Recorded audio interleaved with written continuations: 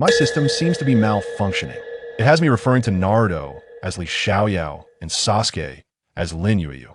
While I am their guardian, Aunt Li, to survive, I must tearfully embark on my journey as Aunt, soaring through the skies with a sword, startling the Hokage, and intruding into homes to orchestrate romantic unions. When two infants encounter each other under the whims of fate, how will this forcibly arranged xianxia plot stir the entire ninja world? Chapter 1. Li Xiaoyao and Aunt Li. In the 48th year of Konoha, inside the somber conference room of the Hokage building, the atmosphere was tense. Sarutobi Hiruzen puffed on a cigarette, his wrinkled face contorted with worry like a bitter melon struck by autumn frost. In conclusion, for the stability and future of the village, Naruto will be secretly raised by the Umbu as the Jinchuriki of the Nine Tails. I oppose this. A languid, slightly hoarse voice echoed from the corner of the room, as if it had just awakened. Vortex Xiangyang yawned, hands in his pockets, strolling leisurely into view. Dressed in practical black attire, his face still dusted with remnants of battle. He radiated an energy akin to that of someone just returning from a lively party, entirely devoid of the weariness that typically accompanies a life-or-death struggle. Xiangyang? Sarutobi Hiruzen appeared momentarily taken aback, forgetting to bring the pipe to his lips. Spare me the formalities, old man of the third. Xiangyang waved his hand dismissively, striding directly to the conference table. Disregarding the astonished and scrutinizing gazes of Konoha's high-ranking officials, reaching out to cradle the infant swaddled atop the table, my sister's child, as his proud uncle. It is my rightful duty to take him home. His tone was unremarkable, yet resonated like a stone cast into still waters. You esteemed elders, sitting here deliberating for ages, are you intending to let him experience the so-called excellent services of the Konoha orphanage prematurely? At this statement, the faces of the high-ranking officials turned a shade of green, more dismal than the leaves outside. Before the venerable Danzo could speak, the elder next to him, Tsunade, slammed her hand on the table with a resounding crack. Enough. Vortex Xiangyang. Her voice was sharp and authoritative, brimming with the weight of authority. Do you realize who you are speaking to? The safety of the Jinchuriki of the Nine Tails is paramount to the survival of Konoha. Safety, safety. This word is becoming tiresome.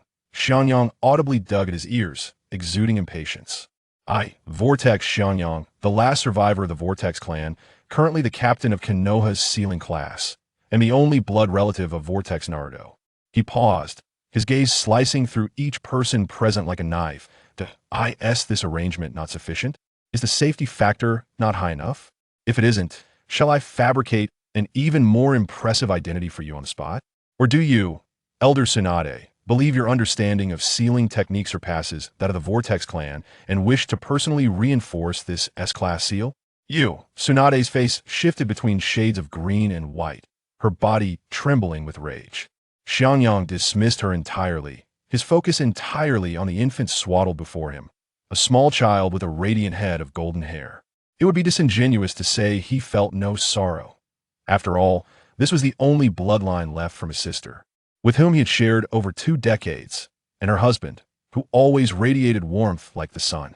However, as a soul traversing from another world, his greatest asset was his unparalleled emotional resilience.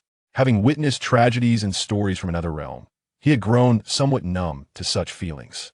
Now, the most pressing task was to firmly grasp this future cheat code and ultimate troublemaker within his grasp. Just as his fingers were about to touch Naruto's swaddled form, he detected a deep soul link between the host and the destined child. The multiverse crossing system has successfully bound. Xiangyang's heart remained unperturbed, even eliciting a faint smile.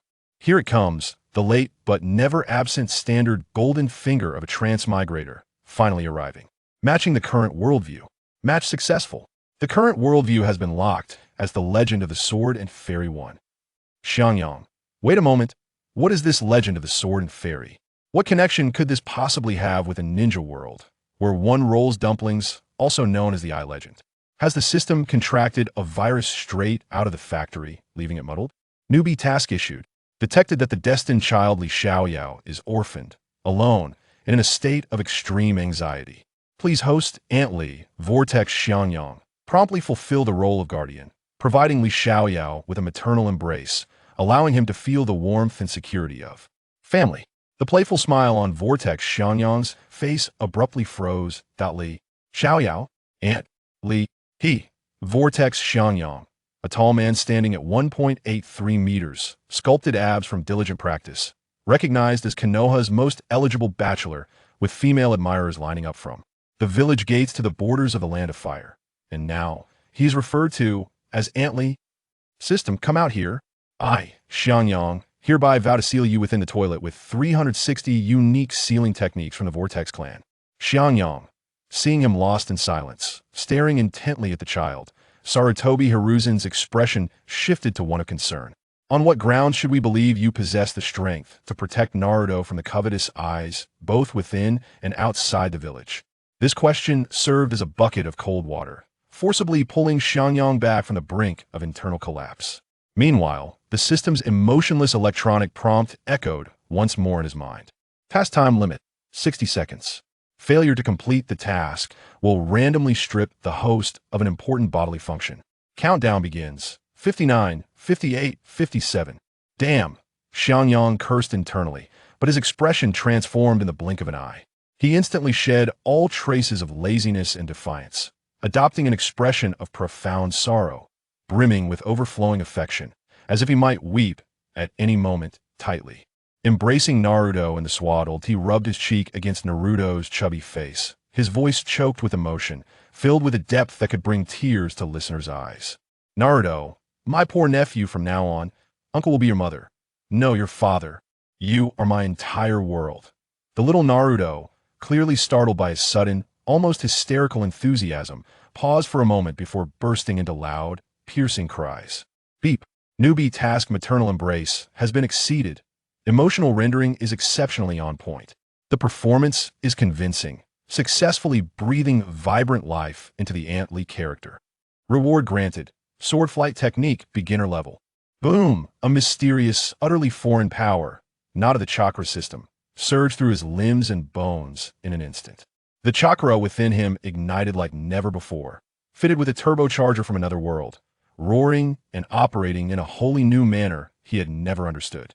Xiangyang, answer my question. Sarutobi Hiruzen's patience was evidently wearing thin. Proof? What nonsense proof do you want? Xiangyang abruptly lifted his head, his expression reverting to its previous lazy and infuriating demeanor, as if the dramatic figure who had just wept while cradling a child was someone entirely different. His gaze casually swept across the conference room, landing with precision on the standard-issue blade at the waist of a nearby Umbu operative. A wild and audacious thought spontaneously ignited in his mind. He subtly inclined his chin towards the Umbu. Step aside, that in an instant. The seasoned Umbu elite felt a sudden lightness at his waist. Before he could react, his blade had already shot out of its sheath with a whoosh, resembling a silver flash of lightning, ultimately hovering in the center of the conference room. An eerie silence enveloped the room, so profound that one could hear the sound of a pin dropping. Every eye in the room, including that of Danzo's single gaze, widened in astonishment, mouths agape as if they could fit an egg inside. What kind of ninjutsu is this? Mito Gate Inazuma stammered, his voice trembling. Is it magnet release? No, there's no chakra fluctuation at all. Could it be an illusion? Release, a group of Konoha's high-ranking officials, capable of shaking the very foundations of the ninja world, utilized every ounce of their knowledge to analyze and decipher the floating blade. However, to their horror, they discovered that the blade remained there, completely real and defying all physical laws of the ninja realm. Xiangyang disdainfully curled his lip. Is this the extent of their insight? Cradling the still wailing Naruto, he strolled towards the suspended katana as leisurely as one might take a post-meal walk in their garden, and then, with a single step, he stood upon it. The katana remained as steady as a mountain, not budging an inch. All you do is cry. How will you ever become a great ninja? Cough. How will you ever become Hokage? He gently bounced Naruto in his arms, soothing the little one, all while languidly waving at the Konoha high-ranking officials who had been rendered utterly petrified. All right, the problem is resolved. I'll take the child home to change his diaper. You all may continue your meeting. Focus on the significant matter of the village's post-war reconstruction. It is far more meaningful than plotting to snatch my child away. With that, he stood upon the blade, akin to stepping onto a futuristic flying skateboard.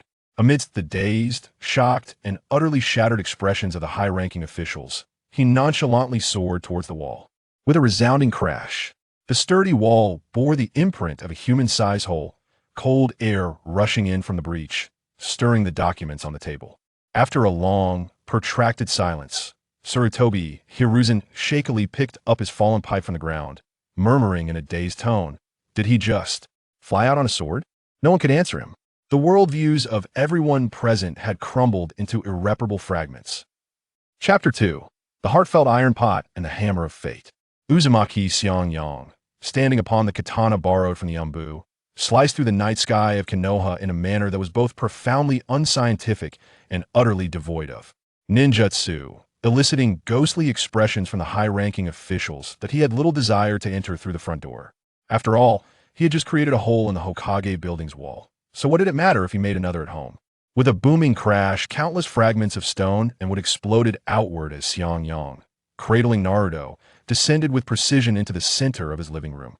Reminiscent of a deity descending from the heavens, on the wall of the living room, there was now a perfectly formed human-sized hole. The chilly evening breeze rushed through the opening, rustling the edges of Naruto's swaddling blanket. Yet, xianxia appeared unfazed, as if the hole were not a mere rupture, but rather a trendy ventilation duct designed by a renowned architect. Skillfully, he placed Naruto on the soft sofa, deftly unwrapping the swaddling with fluid motions that indicated he had prepared well during his sister's pregnancy. "Little rascal, you sure know how to squawk," he muttered while checking if Naruto had soiled his diaper. "The volume is nearly on par with the racket my sister made when she discovered I was stashing away my allowance." Just as he finished speaking, a semi-transparent, technologically advanced blue interface materialized before him, displaying a system panel with starkly simplistic text. System panel. Host, Uzumaki xianxia, forcefully locked as Auntie Li, identity unchangeable. Please adapt to the new role promptly. Bound Destiny Child, Li Xiaoyao. Current worldview, The Legend of Sword and Fairy. Function modules. 1. Favorability/disfavorability system. Enhance the target's favorability to unlock mutual talents and bloodlines. Negative favorability, disfavor, will unilaterally convert into the host's exclusive skill points.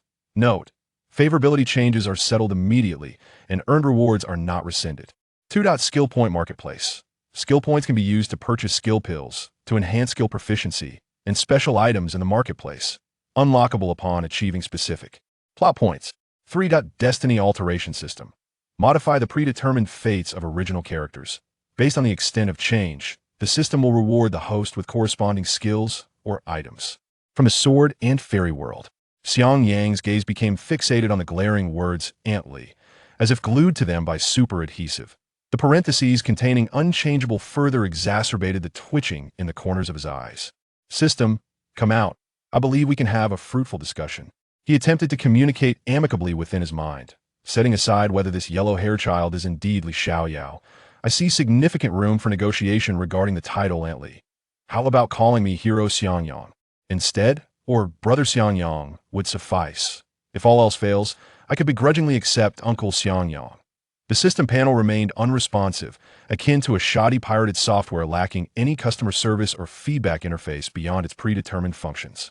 Xiangyang felt as though he had thrown a powerful punch only to strike a fluffy cotton ball, leaving him utterly frustrated. As a seal master of the Uzumaki clan and the youngest class leader of the sealing class in Konoha's history, it was nothing short of a disgrace to be forcibly labeled as Auntie Li by a dubious system. If word got out, how could he ever show his face in Konoha again? He would surely become the laughingstock. While he pondered whether to employ the Uzumaki clan's ultimate sealing technique to attempt to seal away this wretched system, an untimely knock echoed through the air. Knock, knock, knock. A familiar, elderly voice called from outside. Xiangyang, it's me, Sarutobi Hiruzen. Xiangyang raised an eyebrow, one hand grasping the freshly changed, still-warm diaper, while the other adeptly scooped up Naruto as he strode to the door. Standing at the entrance was Sarutobi Hiruzen, flanked by 2 tense and imposing Umbu operatives. The third Hokage's gaze instinctively traversed over Xiangyang's shoulder, locking onto the enormous human-sized hole in the living room wall. His gray brows twitched uncontrollably.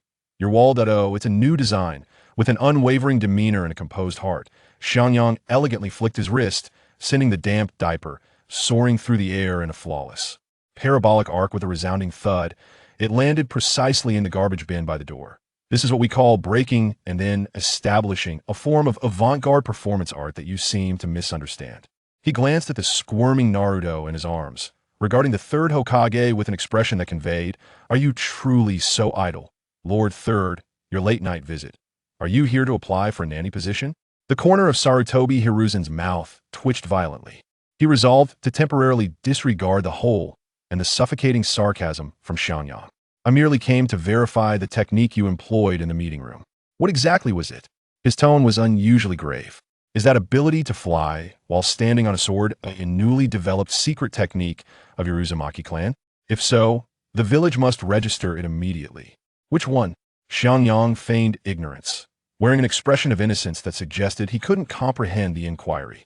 He glanced at the yawning Naruto in his arms, then adopted a mysteriously enigmatic demeanor, lowering his voice.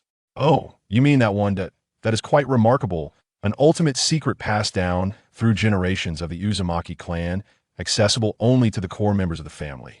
He paused deliberately, then solemnly declared, word by word, "The secret art, flying flat pan technique." Flying flat pan? Sarutobi Hiruzen and the two Umbu behind him fell into a prolonged stupor. The peculiarity of the name was beyond their comprehension, momentarily overwhelming their minds, already saturated with ninjutsu and taijutsu.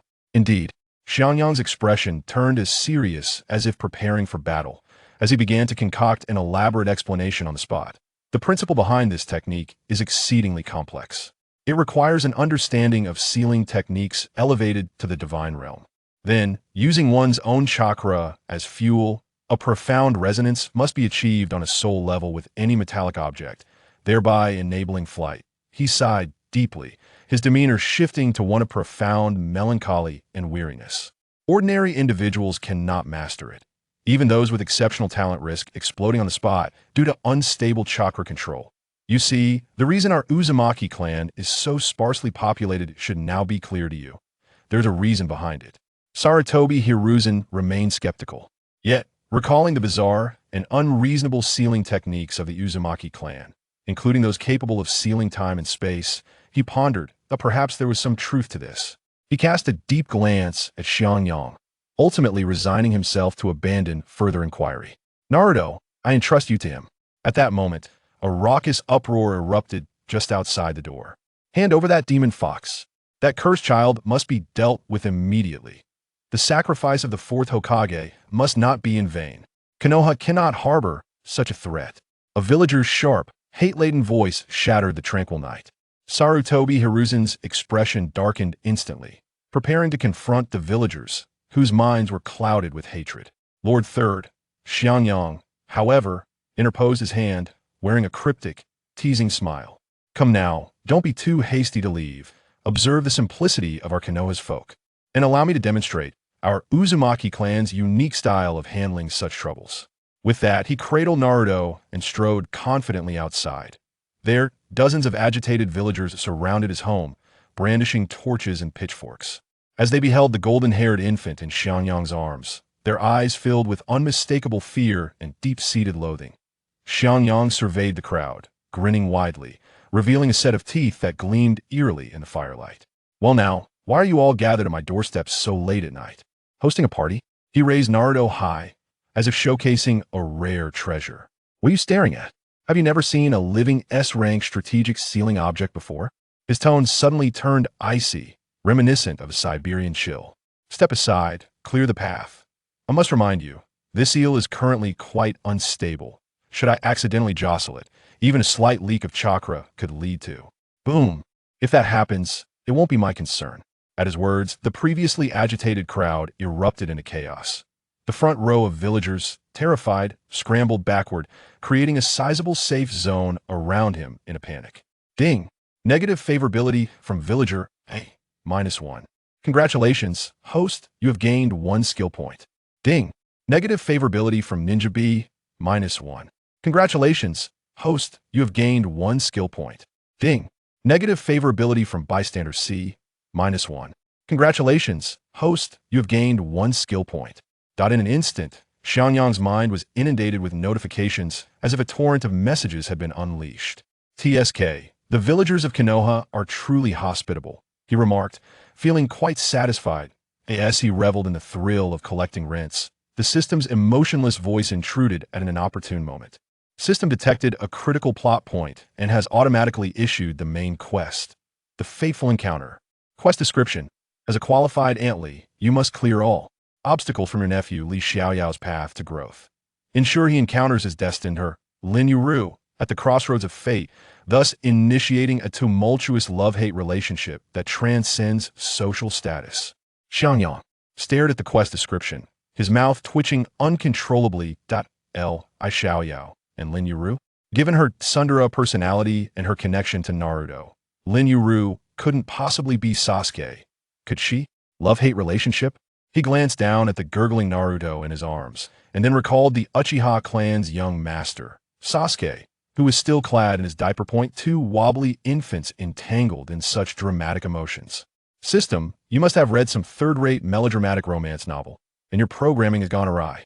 Complaints aside, the quest still had to be completed. Xiangyang turned to the still-dazed Sarutobi Hiruzen and waved his hand nonchalantly. Lord Third, please take your leave. I must escort my nephew to visit the neighbors. With that, he wasted no time, returning indoors to swiftly pack a bottle, diapers, and other infant essentials before striding towards the brightly lit Uchiha clan compound. At the entrance to the Uchiha compound, the guards halted his progress. Halt! This is the Uchiha clan's territory. Unauthorized individuals are not allowed. I am Uzumaki Xiangyang. Xiangyang succinctly interrupted, his words crisp and to the point that he shook Naruto, who was still sleepily blinking, his smile brimming with unabashed provocation. I've come to pay a visit to the Uchiha clan with my nephew. Also, to arrange a betrothal for him. The guards exchanged bewildered glances, utterly flabbergasted by his outrageous declaration. Eventually, one of them snapped back to reality and hurried inside to report. Soon, Uchiha Fugaku, the clan leader, along with his wife, Mikoto, emerged, their faces reflecting unmistakable wariness and confusion. Xiangyang-kun, what is the meaning of this? Fugaku-san, there's no need to be so tense. Xiangyang stepped in with a familiarity that belied his status as an outsider. Look, my nephew has just been born, lonely and forlorn. Isn't your Sasuke in the same boat? I thought it would be beneficial for them to cultivate a bond from a young age, so that when they attend the ninja academy, they could look out for one another, he whispered, conspiratorially, to Fugaku, lowering his voice to a volume only they could hear. Who knows, they might even develop a connection that transcends ordinary companionship. Fugaku's expression visibly twitched in response. However, given the peculiar nature of Xiangyang's identity, he refrained from forcibly ejecting him. Amidst the couple's complex gazes, Xiangyang confidently made his way into the living room, gently placing Naruto on the tatami mat. Not far away, a beautiful infant with black hair and dark eyes, resembling a delicate porcelain doll, lay quietly. He was none other than Uchiha Sasuke. The two infants, destined to stir the very fabric of the shinobi world in the future, were unwittingly brought together by Auntie Li's mischievous machinations, marking the beginning of their intertwined fates. Naruto, intrigued by the extraordinarily handsome baby before him, couldn't contain himself. Achoo! A milky liquid arced gracefully through the air, landing squarely on Sasuke's face. In that moment, the atmosphere became thick with tension. Sasuke, still an infant, was momentarily stunned. He felt the warm and sticky sensation on his face, causing his brows to furrow tightly. The innate pride and fastidiousness, reminiscent of Lin Yuru, flared within him, transcending the bounds of gender.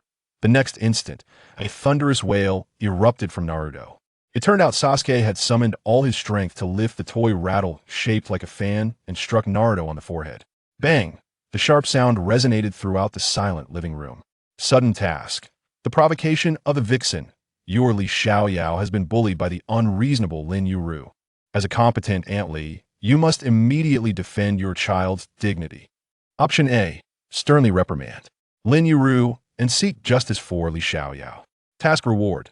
Exclusive skill for Auntie Li, beginner's loving iron pot. Option B. Teach Li Xiaoyao to be magnanimous and not hold grudges against girls. Task reward. Exclusive talent for Li Xiaoyao. 5 affection points towards the opposite gendered. Xiangyang regarded the heart-wrenching cries of his nephew Naruto and the defiant expression on Sasuke's face, which seemed to say, I am not at fault. You provoke me first, and a devilish smile spread across his face. Oh dear, Sasuke, don't be like that. Naruto, stop crying. Mikoto Uchiha, startled, rushed over to separate the two children. Wait. Xiangyang raised a hand. Signaling her to hold on, he picked up both squalling infants as if they were two newly hatched chicks, positioning them face to face. Then, under the astonished gazes of Fugaku and Mikoto, he controlled the force, bringing their foreheads together with a solid thud. Bang! Another crisp sound echoed. To hit is to care, to scold is to love. Without a little conflict, how can there be love? Xiangyang proclaimed melodramatically to the world. Behold, this is the collision of fate. Your bond is destined to intertwine for all eternity. Dear in-laws, I, Vortex Xiangyang, hereby accept this marriage on behalf of my nephew, Fugaku. Mikoto. Ding. The host has resolved the initial conflict between the two fated children in an unexpected and chaotic manner. Task completion rating. Perfect. Rewards combined and upgraded. Congratulations to the host for achieving skill proficiency 10 in loving iron pot. Li Xiaoyao receives the limited talent growing. Closer through conflict. This talent is exclusive to Lin Yu, providing a minimal chance to increase mutual affection when attacked by the other. Xiangyang looked contentedly at the two children in his arms, who, though no longer crying, were still locked in an intense gaze. Meanwhile, Fugaku's expression had darkened to a shade reminiscent of a charred pot. His hands, trembling with suppressed rage, were visibly straining as he fought the urge to deliver a decisive blow to the head of this madman before him. Chapter 3. The self-doubt of the wine-sword immortal outside the wall. Jiraiya resembled an aging gecko, somewhat sluggish in his movements. Awkwardly clinging to the wall of the Uzumaki clan's courtyard. He had been stationed there for 3 consecutive days. When he learned that the sole bloodline of his beloved disciple had been adopted by a seemingly deranged member of the Uzumaki clan, he could not quell his concerns and swiftly returned from Mayaboka Mountain. What he witnessed was a series of bizarre scenes that subverted his decades of ninja understanding. The man named Uzumaki Xiangyang had a penchant for sitting cross-legged on the eaves, his gaze languid, as if still in slumber, while his fingers danced in the air with an uncanny grace. In the courtyard, dozens of kunai glimmering with a chilling light flew back and forth in a manner that defied the laws of projectile motion, effectively sealing off all seemingly safe routes. Meanwhile, 2 children, Uzumaki Naruto and Uchiha Sasuke, appeared no older than 3, were navigating this forest of blades with extreme difficulty. Even more absurdly, each of them had a precariously suspended leaf in the palms of their hands. What kind of training method is this? It hones the children's dynamic vision and reflexes while simultaneously demanding precise chakra control? Madness. This lad is undoubtedly a complete lunatic. The child left behind by the 4th Hokage is on the verge of being ruined by him. Jiraiya's brow furrowed tightly, and he resolved to cease his observations. Meanwhile, a subtle, playful smile graced Xiangyang's lips. The ineptly disguised voyeur in the corner, with his white hair, had been standing there like a landmark for the past 3 days. His iconic forehead protector, along with the occasional waft of cheap alcohol drifting from the wall, had thoroughly exposed his identity. The legendary sage of the 3 ninjas. The toad sage of Mayaboka Mountain, Jiraiya. Well, this saves me the trouble of seeking him out later. Consider this performance a unique greeting for the future wine-sword immortal. Xiangyang's gaze sharpened, and he flicked his fingers lightly in the air. Naruto, watch where you're going. Don't just stand there grinning. A kunai is about to give you a haircut. Whoosh. A kunai suddenly accelerated, skimming past Naruto's golden hair and expertly severing a few strands. Startled, Naruto let out a yelp and executed an awkward roll to avoid the subsequent onslaught. The leaf in his palm trembled violently, nearly falling to the ground. Idiot. You can't even control a tiny leaf. On the other side, Sasuke's handsome face was taut with concentration, his entire being functioning like a finely tuned instrument. Maneuvering with minimal movement between the kunai, appearing effortlessly adept. He seized every opportunity to deliver icy glares and cutting remarks to Naruto, delivering merciless psychological blows. Who are you calling an idiot, you arrogant Sasuke? Naruto was instantly incensed, his chakra surging uncontrollably as the leaf in his palm shot up high. Meanwhile, he charged forward recklessly like an uncontrollable cannonball. Fool. Sasuke scoffed coldly, his dark eyes fixed intently on Naruto's every move and the trajectory of the surrounding kunai, quickly calculating which one would snag his clothing next. Excellent. That fighting spirit is commendable. Xiangyang's voice resonated once more in the courtyard, laced with a subtle allure.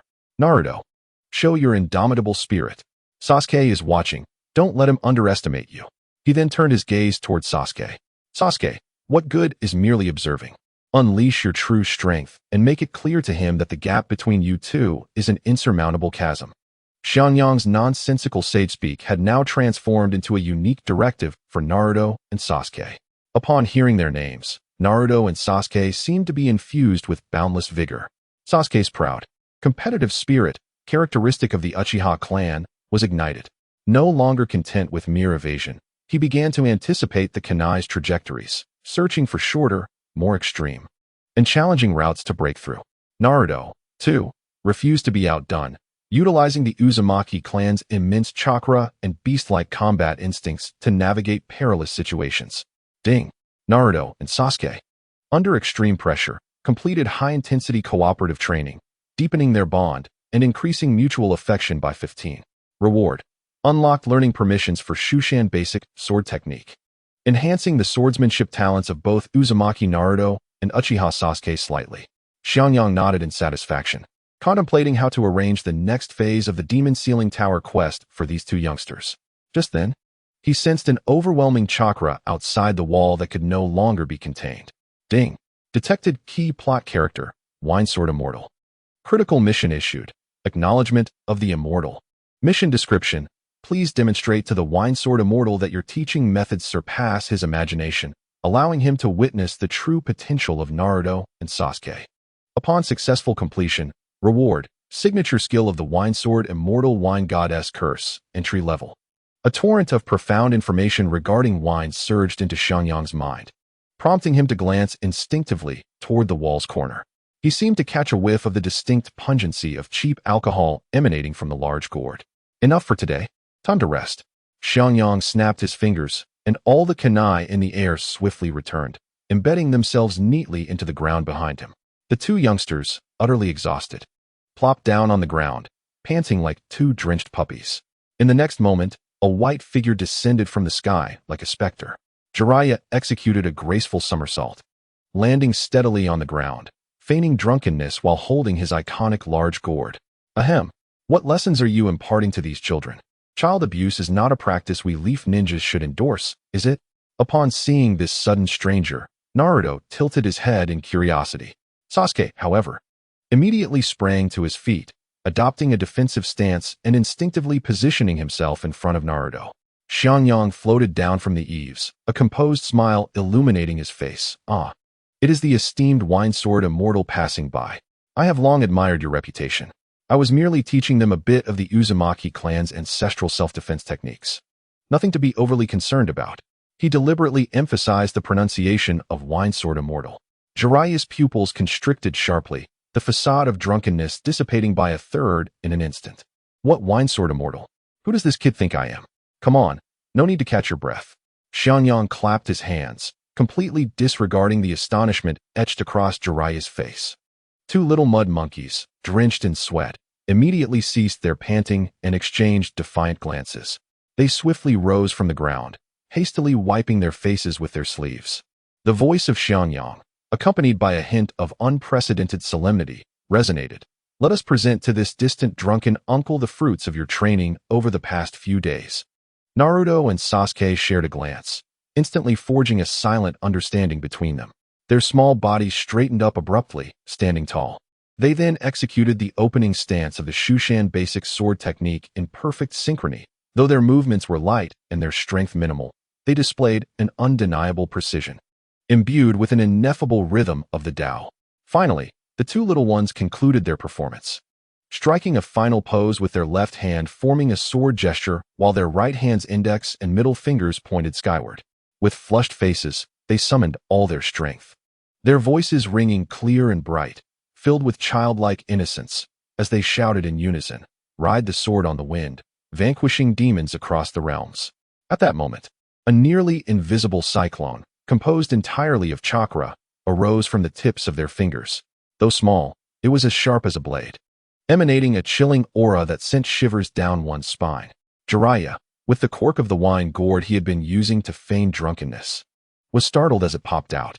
The rich scent of alcohol instantly filled the air, yet he remained oblivious, frozen in place as if struck by a bolt of lightning. Petrified by time itself. Was he truly so out of touch with the latest trends in early childhood education in Konoha after being away for so long? Chapter 4. The epiphany of the drunken sword immortal and the might of the frying pan. Jiraiya felt as though his brain had been pulverized by an invisible hammer. Ninjutsu, Jinjutsu, bloodline limits? He exhausted his lifelong knowledge, yet could not classify the bizarre scene before him.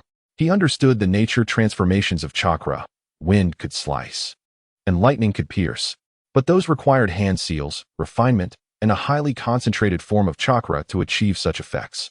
Yet here were these two 3-year-olds, merely uttering a melodramatic line, and they conjured forth a brilliance akin to that of a razor's edge from their fingertips.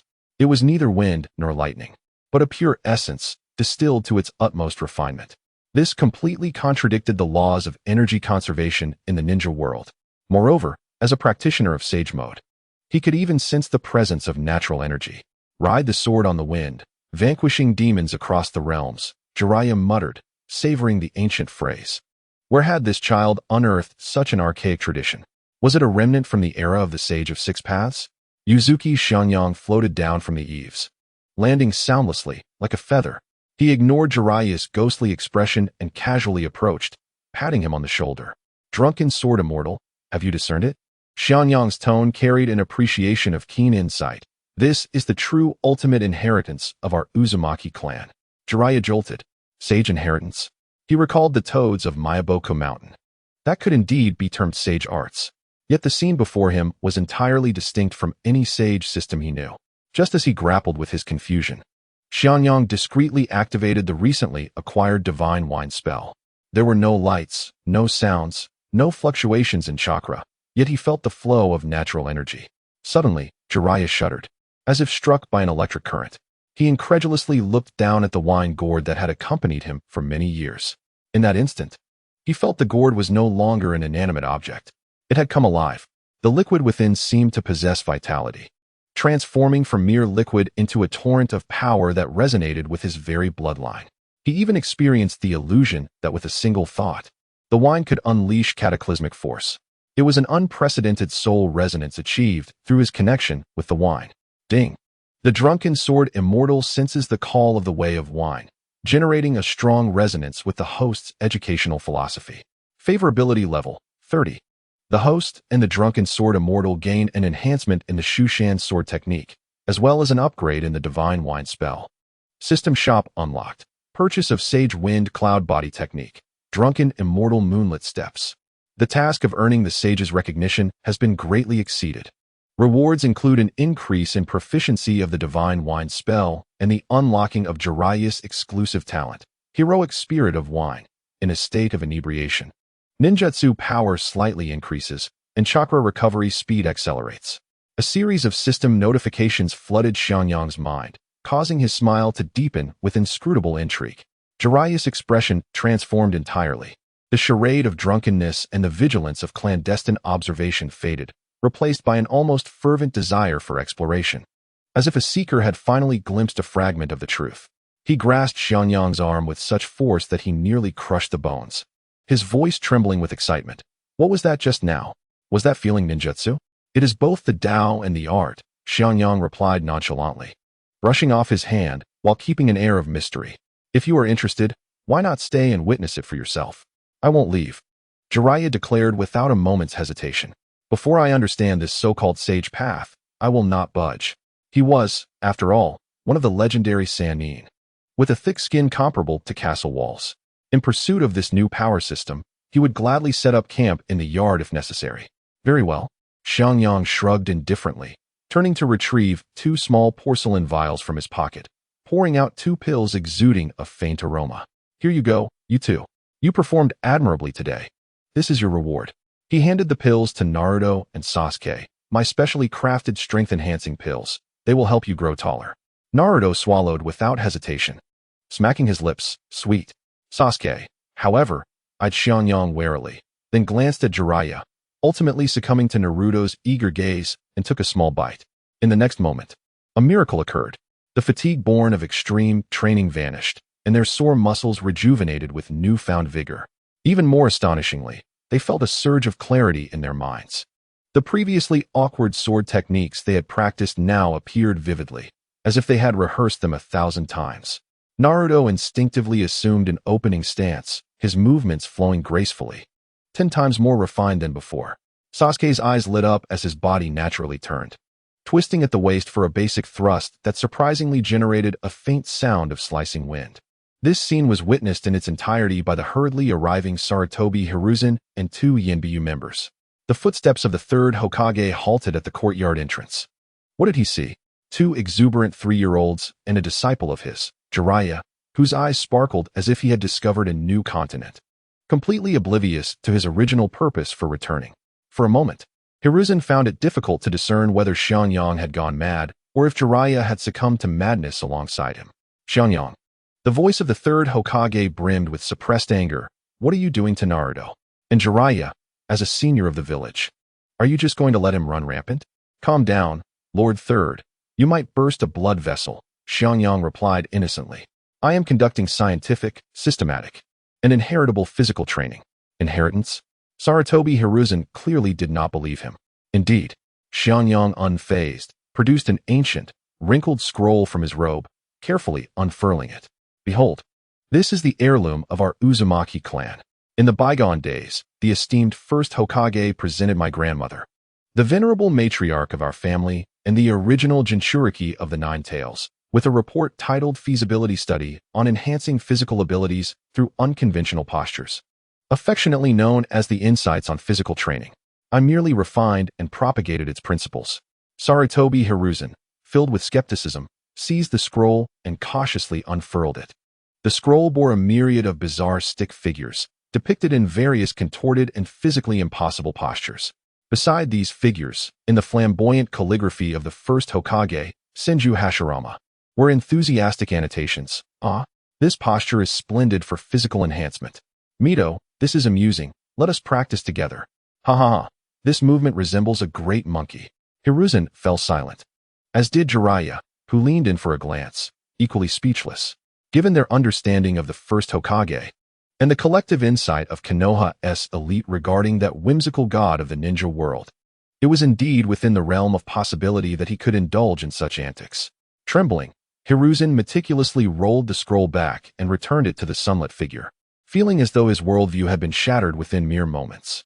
He glanced at the smug expression of the sunlit figure, then at Jiraiya, who was already jotting down notes, seemingly preparing to record his own revelations on sagehood.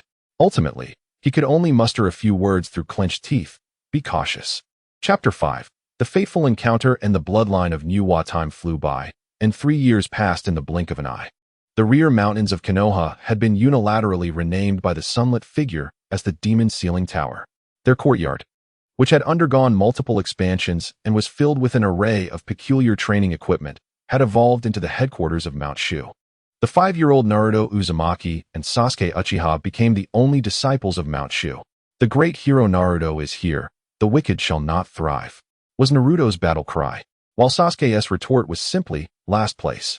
Each day, the two engaged in rigorous training at Mount Shu or caused chaos within the confines of the Demon Ceiling Tower. The sunlit figure whimsically claimed this was to strengthen the bond between Li Xiaoyao and Lin Yueru, as had transpired in the original narrative. On one fateful day, a fierce sword chase ensued. Slowpoke Sasuke, if you dare, don't use that flimsy wire kunai. Naruto, with his tousled golden hair, dashed across the rooftops of the village. Behind him, a kunai tethered by an almost invisible wire slithered like a venomous serpent, occasionally striking at his back or cunningly entangling his ankles. You're just too slow. Last place, Sasuke taunted, gracefully maneuvering atop the roof tiles, his wire deftly dancing between his fingers, expertly guiding the kunai's trajectory. In a frantic bid to evade the nearly inescapable flying blade, Naruto leaped from the rooftop, seeking a shortcut to shake off Sasuke. Upon landing, he stumbled into a scene that ignited his fury. In a secluded alley, several taller boys surrounded a timid girl, pushing and shoving her. Monster, look at her eyes. They have no pupils. How frightening. One taunted. My mother says the Hyuga clan are all monsters, able to see through walls. They must be up to no good. The girl, clad in a pale purple kimono, gripped her clothing nervously, her head bowed and body trembling, too afraid to meet anyone's gaze. Naruto recognized her unique, ridiculed pure white eyes. In that moment, the spirit of Li Xiaoyao within him ignited, rekindling memories of being regarded with the same disdain by villagers. Forgetting that he was still being pursued by Sasuke, he rushed forward, arms outstretched to shield the girl. He brandished his makeshift wooden sword, skillfully crafted by the sunlit figure, pointing it at the rowdy boys. In broad daylight, under the clear sky, what valor is there in bullying a young girl? Beep. Destiny's heroine Zhao Linger, Hinata Hyuga, detected. Main quest issued. Fateful encounter. Please protect Zhao Linger and allow her to feel the warmth of Li Xiaoyao, unlocking your celestial romance. Far atop Mount Shu, the sunlit figure nearly choked on his tea. What a splendidly destined meeting. How could this occur? He promptly set down his cup, intrigued, and shifted his perspective to focus on the alley. Oh, here comes another shorty wishing to play the hero. The leader of the ruffians sneered at Naruto. Are you in cahoots with this monster?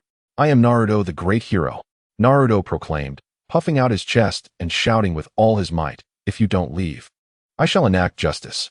Get him. Despite his enhanced physical prowess and reflexes under the sunlit figure's rigorous training, Naruto quickly found himself overwhelmed as the boys swarmed him. His wooden sword was swiftly knocked from his grip, descending into a tumultuous struggle, just as a fist was about to collide with Naruto's cheek. A cold scoff echoed from the alley entrance. Last place. Sasuke's silhouette had appeared, hands in his pockets, his dark eyes icy. Sasuke, Naruto exclaimed, a mix of surprise and delight flooding him. Useless fool, Sasuke scoffed, though his body had already sprung into action. Like a leopard, he leaped into the fray, executing a swift sweeping kick that felled two of the bullies. Naruto quickly grasped the discarded wooden sword, and together they stood back to back, assuming the defensive stance of the fundamental sword techniques of Mount Shu. This marked their first collaboration in an external conflict, one fueled by primal instincts and boundless energy. Charged headlong. The other, employing a calm mind and precise movements, covered weaknesses and launched counterattacks. The remarkable synergy between them became evident as, in a matter of moments, they sent the ruffians fleeing, crying for mercy. The alley fell silent once more. Grinning, Naruto turned to the girl who still cowered against the wall, on the verge of tears. His face, adorned with dirt and a slight bruise on his forehead, radiated a smile bright enough to illuminate the entire alley. Fear not. For I, Naruto the great hero, am here. Hinata slowly lifted her gaze, captivated by the golden-haired youth before her. His smile was so radiant. It seemed as if the recent chaos had been nothing more than an amusing game. Her cheeks flushed crimson, as if ignited by fire, and without thinking, she placed her cool little hand into his warm palm. Beep. Initial conditions for affection between Li Xiaoyao and Zhao Linger achieved. Reward unlocked. Bloodline of Nuwa, Zhaoling. A wave of indescribable warmth surged through their clasped hands, flooding Hinata's being. Suddenly, the world around her darkened, and her pure white eyes involuntarily opened wide, the veins at her temples pulsing slightly. Yet this time, what she beheld was entirely different from before. In her vision, the world transformed from a stark black and white chakra network to a vibrant tableau. She gasped in astonishment as she perceived warm, lively azure orbs emanating from Naruto, while gentle, tranquil green orbs surrounded her. Even more astonishing were the countless hues of red, yellow, blue, green, and purple, swirling through the air, nestled in cracks of the walls and beneath the stones, pulsating with life, creating a vivid tapestry of existence. Awakening of the bloodline of Nuwa at one. Both the host and Hinata acquire the talents. Weak affinity for elemental spells, weak affinity for healing spells. Zhao Linger's Byakugan purity increases, granting her greater insight into natural energy. The sunlit figure. Where did Zhao Linger acquire her Byakugan? You foolish system.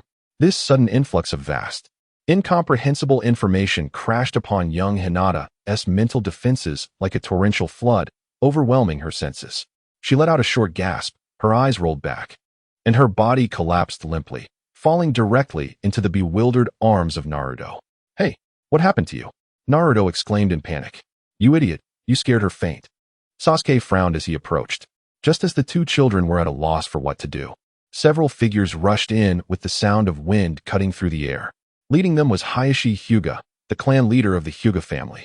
Upon his arrival, he immediately spotted his precious heir, lying unconscious in the arms of the village's most feared entity, the Nine Tails. Hayashi's expression darkened to a shade of iron. A terrifying aura, infused with the authority of the clan and pure murderous intent, swept through the alley like a chilling tide. His cold voice echoed in the air, each word seemingly forced through clenched teeth. Jinchuriki of the Nine Tails, what have you done to my daughter? He offered Naruto no chance for explanation, as a hand, enveloped in a visible blue chakra, was mercilessly directed at the panicked Naruto. Chapter 6. The Sage's Bet and the Caged Bird. Hayashi's hand, imbued with blue chakra, bore down with overwhelming force, poised to strike Naruto's still youthful chest.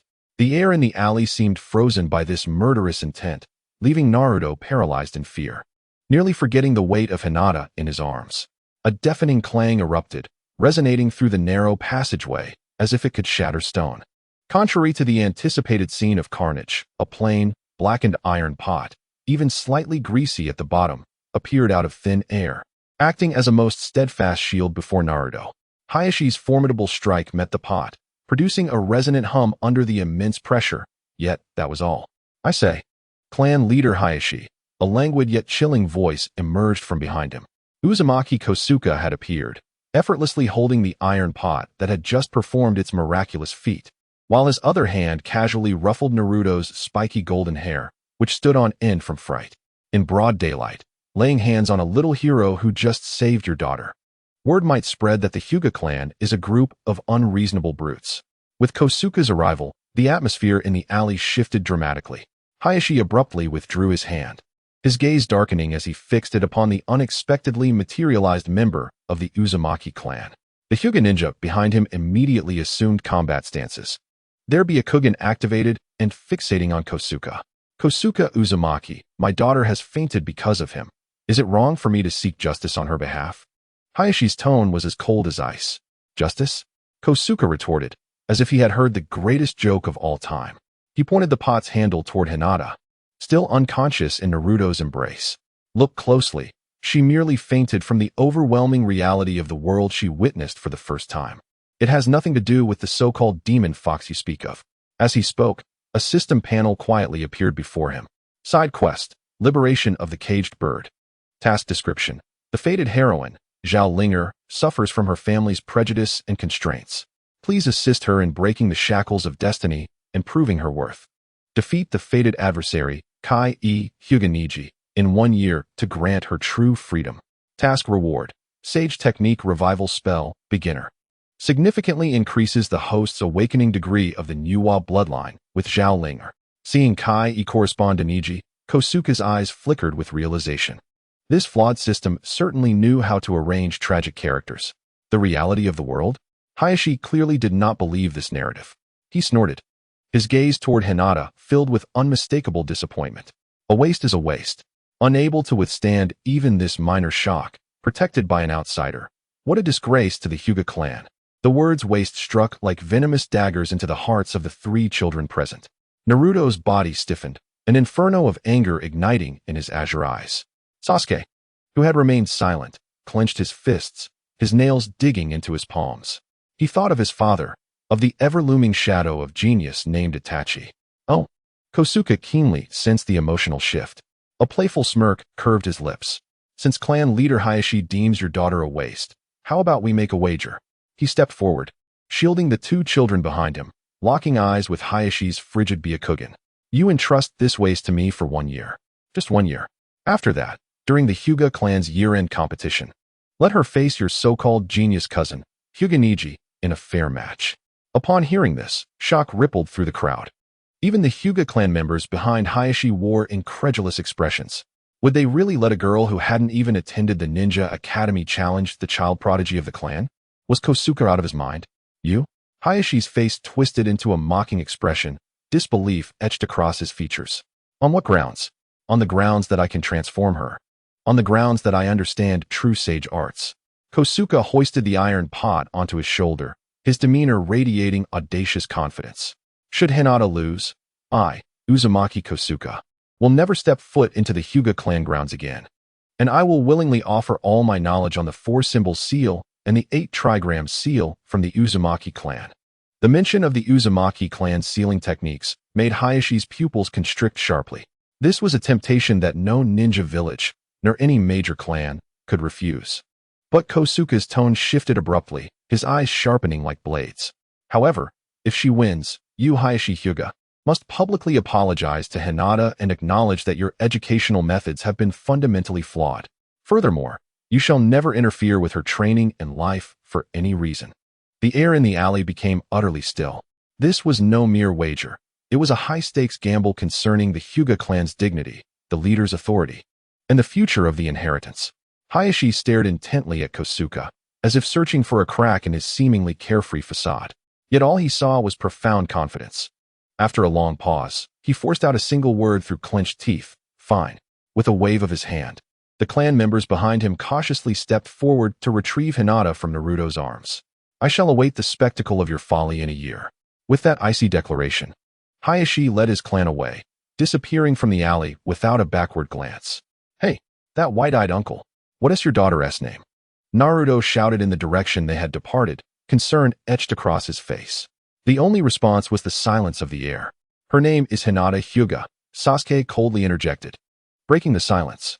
"How do you know?" Naruto asked, astonished. "It's on the enrollment roster," Sasuke replied succinctly, turning to leave, his back appearing heavier than usual. "Don't worry, your future bride won't escape." Kosuke patted Naruto's shoulder, speaking in the tone of a seasoned mentor. "Who is my bride?" Naruto exclaimed, his face turning crimson as he angrily punched Kosuke's thigh before chasing after Sasuke. That night, at the Shushan Grand Hall, Sasuke did not engage in his usual banter with Naruto, instead practicing furiously in the courtyard, honing his kunai throwing and wire manipulation skills. Under the moonlight, his youthful face glistened with sweat, his eyes burning with a near-obsessive intensity. Kosuke silently approached from behind, holding a cup of hot tea. Still pondering the events of the day, Sasuke's movements faltered. He did not turn around, but merely emitted a cold, affirmative grunt. Observing Hinata Hizashi's haughty demeanor, did it not remind him of his own similarly aloof father? Xiangyang's voice, reminiscent of a devil's whisper, precisely pierced the soft yet resentful core of Sasuke's heart. Abruptly, Sasuke spun around, his pitch-black eyes filled with astonishment and a hint of vexation at being so easily read. Xiangyang chuckled softly, crouching down to meet his gaze. "Do you wish to see your father?" Much like today's Hinata Hizashi, compelled to lower his proud head and earnestly listen to your words? Sasuke's breath quickened instantaneously. Chapter 7. Father and Son. Lin Tiannan's trial. Sasuke's breathing became rapid, his dark pupils reflecting Xiangyang's face, which bore an expression that was 3 parts jest and 7 parts seriousness. "How can I gain my father's approval?" he finally uttered, his voice tinged with a barely perceptible tremor. This was no longer the pride of the Uchiha clan, but rather the purest form of a child's unwillingness to yield. Xiangyang stood, enigmatic, brushing off the dust from his trousers, then gestured with his chin toward the golden-haired boy sleeping soundly in the corner, drooling slightly. "Do you want your father, that old-fashioned man, to see you in a new light? Simple. First, surpass your lifelong rival in every conceivable way." Ding. Detected Lin Yuru, Uchiha Sasuke's strong desire to win and thirst for a change in destiny. Published the first link of the critical mission chain. Lin Tiannan's recognition. Mission description: Lin Tiannan, Uchiha Fugaku's expectations of you are perpetually overshadowed by your elder brother, Uchiha Itachi. Please showcase your talents in a manner he cannot comprehend but must confront at the next family gathering.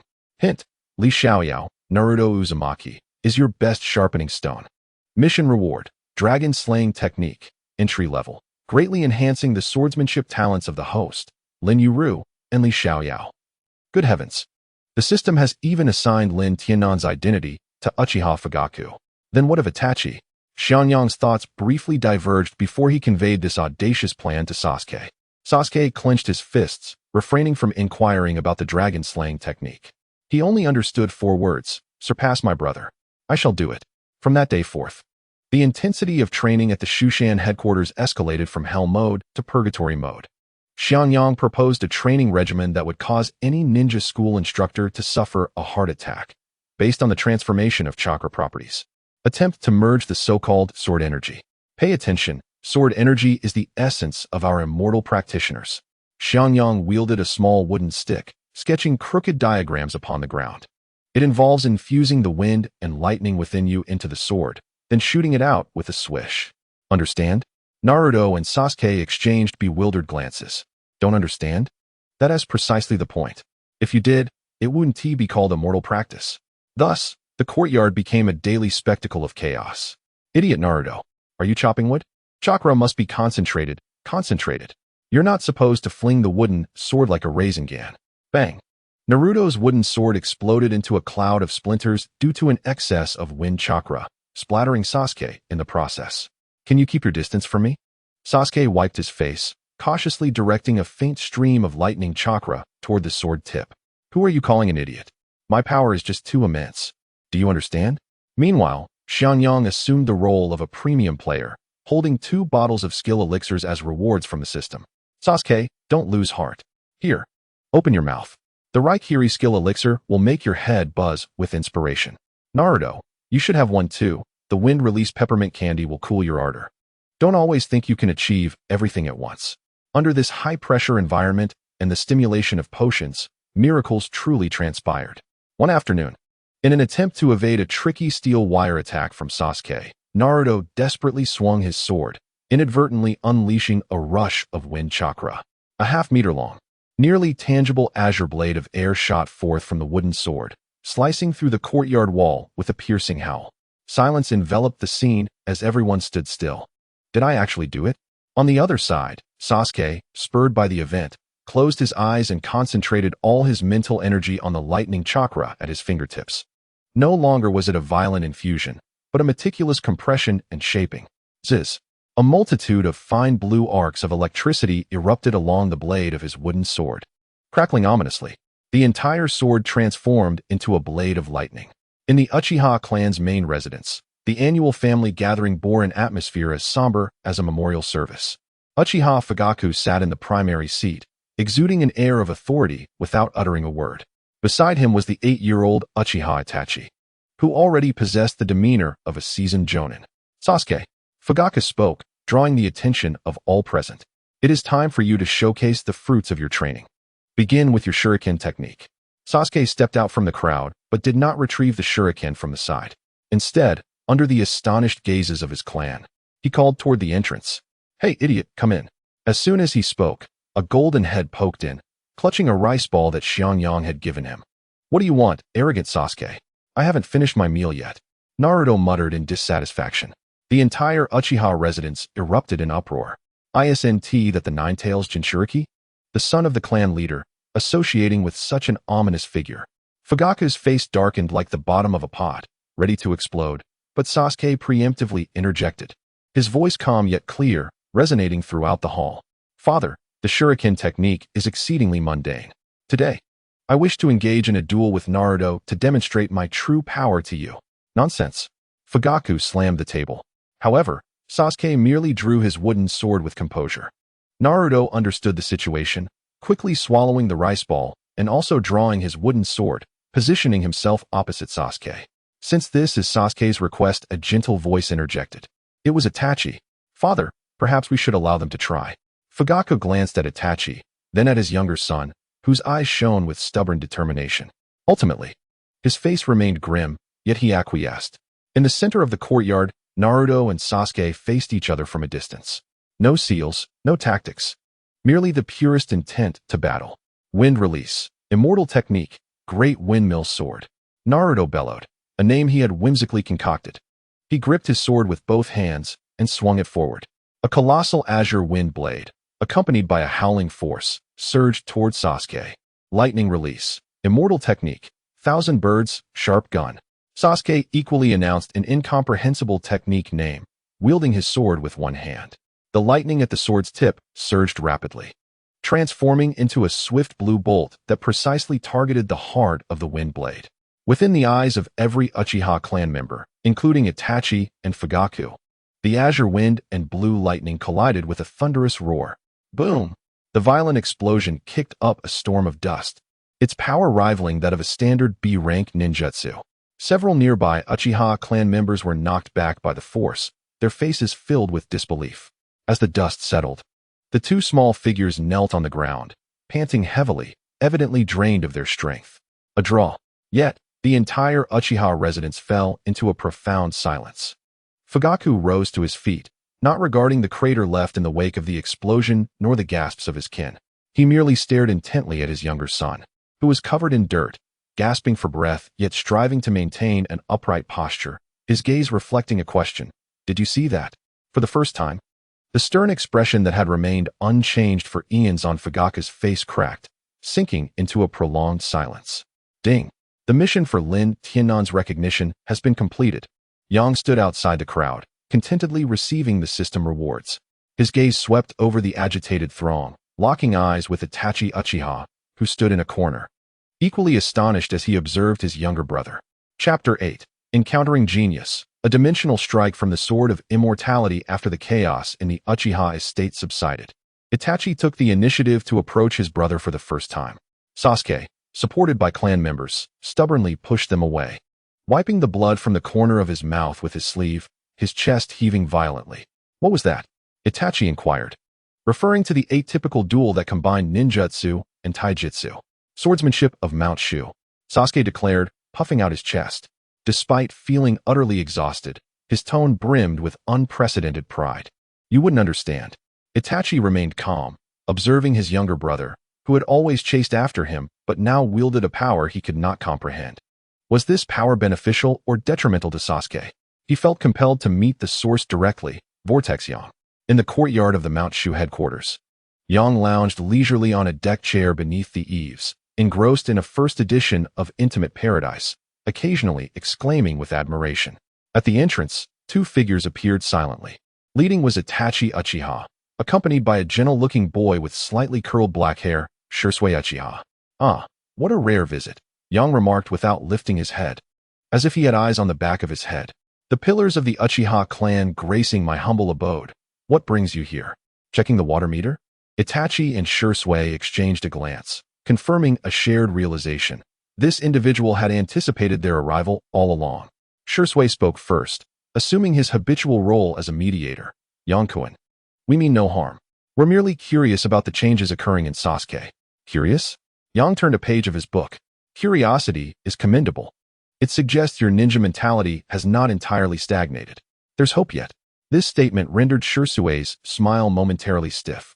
What did he mean by there's hope?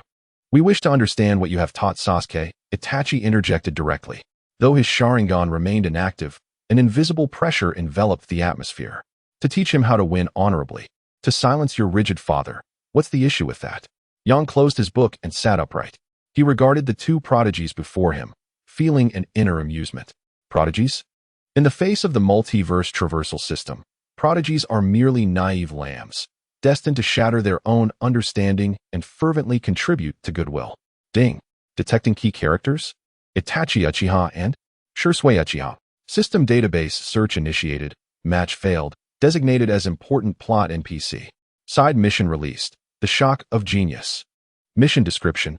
In Konoha, some arrogantly consider themselves geniuses, with a comically shallow understanding of the world. Please show them a mere glimpse of the immortal path, utterly overturning their ninja worldview. Let them realize that the pinnacle of ninjutsu marks merely the beginning of my immortal way. Mission reward. Substantial increase in goodwill based on the level of shock, unlocking subsequent key plot chains. A joyful grin spread across Yang's face. Here it comes. The system may be foolish, but it never hesitates to offer benefits. Words mean nothing. Seeing is believing. Yang stood up, clapping his hands. It's time for my two precious disciples' daily lessons. He called into the house, Naruto.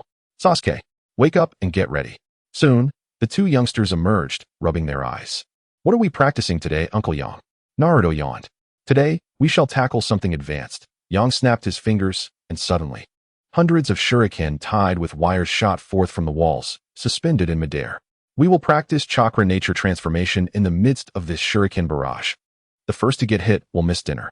Itachi and Shursui's expressions instantly grew serious. What kind of training was this? Conducting high-precision chakra control amidst a storm of lethal projectiles? This was beyond mere multitasking. It was akin to suicidal training. Begin. With Yang's command, the hundreds of shuriken transformed into a storm of death, shooting toward the two children from every angle. Naruto and Sasuke responded with astonishing speed, darting around the confined space while simultaneously infusing wind and lightning nature transformations into their wooden swords, striking out to block and counterattack. The clanging of metal rang out incessantly. Itachi and Shisui felt a chill run down their spines. This training regimen pushed reaction speed, dynamic vision, chakra control, and even battle instincts to an unfathomable degree. No elite jonin in Konoha could devise such a twisted training scheme. Do you understand? Yang's voice echoed in their ears. This is the foundation. Foundation? Itachi and Shisui felt their understanding being challenged. Yet, they were still too inexperienced. Yang shook his head, a look of disappointment on his face. Their movements were stiff. Their energy application crude, simply painful to behold. Very well, I shall personally demonstrate what true immortal path entails. Before his words faded, he had already leaped into the fray. Itachi and Shisui immediately focused all their attention, striving to discern his movements. Yang formed his fingers into a sword shape, addressing the chaotic storm of shuriken with a casual utterance. 10,000 sword technique. In an instant, the world fell silent. The hundreds of shuriken, originally following fixed trajectories, seemed to be infused with a soul. They detached from their wires, freezing in midair before pivoting to aim at Yang. The next moment, they surged forth. No longer a chaotic barrage, they formed an intricate and arcane sword formation, swirling around Yang. Each shuriken exuded tenfold the murderous intent of before, sometimes darting like fish, other times twisting like a tornado, their trajectories unpredictable yet adhering to a higher order. Itachi and Shisui activated their Sharingan, three tomo spinning wildly as they attempted to analyze the sword formation's operational pattern. Then, they were horrified to discover they could not comprehend it. Not at all. In their line of sight, these shuriken exhibited no chakra lines connecting them, no signs of energy flow. They seemed alive. This utterly defied the fundamental principles of the Sharingan's insight. This is impossible, Shisui exclaimed. Yet, what left them in despair was yet to come. Yang, facing the sword formation capable of shredding any jonin to pieces, strolled leisurely as if in a garden. He employed the recently unlocked drunken immortal moonwalk. His steps appeared erratic, as if he were intoxicated, each movement defying the laws of biomechanics. When he leaned left, he appeared 3 meters to the right. When he stepped forward, he left an afterimage in place while his real body flashed to the other side of the sword formation. He traversed the deadly storm of blades as if taking a leisurely stroll in his backyard. Speed? No, that was not speed. Evasion? No, that was not evasion either. It was a mode of movement that utterly disregarded space and physical laws. This was a complete dimensional strike. Itachi and Shisui stood frozen, their minds blank. Their cherished bloodline limit, the ninjutsu and taijutsu they had painstakingly trained, seemed as fragile as paper in the face of this spectacle. This was power from an entirely different dimension. With a snap of his fingers, Xianxia shattered the vast sword array, causing over 100 kunai to fall to the ground. Devoid of all momentum, he ambled over to the two geniuses who were already engulfed in self-doubt. So, did you comprehend it? Chapter 9. The roots of surveillance. Xianxia's voice was soft, yet resonated like a deep water bomb dropped into a lake.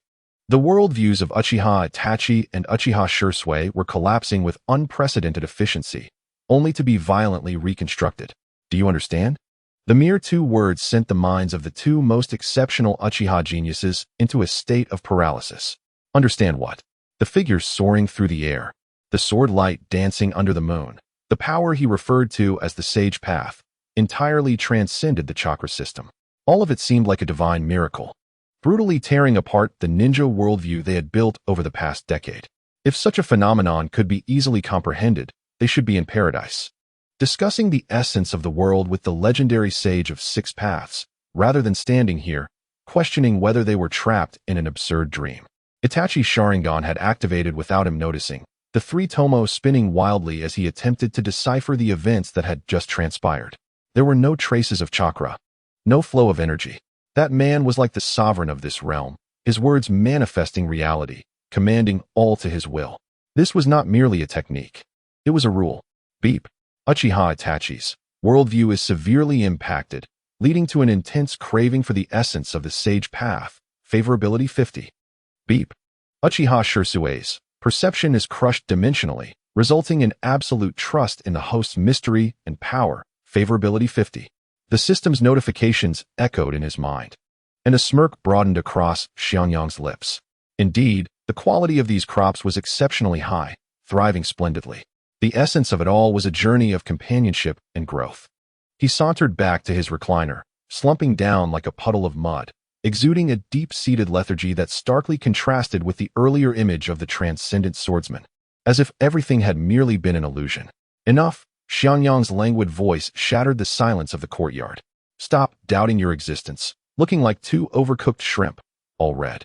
He shifted into a more comfortable position, half closing his eyes. Do you truly believe that the matters concerning your Uchiha clan and the village are insurmountable deadlocks? This statement acted like a poisoned scalpel, slicing open the wounds the two most dreaded to confront. Itachi abruptly raised his head, the recently concealed Sharingan reappearing. His gaze sharp as a blade. Shirsue's signature gentle smile vanished entirely, replaced by a weighty solemnity. That is no trivial matter. Itachi's voice was grave, laced with an unusual maturity. It is the sword hanging over the heads of all Uchiha, a chasm between the clan and the village that cannot be reconciled. A sword? Indeed, Xiangyang scoffed, his laughter brimming with unabashed mockery. He finally sat upright, interlacing his fingers behind his head, his gaze reflecting a sense of amusement akin to watching a circus act. True, but alas, someone has intentionally sharpened it, placing it before you, compelling you to confront it. The true root of the issue has never been on the surface. His eyes swept over their faces, and he leisurely continued, it lies beneath. Like an old dog in a gutter, always sniffing around, coveting your beautiful Uchiha eyes. He refrained from naming names. Yet the keywords coveting eyes instantly conjured a vividly nauseating figure in Itachi and Shirsue's minds. The man who perpetually dwelled in the shadows, bandages wrapped around his arms, half of his face concealed in darkness. The assistant to the Hokage, the leader of the Roots, Shimura Danzo. The moment that name surfaced, both their hearts constricted in unison. They were undoubtedly wary of Danzo, cautious of the man who would stop at nothing to achieve his goals. Yet, they had always believed that Danzo's aim was to curb the Uchiha's power, to maintain what he deemed stability in the village. However, Xiangyang's words unveiled a more naked, insatiable, and sordid desire. He sought not to restrain, but to plunder. Xiangyang's gaze finally settled on Shirsue, the pity and mischievousness in his eyes sending a chill down Shirsue's spine. In a tone reminiscent of a street-side fortune-teller, Xiangyang spoke slowly, Uchiha Shirsue, I happened to have a moment of leisure and decided to read your fortune. That famous Mangekyo Sharingan of yours, reputed for its unparalleled genjutsu, is indeed a marvelous treasure, capable of altering wills, a true divine artifact. Alas, you are fated for misfortune. A severe retrogression is upon you. Xiangyang clicked his tongue, as if he were witnessing a forthcoming calamity. Heed my advice, child. Avoid walking alone at night, especially in the small woods by the Southie River. Otherwise, one day you may awaken to find your eye sockets hollow, with two beautiful glass orbs, one adorning another's face as an ornament, and the other, well, let us just say it may end up crushed. That would indeed become the greatest joke of the year in Konoha. These words transformed from a startling revelation into countless icy needles, piercing brutally into Shirsue's mind. He instinctively raised his hand to cover his right eye, his palm icy cold. The Southie River. That was precisely where he intended to meet Danzo. Attempting to use Kotoame Tsukumi to alter everything, making one final effort. He had only mentioned this to the third Hokage and Itachi. How could this man know such intricate details? The fear, unprecedented and suffocating, coiled around his heart like tendrils. Itachi stepped forward instantly, positioning himself protectively in front of Shirsue, his expression tense and alert. He fixed his gaze on Xiangyang, trying to discern any clues from that languid face. Yet, all he found was an unfathomable calm, as if narrating a predetermined fact irrelevant to himself. As the atmosphere in the courtyard thickened to a freezing point, even the wind ceased to stir. Xiangyang suddenly raised an eyebrow. He halted his idle finger play, tilting his head slightly as if listening for something. This subtle movement caused Itachi, with heightened focus, to narrow his pupils. Something was amiss. TSK, Xiangyang grimaced, his tone filled with disdain. Just spoke of trash, and now flies are drawn to the scent. Without lifting his eyelids, he reached for the most ordinary wooden sword from a pile of toys discarded by Naruto, then directed it toward the densest shadow in the corner of the courtyard. With a casual flick, there was no sound of wind, no whooshing air, not even a ripple of chakra. That wooden sword simply vanished from Xiangyang's hand, only to reappear in front of the shadow an instant later.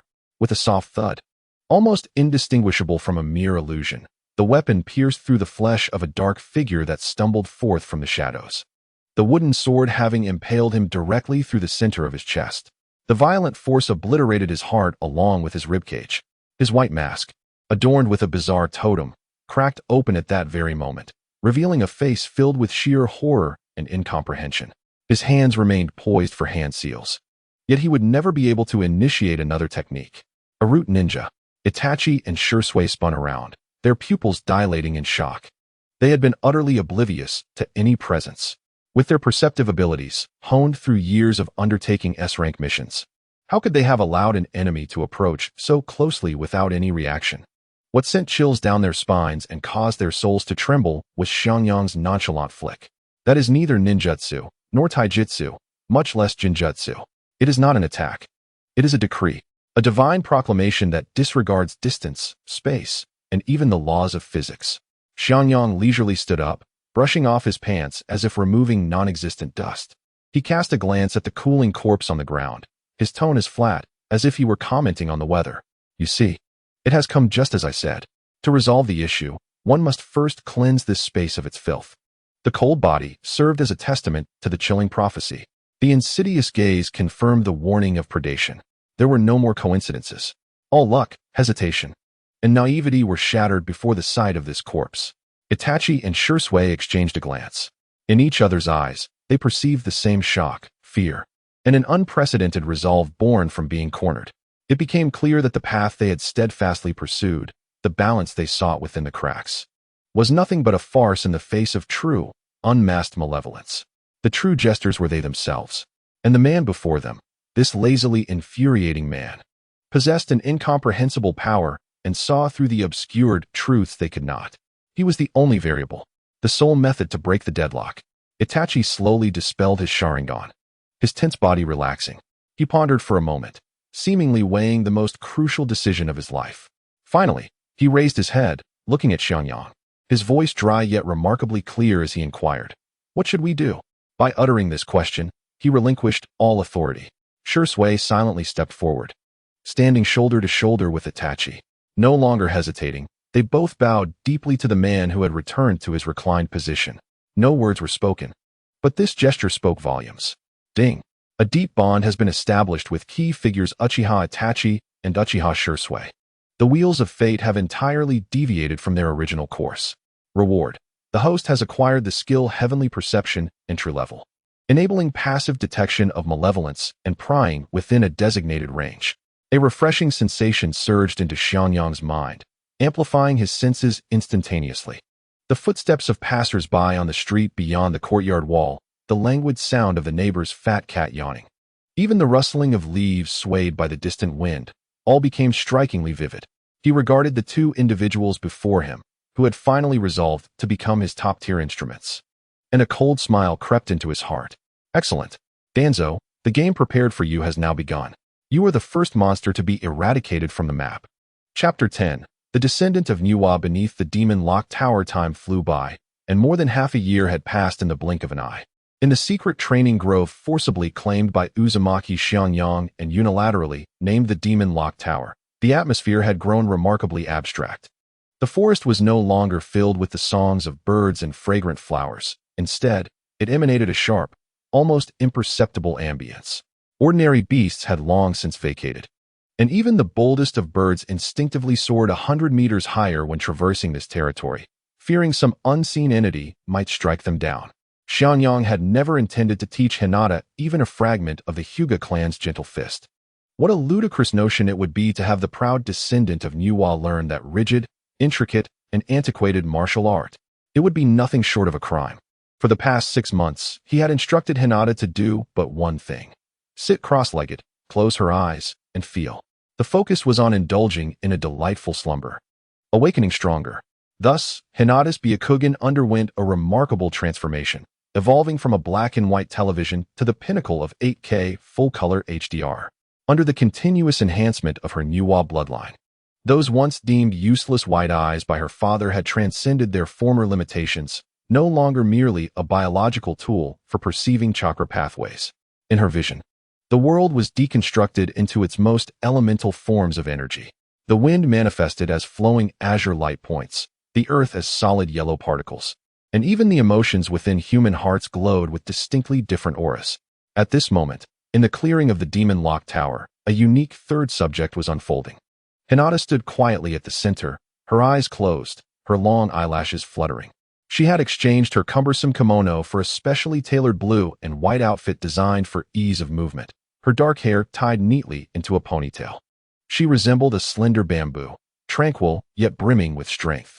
Stupid Sasuke, witness my wind release, spiraling shuriken. Naruto's loud shout shattered the tranquility. The wooden sword in his hand swirling with a ferocious azure vortex, charging at her from the left like a roaring beast. You're trailing behind. Your technique names remain as unrefined as ever. Sasuke's cold, aloof voice almost simultaneously echoed. The wooden sword in his grasp crackled with sizzling electricity, transforming into a keen and ruthless blue arc, silently piercing toward Hinata's back. With an assault from both sides, swift as thunder, any Genin or even Chunin would have been swept away. Yet, Hinata did not even flinch. In the split second before the attacks reached her, she moved. There was no initiation of the gentle fist, no explosive ninja speed. She merely shifted slightly to the right, her toes tapping at a subtle angle, her body twisting with remarkable flexibility. Naruto's violent sword wind narrowly grazed her garment, slicing through a nearby tree in half. Then, as if she possessed eyes in the back of her head, she glided to the left without a hint of hesitation.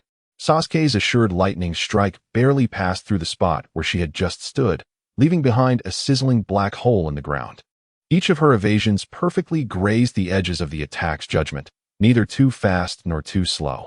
Rather than dodging, it was as if she were orchestrating a masterful rhythm game, her movements nothing short of divine. Ding!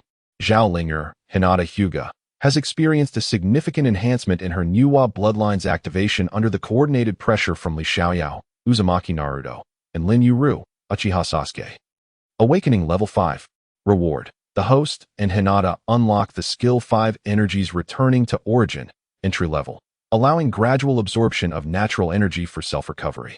Hinata's Byakugan evolves, gaining the innate ability of emotional perception. Xianxia, lounging nearby with his legs crossed and idly observing, received the system notification with satisfaction, casually flipping a page of Paradise of Affection. Just then, a figure clad in traditional kimono, with a stern expression, silently appeared at the edge of the forest. Hyuga Hayashi could no longer remain passive. Over half a year had passed since that humiliating wager, and he must personally assess the so-called training results of that arrogant individual. Then he witnessed a scene that nearly caused his heart to stop. His daughter, the heir of the main branch he had deemed useless, stood with her eyes closed, effortlessly evading the onslaught of those two boys, her movements graceful and fluid. How is this possible? That is not the gentle fist. He could assert with absolute certainty that within those flowing motions, there was not a single trace of the Hyuga clan's martial arts. It was an ability he could not comprehend, one that bordered on the premonition of the future. A suppressed cry of pain interrupted Hayashi's astonishment. In the midst of the clash, Sasuke's attack was too cunning. Naruto, trying to keep pace, miscalculated his movements, and Sasuke's wooden sword inadvertently grazed his arm, leaving a crimson mark. Idiot! Why didn't you dodge? Sasuke immediately halted, frowning tightly. I didn't dodge. Your sword is just too fast. Naruto protested, clutching his bleeding arm. Visibly disgruntled, Hinata finally opened her eyes. In her once timid and fragile gaze, there was now only a gentle concern akin to a calm lake. She approached Naruto and, before he could react, extended her delicate, pale hand to gently cover the wound that was still bleeding. In the next moment, a soft, vibrant green light, imbued with the essence of life, quietly emanated from her palm. At the edge of the forest, Hayashi's pupils narrowed to the size of pinpricks in that instant. He watched in astonishment as the gaping wound on Naruto's arm, illuminated by the warm green glow, swiftly closed, healed, and scabbed over at an astonishingly unnatural speed. eventually shedding the scab to reveal flawless skin without a trace of a scar. This was no mere medical ninjutsu. As the head of the esteemed Hyuga clan, he had witnessed Tsunade's medical techniques, which required intense chakra concentration and precise cellular manipulation. Yet the green light emanating from Hinata's palm lacked any violent chakra sensation. It was a primordial, superior force, reminiscent of a divine gift of life. The gentle fist, Byakugan, and Bagua palm, the pride of the Hyuga clan, passed down through millennia, were shattered in that moment by this gentle green light. This was the true bloodline limit, far surpassing anything before. The immense shock caused Hayashi's usually stoic expression to fracture for the first time. His previous judgment of Hinata as a failure, and the revered ideology of the gentle fist that the Hyuga clan held dear, wavered for the first time in his life. That assessment now returned as a resounding boomerang, striking him sharply in the face. However, he remained the clan leader. He forced a cold snort through clenched teeth to mask the turmoil within, then abruptly turned and departed with a speed bordering on flight. His upright figure, at that moment, bore an inexplicable air of disarray. Hinata lifted her head, quietly observing the hasty retreat of her father. Chapter 11. Sai's Challenge. The preemptive clash of fate. Hayashi had left his daughter in a state of shock without uttering a word, an event that could not be concealed. What kind of place was the Hyuga clan?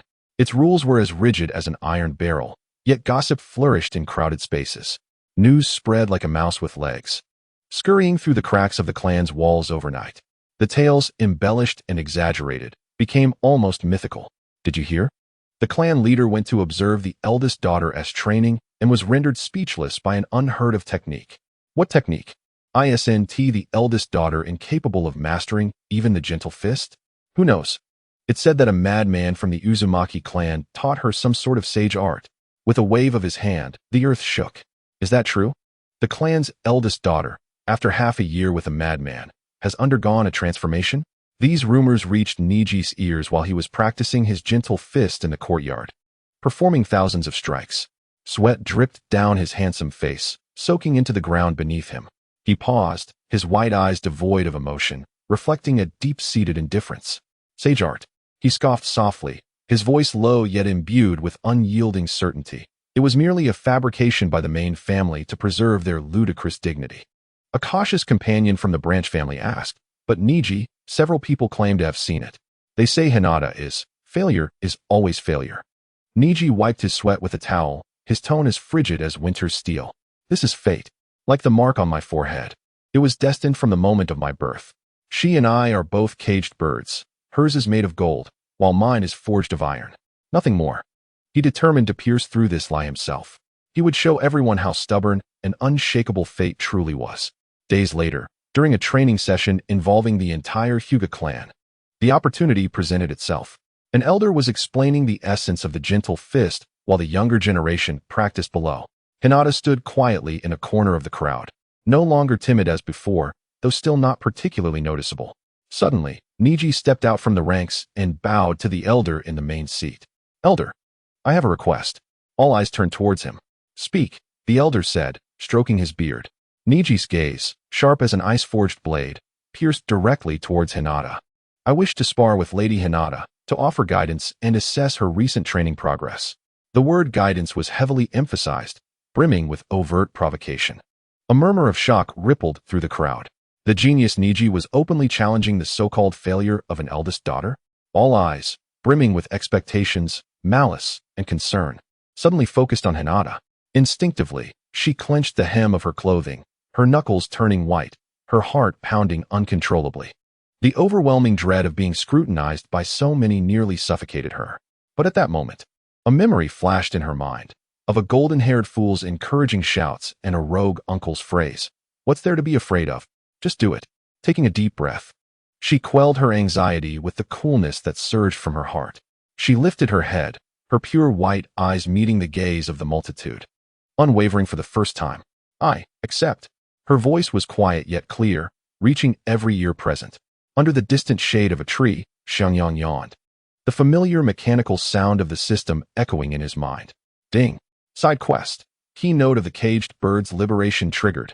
Niji, Hyuga Niji's fate fixation will serve as the best trial for Zhao Linger, Hinata Hyuga, to break free from her cocoon. Here it comes. A grand spectacle of face-slapping. Xiangyang adjusted himself comfortably, ready to enjoy the show. In the arena, the two faced each other. Please guide me, Lady Hinata. Niji took the stance of the gentle fist, his posture textbook perfect. As soon as he spoke, he moved. His figure was as swift as a wraith. Closing the distance to Hinata in an instant, his fingers poised to strike several crucial points on her body. The surrounding clan members only caught a glimpse of a series of afterimages. It's over. This was the first thought in everyone's mind. However, Hinata responded in a manner that left the onlookers agape. Instead of retreating, she advanced, not even glancing at Niji's movements. She merely formed an incomprehensible seal with her hands before her chest and softly uttered a word, "Rise." The ground beneath them trembled with a dull roar, and a half-height earthen wall sprouted unexpectedly between them, thick and sturdy. Niji's attack struck the wall soundly, leaving only shallow white imprints. "Is this earth release?" An elder gasped, pulling out a few hairs from his beard in disbelief. When did the Hyuga clan learn ninjutsu? And without seals? Niji's expression grew serious as he circled around the earthen barrier, moving even faster and attacking with greater ferocity. Yet, Hinata seemed to sense his movements as if she had eyes in the back of her head. In an instant, her fingertips flicked and a surge of water erupted, twisting midair to form a crystalline water whip that coiled around Niji's ankle like a serpent. Niji was startled, forced to change his approach and leap back just in time to evade it. The training ground fell into a profound silence. Everyone stood in shock. The once timid Hinata, who had shunned practice, was now effortlessly outmaneuvering the talented Niji, renowned for his speed and footwork. She summoned towering walls of earth to force Niji to alter his course, while agile streams of water thwarted his advances. Occasionally, a small azure wind blade would shoot from her fingertips. Though lacking in power, it consistently disrupted Niji's rhythm. She seamlessly blended the elemental techniques taught by Hinata's sunlight with the footwork practiced from a young age by the Hyuga clan, creating a novel combat style that left all Hyuga members feeling bewildered. Niji's face flushed a deep shade of red, akin to that of a liver. He felt as though he were a foolish monkey being toyed with. His proud taijutsu, his unwavering belief in the gentle fist, was rendered ineffective against such unorthodox methods. Unable even to graze the hem of his opponent's garments. "You charlatan!" Niji was thoroughly enraged, bellowing as he ceased searching for openings. His chakra erupted violently, disregarding the dampness of his pant legs as he charged forward with determination. This time, he moved with blinding speed, nearly dismissing all of Hinata's distracting attacks.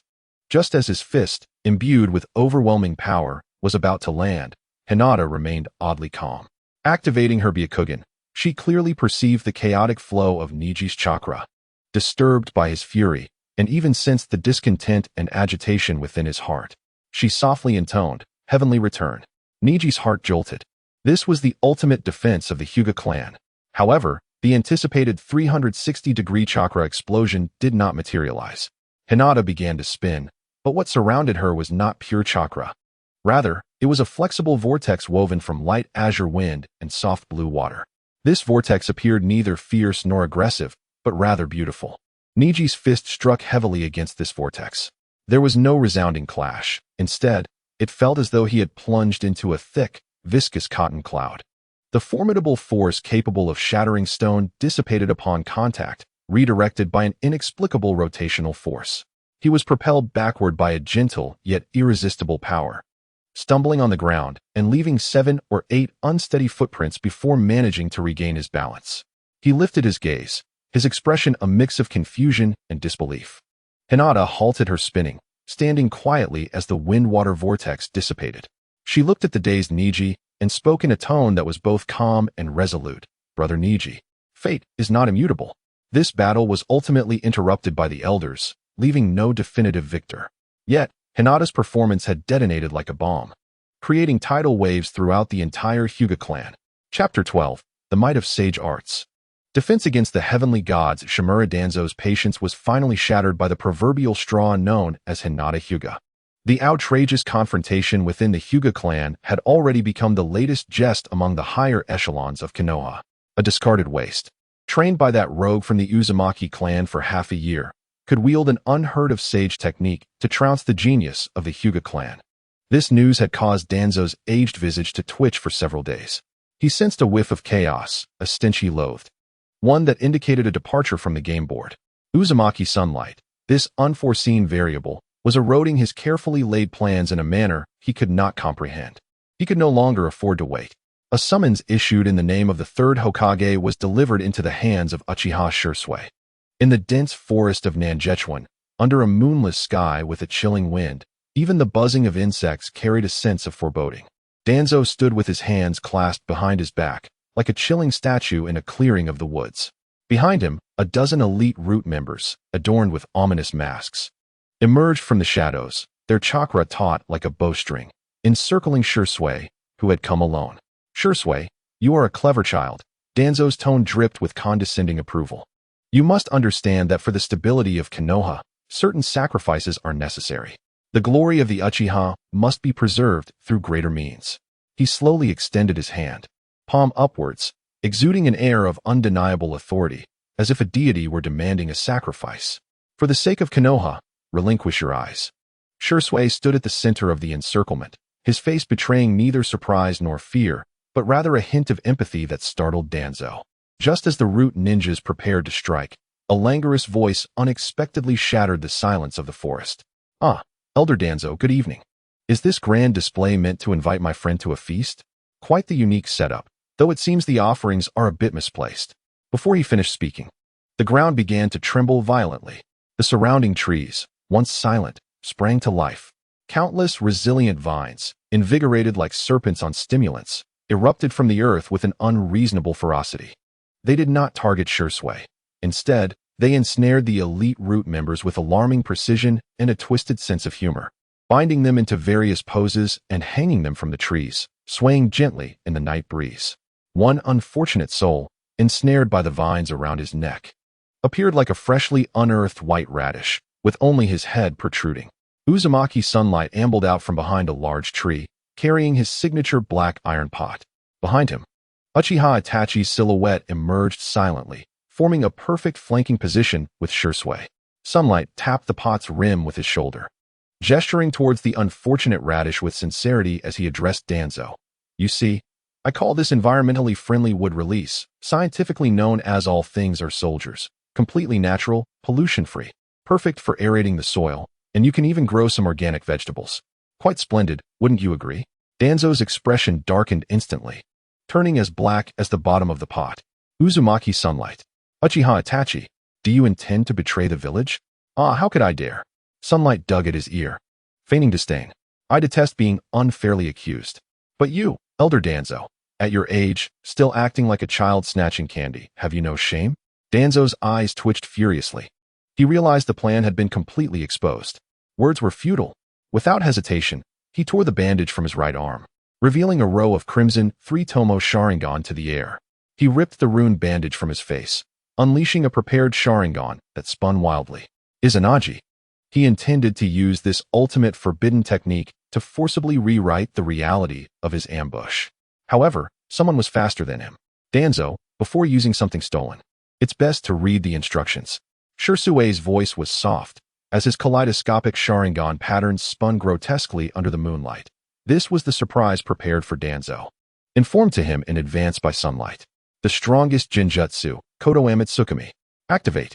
The target was not Danzo himself, but the Sharingan he had taken from an Uchiha, poised to activate Izanagi.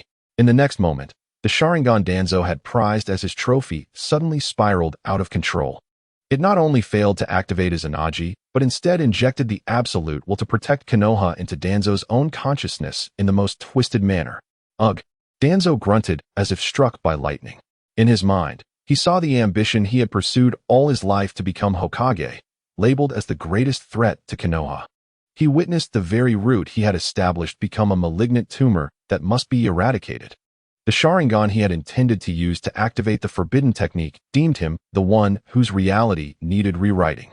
This clash of wills, stemming from the strongest Jinjutsu, caused his chakra to erupt uncontrollably. Damn it! Danzo acted decisively, true to the dark side of the ninja, merciless to himself. His right hand plunged 2 fingers into his left eye socket, and with a swift motion, he extracted the disobedient Sharingan, blood gushing forth. He did not even glance back at his subordinates, now bound like art pieces, and transformed into a shadow, fleeing into the darkness without a backward glance. Trying to escape? Did you consult my pot first? With a cold smirk, Xiangyang's figure flickered, activating the drunken immortal moonwalk. He appeared ahead of Danzo's escape route, brandishing a large black pot, swinging it with a whistling wind, aiming squarely at the back of Danzo's head. Bang! The dull thud echoed like a drum being struck. Danzo was sent reeling, stars dancing before his eyes, nearly collapsing to the ground. Gritting his teeth against the dizziness and excruciating pain, he summoned chakra, vanishing into the night at a speed surpassing that of a rabbit. The crisis averted, Shisui safeguarded his eyes. Itachi approached Shisui, ensuring his safety before allowing himself to breathe a sigh of relief.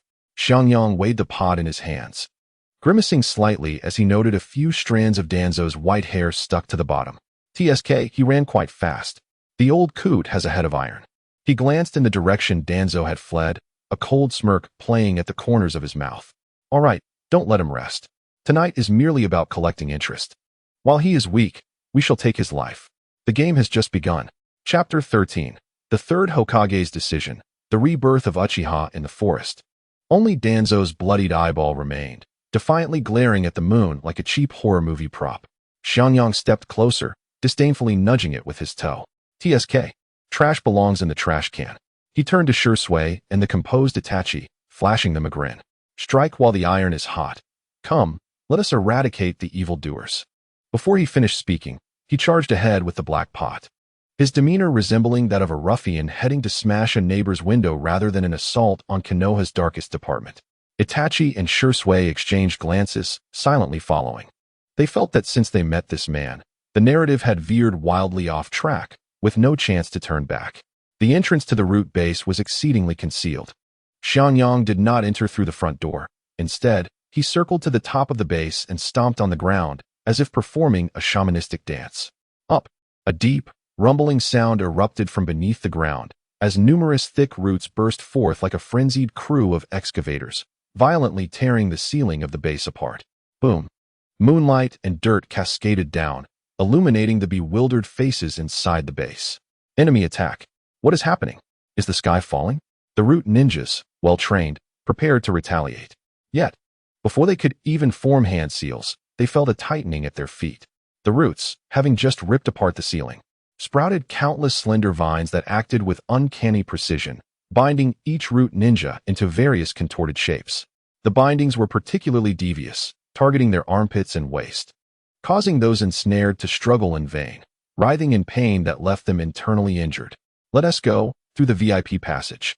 Xiangyang clapped his hands, leaping down through the gaping hole. Itachi and Shisui followed closely, landing in a scene reminiscent of contemporary art. The entire base was in disarray, filled with writhing figures, and an odd atmosphere lingered in the air, as if everyone wanted to laugh but dared not. Make yourselves at home. Xiangyang swaggered ahead, tapping the pod against the walls like a brash utility inspector. Where do you think good things are usually hidden? Just as Shisui was about to respond with the secret room, Xiangyang had already kicked open a particularly sturdy-looking metal door. A note affixed to the door bore the words Danzo's treasury, no trespassing. The implication that it was designed to deter the noble while inviting the wicked was glaringly evident. Beyond the door lay not treasures of gold and silver, but a chilling laboratory. Rows of enormous glass jars contained various dismembered body parts, the most striking being an entire wall dedicated to a collection of Sharingan, the red pupils silently narrating tales of malevolence. My goodness, this old coot has quite the taste. Xiangyang couldn't help but scoff. Itachi's fists clenched tightly, emanating an icy murderous intent. Ignoring the grotesque collection, Xiangyang strode to a locked cabinet and kicked it. Bang! The door flew open. Inside, neatly stacked were documents and scrolls. Xiangyang casually picked one up and glanced through it. Feasibility report on the fusion of First Hokage's cells and Sharingan, version 73. TSK, commendable perseverance. Technical exchange insights on the art of immortality with Orochimaru. Good heavens. Engaging in academic exchanges? Confidential correspondence with the higher UPS of Sunagakure.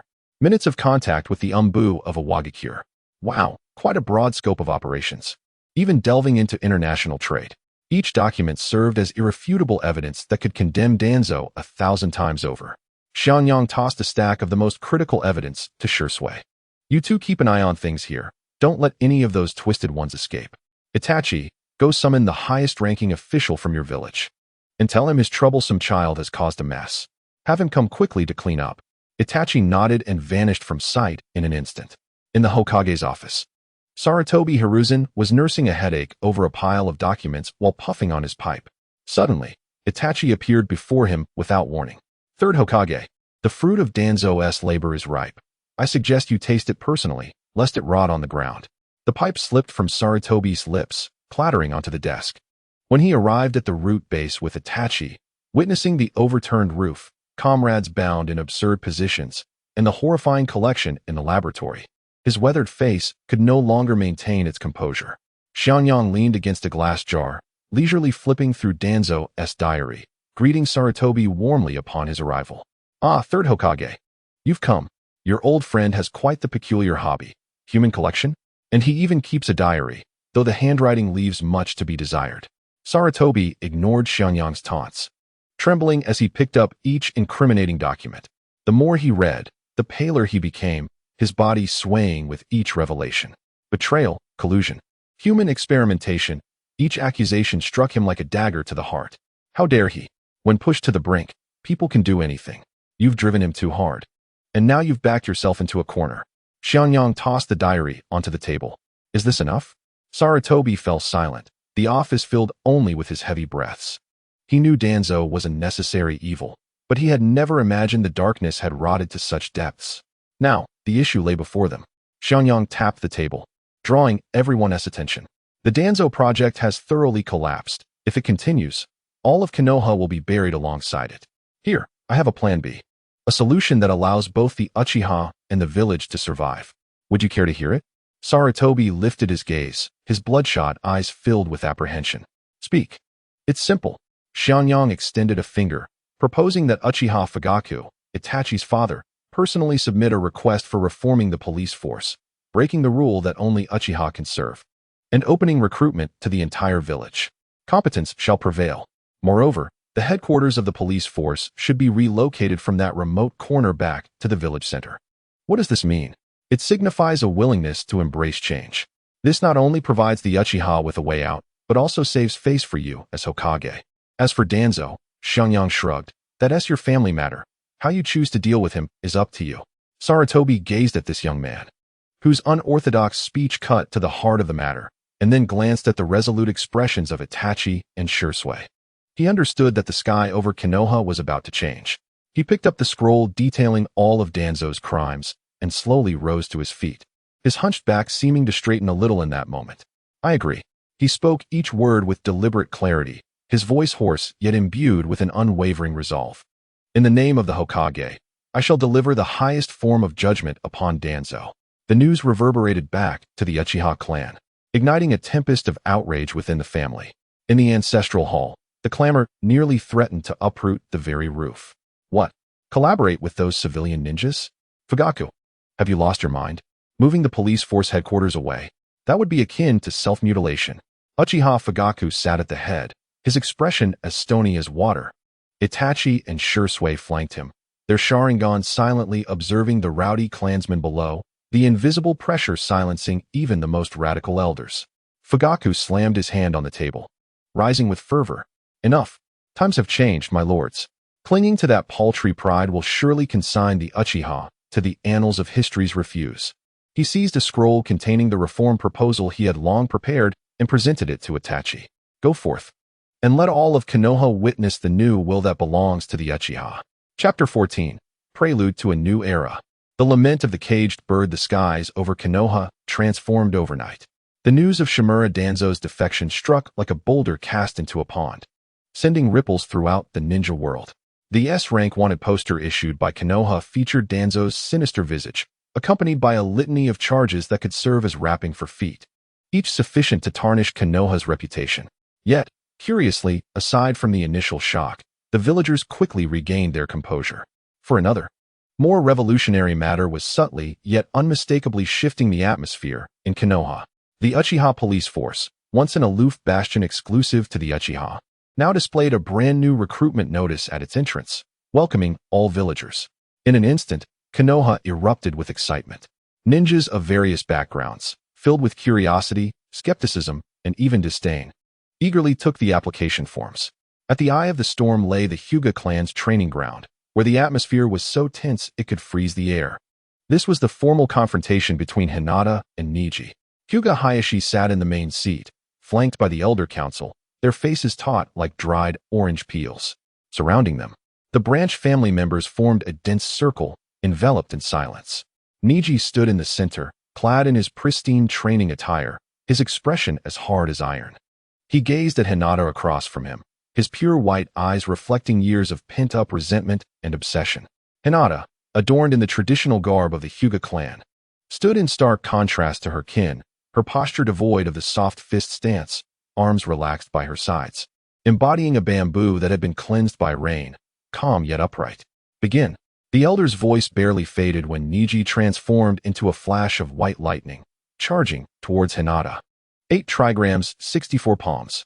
He unleashed the pinnacle of the Hyuga's taijutsu, palms flying in a flurry, sealing off all avenues for Hinata's evasion. This was no longer a mere test, it was a desperate gamble. In the face of this tempestuous assault, Hinata merely lifted a hand. Water wall. Without seals or superfluous motions, a crystalline wall of water materialized, resembling a massive blue amber, standing defiantly before her. Niji's 64 palms, capable of severing chakra points, struck the water wall, creating only gentle ripples, as the force dissipated into the seemingly soft flow. Silence engulfed the arena. A boy from the branch family murmured in disbelief, staring at the water wall as if witnessing a miracle. Niji's assault halted abruptly. He staggered backward, disbelief etched across his features. His gentle fist, his years of rigorous training, had failed to even graze the hem of Hinata's garment. Hinata, refusing to grant him respite, stepped forward, and the water wall shattered into dozens of slender water serpents, ensnaring Niji from all sides. Niji hastily activated his Byakugan, attempting to discern the trajectories of the flowing water, only to be horrified to find that under Hinata's gaze, his chakra flowed like fireflies in the night, utterly transparent. Fire style, fireball jutsu. Hinata softly intoned, launching a fist-sized fireball from her fingertips. The fireball was not swift, but precisely predicted Niji's next evasion point. To avoid the serpents coiling around his feet, Niji was forced to awkwardly twist in midair, bracing himself with his chest against the fiery orb. Boom! A muffled explosion resounded, blackening the front of Niji's attire as he was sent hurtling to the ground. Struggling to rise, a foot gently pressed against his chest. It was Hinata. She looked down at him, her once timid and frail white eyes now reflecting only a tranquil lake. Niji, look, her voice was soft yet resonated throughout the training ground. The door of the cage can be opened. Niji lay on the ground, gazing up at the familiar yet unfamiliar sky, hearing the stifled gasps of the clansmen around him. The light in his eyes slowly extinguished, leaving only the ashen remnants of despair. I have lost. Hyuga Hayashi abruptly stood, gazing at his daughter, poised and commanding water and fire. Then at the despondent Niji on the ground. The calm facade of his heart was violently torn asunder. The clan's rules, the fate of the branch family, principles he had once revered, now seemed utterly absurd, utterly fragile. Yet, he remained the leader of the Hyuga, with countless elder eyes upon him. He opened his mouth to speak, but ultimately sank back into his seat, the turmoil and anguish in his gaze comprehensible to none. This duel, in its overwhelming manner, heralded the end of one era and the dawn of another.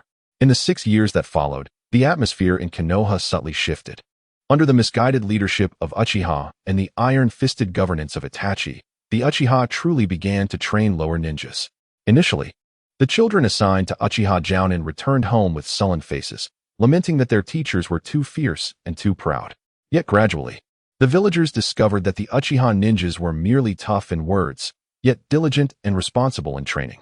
They would silently shield their comrades from lethal blows and, when a teammate was injured, fixate their crimson eyes on the medical ninjas until they were assured of their safety. Prideful, a term coined by a certain brazen scoundrel, aptly encapsulated this awkward clan. As the Uchiha ceased to be isolated, and their emotions found outlets for expression and solace, the once ominous Sharingan awakened not merely from hatred and pain. Some awakened in the act of protecting comrades, others in tears of gratitude for recognition from their students. The cursed bloodline, once a prevalent notion, gradually became a distant historical term among the next generation of Konoha. Chapter 15. The most powerful benefactor and an external disciple of Mount Shu. The graduation assessment at the Ninja Academy was a fateful bridge for some, while for others, it was merely a formality. As Uzumaki Naruto stood in the center of the examination hall, facing the stern Iruka and the mischievous Mizuki, everyone anticipated a replay of disaster. Shadow Clone Jutsu begin. Naruto, hands stuffed in his pockets, couldn't even be bothered to form the seals, merely smirking. Boom, boom, boom. A series of white smoke explosions erupted as dozens of clones identical to him filled the classroom, some picking their noses, others making faces at Iruka, and one even darting over to tug at Mizuki's wig, their movements fluid, as if rehearsed countless times. Iruka's grading sheet fell to the floor, and Mizuki's smile froze. The entire classroom was engulfed in silence. Was this truly the same Naruto who had once struggled to produce even a single subpar clone? The control of chakra was so refined that each clone appeared vividly alive, surpassing even some Chunin. Naruto, yawning lazily, inquired, "Teacher, is it over? I'm in a hurry to get home for dinner." Iruka mechanically nodded, his hand trembling as he picked up the grading sheet. Shortly after, the assessments for Sasuke Uchiha and Hinata Hyuga unfolded seamlessly, resembling a flawless textbook demonstration, passing without a hint of suspense. During the class allocation ceremony, Iruka, holding the list, cleared his throat with a complex expression. Class 7, Naruto Uzumaki, Sasuke Uchiha. A low murmur of astonishment swept through the classroom. Two prodigies in the same class? Sakura Haruno felt her heart leap to her throat, hands clasped in fervent prayer.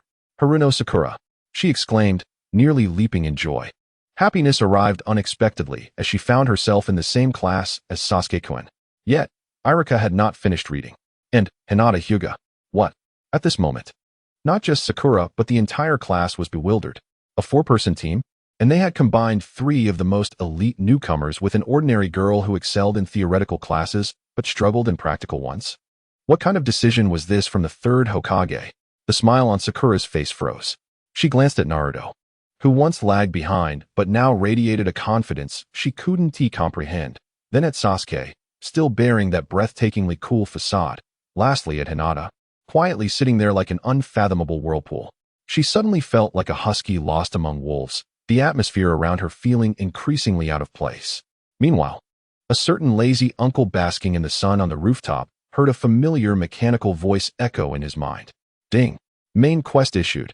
The face of the Shushan sect. Quest description. As the sole designated guardian of the Shushan sect in Konoha, you are obligated to transform the newly minted disciples into the most illustrious legends of the ninja world. Let the names of Li Xiaoyao, Naruto Uzumaki, Lin Yuuru, Sasuke Uchiha, and Zhao Linger, Hinata Hyuga, resonate through the skies, becoming the top-tier ensemble all ninjas aspire to join. Quest rewards. Based on Class 7's growth and reputation, the host will receive a wealth of advanced skills, artifact blueprints, and rare materials from the xianxia world. Xiangyang rolled over, shielding his eyes from the glaring sunlight with a pot lid. The Shushan sect? With these little brats?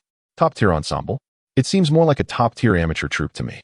System, your ambitions are growing exceedingly grand.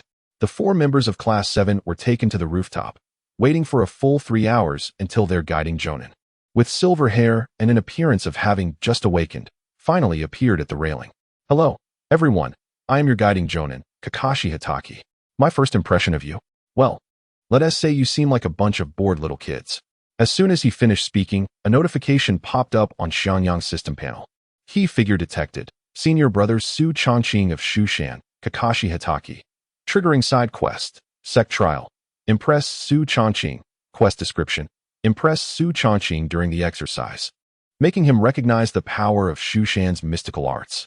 Quest rewards. Talent enhancement for participants in the exercise. Bloodline awakening increase. Unlock Su Chongqing, Kakashi Hatake, S skill, Demon Flame Flash /. Xiangyang nearly rolled off the rooftop in laughter. Su Chongqing, this lazy bum Kakashi, who spends all day clutching intimate paradise, is worthy of the high and aloof title of Senior Brother of Shushan. System, your taste is as unique as your vision. Alright, let us do self-introductions one by one, Kakashi drawled lazily. Naruto was the first to leap up. I'm Naruto Uzumaki. I love the ramen made by Uncle Xiangyang and practicing swordsmanship. What I hate is waiting 3 minutes for instant noodles. My dream is to become a man who surpasses all Hokage, earning everyone's recognition. Sasuke folded his arms coolly, stating, I am Sasuke Uchiha. There are many things I dislike, but nothing I particularly like. Dreams are boring. I have only one ambition, to defeat a certain man burdened with a pot. Hinata, somewhat shy, mustered her courage to say, I am Hinata Hyuga. I enjoy training in the 5 elements techniques with Naruto-kun and Uncle Xiangyang. My dream is to change the fate of the Hyuga clan.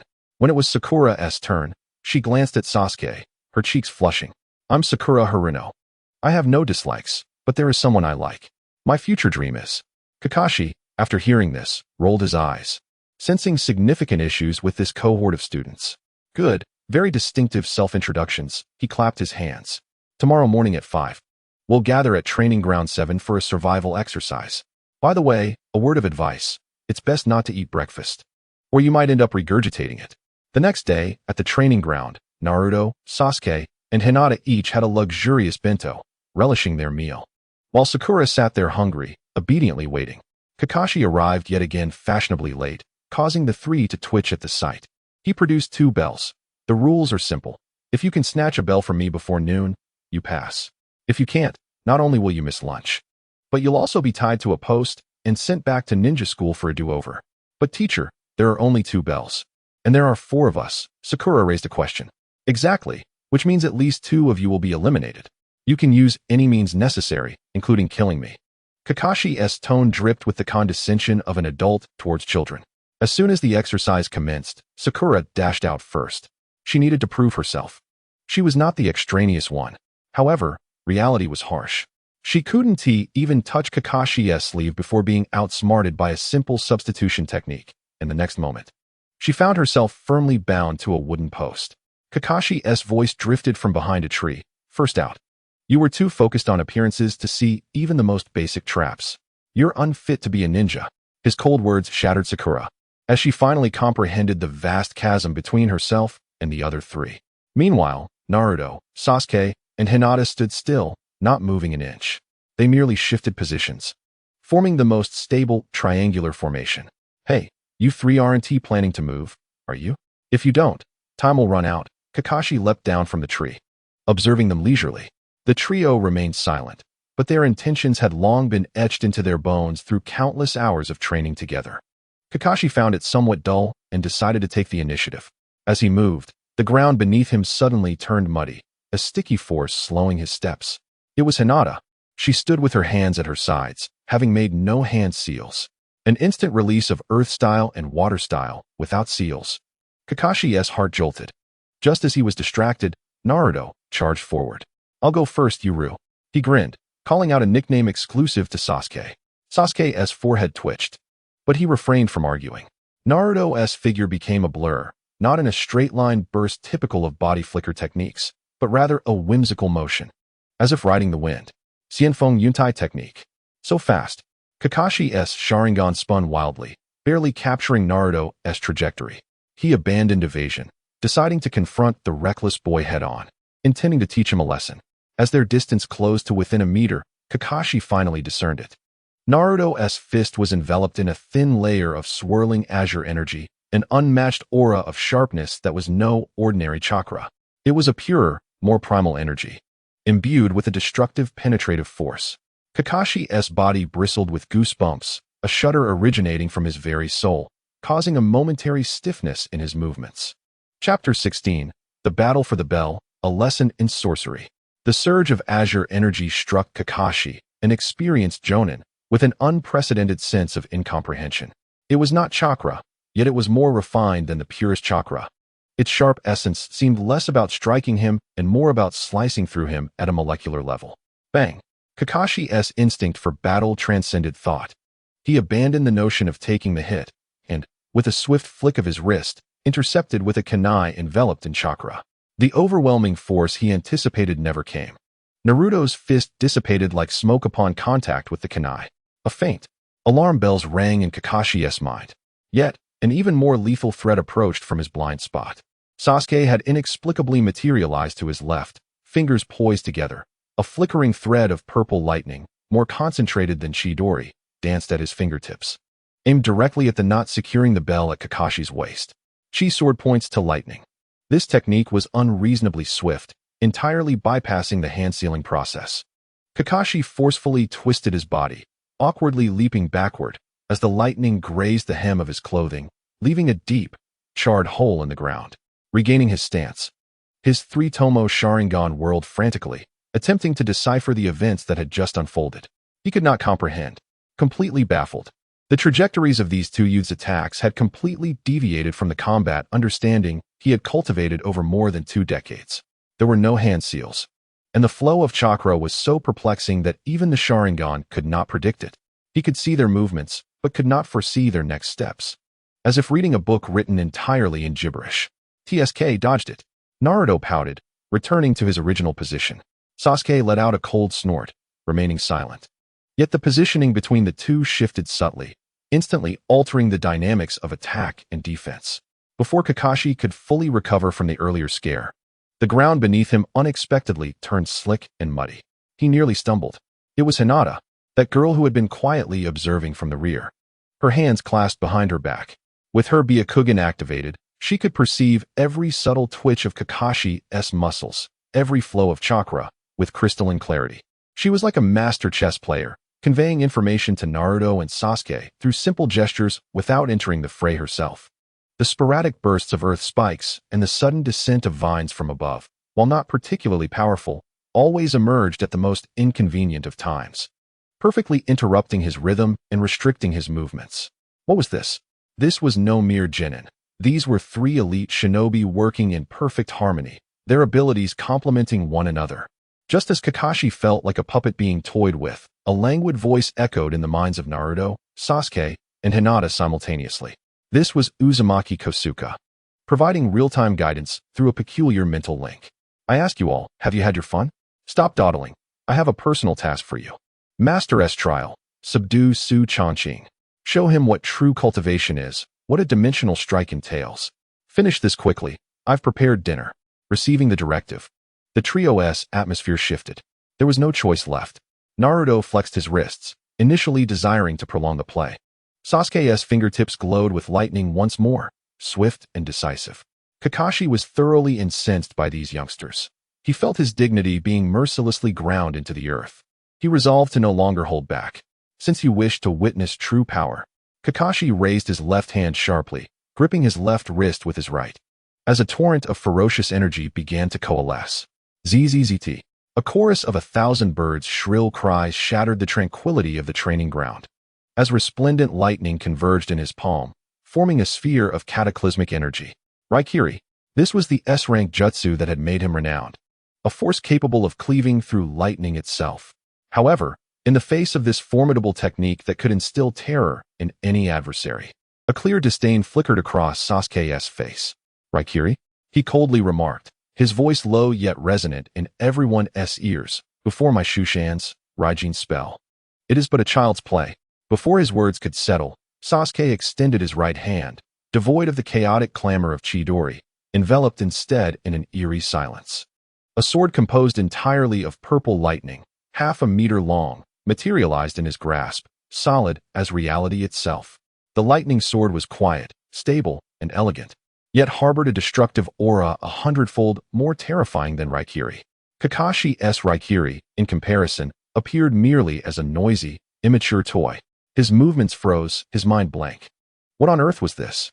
Just as all of Kakashi's attention was captivated by Sasuke's lightning sword, a shadow emerged behind him like a specter. Without a whisper of wind, a sound of displacement, or any trace of movement, Naruto had silently circled behind him, using the drunken, immortal moonlit step. A kunai, entwined with azure wind blades, gently pressed against the nape of Kakashi's neck. The sharp energy sent goosebumps racing across his skin. The outcome was decided. Naruto grinned, reaching for the 2 bells at Kakashi's waist with ease. He tossed one to Sasuke, who caught it effortlessly. Then, Naruto approached the bound Sakura, who looked utterly bewildered, and handed her the final bell. We are a team. Kakashi slowly dissipated the Raikiri in his hand, remaining rooted in place. He gazed at the unscathed trio, then at Sakura, who, now free and holding the bell in disbelief, witnessed his once-cherished worldview of ninjas fracturing into countless shards. Clap, clap, clap. A languorous applause echoed from the woods. Uzumaki Kosuke ambled out, carrying his signature large black pot. He approached Kakashi, lightly patting his shoulder with the pot's rim. "Do not be disheartened, Brother Chongqing." Kakashi, perplexed, wondered who this Brother Chongqing was. "Your path has narrowed." Kosuke spoke with the air of an experienced mentor, wishing to learn. "I can teach you." As he spoke, he retrieved a white porcelain bottle from his pot, upon which 5 characters were inscribed in a haphazard script, "Mighty Vajra Water." He thrust the bottle into Kakashi's hands. Kakashi looked down at the bottle, then up at the carefree man before him and the 3 subordinates who bore no semblance to typical shinobi. For the first time, he wavered in his steadfast adherence to the ninja way he had upheld for so many years. In silence, he uncapped the bottle and took a long swig. A sharp, fiery sensation surged through him, mingling with an oddly warm energy that revitalized his weary spirit from battle. Chapter 17. Sakura's Awakening and the Mission to the Land of Waves. In the Hokage's office, Sarutobi Hiruzen's pipe fell once again onto the desk. Kakashi's report was succinct, summarizing in a single phrase, "I cannot teach them." "What do you mean you cannot teach them?" Sarutobi picked up his pipe, feeling his blood pressure rising to its limits. "Literally." Kakashi shrugged, adopting a posture of exasperated resignation. "Third Hokage, I can only serve as a leader, responsible for logistics, ensuring they do not accidentally demolish Konoha or the mission site during their tasks. As for teaching, I fear that if I continue, my ninja worldview will collapse first." Thus, the training routine of Konoha's strongest rookie team transformed into a series of one-sided observational lessons. Kakashi stood by, holding a copy of Intimate Paradise, occasionally glancing up, then silently flipping a page, pretending not to see anything. In the midst of the scene, Haruno Sakura felt as though she were an uninvited spectator in a celestial battle, forced into the fray without a ticket. Naruto practiced a form of footwork that was utterly incomprehensible to her, his movements erratic like a drunken butterfly, yet astonishingly swift. Sasuke, on the other hand, honed his ability to launch lightning from his fingertips, no hand seals, no build-up, simply pointing to strike with a force that appeared even more concentrated than Kakashi-sensei's Raikiri. Hinata remained the quietest, effortlessly summoning earthen walls from the ground and conjuring blades of water in midair, mastering 5 elemental ninjutsu, as if it were as simple as eating or drinking. And what of Sakura? She was still delighting in the modest achievement of hitting the target with a kunai. The vast chasm between them felt like an insurmountable mountain, suffocating her. However, after witnessing the strength of her comrades and experiencing their unreserved kindness, a flicker of inferiority within Sakura gradually transformed into a simmering resolve. She no longer wished to be the burden who merely watched from the sidelines, afraid to cheer for fear of disturbing them. Thus, one evening, she made a decision.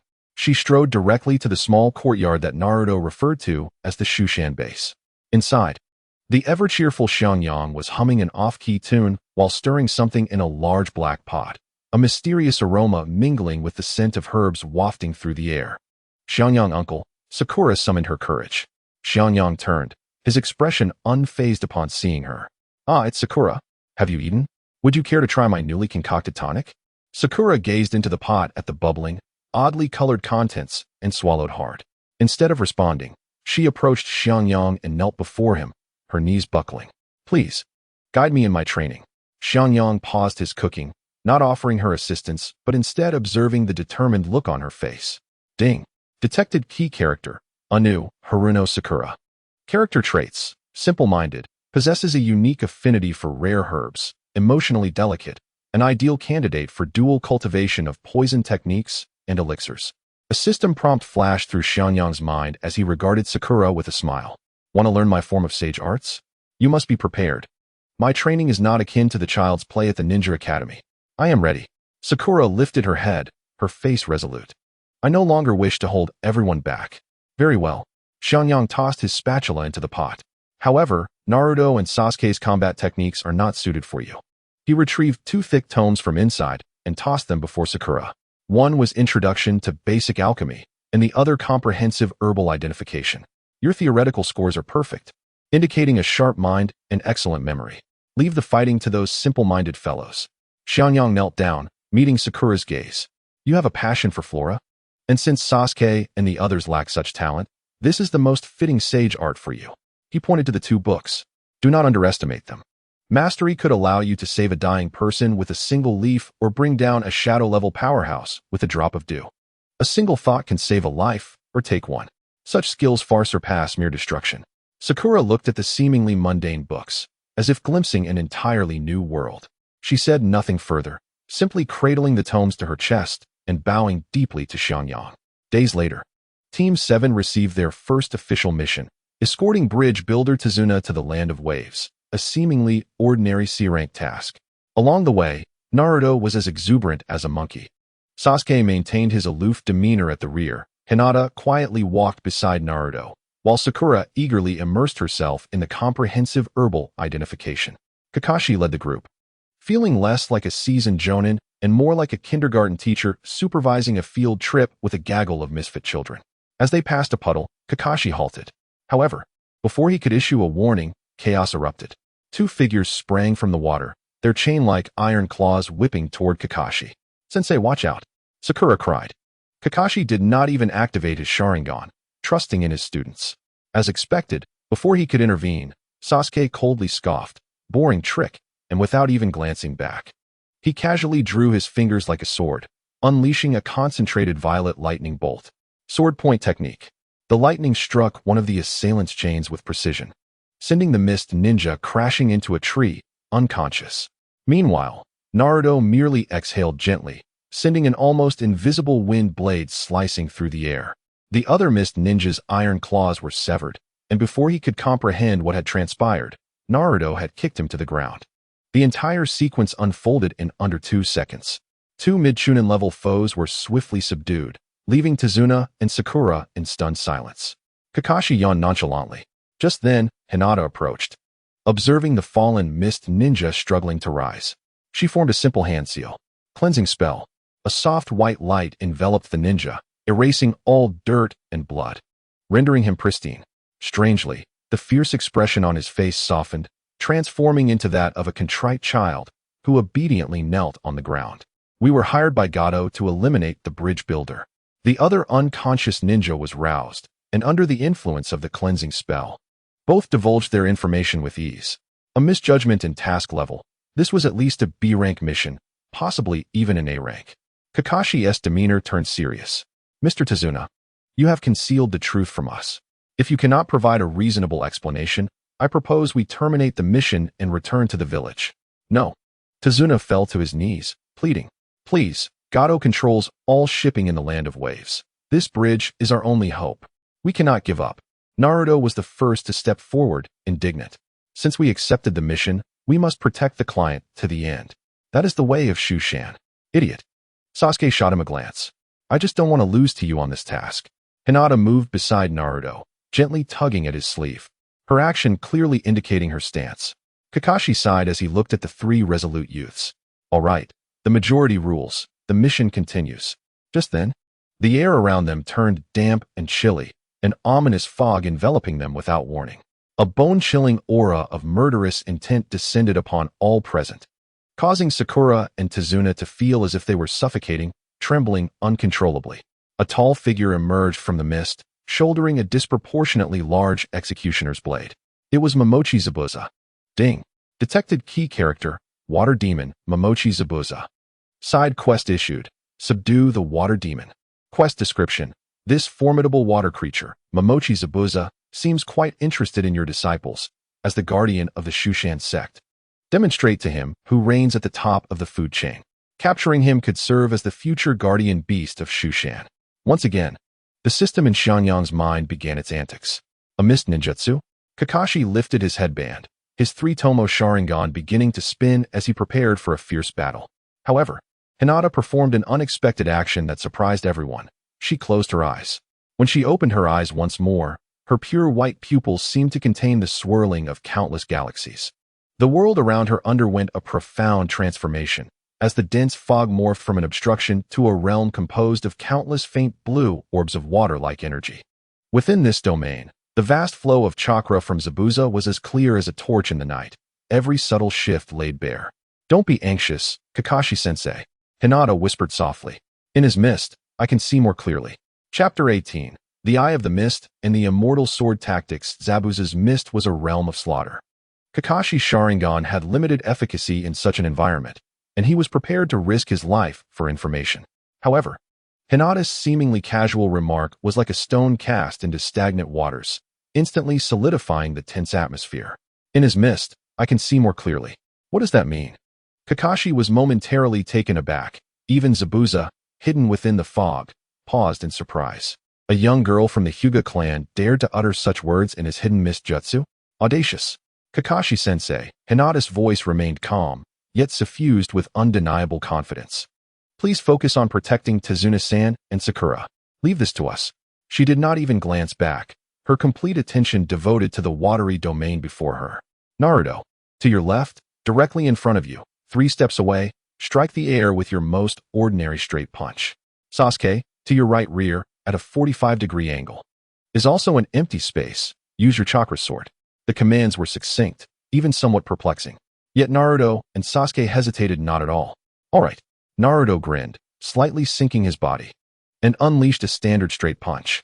The wind from his fist carried a layer of azure energy almost indistinguishable to the naked eye. Sasuke was even more straightforward.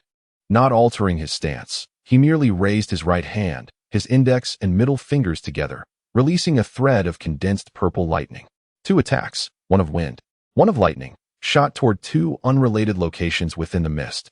Kakashi was utterly bewildered by this maneuver, wondering if it was merely a form of intimidation. But the next moment, his forehead protector nearly fell in astonishment. The wind punch and the lightning strike traced bizarre arcs in the air, ultimately converging at a single point. Boom.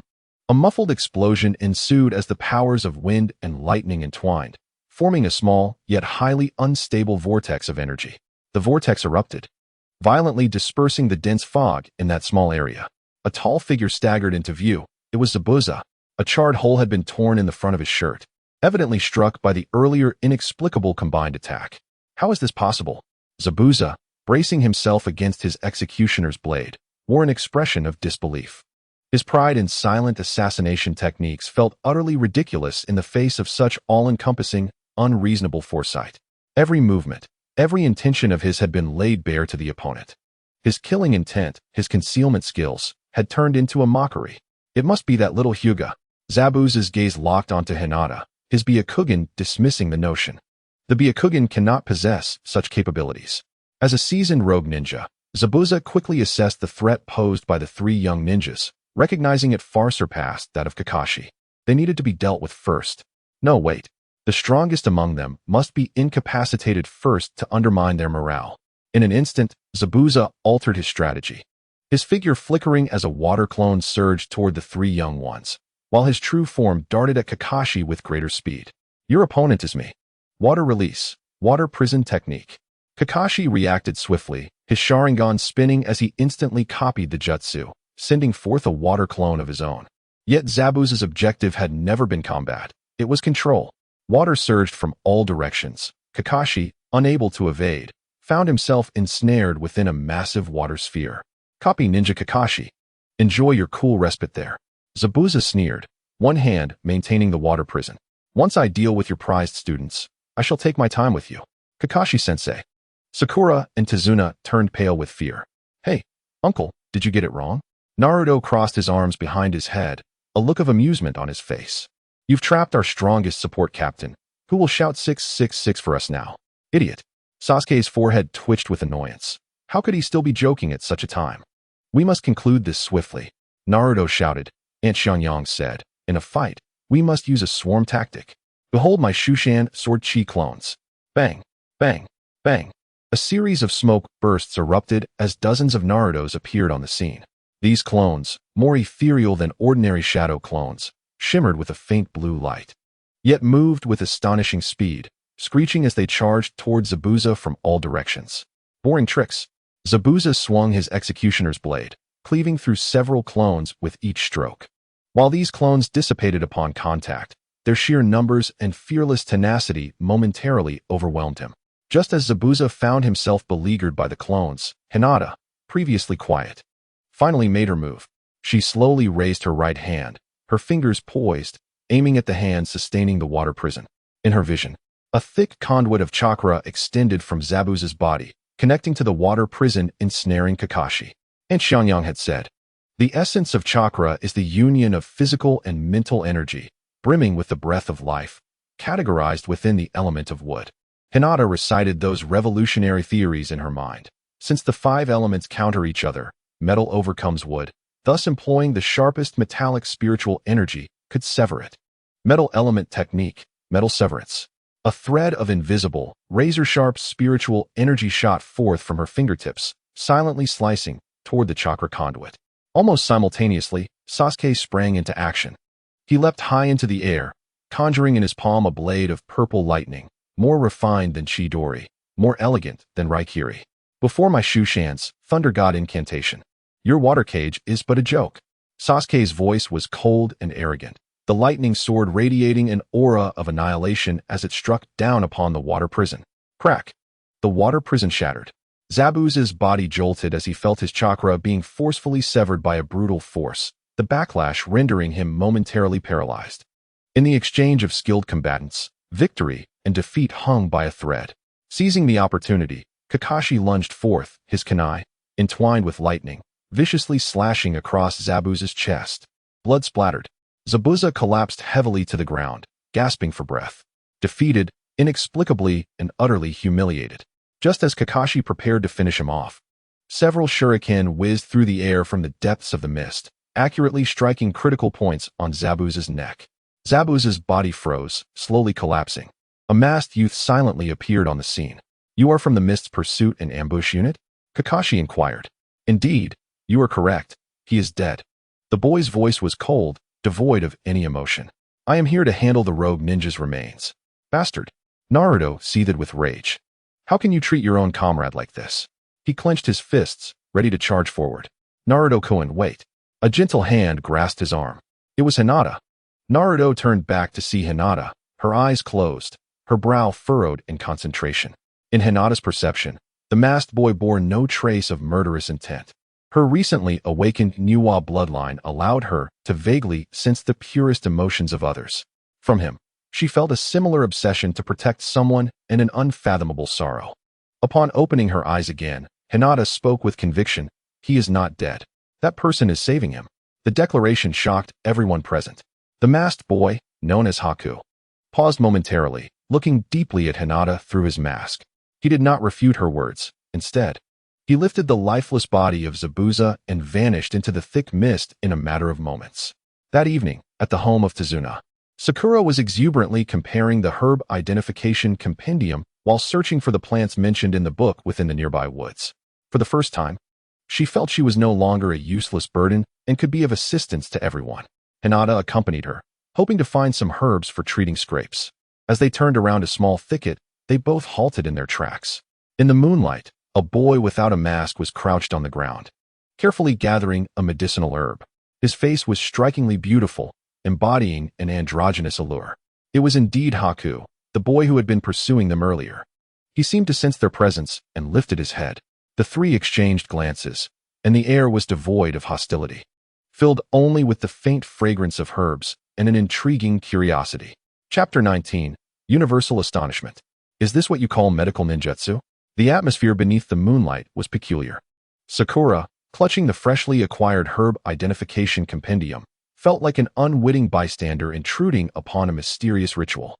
She glanced at the stunning boy before her, and then at the serene Hinata beside her, deciding to remain silent, prepared to use the book as a makeshift weapon if necessary. It was Hinata who ultimately broke the silence. Without adopting any combat posture, she gently spoke. "You cherish him, don't you?" Haku's movements ceased as he looked up, his pure black eyes reflecting Hinata's figure. Hinata's cheeks flushed slightly, yet her tone remained earnest, reminiscent of someone who wished to protect a loved one. Haku's entire being froze. He had always been a tool for Zabuza, willing to transform into the sharpest blade or the sturdiest shield to fulfill his master's dream. That was the entirety of his existence. Yet, this girl before him described him with words like cherish and protect. Those two terms felt like beams of sunlight that had never pierced his dark world, causing the ice encasing his heart to crack ever so slightly. He wanted to utter something, but his throat was dry. At that moment, A tall figure emerged silently behind Haku, radiating a heavy aura of killing intent. It was Zabuza. His body was wrapped in bandages. Resembling a mummy that had just crawled out of a coffin, with only one eye visible, fixated on Hinata and Sakura. Haku, what are you doing? Don't waste words with the enemy. Zabuza's tone was laced with vigilance. However, when his murderous intent met Hinata's presence, it felt as if he had collided with a warm cotton ball, dissipating into nothingness. He even sensed his own agitation from his injuries beginning to ease. This only served to irritate him further. There was something uncanny about this girl from the Hyuga clan. We are merely gathering herbs, Hinata replied, slightly bowing as she pulled Sakura behind her. Zabuza said nothing more, instead gripping Haku's shoulder and disappearing into the depths of the woods in a flurry of movements. Days later, at the bridge in the Land of Waves, a thick fog enveloped everything once again. Team 7, along with Zabuza and Haku, prepared for their final showdown. Finally here. It's time to settle the score from last time, Naruto exclaimed, his excitement palpable, as if this were not a life-or-death battle, but rather an eagerly awaited amusement park attraction. Sasuke stood coolly with his hands in his pockets, silent, yet subtle arcs of purple lightning began to dance around him. Ninjutsu, ice mirror. Haku's figure melted into the ice mirrors that arose around him, multiplying into countless reflections. A multitude of sunbon needles shot forth from all directions, enveloping Sasuke entirely. Sasuke, Naruto shouted, rushing in without a second thought. Idiot! Don't come in here! Sasuke yelled. In the next moment, Naruto found himself ensnared within the ice mirrors, back to back with Sasuke, as they desperately fended off the relentless onslaught. Damn it! Where is he? I can't see him at all, Naruto exclaimed, throwing kunai but only managing to strike at mere phantoms. Sasuke's situation was even worse. Several sunbon had already pierced him, staining his dark blue attire with blood. Ugh, this is troublesome. Sasuke gritted his teeth, acutely aware of his waning stamina. Outside the ice mirrors, Kakashi was entangled with Zabuza, unable to break free. Copy ninja. Your student seems to be in dire straits, Zabuza declared, his attacks growing increasingly fierce as he wielded his executioner's blade. Inside the mirrors, Sasuke was pushed to his limits by a barrage of sunbon, on the verge of being fatally struck. In a moment of desperation, he refrained from activating his Sharingan as he had in the original story. His uncle Xianxia had told him that the essence of lightning is high-frequency vibration, capable of disrupting all things. Since your mirrors are made of ice, I shall shatter them with lightning. Sasuke relinquished defense, channeling all his chakra and the energy known as sword energy into pure lightning power. With a crackle, a visible, violent purple electric field erupted from Sasuke, expanding violently outward. This was not merely a ninjutsu. It resembled a pure explosion of energy. Crack, crack, crack. All the ice mirrors trembled violently, distorting like water disturbed by thrown stones rather than shattering. The reflections within became blurred as the crystalline structure was forcibly disrupted, rendering it unstable. What? Hiding within the mirrors, Haku was jolted into visibility by this unreasonable force, a trickle of blood escaping his lips as his complexion turned pale. Meanwhile, Kakashi seized the opportunity presented by Zabuza's distraction. It's over. He gathered blinding lightning in his palm, the cries of 1,000 birds echoing once more. Raikiri. He struck with unparalleled speed toward Zabuza's heart.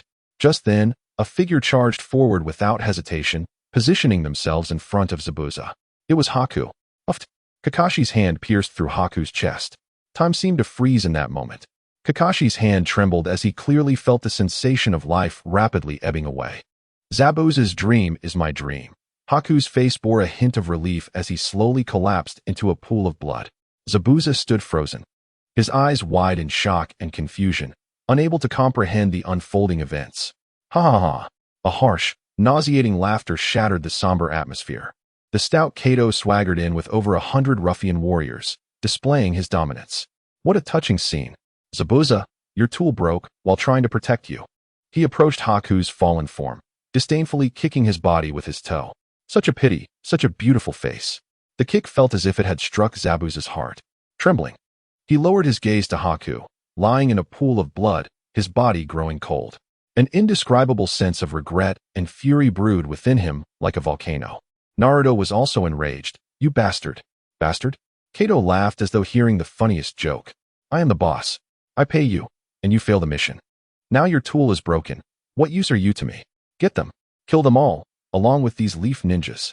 At this tense moment, a voice, audible only to xianxia, echoed in his mind. Ding. Key plot node detected. Emergency mission triggered. The compassion of the saintess. Mission objective. Enable Zhao Linger, Hinata Hyuga, to save Tsai Haku, who sacrificed herself for the protector.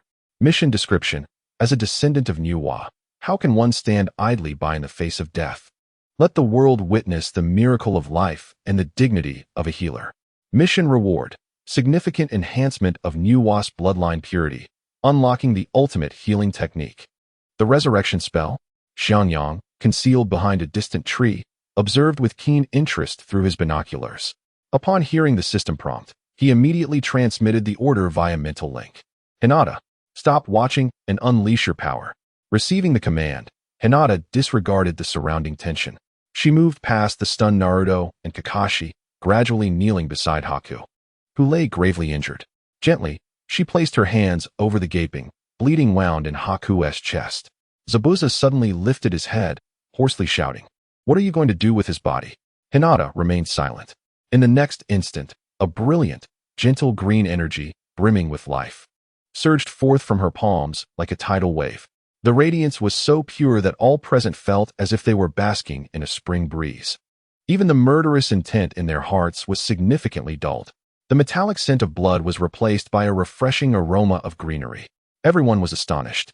Kakashi's blood-stained hand trembled uncontrollably, and for the first time, cracks appeared in Sasuke's icy demeanor. Naruto's mouth hung open, large enough to fit an egg. Before their incredulous gazes, a miracle unfolded. The green light, like living threads, began to actively stitch together Haku's ghastly wound. Torn muscles quivered, broken bones reassembled, and even the charred tissues from Raijin's strike rejuvenated under this force. Most astonishingly, the heart that had ceased its beating began to tremble weakly beneath the green glow. Thud, like the first heartbeat of creation. Demonic arts. Kato snapped back from his stupor, his face first reflecting extreme fear, quickly overshadowed by frenzied greed. Immortality. Eternal life. He imagined the greatest treasure of the world before his eyes. Kill her. No. Capture her. Seize that woman with the demonic arts. Kato shrieked in madness. Chapter 20. The divine punishment of the iron pot and the fate of the demon man. Kato's frenzied screams echoed across the bridge, piercing the air frozen by the miracle. Kill her. No. Capture her. Seize that woman with the demonic arts. Hundreds of rogue samurai, intoxicated by fantasies of wealth and immortality, gripped their weapons, their faces alight with greed and malice. They resembled a pack of hyenas sniffing blood, poised to pounce on the girl kneeling on the ground. Radiating a sacred green light, Zabuza attempted to rise, but his wounded body rendered him incapable, leaving him helplessly watching. Kakashi shielded Team 7 behind him, his three-tomo Sharingan spinning rapidly, calculating the optimal escape route, yet the result was despairing. There were simply too many. Just as the first rogue samurai's sword was about to descend, a languid yet unmistakably clear voice drifted down from the heavens. Hey, hey, hey! Are you all trying to bully my little princess in front of me, her guardian? Have you never faced death, or are you simply tired of living? Everyone instinctively looked up. A man descended leisurely from the sky, stepping upon a gleaming black frying pan, as if riding the latest model of flying apparatus. He ambled down as though he had merely stepped out for a stroll, casually observing the scene. Xiangyang. He landed firmly before Hinata, his towering figure completely shielding the girl, effectively obstructing the charge of the rogue samurai. The frying pan flew back into his hand, which he hefted casually, producing a dull metallic sound. A group of hired thugs dared to steal the spotlight from our protagonists? Xiangyang did not even glance back at them.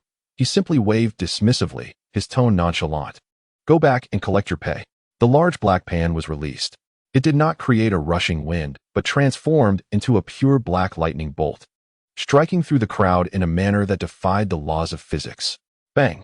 The first samurai struck, his greedy expression still intact, until the back of his head met the pan with a jarring intimacy.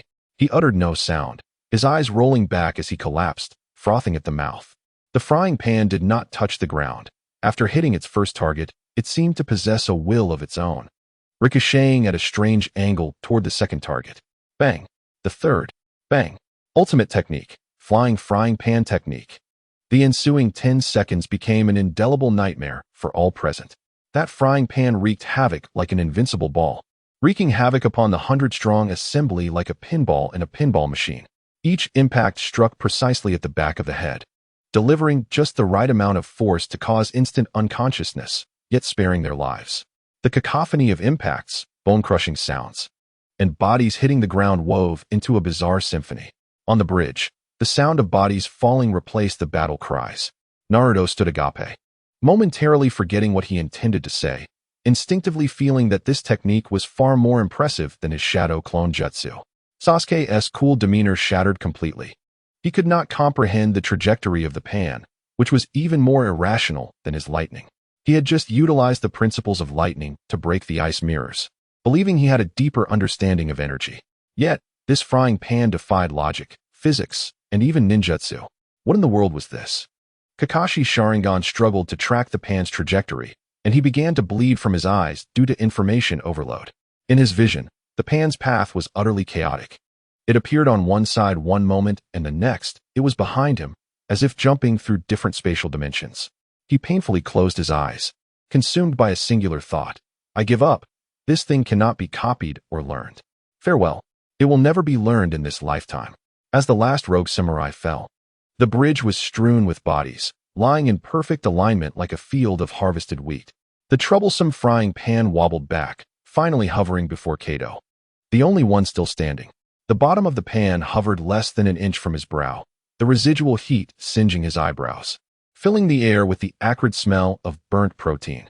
Kato's legs buckled, collapsing to the ground, a dark stain rapidly spreading across his trousers. Xianxia snapped his fingers, instantly appearing before Kato. Grasping him by the nape as one would a chick, he swiftly searched the man's body. Dragon-S claw technique activated. Wallets, keys, gold bars, and various trinkets flew from Kato's person, guided by invisible strings, landing precisely in Xianxia's grasp. The wallet, got it. The Swiss banknote, ugh. Hidden in the underwear lining. How disgusting. With a look of disdain, Xianxia extracted a damp scroll, pinching it between two fingers, and dried it with wind release. A few land deeds, a seemingly worthless jade pendant, and a small pouch of military food pills. This one is mine. In mere seconds, Kato's entire fortune was stripped away. Xianxia casually tossed him aside like trash before stepping up to Zabuza. He tossed a small porcelain vial, which arced through the air and was instinctively caught by Zabuza. Two choices. Xianxia crouched down, meeting the gaze of the once dreaded Zabuza. First, consume this elixir and accompany me, from this moment forth. The skies shall be vast, and the seas boundless. Let us not cross paths again. He paused, pointing at himself with a teasing smile. Second, follow me. I am fiercely protective of my own. Should one of mine wish to reach for the moon, I shall provide the latter. I offer you, along with your loyal attendant, a true haven and a promising future. Zabuza cast another glance at the elixir in his hand before turning to the figure enveloped in green light. Under Hinata's relentless resurrection jutsu, the flatness of Haku's chest had returned, and a hint of color graced his pallid face. That faint yet steady heartbeat resonated through Zabuza's chakra perception, clearly conveying the message. He lives, not as a mere tool destined for death, but brought back from the abyss by an unfamiliar girl, who should have been his foe, through a miracle beyond his comprehension. Zabuza looked up at Xianxia once more. This man, with a monstrous strength and a whimsical approach to action, possessed an inexplicable reliability. A future?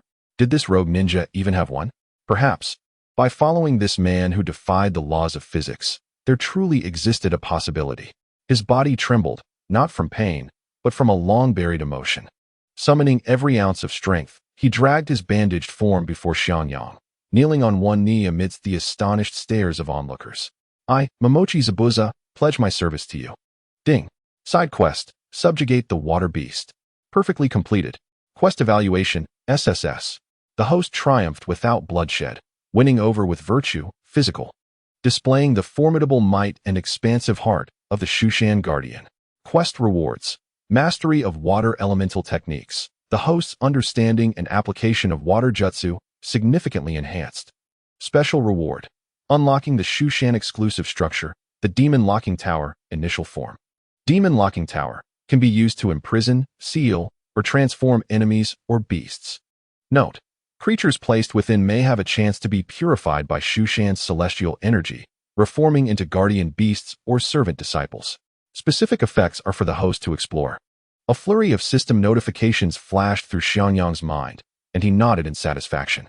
Clearing his throat, he announced to the trembling workers on the opposite end of the bridge, along with Kato's subordinates, whom he had just revived with healing techniques. From this day forth, all of Kato's enterprises are officially under my management. We shall establish the Xianxia Heavy Industries branch in the Land of Waves. This bridge will be completed, with all funding overseen by Mr. Kato's charitable donations. Kato, named directly, rolled his eyes and fainted. The atmosphere on the journey back was peculiarly tense. Behind Team 7 walked two new companions.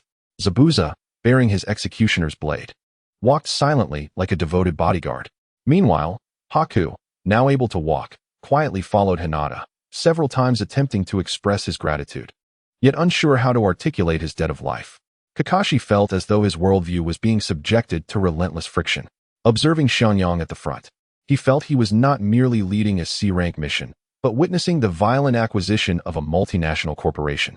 He began to dread how to convey this task report in a way that would convince the third Hokage of his sanity. Upon returning to Konoha, Kakashi's report was urgently delivered to the Hokage building.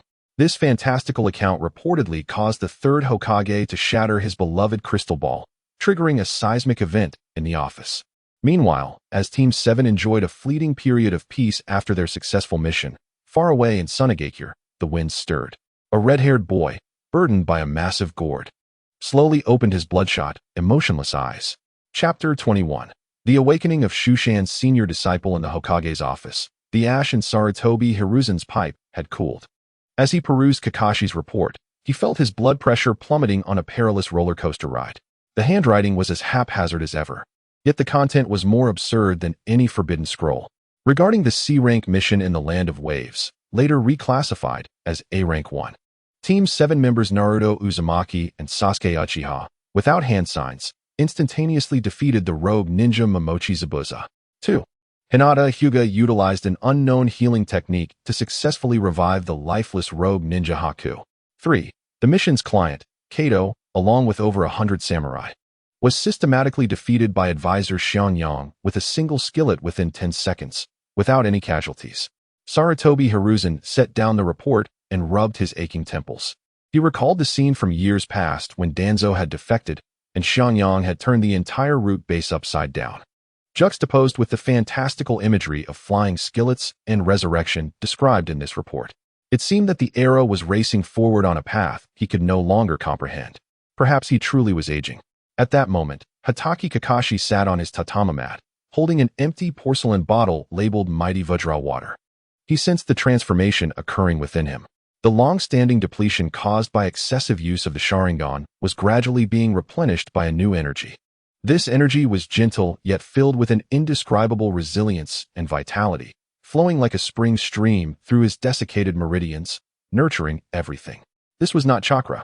Kakashi closed his left eye, attempting to sever the influence of the Sharingan. He tried to harness this newfound energy, which proved far more docile and powerful than chakra. He recalled Naruto's fists enveloped in azure energy on the bridge, Sasuke's lightning coalescing without hand signs, and Hinata's radiant green light, which felt otherworldly.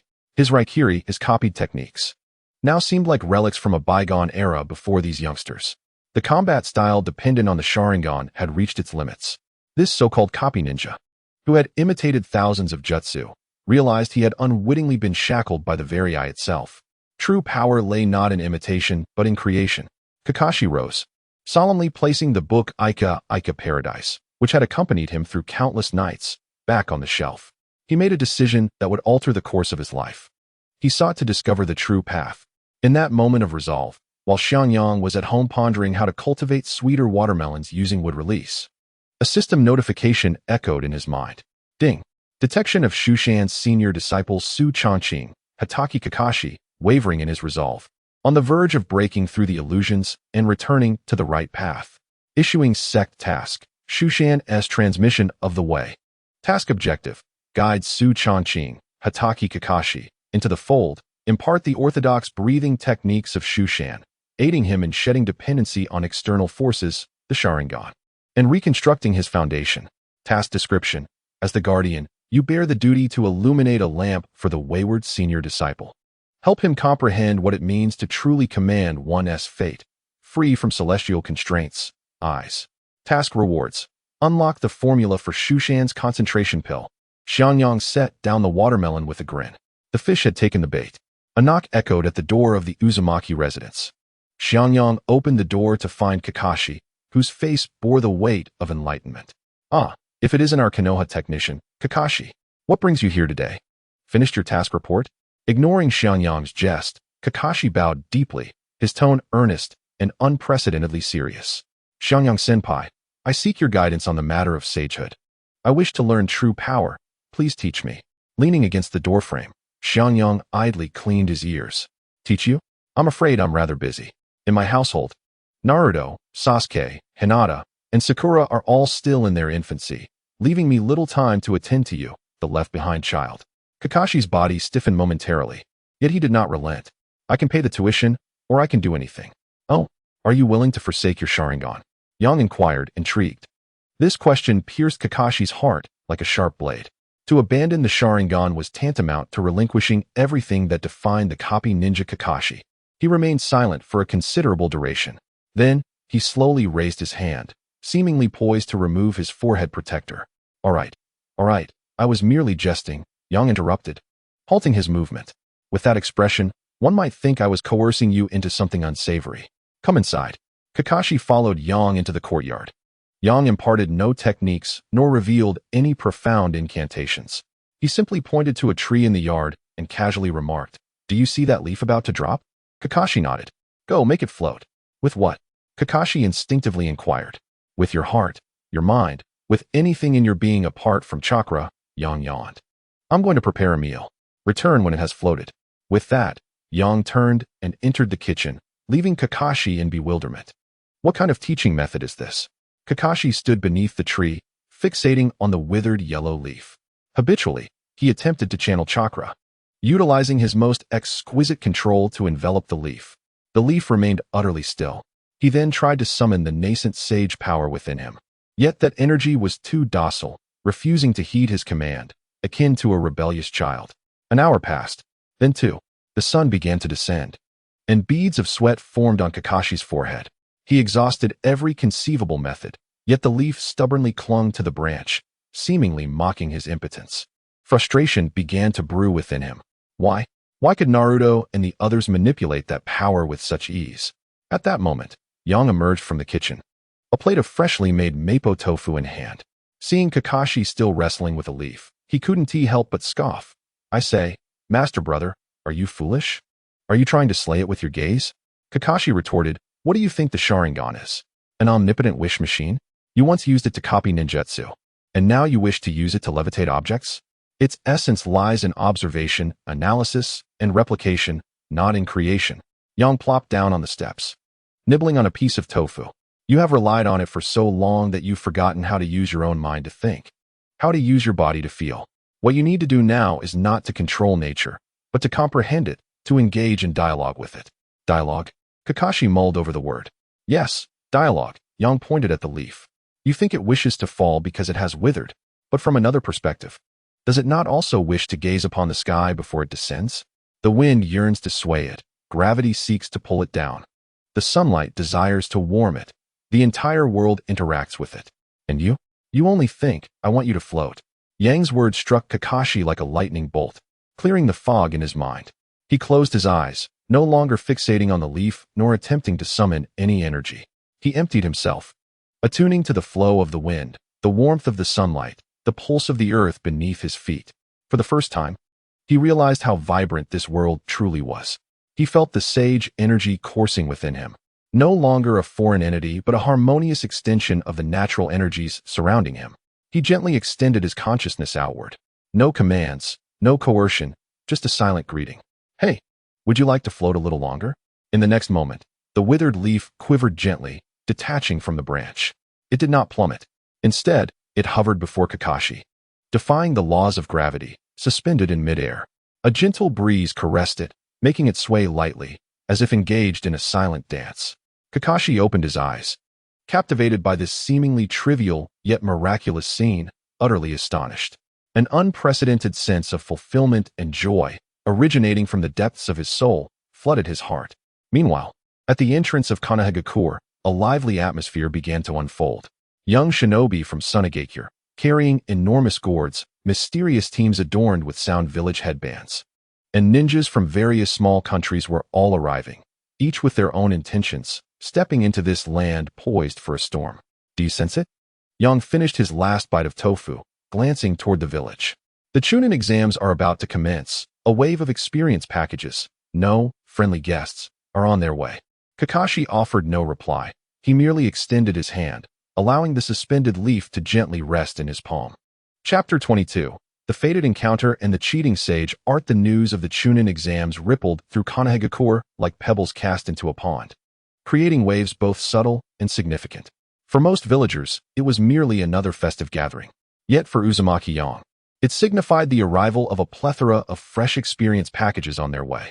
At the village's entrance, 3 figures, radiating the heat and sharpness of the desert, stepped onto this verdant land. The leading woman bore a colossal fan, while the boy beside her carried a bandaged object resembling a puppet, both displaying disdain for their surroundings. Hey, Kankuro, is this Konoha? It doesn't seem impressive at all, rather soft, Temari remarked. Patience, sister, the game has only just begun. Kankuro's gaze swiftly locked onto a hyperactive young boy. Konoha Maru, flanked by his 2 subordinates, was proudly patrolling the path when he inadvertently collided with Kankuro's leg. You there? Can't you watch where you're going? Kankuro seized Konoha Maru by the collar, a malicious grin plastered on his face. Let me go? Do you know who I am? I am the grandson of the 3rd Hokage. Konoha Maru struggled. Oh, the Hokage's grandson? Kankuro's smile widened. Then I certainly can't let you go. You're perfect for testing my new puppet. Just as he prepared to act, a vibrant voice rang out from a distance. I say, what skill is it to bully a child? Naruto sauntered over, hands clasped behind his head. Not far behind him, Sasuke leaned against a tree, hands in his pockets, wearing an expression that suggested he was merely a bystander, but ready to strike like lightning should Kankuro make a move. Another fool who's unaware of his own mortality. Kankuro released Konoha Maru, turning to Naruto. What? Do you aspire to be a hero? Hero is a bit much, Naruto grinned. It's just that my uncle said, when out and about, if you see something displeasing, you either endure it or make it pleasing. I find your face quite displeasing. Seeking death. Kankuro was about to unfasten the puppet on his back. A hoarse, cold voice devoid of any emotion echoed from behind them. Stop, Kankuro, do not disgrace the village here. Everyone froze. A red-haired boy, carrying a massive gourd, hung upside down from a tree branch.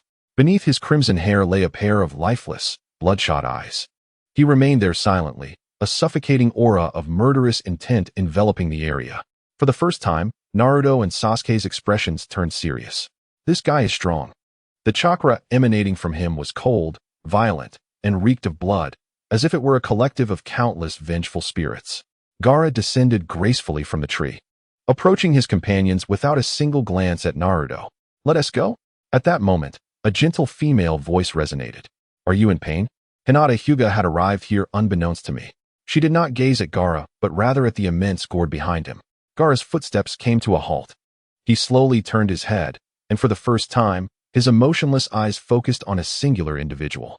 Through Hinata's Niwa spirit vision, Gaara appeared enveloped in a dark red energy, brimming with brutality and resentment.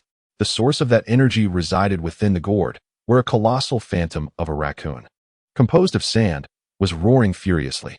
She could even discern beneath that tempestuous energy a small, weeping soul curled up in a corner, silently crying.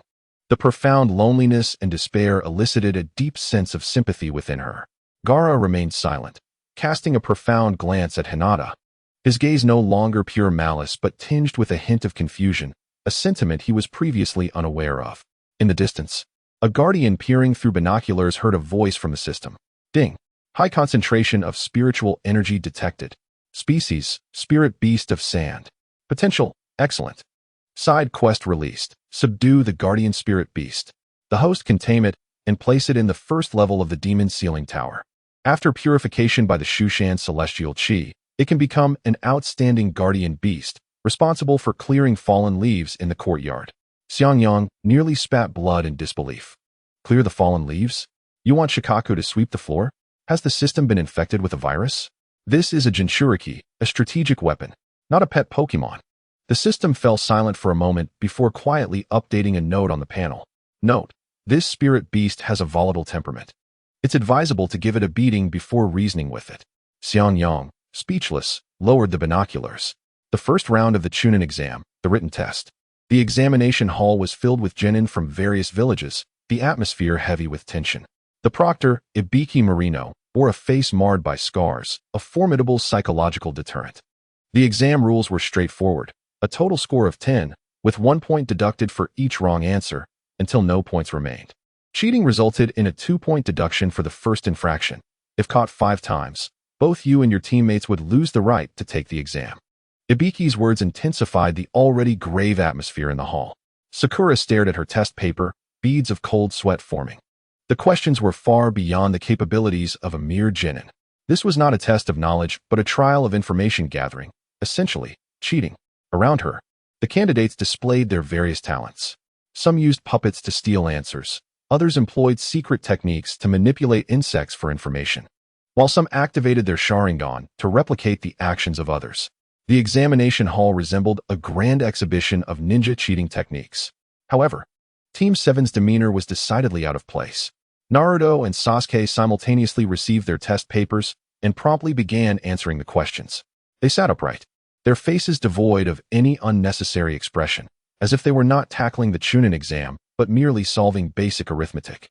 Their minds, honed through Xiangyang's various rigorous training methods, were as steadfast as a rock. The psychological pressure exerted by Ibiki was akin to a gentle breeze against them. With calm hearts and swift minds, they dismantled the difficult questions on the paper one by one, leveraging their exceptional cognitive abilities. Meanwhile, Hinata closed her eyes. In her Nuwa spirit vision, the entire examination hall transformed into a realm composed of energy points.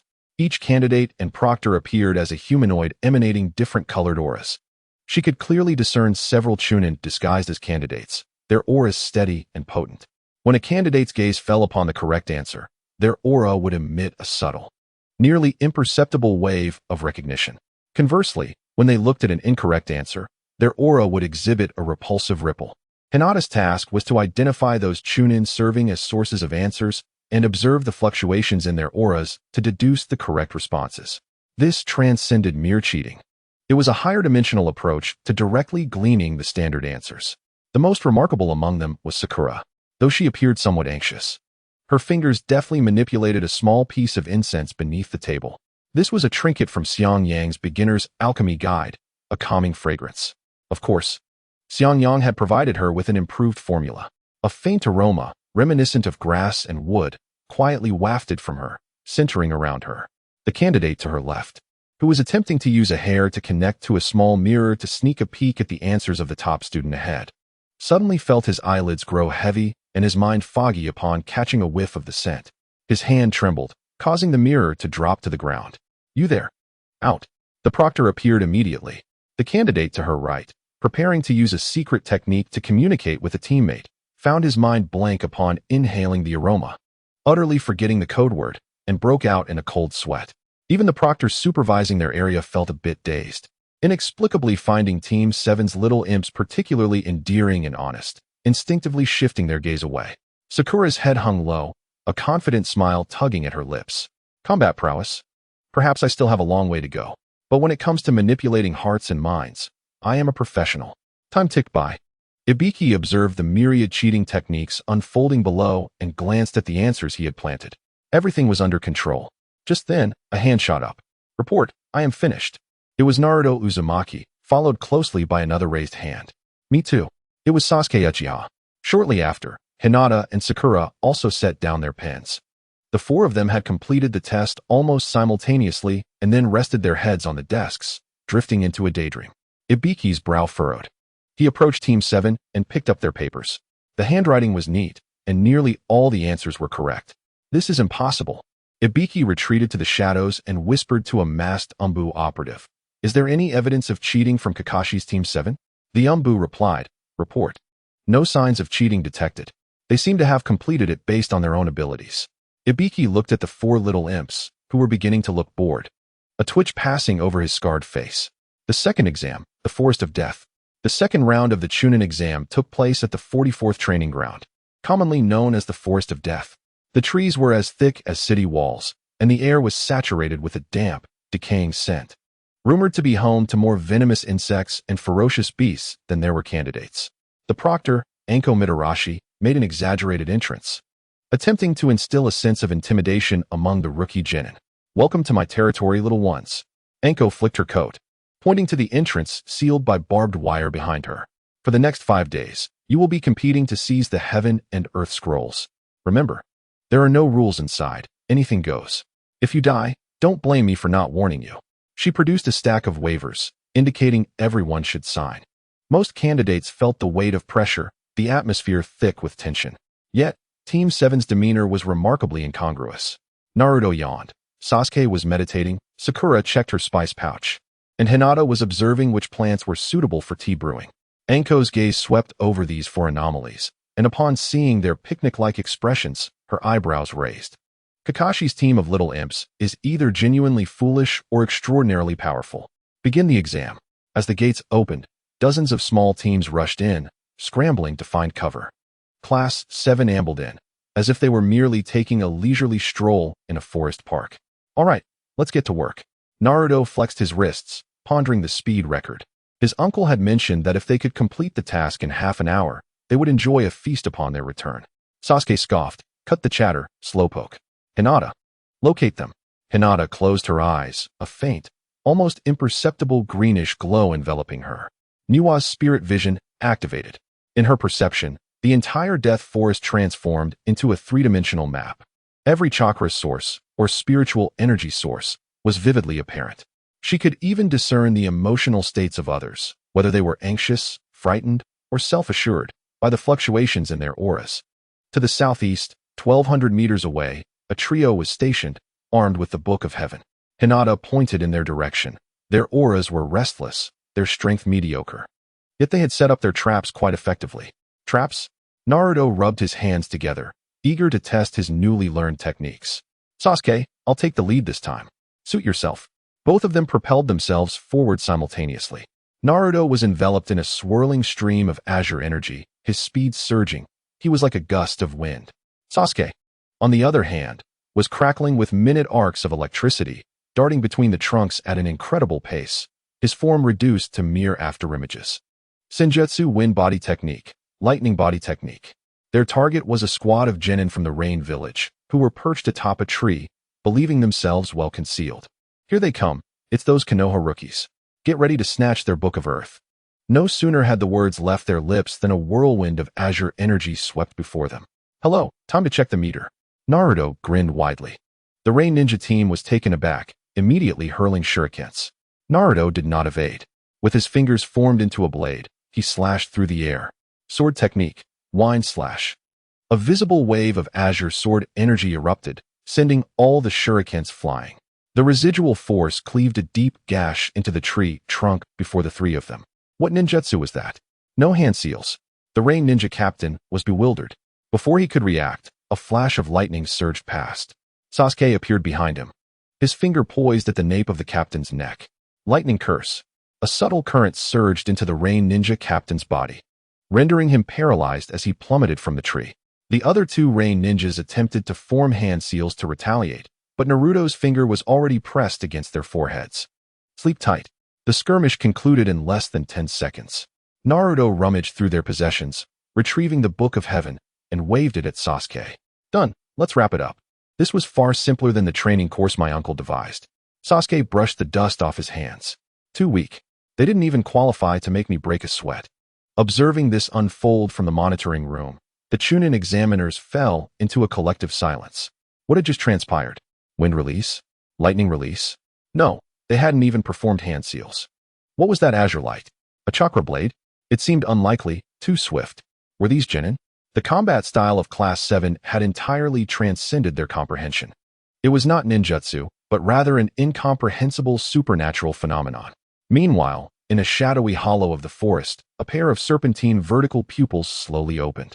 Orochimaru, the legendary Sannin, was currently infiltrating the exam grounds disguised as a grass ninja. His initial objective was to acquire the potentially limitless Sharingan of Uchiha Sasuke. However, the trajectory of this world had subtly shifted. Due to the butterfly effect caused by Uzumaki xianxia, the Uchiha clan had not been annihilated. Uchiha Itachi, the prodigy, remained an elite jonin of Konoha, rather than a rogue ninja of the Akatsuki. Orochimaru had not endured the absolute humiliation of being slain by Itachi with a mere glance. Thus, his obsession with the Sharingan was far less intense than in the original narrative. What truly captivated him was a piece of intelligence from the Land of Waves regarding a report on resurrection. Orochimaru extended his long tongue, licking his lips. Through spies embedded in Konoha, he had learned of the strange abilities possessed by this girl. It was not medical ninjutsu, but rather a pure, life-affirming energy. Immortality, that was the ultimate goal I pursue. The Sharingan is merely a tool, and this girl may well be the key to eternity. Orochimaru's form transformed into that of a colossal serpent, silently weaving through the jungle. Uzumaki xianxia reclined in his yard, leisurely munching on a chilled watermelon, his legs crossed. Though he was not present at the scene, the half-baked monitoring system allowed him to grasp the general situation of the exam ground. Not bad. My little ones are growing increasingly in sync. He observed the cooperation between Xiaoyao and Yuru, and the support from Linger was also on point. Anu is, well, trying her best. Xiangyang felt satisfied with the performance of the youngsters. Utilizing cultivation techniques to tackle a ninja exam, this was a dimensional strike. Just then, the system emitted a harsh alarm. Beep, beep. Warning. High concentrations of malevolent energy detected approaching the protagonist group. Target identified. Evil Sword Immortal, Orochimaru. Warning. Evil Sword Immortal harbors extreme malice towards the descendant of Nuwa, Hinata Hyuga. His objective appears to be the acquisition of Nuwa's bloodline. Xiangyang spat out a watermelon seed. Cough, cough. Orochimaru, what is he doing here? Wait, he's targeting Hinata. Xiangyang bolted upright. This was not right. Shouldn't he be off looking for Sasuke instead? Why was he now fixating on my little cabbage? The system panel displayed a line of blood-red text. The narrative line has significantly deviated. Due to the host's intervention, the evil sword immortal, Orochimaru, perceives the value of Nuwa's bloodline to far exceed that of a typical sage physique, Sharingan. What do you mean typical sage physique? Xiangyang couldn't help but curse. Is your assessment standard a bit off? Is the Sharingan now common as cabbage? The system remained silent for 2 seconds before replying. Based on energy level assessment, Nuwa's bloodline, awakening, potential S, Sharingan, not yet open to Mangekyo, potential A. Xiangyang couldn't afford to argue with the system. Orochimaru targeting Hinata was a serious matter. Although Hinata currently had the resurrection curse protecting her, she lacked combat experience. And Orochimaru's methods were insidiously cunning. It seemed he would need to stretch his limbs. Xiangyang stood up, brushing off the watermelon juice from his hands. In the center of the Death Forest, Class 7 had gathered the scrolls of heaven and earth, preparing to head toward the central tower. This is going too smoothly. It feels a bit dull. Naruto stuffed the scroll into his pack. Don't let your guard down. Sasuke said this, yet his expression was also relaxed. Just then, a chilling, viscous aura, saturated with malevolence, suddenly enveloped the entire area. The air seemed to freeze, and even the sounds of insects ceased instantly. Naruto and Sasuke's body stiffened. This sensation was 100 times more terrifying than Zabuza's murderous intent. It felt as though they were being targeted by an ancient behemoth. Every cell in their bodies screaming in terror. Their sage energy began to autonomously circulate, attempting to resist this overwhelming pressure, but to little effect. The energy level of the opponent was far too high. Who is it? Sasuke forcibly summoned his lightning chakra to shield Hinata and Sakura. A figure emerged slowly from the shadows of the tree trunk. It was a ninja wearing the headband of the grass village, his complexion pale, and a disconcerting smile graced his face. He, truly remarkable little ones. Orochimaru. Though Naruto and Sasuke had never seen him, they instinctively sensed an extreme danger. Do you desire the scroll? Naruto clenched his fists, azure winds swirling in his palms. The scroll? That kind of thing holds no interest for me. The grass ninja, Orochimaru, gazed past them, his eyes fixated on Hinata. It was the fervor and greed of a scientist encountering a perfect specimen. What piques my interest? Little girl, is you. Hinata felt a shiver run down her spine. In her, Nuwa's spiritual vision, the figure before her was anything but human. He was a grotesque creature formed from countless twisted souls and resentments. exuding a dense aura of death. How pure the vitality I can sense. The blood within you stirs to life. Orochimaru's voice became hoarse and exhilarated. Give it to me. You shall not. Both Sasuke and Naruto erupted simultaneously, launching a combined assault of wind and thunder towards Orochimaru. Overreaching, he scoffed, merely releasing a more potent chakra pressure. Hidden shadow snake hands.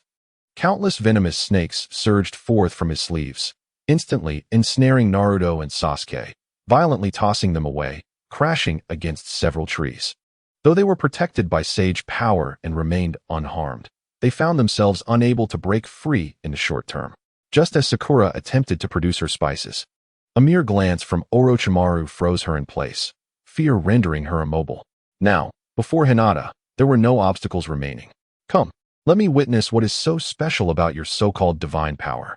Orochimaru's neck elongated abruptly like rubber, a foul wind carrying it as he lunged towards Hinata's neck. Chapter 24. The Divine Power of Nuwa, Curse Seal Rebound. At the critical moment, Hinata did not scream or retreat. Since the day her uncle Xianxia brought her to Mount Shu, the timid and cowardly version of herself had been buried. You shall not. With a clear shout, a resplendent green light erupted from Hinata. The energy was gentle yet resolute, akin to new sprouts breaking through the earth in spring, brimming with unstoppable vitality. The chilling murderous intent released by Orochimaru was washed away in an instant, as if it had encountered the blazing sun melting snow. Naruto and Sasuke felt a sudden lightness. The terrifying pressure that immobilized them vanished. Hinata, they exclaimed, astonished and overjoyed. For the first time, Orochimaru's snake-like eyes revealed a look of astonishment. What pure life energy, even more pristine than Hashirama's would release. His greed ignited to its peak. Fascinating, utterly fascinating. His elongated neck did not slow but accelerated instead. Hinata swiftly formed hand seals. It had become an instinctive action, yet she soon recalled her uncle Xiangyang's teachings. Sage techniques do not require such elaborate rituals. She abandoned the seals, extending her fair hand forward, pressing lightly into the air. 5-element technique, water dragon bullet. Without a torrent of water, a crystalline dragon composed entirely of pure water elements emerged from thin air, roaring as it charged towards Orochimaru. Ninjutsu without hand seals. Orochimaru scoffed, spitting forth several snakes that easily shredded the water dragon. Yet Hinata's assault did not cease. 5-element technique, earthen wall. A robust earthen wall rose from the ground, positioning itself before her. Futile, little girl. Orochimaru's neck slithered around the wall like a specter, his venomous fangs mere inches away. At that moment, Naruto and Sasuke, having gained the time Hinata afforded them, finally unleashed their power. Don't let her bear the burden alone. I know. Sage wind cloud body technique. Azure currents and leaping arcs of electricity ignited once more, the two flanking her, transforming into fleeting shadows, their kunai entwined with their sword energies, aimed directly at Orochimaru's neck. Overreaching. Orochimaru did not even glance back, instead unleashing 2 massive snakes from his sleeves, which lashed out like whips, striking the two mercilessly. Uffed. Naruto and Sasuke were sent flying like kites with severed strings, crashing heavily against tree trunks, spitting blood. The disparity in strength was colossal. This was not a battle of the same caliber. Now, no one will disturb us. Orochimaru's serpent-like gaze locked onto Hinata once more, his face alight with fervent determination. He discerned that although this girl possessed godlike power, she lacked the skill to wield it, akin to a child clutching a mountain of gold. Let me see your potential. Your bloodline will become the cornerstone of my path to immortality. His sharp fangs finally pierced Hinata's neck. A cold, sinister chakra, brimming with ominous energy, surged into her body through the tip of the fang. This was Orochimaru's heavenly curse seal. However, at the moment the cursed energy invaded, an unprecedented change occurred. The Nuwa bloodline within Hinata seemed to be gravely insulted, boiling over in an instant. If Orochimaru's curse seal was filth-laden ink, then the Nuwa bloodline was the purifying holy light. A hum of indescribable divine energy erupted from Hinata, her neck skin not exhibiting the black curse seal patterns, but instead glowing with a blinding emerald light. The malevolent chakra Orochimaru injected could not endure even a second. Instantly washed away, purified, and dissolved by this divine life energy. Orochimaru suddenly emitted a shrill cry, unrecognizable as human. The purifying energy not only did not cease, but surged back through the channel of the cursed seal, violently rebounding. His soul felt as though it had been cast into sacred flames, burning furiously. The chakra networks throughout his body, used to cast the cursed seal, shattered inch by inch under the impact of this divine energy. What power is this? Fear etched itself on Orochimaru's face for the first time. This power seemed to be the natural nemesis of one like him, who pursued forbidden techniques, toyed with souls, and twisted life itself. He decisively retracted his neck. The fangs used to inject the cursed seal had turned charred, emitting smoke. He gazed at Hinata in terror, as if she were a monster. He could sense that a part of his very soul had been purified and evaporated by that energy. I will return. An overwhelming desire to survive overcame his greed. As Orochimaru endured the excruciating pain of his soul being torn apart, transforming into a fleeting shadow, retreating in disarray into the depths of the forest. With Orochimaru's departure, the terrifying pressure dissipated like smoke. The green light surrounding Hinata gradually receded, her body weakened, her vision blurred, and she fainted due to the energy outburst. Hinata, Naruto, and Sasuke, disregarding their injuries, struggled to rise and rushed to her side. Sakura, snapping out of her fear, hurried over, anxiously checking on her. How is she? What happened to her? Naruto exclaimed, beads of sweat dotting his forehead. Sasuke lifted Hinata, noticing her fair neck, which remained as smooth as ever. No cursed seal, not even a tooth mark. It was as if the harrowing events had been but a mirage. Although Team 7 had successfully overcome the crisis, the name Orochimaru loomed over them like a shadow, casting a pall over their hearts. They silently assisted Hinata and continued towards the central tower. Chapter 25. The Miracle of the Preliminary Round, Resurrection Spell. In the lounge of the central tower, due to the overwhelming number of teams passing the second exam, the third Hokage decided to introduce an additional preliminary round. Ahem, we will now commence the third exam's preliminary round. The proctor, Moonlight Breeze, announced the rules in a voice that seemed on the verge of faltering. The rules were simple, one-on-one, until one party died, fell unconscious, or voluntarily surrendered. Now, please observe the screen. The names on the screen scrolled rapidly before finally settling on. Uchiha Sasuke versus Akidu Armor. Oh ho, what a promising start. Xianxia whistled from the stands. Akidu Armor stepped onto the field, adjusting his goggles with a confident grin. A genius of the Uchiha? I shall gladly accept your chakra.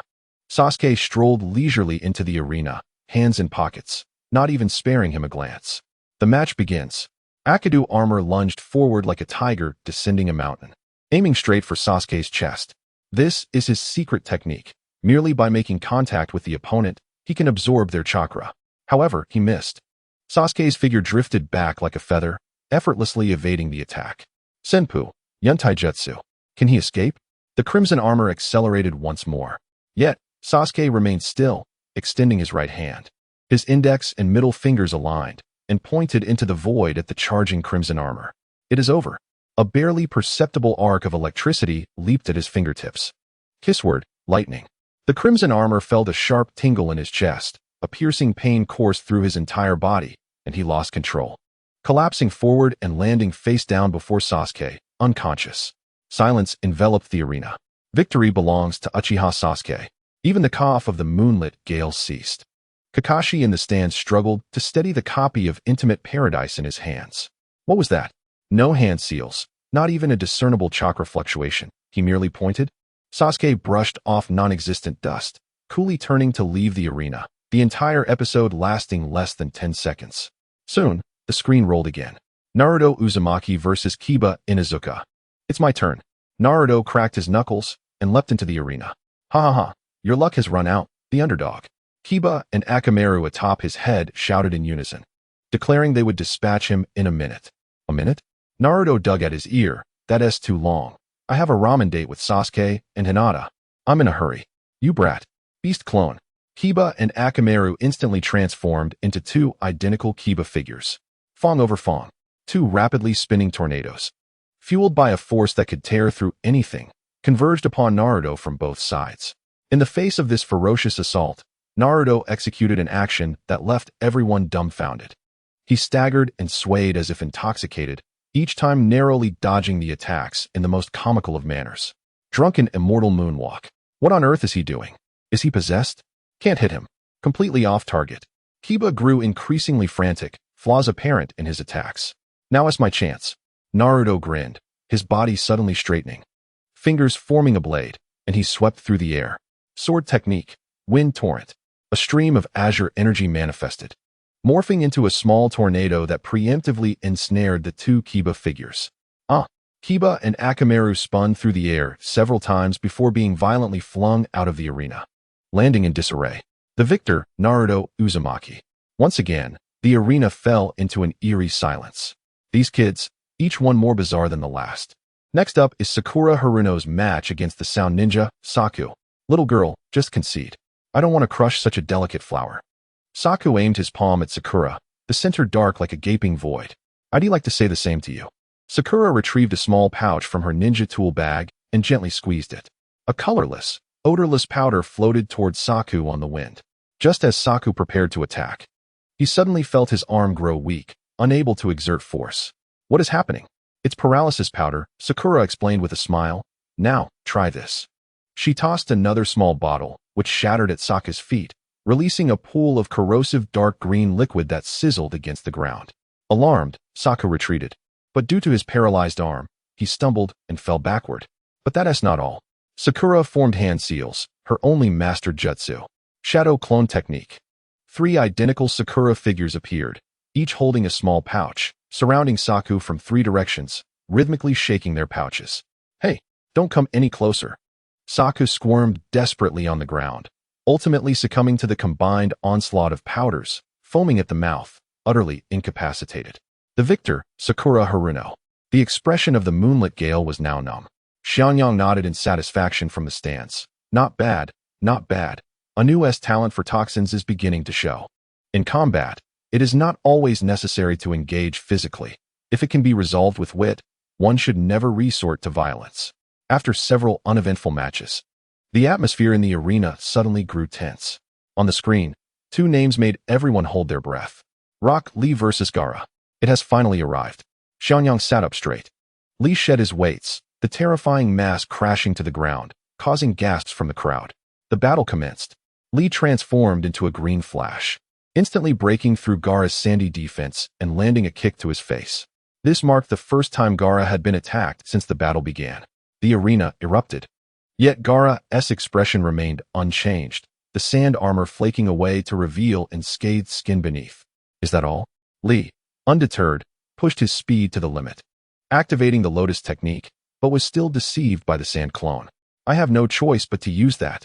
Lee's skin began to redden, an overwhelming chakra erupting from him.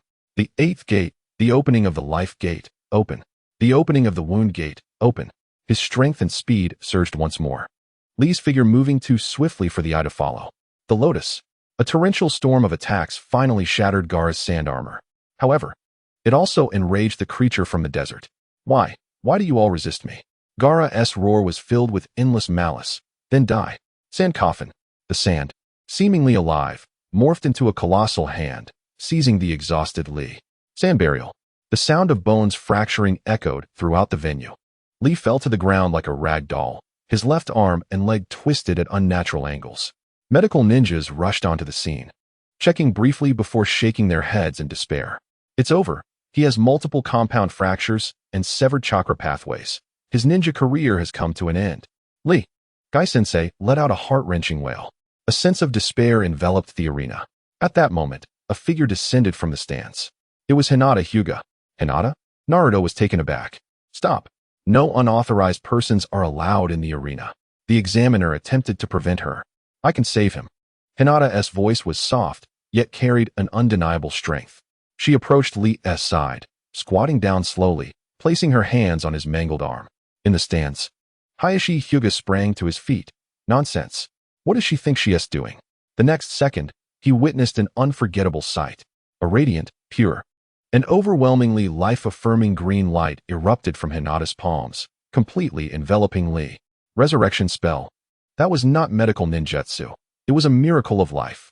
Under the green light, Lee's shattered bones made cracking sounds as they realigned at a visible pace, healing.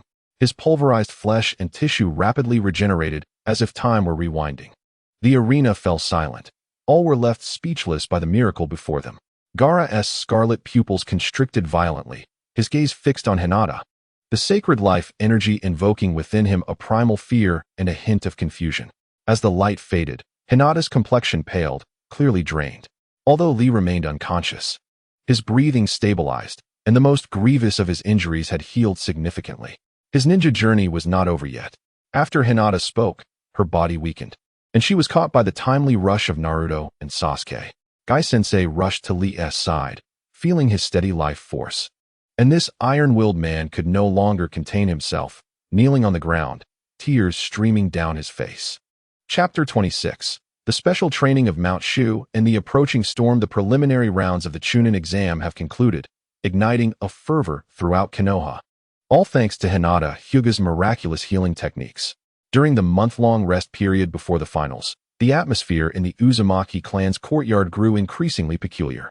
This place, which Yang had unilaterally dubbed the Mount Shu base, saw the transformation of a vast warehouse, originally intended for storing clutter, into what he called the Locking Demon Tower training ground, utilizing blueprints and materials obtained from his system rewards. Locking Demon Tower, suitable for imprisoning, sealing, or transforming enemies or demonic beasts. Note: creatures placed within have a certain probability of being purified by the celestial energy of Mount Shu, leading to reformation and becoming guardian deities or servant disciples. Specific effects are left for the host to explore. Observing the system's description and glancing at the training wooden dummies enhanced by him, which were now clamoring to pounce on Naruto, Yang mused that this locking demon tower would undoubtedly serve as an exceptional gym. In one corner of the training ground, Kakashi Hitaki sat cross-legged with a steaming cup of tea before him. "My lord Yang, I still fail to comprehend, Kakashi." An elite jonin forcibly likened to Su Chongqing by the system, expressed his confusion. "The celestial power you speak of, natural energy, how can it be directly transformed into techniques without hand seals?" "Kakashi-sensei, one must broaden their perspective," Yang replied, casually resting his leg and biting into an apple. "What are hand seals?" "Merely a form of calisthenics to assist in channeling chakra. Once you become familiar with the energy itself, a mere thought suffices. Why exert yourself with unnecessary movements?" With that notion, Kakashi closed his eyes, attempting to sense the celestial power Yang described. Under his guidance, the chakra within him underwent a qualitative transformation over the month. The celestial energy recognized by the system not only replenished his long-depleted chakra due to the strain of using the Sharingan, but also subtly began to alter his physique. Do not analyze it with your ninja theories. Consider it as a part of your being, akin to your hands or feet. When you wish to raise your hand, do you first perform a hand seal to instruct yourself? Yang guided patiently. Kakashi's body trembled slightly. Abruptly, he opened his eyes, extending his right hand toward a distant target. Without hand seals or the Sharingan, he merely combined his lightning nature chakra with the newly acquired celestial energy and released it. Lightning technique. A golden flash of lightning, more condensed and rapid than any he had previously unleashed, shot forth, striking the target 100 meters away with pinpoint accuracy. Boom. The target exploded into a cloud of wood fragments. Kakashi stared at his palm, utterly astonished. "See," Yang whistled. "This is the correct way to cultivate immortality. From now on, refrain from recklessly activating your three tomo. It drains chakra and harms your eyes. As disciples of Mount Shu, we emphasize energy conservation and environmental protection." Meanwhile, on the other side of the training ground, in a makeshift tent, Sakura Haruno hummed a tune while stirring a bubbling pot. This was her alchemical workshop. Hee. Success is imminent. With goggles on, she resembled a meticulous chemist, cautiously adding a few drops of a green liquid into the pot. Instantly, the concoction turned golden. Scooping a small amount with a long spoon, she let it cool, forming a brilliant golden pill. Golden healing pill, inferior quality, instantly restores a small amount of stamina and chakra. Side effect, may cause diarrhea. Though it was of inferior quality, at least she had achieved success. Sakura clenched her fist, motivating herself. She had become utterly engrossed in the wondrous world of alchemy and potion making. Lacking combat strength? No worries. I can incapacitate my enemies. She glanced at another small pot beside her, simmering a dark liquid exuding an ominous aura. Let us try this one. According to the Complete Guide to Sorcery, it's called dissolution powder. Using tweezers, she dipped a kunai into the black liquid. Sizzle. The finely crafted kunai corroded at an observable pace, melting into a puddle of molten iron that dripped to the ground. Satisfied, Sakura clapped her hands. I have clarified my role. I am the strongest support and chief chemist of the team. The center of the training ground buzzed with activity. You're lagging behind. Your wind lacks intensity. More power. Sasuke shouted to Naruto, who was maintaining a bolt of lightning in his hands. Mind your own business. Your lightning is too scattered. It's like a water gun. Naruto retorted defiantly, joining his hands together as a blue tornado formed before him. Hinata stood between them, arms outstretched as gentle water and earth energies surged forth, attempting to harmonize the raging wind and lightning. This was the combination technique they were developing.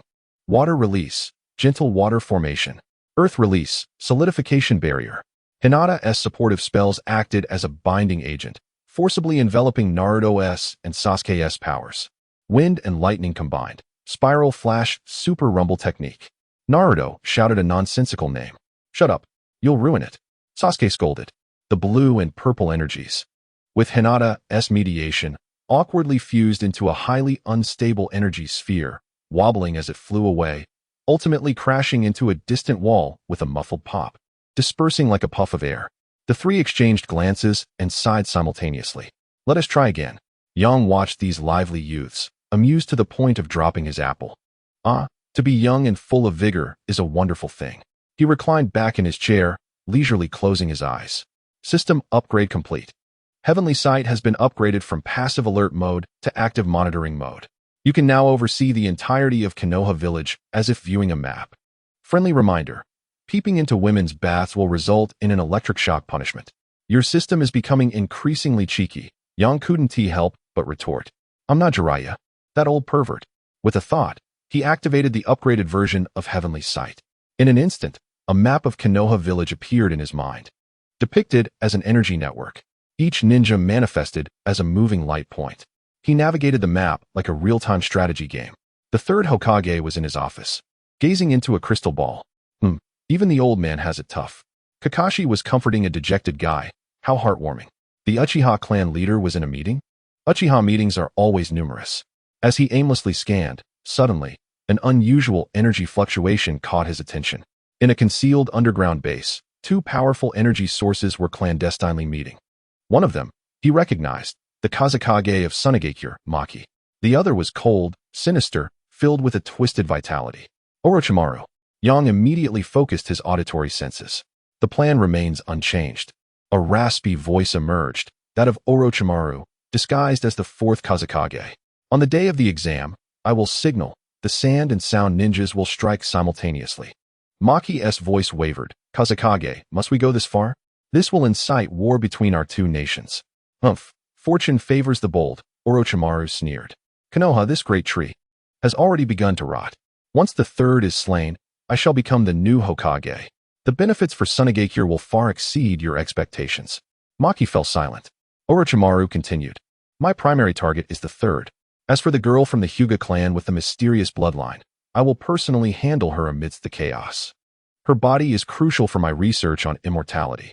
Remember, no one is to interfere. A thunderous realization struck Yang's mind. The plan for Konoha's collapse. Moreover, that scoundrel Orochimaru still coveted his precious little cabbage. Yang abruptly opened his eyes. The lethargy on his face vanished, replaced by a chilling smile laced with excitement. To thwart the plan? No, he muttered to himself. After a month of arduous training, he certainly needed a venue to assess his results, didn't he? Wasn't this the final examination presented to him on a silver platter? Rising to his feet, he retrieved a communication scroll inscribed with the words Shu Mountain. Hello? Is that you, Brother Fuyue? It's me, Xianxia. What's the matter? Xianxia glanced at the three young trainees still laboring in the training ground. A dangerous smile creeping upon his lips. Prepare yourself. The transformation you have long yearned for is about to arrive. Chapter 27, Breaking the Cage. The Battle of the Insect Charms on the day of the Chunin exam finals. Konoha Village buzzed with excitement, the atmosphere as fervent as boiling water. Nobles and elite ninjas from various nations gathered to witness this display of the new stars of the ninja world. In the stands, Uzumaki Xianxia wore sunglasses and held a large bucket of popcorn, resembling a scalper at a concert. Old Kakashi, feeling nervous? This year's crop from Konoha has been contracted by my Shu Mountain division. I hope if the battle becomes too fantastical. The third Hokage won't hold me accountable for damages. Kakashi's eyelids twitched. He was nearing a reflexive reaction to the term Shu Mountain. Lord Xiangyang, my greater concern is that this will completely upend the existing ninja combat system. Upend? No, it's called upgrading, Xiangyang replied, shoving a handful of popcorn into his mouth as the announcer declared the first match. Cough, cough. The first match, Hyuga Neji versus Hyuga Hinata. The atmosphere in the arena shifted palpably. The confrontation between the main and branch families of the Hyuga clan was a narrative everyone was well aware of. Neji stepped onto the stage, his expression calm, devoid of the previous obstinacy and hostility. He bowed slightly to Hinata. Hinata, I once believed that destiny was an inescapable cage. His words resonated throughout the venue. But you healed Li, showing me that beyond the cage, there exists the sky. Today, I do not aim to prove the sorrow of the branch family. I wish to witness for myself just how vast the main family's sky truly is. Hinata returned the bow earnestly. Neji, the cage can be opened by oneself. Hyuga Hayashi in the stands furrowed his brow. What nonsense were these two children speaking? The match began. 8 trigrams. Return heaven. Neji held nothing back, initiating with absolute defense. However, Hinata chose not to engage directly. She traced a circle in front of her with her hands, the veins around her Byakugan bulging, emanating a gentle glow. Sage art, no need for rigid patterns. This is my uncle's teaching. 5-element technique, water barrier. A visible, supple water barrier composed of pure water elements surrounded Hinata. Niji's chakra-infused rotation collided with the water barrier. Dissipating like a heavy punch landing in cotton, most of the force neutralized. What is this? Neji was taken aback. Water counters hardness, Hinata whispered, disengaging his rotation. Neji swiftly advanced, fingers targeting Hinata's chakra points. Gentle fist. 8 trigrams, 64 palms. His fingers moved like lightning, each strike precise. Yet, Hinata's response once again transcended his understanding. 5-element technique, earth flow armor. A thin layer of energy, shimmering with an earthy hue, enveloped Hinata. Niji's fingers struck against it, feeling as though they had hit the most resilient rock. Not only did he fail to seal her chakra points, but his own fingers also tingled from the impact. How is this possible? My gentle fist. Earth can resist technique. Hinata elegantly sidestepped Niji's follow-up attack, her fair palm gently pushing towards him. The push seemed light and lacking in force. However, Niji's Byakugan saw a terrifying sight. The energy surging from Hinata's palm was not chakra, but an exquisitely refined, gentle yet irresistible life energy.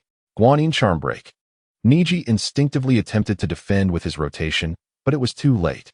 The energy imprinted on his chest, causing a jolt throughout his body, scattering his chakra and leaving him with a sense of weakness in his limbs. He staggered back a few steps before kneeling, unable to continue fighting. The arena fell silent. It was a crushing defeat, not in terms of strength, but rather a dimensional shift in combat philosophy. The victor is Hyuga Hinata. Hinata approached Neji, extending her hand. Neji, look, we can break the cage of destiny ourselves. Neji lifted his gaze to meet Hinata's clear eyes, and the long-held obsession within him evaporated in that moment. He grasped Hinata's hand, rising to his feet, smiling. Hyuga Hayashi in the stands fell into a deep silence, the teacup in his hand cracking unbeknownst to him. The second match commenced swiftly. Uzumaki Naruto versus Kankuro. Kankuro, carrying his puppet crow, walked onto the stage with a glum expression. You're unlucky to face me, kid. I'll make you suffer. Hey, old man, Naruto replied, scratching his ear. Can you hurry with that puppet show? I have a date with Sasuke. We're going to celebrate Hinata's first victory with some Ichiraku ramen. You brat. Kankuro fumed, his fingers moving, and Crow disassembled, launching a multitude of poison projectiles and blades towards Naruto. Faced with this onslaught, Naruto made a perplexing move that left everyone bewildered.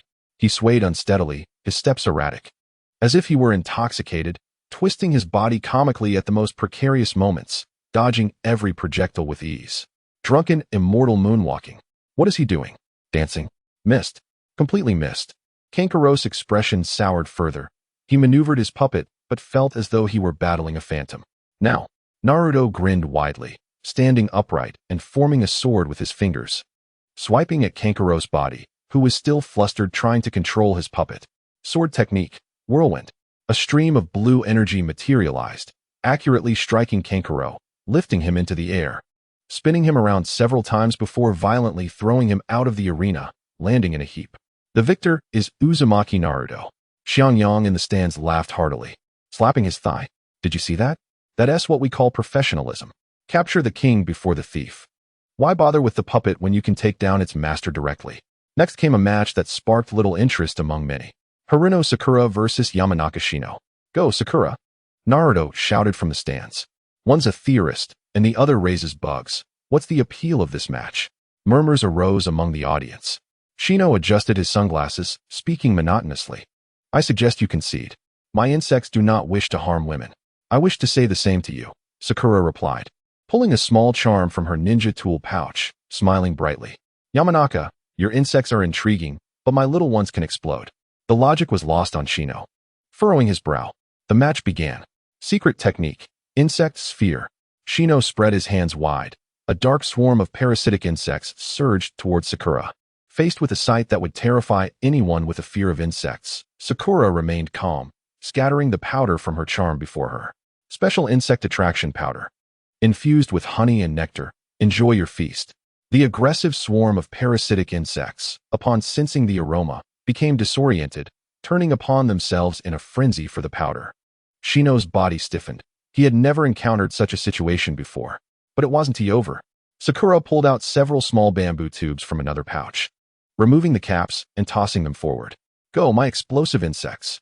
A few beetle-sized charms with bizarre red patterns crawled out, ignoring the attraction powder and charging straight towards Shino's swarm. Shino immediately commanded a portion of his insects to intercept them.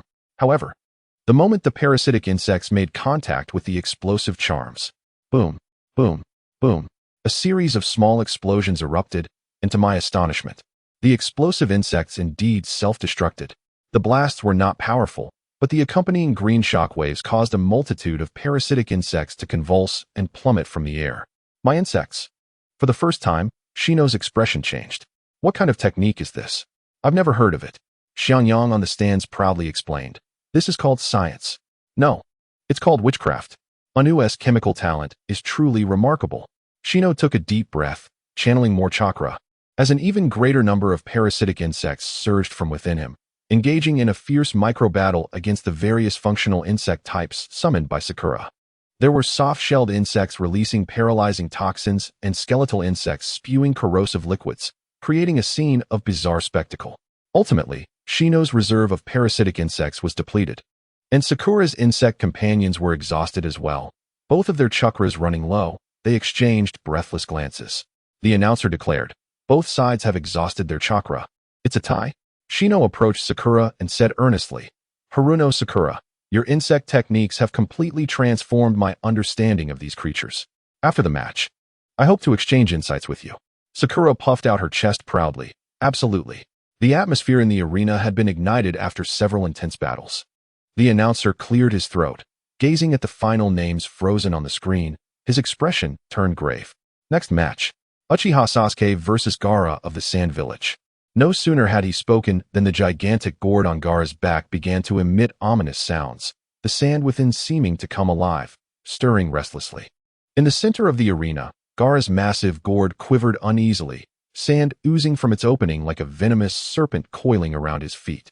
Uchiha Sasuke strolled into the arena with his hands in his pockets, not even glancing at Gaara, but instead casting a look towards the medical team, where Rock Lee lay, saved by Hinata. So you wish to kill someone over a worthless fool? Sasuke finally spoke, his tone flat yet laced with a chilling undertone. Your capacity is rather limited. Gaara's crimson eyes turned to Sasuke, his face twisted in excitement. Mother told me that by killing you, I could prove my existence. Your blood must smell delightful. Is that so? Sasuke smirked slightly. I would think your sand would make for excellent castle building. Xiangyang in the stands erupted in laughter, spitting popcorn. As expected of you. Uru, your words are sharper than blades. The announcer weakly declared, let the match begin. Before his words had faded, the sand before Gaara transformed into dozens of sharp spears, raining down towards Sasuke. Sand rain. Faced with this impenetrable assault, Sasuke did not even flinch. He simply raised his right hand slowly. Too slow. A blinding purple lightning burst forth from his palm. This was not merely chakra condensed. It was a purer, more violent energy. Thunder Goddess curse. Under Xiangyang's guidance, Kakashi had gained a new understanding of lightning techniques, and he generously imparted this wisdom to Sasuke. At this moment, Sasuke's entire right arm was enveloped in a shimmering purple lightning armor, while a 1-meter-long solid lightning blade extended from the tip of his arm. Is this Chidori? No, it was a more stable and terrifying form. The ninjas in the stands rose to their feet. Sasuke moved. He did not charge, but casually swung the lightning sword in his hand. Whoosh! A crescent-shaped purple lightning arc shot forth, moving at a speed too swift for the eye to catch. The menacing sand spears were obliterated upon contact with the lightning arc, vaporized as though they had met red-hot iron, leaving not a single grain behind. The arc continued unabated, heading straight for Gaara. Sand shield. The sand before Gaara instantly coalesced into a thick shield. However, it was futile. Boom. The lightning arc effortlessly tore through the sand shield, striking Gaara's sand armor with a resounding crash. Gaara was sent flying, the sand armor shattering piece by piece, revealing his unscathed skin beneath. How is this possible? Gaara stared at his empty hands, for the first time feeling the emotion of powerlessness. His proud absolute defense felt as fragile as paper before this adversary. I told you, your sand is only fit for building castles. Sasuke's figure suddenly appeared behind Gaara, the lightning sword resting lightly on his shoulder. Gaara's body stiffened instantly. Don't move. Sasuke's tone held a hint of mockery. I'm not done playing yet. He withdrew the lightning sword and leaped back to create distance. Come again. Gaara's spirit ignited with fury. How dare you humiliate me? Mother, kill him. I want to kill him. More sand erupted from the gourd, transforming into a colossal sand arm that struck fiercely at Sasuke. Flowing sand cascade. Sasuke stood firm, the lightning sword raised before him. Dragon slash. The lightning sword surged, and with both hands gripping it, he cleaved down towards the massive sand hand. There was no earth-shattering explosion, only a faint sizzling sound. The giant sand hand was cleanly bisected, the cut smooth as a mirror, the edges charred from the searing electric arc. No, Gaara screamed in despair, clutching his head. Sasuke's figure reappeared before him, the tip of the lightning sword pressed against his forehead. It's over. Sasuke stated calmly, you are too weak. Too weak to even pique my interest. This assessment became the final straw that broke Gaara's spirit. Gaara's body began to turn to sand, his eyes losing all glimmer. Hypnotic technique. The audience's attention shifted as Maki's face turned pale. This is bad. Boom. An unparalleled surge of terrifying chakra erupted from Gaara, a massive wave of sand expanding outward from his center, shaking the entire arena violently. A gigantic tanuki, formed of yellow sand, slowly took shape at the center of the arena. The one-tailed Shikaku has descended, just as everyone was taken aback by this sudden turn of events. Countless pure white feathers began to fall from the sky, drifting down like willow fluff. This is an illusion. Most of the spectators and lower-ranked ninjas fell into a deep slumber upon contact with the feathers. The Konoha collapse plan has officially commenced. Attack. Hidden among the audience. Sand and sound ninjas sprang into action, mercilessly attacking the nearby Konoha ninjas. On the rooftop, four shadowy figures appeared, simultaneously pressing their hands against the corners of the roof. Ninja art. 4 purple flames formation. A purple barrier shot up into the sky, instantly trapping the 3rd Hokage and Orochimaru, who was disguised as the Kazekage, within. Kazekage. What is the meaning of this? The 3rd Hokage, Sarutobi Hiruzen, demanded sternly. Kazekage. The disguised 4th Kazekage let out a hoarse laugh, raising his hand to slowly peel away the disguise from his face, revealing a pale and sinister visage. Orochimaru. Teacher, it has been a long time. Orochimaru extended his long tongue, licking his lips. You've aged. It's time for a younger person to take the Hokage position. Orochimaru. The 3rd Hokage's face was etched with anguish and fury. The arena descended into utter chaos. Shikaku roared skyward, unleashing a massive sound wave that sent countless chairs and ninjas flying. Hanging back, Sasuke dispelled the Thunder Goddess curse, catching his breath as he gazed at the looming behemoth before him, realizing the trouble at hand. This creature appeared far more formidable than a bowl of ramen. What are you afraid of? Naruto leaped beside him, brimming with excitement. With a target this large, I could hit it with my eyes closed. Watch me. In the stands, Xiangyang finally finished the last kernel of popcorn, brushed off the crumbs from his hands, and set aside the empty bucket. Alas, the youth possesses little patience. He rose leisurely, stretched languidly, and the joints of his body cracked with a series of sharp sounds. Warm-up concluded. It was time for the main event. Chapter 29. The Brilliance of Uchiha and the Strike of the God of Sake. The plan to collapse Konoha, as scripted by the Sand and Sound Ninja, was supposed to unfold as a swift and devastating blitzkrieg. However, as the first page of the script was turned, it was torn apart. An enemy assault. In Zone C. No, Zone D has also been breached. It is the Uchiha fan. Report. Our squad has been annihilated. The enemy only sent one person. The anticipated chaos did not materialize. Instead, it was replaced by the anguished wails of the invaders. In the streets, a sand ninja had just dispatched a Konoha Chunin before he could catch his breath. 3 shurikens sealed off all his escape routes from angles he could not comprehend.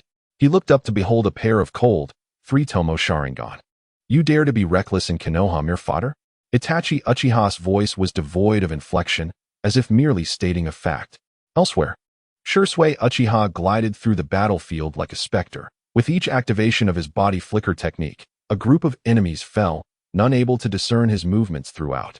Hey, Itachi, how many have you taken down?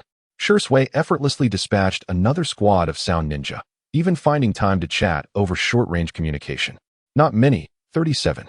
Damn, I've only got 32. Where is clan head Fugaku? Father said he would make these invaders understand why the Konoha Guard is the Konoha Guard. On the outskirts of the Uchiha clan, Fugaku activated his Mangekyo Sharingan, standing amidst a pile of incapacitated invaders, commanding through his communicator. All guard members, heed my orders. Begin the sweep in teams. Remember, our mission is to protect the village, capture them alive whenever possible. They may still be of use. Dozens of crimson Sharingan illuminated every corner of Konoha, as the invaders despairingly realized that their proud ambush had collided with an impenetrable wall known as Uchiha indifference. At the heart of the chaos, within the venue, the scene was even more surreal. Roar. The complete form of one-tail Shikaku loomed like a mobile mountain, its mouth unleashing an exceptionally refined wind-release projectile. Wind bullet. At the tail end, to the left, Sasuke shouted, "No need for your input." Naruto clasped his hands together, summoning a massive azure tornado before him. Sage art, great tornado technique. 2 terrifying wind-release techniques collided in midair, erupting in a violent wave of energy that sent countless debris flying. This foe possesses an excessive amount of chakra. Sasuke's lightning blade coalesced once more. Yet he hesitated to advance. Sakura, buff it up. Naruto yelled. Understood. From a concealed position, Sakura Haruno, like a battlefield bomber, hurled various vials toward Shikaku. A bottle of green liquid exploded at Shikaku's feet, causing its massive form to stagger, the sand beneath it slick as if coated in oil. This is my newly developed absolute slippery technique. Another pouch flew forth, and Shikaku inhaled the powder, unable to stifle a thunderous sneeze. This is the invincible Ichi powder. Shikaku, beleaguered by these peculiar contraptions, found its true source of trepidation in the white-eyed girl who stood motionless. Hinata Hyuga's Byakugan radiated a gentle glow as she calmly spoke. Naruto-kun. Before it unleashes a jutsu, its chakra gathers in its throat, causing a half-second of rigidity. Sasuke-kun. Its defensive core is not on the surface, but 30 meters within. Gaara-kun's true body lies there. Understood. Received. Naruto and Sasuke exchanged knowing glances, nodding in tacit agreement. At the tail end, let us use that technique. Come on. Allow you to witness the might of our combined technique. Shut up. It's a combination sage technique. A surge of azure energy enveloped Naruto, while Sasuke was shrouded in violet lightning. Sage wind body technique. Lightning body flicker. The two transformed into streaks of blue and purple light, moving at an incomprehensible speed around Shikaku. Now, Hinata urged. 5 elements technique. Water whip. Several water whips materialized from thin air, expertly ensnaring Shikaku's limbs, momentarily halting its movements. Wind and thunder combined attack. Spiraling flash super dance technique. What a dreadful name. The azure wind and violet lightning converged in the air, forming a colossal, rapidly spinning azure violet energy drill that struck fiercely against Shikaku's abdomen. Boom! Shikaku emitted a sorrowful howl, its immense body punctured, sand cascading like a waterfall to reveal the unconscious Gaara within. In the stands, Xianxia whistled. Not bad, final exam. Everyone scores full marks. His figure flickered. Appearing beside the falling Gaara, catching him with one hand while pressing another against Gaara's abdomen. All right, little raccoon, after enough fun, it's time to return to sleep. A golden seal illuminated in his palm, merging into Gaara's body. Sage Art, 8 trigrams seal modification. Gaara's tumultuous chakra instantly subsided, securely locked back within. On the rooftop, within the 4 purple flames formation, Sarutobi Hiruzen panted heavily, gazing at 2 familiar yet foreign figures across from him. The first Hokage, Hashirama Senju, and the second Hokage, Tobirama Senju. Orochimaru, how dare you desecrate the souls of the former Hokages? Sarutobi's fury reached its zenith. Teacher, don't say that. Orochimaru smiled like a serpent. For the sake of my research, any sacrifice is worthwhile. Now, it is time for you to depart. Those summoned through Edo Tensei. The first and second Hokages lacked their former strength, but still cornered Sarutobi into a desperate situation. In that case, Sarutobi's expression hardened resolutely. Let you witness the will of the Hokage of Konoha. He began forming seals with both hands, a sequence unseen by anyone, imbued with ominous and deathly energy. Is that the dead demon-consuming seal? Teacher, do you wish to perish alongside me? For the first time, a grave expression crossed Orochimaru's face. A colossal specter of the Shinigami slowly materialized behind Sarutobi. Just as Sarutobi was about to complete the final seal, sacrificing his soul to the Shinigami, a warm hand gently rested on his shoulder. I say, old man, there's no need to be so earnest about ordering takeout, right? For this order, I must charge you double service fees. Sarutobi, Orochimaru, and even the mindless first and second Hokages were momentarily stunned. Vortex Xianxia strolled leisurely through the so-called impenetrable 4 purple flames formation as if it were merely a wall of air. How did you get in? Orochimaru's serpentine eyes narrowed to pinpricks. Ignoring him, Xianxia turned his gaze towards Orochimaru, the playful expression vanishing, replaced by an icy demeanor. I initially intended to watch a show and assess my teaching results. His tone was flat. Yet I have heard that you seem to harbor some thoughts regarding my little princess? Orochimaru instantly recalled the girl from the Hyuga clan, imbued with sacred power. A chill rising from the depths of his heart. What do you intend to do? Nothing much. Xiangyang snapped his fingers. Intending to inform you that some individuals are not to be trifled with. He casually procured 2 yellow talismans from his pocket, affixing them to the foreheads of the first and second Hokages at a speed too swift for the eye to follow. Command. Seal.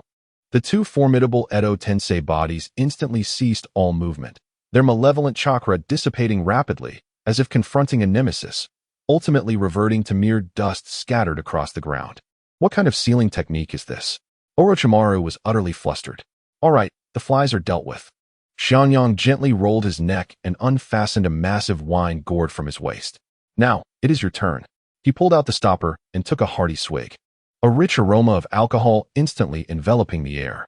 Before Orochimaru could finish his words, an overwhelming aura erupted from Xiangyang, a divine shadow looming behind him. Its presence so formidable that it caused the entire 4 purple flames formation to tremble violently. Xiangyang raised the wine gourd, aiming it at the pallid-faced Orochimaru. In my life, I possess but a single technique of celestial arts, its power modest, merely sufficient to send a person to meet the sage of 6 paths for a tea session. This technique is called the God of Wine. I beseech you, pass on. A beam of light, indescribable by any language and brimming with boundless energy, erupted from the wine gourd, instantly engulfing Orochimaru. The sound of an explosive detonation followed. The seemingly indestructible 4 purple flames formation was obliterated from within, reduced to a cascade of luminous particles. As the brilliance faded, only a bottomless pit remained, with not even a trace of Orochimaru left behind. Sarutobi Hiruzen stood agape, witnessing the scene unfold. Xiangyang clapped his hands, returned the gourd to his side, and flashed a grin at the 3rd Hokage. Do not worry. This snake is not so easily dispatched. However, he shall not re-emerge for at least 3 to 7 years. He approached the 3rd Hokage, extending his hand. So, old man, shall we discuss the damages incurred from this destruction, the expenses for the barrier's repairs, and my compensation for emotional distress? Chapter 30. The legacy of the Hokage and the resurrection of miracles. The post-war cleanup in Konoha village progressed with remarkable efficiency, almost excessively so. The invading sand and sound shinobi had scarcely begun their devastation before being subdued by a frenzied Uchiha clan. Uchiha Fugaku commanded the guard unit, resembling a team of professional cleaners as they methodically dealt with the foes, all the while calmly riding the potted plants that had been toppled by the shockwaves. Apart from the roofless arena, the most significant loss in the village was perhaps the empty bucket of popcorn in Xiangyang's possession. In the Hokage's office, Sarutobi Hiruzen stared at the documents before him, feeling utterly drained. Thanks to you and the Uchiha clan, we have navigated this crisis with minimal losses, he remarked. Setting down his pen, the village bears witness to the Uchiha's contributions. Do not mention it. We are all family, Xiangyang replied, reclining with an air of nonchalance, pencil in hand as he jotted down figures on a ledger. Let us tally the expenses, the repair costs for the roof, reconstruction fees for the damaged arena, and the depreciation of my limited edition recliner. Oh, and the service fee for the god of wine's obliteration of an S-rank rogue ninja. I'll give you a friendly discount of 88. A vein throbbed at Sarutobi Hiruzen's temple. The village's finances, I know, it's tight. Xiangyang tucked away the ledger. But, considering your age, let us call it my investment in Konoha. However, I have a condition. Sarutobi Hiruzen perked up. Please, go on. I am weary, truly, he sighed, his expression turning solemn. The position of Hokage carries immense responsibility, one I can no longer bear. Lord Xiangyang, you possess far greater strength and wisdom than I. I implore you to assume the mantle of the 5th Hokage. Huh. Xiangyang rubbed his ears, thinking he had misheard. Old man, are you serious? You want me to be Hokage? Do you have any idea how taxing paperwork is? I barely sleep 12 hours a day, and it severely affects my complexion. But, no buts, Xiangyang waved dismissively. I have no interest in management. I am merely a caretaker. However, I do know someone who is 100 times more suited for this role, someone who rightfully belongs in this position. Sarutobi Hiruzen paused. Xiangyang grinned widely. The man referred to as the Yellow Flash. Does he not appeal to you? Sarutobi Hiruzen's body jolted, a realization dawning upon him, albeit one too fantastical to grasp. To realize this goal, I require one thing. Xiangyang's demeanor sobered momentarily. The Forbidden Scroll, the one pertaining to the Edo Tensei technique. What do you need that malevolent technique for? Sarutobi Hiruzen's wariness heightened. Fear not. The malevolence lies not within the technique, but in the hands of men. Xiangyang stood, in the possession of Uncle Snake. It is an affront to the deceased.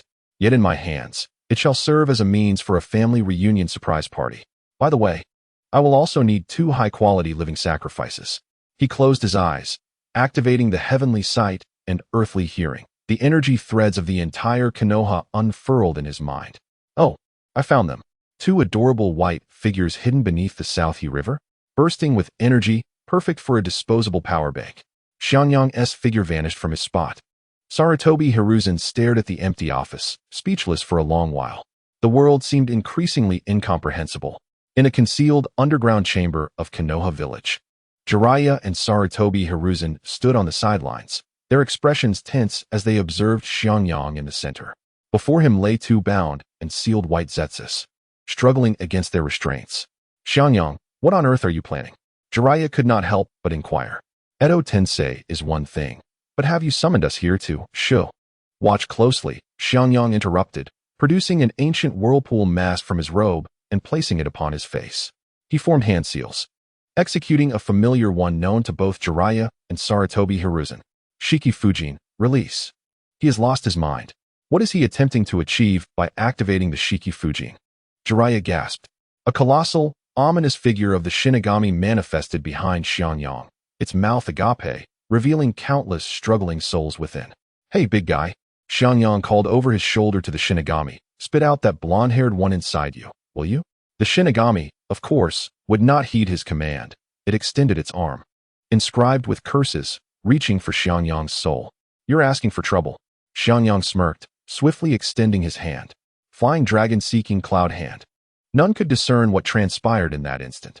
Xiangyang's arm appeared to penetrate the barriers of space, plunging directly into the Shinigami's shadow, and with a forceful tug, he extracted a brilliant sphere of soul light from within the Shinigami. The Shinigami emitted a silent roar, its humiliation palpable, yet it could do nothing against this unpredictable opponent, ultimately fading away in reluctant defeat. Jiraiya and Sarutobi Hiruzen could only stare in shock. To steal from the Shinigami? This act shattered their understanding of the ninja world. Unfazed, Xiangyang formed hand seals once more, striking the ground. Summoning Edo Tensei. Dust swirled as two figures gradually materialized atop the white Zetsus forms. Golden-haired, clad in a divine robe, crimson-haired, emanating a familiar fierce aura. Namikaze Minato and Uzumaki Kushina emerged. Is this the Pure Land? Minato gazed at his hands, now marred with cracks. A sense of confusion washing over him. Who dares disturb my slumber? Kushina exclaimed, ready to strike upon awakening. When they caught sight of Xiangyang before them, they froze in astonishment. Sister, brother-in-law, welcome back. Xiangyang removed the mask, grinning broadly. Did you sleep well? 13 years have passed outside. In a few brief exchanges, he recounted the events that transpired following their demise, particularly Naruto's growth, his friendships, and how he garnered recognition, culminating in his stellar performance during the Chunin exams. As Minato and Kushina listened, their emotions fluctuated from shock to joy, culminating in tears. Has Naruto truly grown so much? Kushina gasped, covering her mouth as tears streamed down her cheeks. All right, emotional time is over. Xiangyang clapped his hands and urged, do not rush to tears. The surprise has only just begun. As I mentioned, this is a surprise party. Renting a body is inherently uncomfortable. Henceforth, I shall provide you with an original. He called out towards the entrance, Hinata, come in. Hinata Hyuga entered with a hint of nervousness, and upon seeing the legendary fourth Hokage couple, she respectfully bowed. Uncle Xiangyang, do not be afraid. Do you remember the ultimate healing technique I taught you? Xiangyang encouraged. Today, we shall engage in something grand, a miraculous reversal of fate. He approached Minato and Kushina, placing a hand on each of them. Hinata mimicked his actions, extending her hands. Hinata, lend me the power of the Nuwa bloodline. Xiangyang commanded. Yes. Resurrection spell. Simultaneously, two distinctly different energies erupted from Xiangyang and Hinata. One was Xiangyang's vast sage power, akin to an ocean, while the other was the gentle green light exuding from Hinata, imbued with a sacred life essence. The two energies intertwined, transforming into a visible torrent of life, rushing fervently into the reanimated bodies of Minato and Kushina. A miracle unfolded. The cracks, symbolizing death and decay upon their forms, rapidly mended under the onslaught of life energy. Their skin, once as fragile as paper, regained color and elasticity. The coldness of their bodies warmed, and the desiccated hearts pulsed with newfound vigor. Thump, thump, thump. The heartbeat of rebirth resonated. They were no longer mere puppets at the mercy of others, but truly living beings, flesh and blood. Minato and Kushina awakened completely, incredulously gazing at their hands, feeling the warm blood coursing through their veins. At that moment, the basement door swung open. A curious young boy with golden hair stepped inside. Uncle, why did you call me here? Wow, this place is so strange. Naruto Uzumaki's words trailed off as he halted mid-sentence. He stared at the man before him, who bore a striking resemblance to himself, and then at the stunning red-haired woman beside him. After 13 years, the bond of blood transcended time and space. Kushina trembled as she reached out, gazing at her son, who had grown taller than herself, tears streaming down her face. Naruto? Chapter 31. A hug across 13 years within the basement. Time and space seemed suspended by an invisible hand. Naruto Uzumaki stood frozen, his mind in utter disarray. His thoughts resembled the most ancient of dial-up connections, emitting static as they attempted to process the surreal scene before him. The golden hair, gentle blue eyes. The man's face. It was identical to what he beheld daily upon Hokage Rock. The vibrant red hair and radiant visage of the woman matched the legendary tales he had heard from his uncle. Is this some new illusion? More powerful than feathers falling from the sky? As Naruto's mental faculties threatened to overload, the red-haired woman trembled, extending her hand. A word, brimming with uncertainty and boundless longing, fell from her lips like a feather upon Naruto's heart. Naruto? These words seemed to be an incantation unlocking a long-sealed bond. His frozen thoughts shattered, and emotions surged forth like a torrential flood. Minato smiled, his eyes glistening with moisture, gently placing a hand on his wife's shoulder. In the softest tone imaginable, he addressed his son, who was now nearly his equal in height. Hello, Naruto. I am Minato Namikaze, your father. Dad, Naruto murmured, repeating the word, Mom. He then turned to the tearful woman. These two words, which he had called out countless times in dreams and silently wished for while watching other children with their parents, felt impossibly heavy, suffocating him. yet simultaneously light as air, shattering upon contact. When reality finally dawned upon him, an overwhelming sense of happiness engulfed him, leaving him utterly bewildered. He wanted to laugh, to leap with joy, to shout. But ultimately, only tears, like pearls, cascaded uncontrollably down his cheeks, tracing the marks of his stubble. No more words were necessary. Kushina could no longer contain herself, rushing forward like a blazing fire, enveloping Naruto in a tight embrace, sobbing openly. Her cries were devoid of sorrow, only an outpouring of emotions, as if to expel 13 years of longing and debt in a single moment. My Naruto, my son, you've grown so much. Minato stepped forward, opening his arms wide to embrace the two weeping together. The family of three, reunited after 13 years, held each other tightly in the most genuine of embraces. Jiraiya, the legendary Sannin, stood to the side, utterly devoid of his usual bravado. He wept like a child, tears and snot smearing his face, mumbling, Minato and Kushina. It's wonderful. Sarutobi Hiruzen turned away, wiping his eyes with the sleeve of his Hokage robe. The heroes of Konohagakure had returned, and the weight of anxiety he had carried was finally lifted. Leaning against the wall, Xianxia smirked, arms crossed, like an artist admiring his magnum opus. He felt an overwhelming sense of satisfaction with this surprise party that transcended life and death. At that moment, a system panel appeared, visible only to him, interrupting the poignant atmosphere. Ding! Key figures detected. Minato Namikaze, system classification, former sect leader's spirit. Kushina Uzumaki, system classification, sect leader's lady spirit, present. Oh, so you recognize them as the sect leader and lady. I suppose you possess some discernment, Xiangyang internally scoffed. Special mission triggered, the taste of home. Mission objective, allow Li Xiaoyao, Naruto Uzumaki, to experience true familial warmth for the first time and enjoy a meal prepared by his mother. Mission rewards, 1. Unlock Naruto's ultimate skill, God of Wine spell.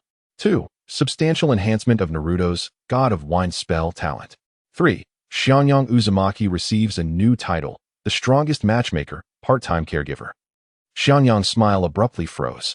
The strongest matchmaker? His internal monologue erupted in disbelief. Am I tying red strings of fate? I'm orchestrating a family reunion. And what does that part-time caregiver mean? I'll have you know, that is my main profession now. This foolish system fails to grasp the essence of the situation. He resolved not to engage with the system's questionable intelligence, cleared his throat, and interrupted the emotional cries. Ahem. Let us put the sentimentality aside for now.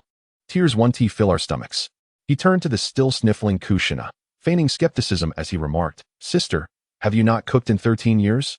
Is your spatula rusted? Do your culinary skills still remain? My dear nephew's stomach has begun to grumble. Do not return with a bowl of dark culinary disaster.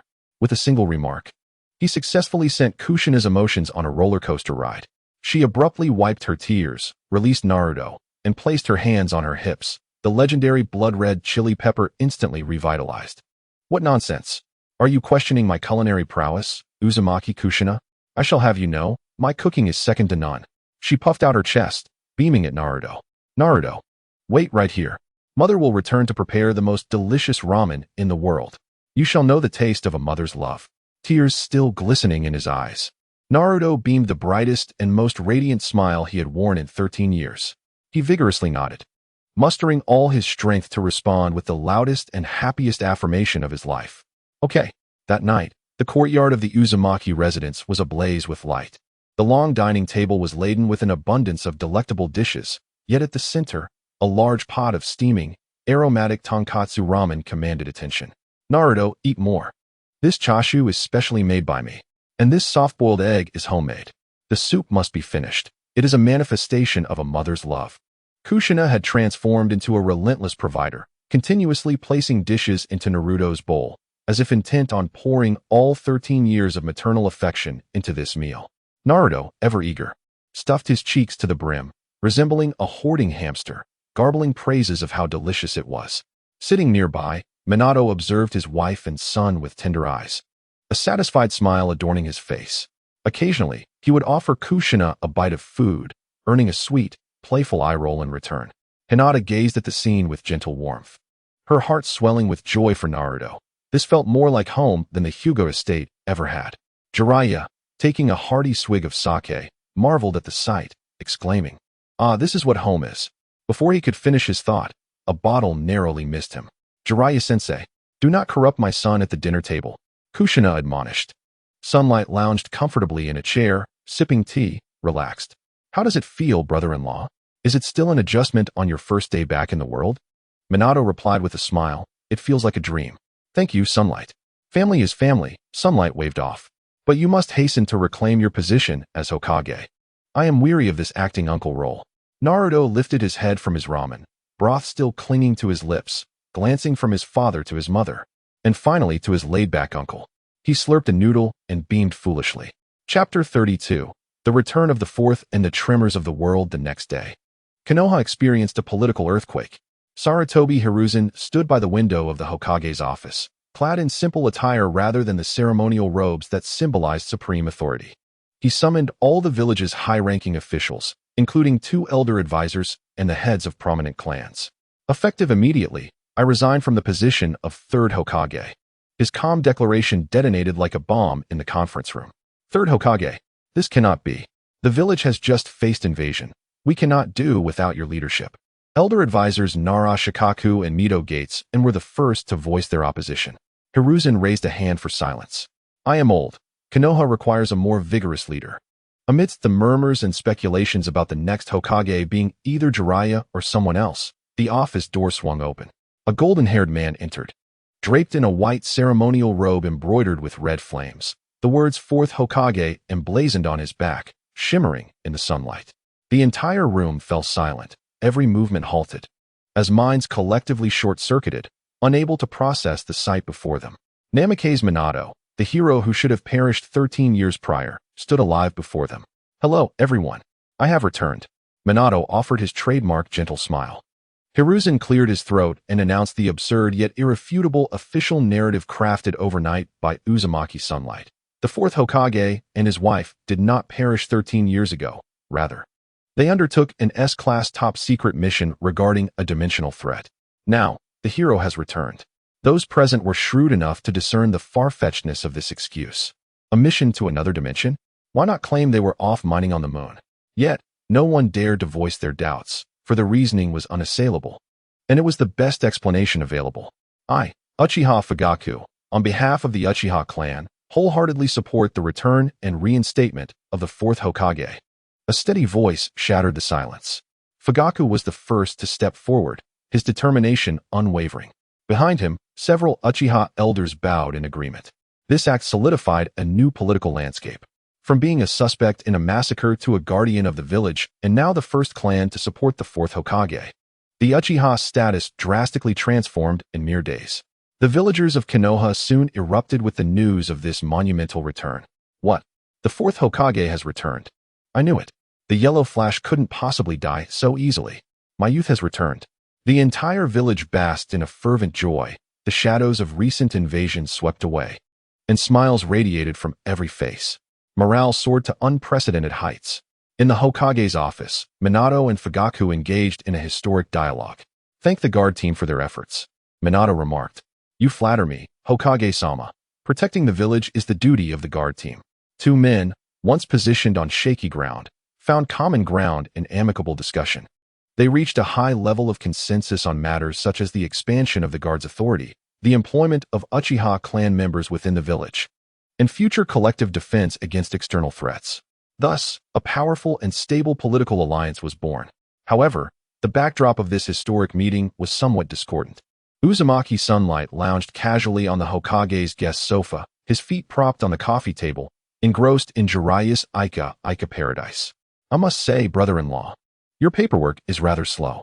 Look at this third item regarding the reconstruction funds. It could simply be approved and done with. Why drag it out? Minato, freshly appointed and overwhelmed with mountains of paperwork, looked up, his smile tinged with exasperation. Sunlight, this is village finance. Each entry must be meticulously calculated. What is there to calculate? If the funds are insufficient, just ask the daimyo for more, Sunlight retorted, closing the book and sitting upright. To celebrate the hero's return, the village should hold a festival to stimulate demand and promote internal economic circulation. Does he dare deny funds? If so, let Naruto practice his Rasengan at his estate. Minato thought to himself that this newly appointed Hokage advisor seemed even less reliable than anticipated. By the way, that 4 purple flames formation, the jutsu created by Orochimaru. Please provide me with a copy of the scroll. What do you need that for? Nothing in particular. It looks sturdy. My garden wall is a bit low, and I was thinking of using it as an electronic fence to prevent cats from sneaking in to steal my fish jerky. Minato felt a throbbing in his temples. This troublesome wind soon blew beyond Konoha, sweeping across the entire ninja world. In the Tsuchikige's office of a Wagakure, Owanoki leisurely sipped tea when an intelligence ninja burst in, tumbling over. Tsuchikage-sama. Urgent news from Konoha. Namikaze Minato. He has returned. Owanoki spat out his tea in shock, the cup shattering in his grip. Who did you say? Namikaze Minato. He has been reinstated as Hokage. Owanoki clutched his back, feeling the strain of his emotions nearly send him into a fit. My back is acting up again. In the Raikage's office of Kumogakure, the 4th Raikage. Listened to the report in silence before rising slowly. Boom. His office desk, crafted from special alloys, crumpled under his fist. Boom. A human-shaped hole appeared in the wall behind him. Boom. Boom. Boom. The office secretary, Maki, calmly picked up the phone and dialed the maintenance department. Hello, is this the repairs department? The Raikage's office requires renovation. Yes. From the office to the end of the corridor, a straight line must be cleared. Please expedite. The Raikage may need to make frequent trips. Kirigakure and Sunagakure, upon receiving the news, plunged into a state of profound panic and suspicion. In the dead of night, high-ranking officials from various nations convened an emergency meeting, dispatching countless elite spies to the Land of Fire, determined to ascertain the veracity of the intelligence at any cost. The entire shinobi world was thrown into chaos, all due to the name of a single individual. At the Akatsuki's base in the Rain Village, atop a towering structure, Pain stood silently, surveying the perpetually rain-soaked city below. Black Zetsu and White Zetsu emerged from the ground, bearing news from the outside world. Pain, there has been a minor disturbance in Konoha. White Zetsu remarked cheerfully. It appears that the yellow-haired 4th Hokage has seemingly returned to life. Black Zetsu added gravely, the intelligence is confirmed. Namikaze Minato has reclaimed his position as Hokage. The atmosphere in the room instantly plummeted to a chilling low. Pain's Rinnegan, glimmering with a violet hue, betrayed no emotion, as if he had merely heard a pleasant weather update. After a prolonged silence, he spoke in a flat tone. Namikaze Minato resurrected? It appears our plans must be adjusted. Chapter 33. The familiar face beneath the mask and the rage of a mentor within the Kimui dimension. A profound silence enveloped the grayish-white expanse. Uchiha Obito, or as he now identified himself, Uchiha Madara, sat quietly upon a square stone pillar, listening to his subordinates' reports. So, the yellow-haired 4th Hokage has truly returned to life. White Zetsu said in his usual buoyant tone, as if discussing the pleasant weather. Not only has he returned, but he has also been reinstated. Konoha is now adorned with festive decorations, akin to a celebration. The information was accurate. Minato Namikaze had indeed resumed his role as Hokage. And this was not an illusion or the usual Edo Tensei. Black Zetsu confirmed with a somber tone. Obito's orange whirlpool mask concealed any visible expression, yet his hands, resting on his knees, unconsciously tightened. Resurrection? What a ridiculous international joke. Was this some fool's errand conceived for April Fool's Day? Or had those old geezers in Konoha finally learned about information warfare and psychological tactics after being dealt with by Orochimaru and himself? Enough of this nonsense, Obito scoffed, his tone laced with disdain for such a juvenile deception. I witnessed their deaths with my own eyes. Such tricks would only fool a 3-year-old. He could almost envision the scene of the Konoha officials convening, employing a high-grade Edo Tensei body that bore a chakra signature identical to the original, donning the skin of the 4th Hokage, and issuing a proclamation throughout the shinobi world, attempting to stabilize hearts and intimidate foes using a deceased hero. A truly laughable and pathetic struggle. No, this time it seems genuinely different. White Zetsu shook his head. Our clones have observed him in Konoha. That 4th Hokage can run, jump, eat, and even scold others. He accompanies his wife and child on outings, more alive than ever. Enough. Obito rose, having had his fill of this absurd report. The lies must be pierced by his own hand. He intended to visit Konoha personally, to expose this farcical return of a false hero before everyone, turning the flicker of hope in Konoha into ash and despair. I will see for myself what trickery they are conjuring. His Sharingan spun slowly as the space began to warp, consuming his form. With the power of Kimyui, the most adept stealth technique in the shinobi world, Konoha's proud sensory barrier was nothing more than a fragile veil easily pierced with slight effort. The streets of Konoha were more bustling than ever at dusk. Following an attempted invasion, the villagers, far from panicking, felt a profound sense of security and joy due to the hero's return. Shops displayed banners welcoming the fourth Hokage back, while children chased one another in the alleys, shouting the golden moniker. Obito concealed himself in the shadows of the rooftops, coldly observing the vibrant scene before him.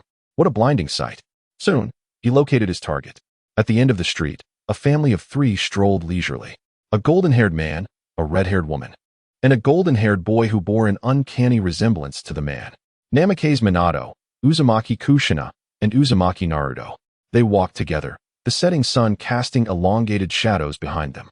Kushina animatedly conversed with Naruto, who nodded with a goofy grin, while Minato walked beside them, wearing a gentle smile that filled Obito with profound disgust. The scene was harmonious. Like a painting, one he had once envisioned but had long since torn to shreds with his own hands. How well they perform, Obito sneered inwardly. He scrutinized them, attempting to discern any signs of Edo Tensei, the grayish cracks, the aura of the deceased. Yet, there was nothing. Nothing at all. The man radiated warmth and vibrant life energy, even more potent than 13 years prior. What is this? Could it be a technique surpassing Edo Tensei? As Obito pondered this, the smiling man on the street suddenly halted. Minato's expression remained unchanged, yet in that instant, he perceived a faint, yet familiar fluctuation. It was a flying thunder god technique coordinate he had left on someone. One he thought would never be triggered again. A name he had long erased from memory, buried beneath the hero's monument, suddenly resurfaced in his mind. Minato's gentle smile vanished in an instant, replaced by an icy coldness. Naruto, Kushina, stepped back. As his words fell, he transformed into a fleeting shadow, simultaneously launching a specially designed kunai toward the rooftop where Obito concealed himself. On the rooftop, Obito's heart raced with alarm. Discovered? How could this be possible? He hadn't leaked a shred of chakra, but it was too late. Just as the kunai hurtled toward him, a flash of gold appeared out of nowhere. Minato's figure materialized before him without warning, moving with a speed that even his prized Mangekyo Sharingan could not track. It has been a long time, my student Obito. Minato's voice was devoid of warmth, suppressed beneath a torrent of grief and wrath akin to a volcano poised to erupt. What? Obito's mind was wiped clean by that greeting. How does he know my identity? What is this impossible speed? Countless questions detonated in his mind. Yet he had no time to seek answers, for Minato offered him no chance for a response. No inquiries, no superfluous words. Minato raised his right hand, forming a rapidly spinning blue chakra sphere, several times larger than a standard Rasengan, in the palm of his hand. Surrounding the chakra sphere was an aura of pure, unadulterated natural energy. Sage art, super large Rasengan. With fury unleashed, it was a lethal strike. Boom. The formidable Rasengan struck Obito squarely. His proud intangibility faltered at that moment.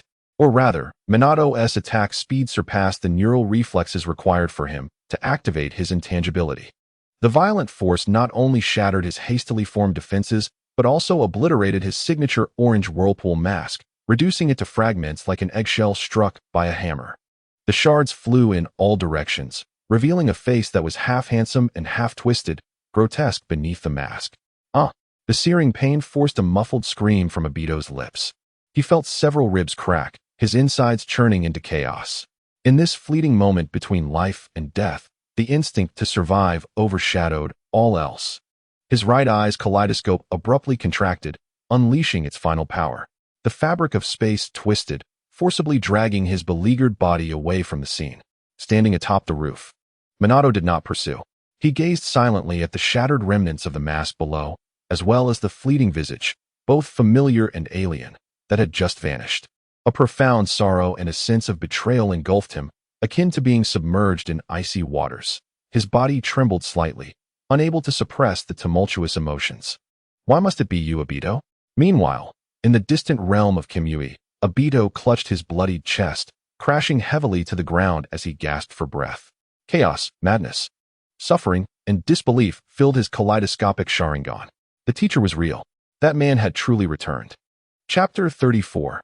Twisted Obsession and the New Mission in the Land of Snow. In the Kamui space, grayish-white cubes drifted aimlessly, forming a realm of eternal silence. Obito lay in disarray upon a cold stone pillar, the searing pain in his chest rendering each breath akin to a knife's cut. The spot where he had been struck head-on by the Senjutsu Daidama Rasengan was a mass of shattered bones and mangled flesh. Even as the cells of Hashirama desperately attempted to heal him, the destructive force infused with Sage Chakra rampaged within his body. Yet, the agony of the flesh paled in comparison to the tumult within his heart. The teacher was indeed real. It was not a mere Edo Tensei or a clumsy illusion. That warmth, that vibrant life energy, that speed so swift that even his Kamui could not entirely evade it, coupled with the chilling words, "It has been a long time, my student," proclaimed a truth that shattered his entire worldview. Minato Namikaze had truly returned. This realization struck him like an invisible hammer, shattering the foundation of beliefs he had relied upon for over a decade. Everything he had done, the Nine-Tails attack he had orchestrated, the hypocrisy of the world he had come to accept. If even the dead could return, what significance did his struggles hold? A frenzied thought emerged uncontrollably from the depths of his mind. If both the teacher and his wife could be resurrected, then what of Rin? Could she also return? This notion flickered for merely an instant before being stifled by a greater madness and obsession. No, he struggled to rise, his face, half intact, half distorted, taking on a particularly ghastly expression. This was wrong. It must be a greater lie. He recalled the teachings of Uchiha Madara and the cold reality that Rin had died to protect the hypocrisy of this village system. Now, this same hypocritical system had even resurrected the dead to sustain its lies. What did this signify? It was the utmost mockery of him. This reality would only bring greater suffering. Obito growled, his chaotic thoughts coalescing into an unwavering and twisted obsession. Only the infinite Tsukuyami, only a world devoid of lies. Where Rin still lived was the singular truth, the sole redemption. He was not only undeterred, he was even more convinced that he was the savior who had glimpsed the truth of the world. His objective had never been so clear, so frenzied. In the Hokage's office, the atmosphere was stiflingly oppressive. Minato sat in the main seat, yet his face bore no trace of joy at reclaiming his position. Jiraiya, Uchiha Fugaku, and the casually seated Uzumaki Yang were all silent. "I have confirmed the identity of the masked man," Minato spoke, shattering the silence. Jiraiya and Fugaku lifted their heads. "It is Uchiha Obito." These 5 words struck like nails, piercing the hearts of everyone present. "What?" Jiraiya was the first to break composure, rising abruptly. "Minato, are you certain?" Obito, he was already. Fugaku's body stiffened as well. Uchiha Obito, the hero who had perished in the Third Great Ninja War, whose name was etched on the memorial stone, was the mastermind behind it all. This was utterly absurd. The Flying Thunder God technique I left on him was triggered. It cannot be wrong. Minato closed his eyes, concealing the pain within. 13 years ago, the one who attacked the village and unleashed the Nine-Tails was indeed him. The cruel truth plunged the entire office into a deathly silence. A once hero had transformed into the sinner who would destroy the village. A student who should have died had become an enemy wielding a blade against his teacher. In this moment intertwined with sorrow and shock, only Yang could perceive the system panel that incongruously appeared. Ding. Final antagonist identity confirmed. The system identifies Uchiha Obito as the Moonlight Cult leader. Main mission chain updated. Shattered Moon has been activated. First link, expose the Moonlight Cult's Akatsuki conspiracy. Mission objective, obtain crucial intelligence regarding the Eye of the Moon plan from members during the next Akatsuki operation. Yang stroked his chin, his expression more one of intrigue than weightiness, as if he had found a new toy. The Moonlight Cult leader? I find this setting rather appealing. His self-muttering echoed distinctly in the quiet office. Trust in science. Believe the world is round, only to find that the earth is flat. Then your worldview shatters. Think the world is fake, and strive to create your own true world. It seems this final boss is a deluded idealist. His rambling left Minato and Jiraiya lost in their sorrow, momentarily bewildered. "Yang, what are you talking about?" Jiraiya inquired. "Nothing, just profiling the antagonist." Yang waved his hand dismissively. In simpler terms, he's a delusional youth seeking revenge on society after a heartbreak.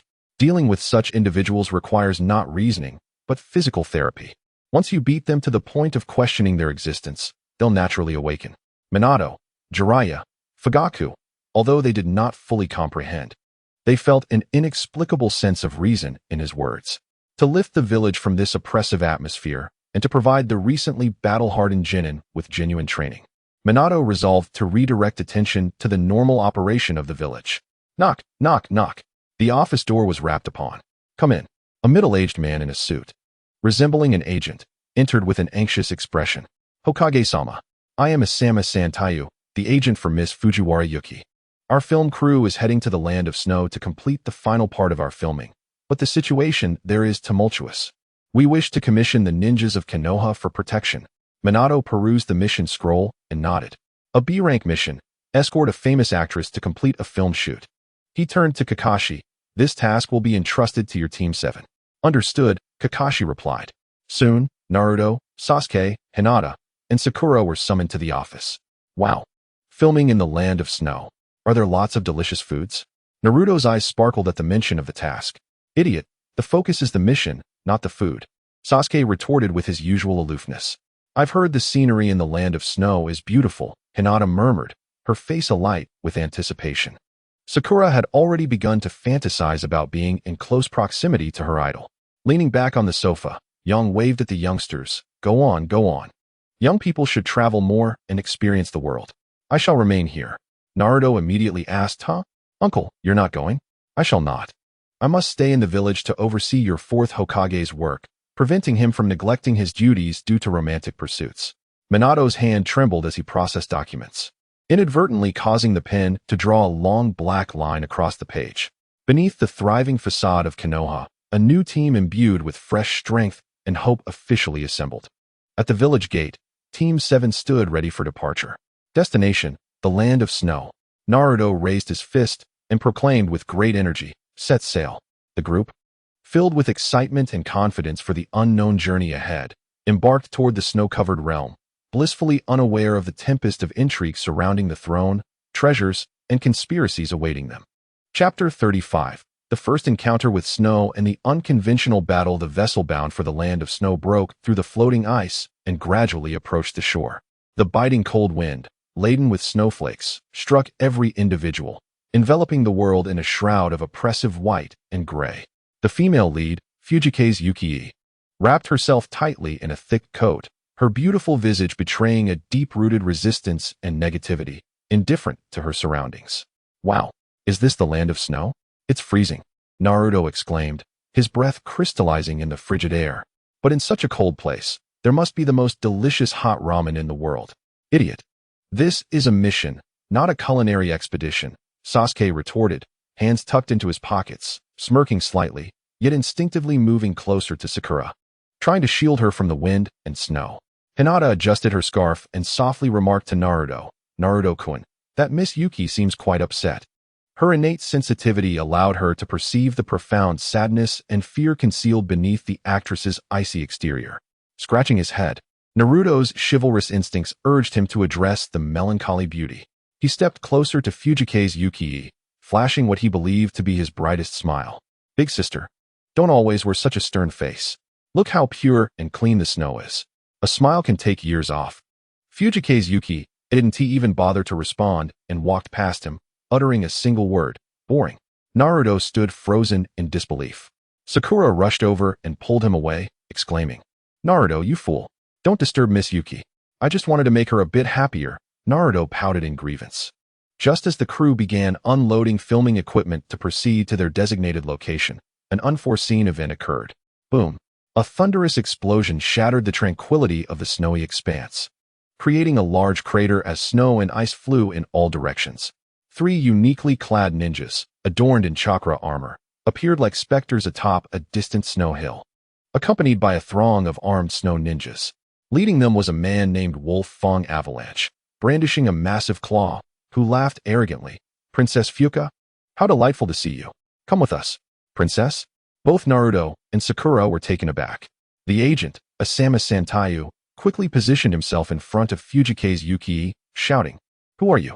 There is no princess here. Enough chatter. Wolf Fong Avalanche disregarded him, locking his gaze on the trembling woman. He swiftly formed hand seals. Ice release, Black Dragon Storm kill. Moisture in the air rapidly condensed, forming a colossal ice dragon composed of ice crystals and black chakra, roaring as it coalesced. It opened its menacing maw, exuding a terrifying chill capable of freezing anything, and charged toward the crew. "Watch out." Kakashi tensed, raising his left hand, ready to lift his forehead protector. The scale and power of this jutsu undoubtedly fell within the realm of A-rank ninjutsu, and these kids were entirely unprepared. However, his next action was abruptly interrupted by an astounding sight before him. Rather than retreating from the oncoming ice dragon, Naruto stepped forward, muttering, "Tsh, ice tricks? My uncle said such flashy things are mere paper tigers." He executed an unusual footwork, swaying as though intoxicated, drunken immortal's moonlit step. As the massive ice dragon descended, countless sharp ice spikes rained down like a storm. Yet Naruto danced through the chaos with the grace of willow in the wind, effortlessly evading every attack at the most advantageous angles. He even had the leisure to lightly bounce off one of the falling ice spikes, performing a somersault. "Hey, can't hit me, can you?" Wolf Fong Avalanche's jaw nearly dropped to the ground. "Stop showing off at the back." Sasuke scoffed, unwilling to let Naruto steal all the limelight. With his hands clasped before him, he required no intricate hand seals. "Let me show you what true power is." Sage Art, Fire Curse Flame Dragon. With a roar that resonated higher than before, a fire dragon, several times larger than the ice dragon, soared into the air from behind Sasuke. This was no ordinary flame. It burned with pure sage energy, a brilliant golden inferno. The clash of the ice and fire dragons in midair was not the epic standoff one might expect. The fire dragon surged forward, devouring the seemingly formidable ice dragon in an instant, melting it away without leaving a single drop of water behind. The scorching shockwave radiated outward, melting swathes of thick snow. "This is impossible." Wolf Fong Avalanche screamed in disbelief. His proud jutsu was obliterated by a mere genin from Konoha, without even forming hand seals. What manner of monster was this? Meanwhile, Hinata had already taken action. Standing in front of the crew, she formed a simple hand seal. Sage Art, 5-element earth wall. A thick, smooth earth wall, adorned with flowing golden runes, rose from the ground like a miracle, perfectly shielding everyone from the residual shockwaves and heat. Those behind the wall felt not even a whisper of wind. Sakura calmly directed the panicked crew. "Everyone, don't run. Gather behind Hinata's earth wall. This is the safest place." The battlefield fell into an eerie silence. The trio of snow ninjas and their subordinates stood dumbfounded, their minds blank. Their once proud ice techniques and chakra armor seemed laughably feeble before these three genin, whose forehead protectors were Askew. "What jutsu is that?" One of them trembled, asking. "No, that's not even ninjutsu." Winter Bear Hail's chakra armor emitted an overheating alarm. Kakashi slowly lowered his hand, scratching his silver hair in resignation. Sighing heavily, he felt as though he might soon be out of a job. The current generation of youths left no opportunities for their seniors. This elite jounin had yet to find it necessary to intervene. Retreat. The intel was wrong. These kids are monsters. Wolf Fong Avalanche finally snapped back to reality, issuing the order to withdraw. The snow ninjas, as if granted a reprieve, discarded their gear and fled in disarray into the storm.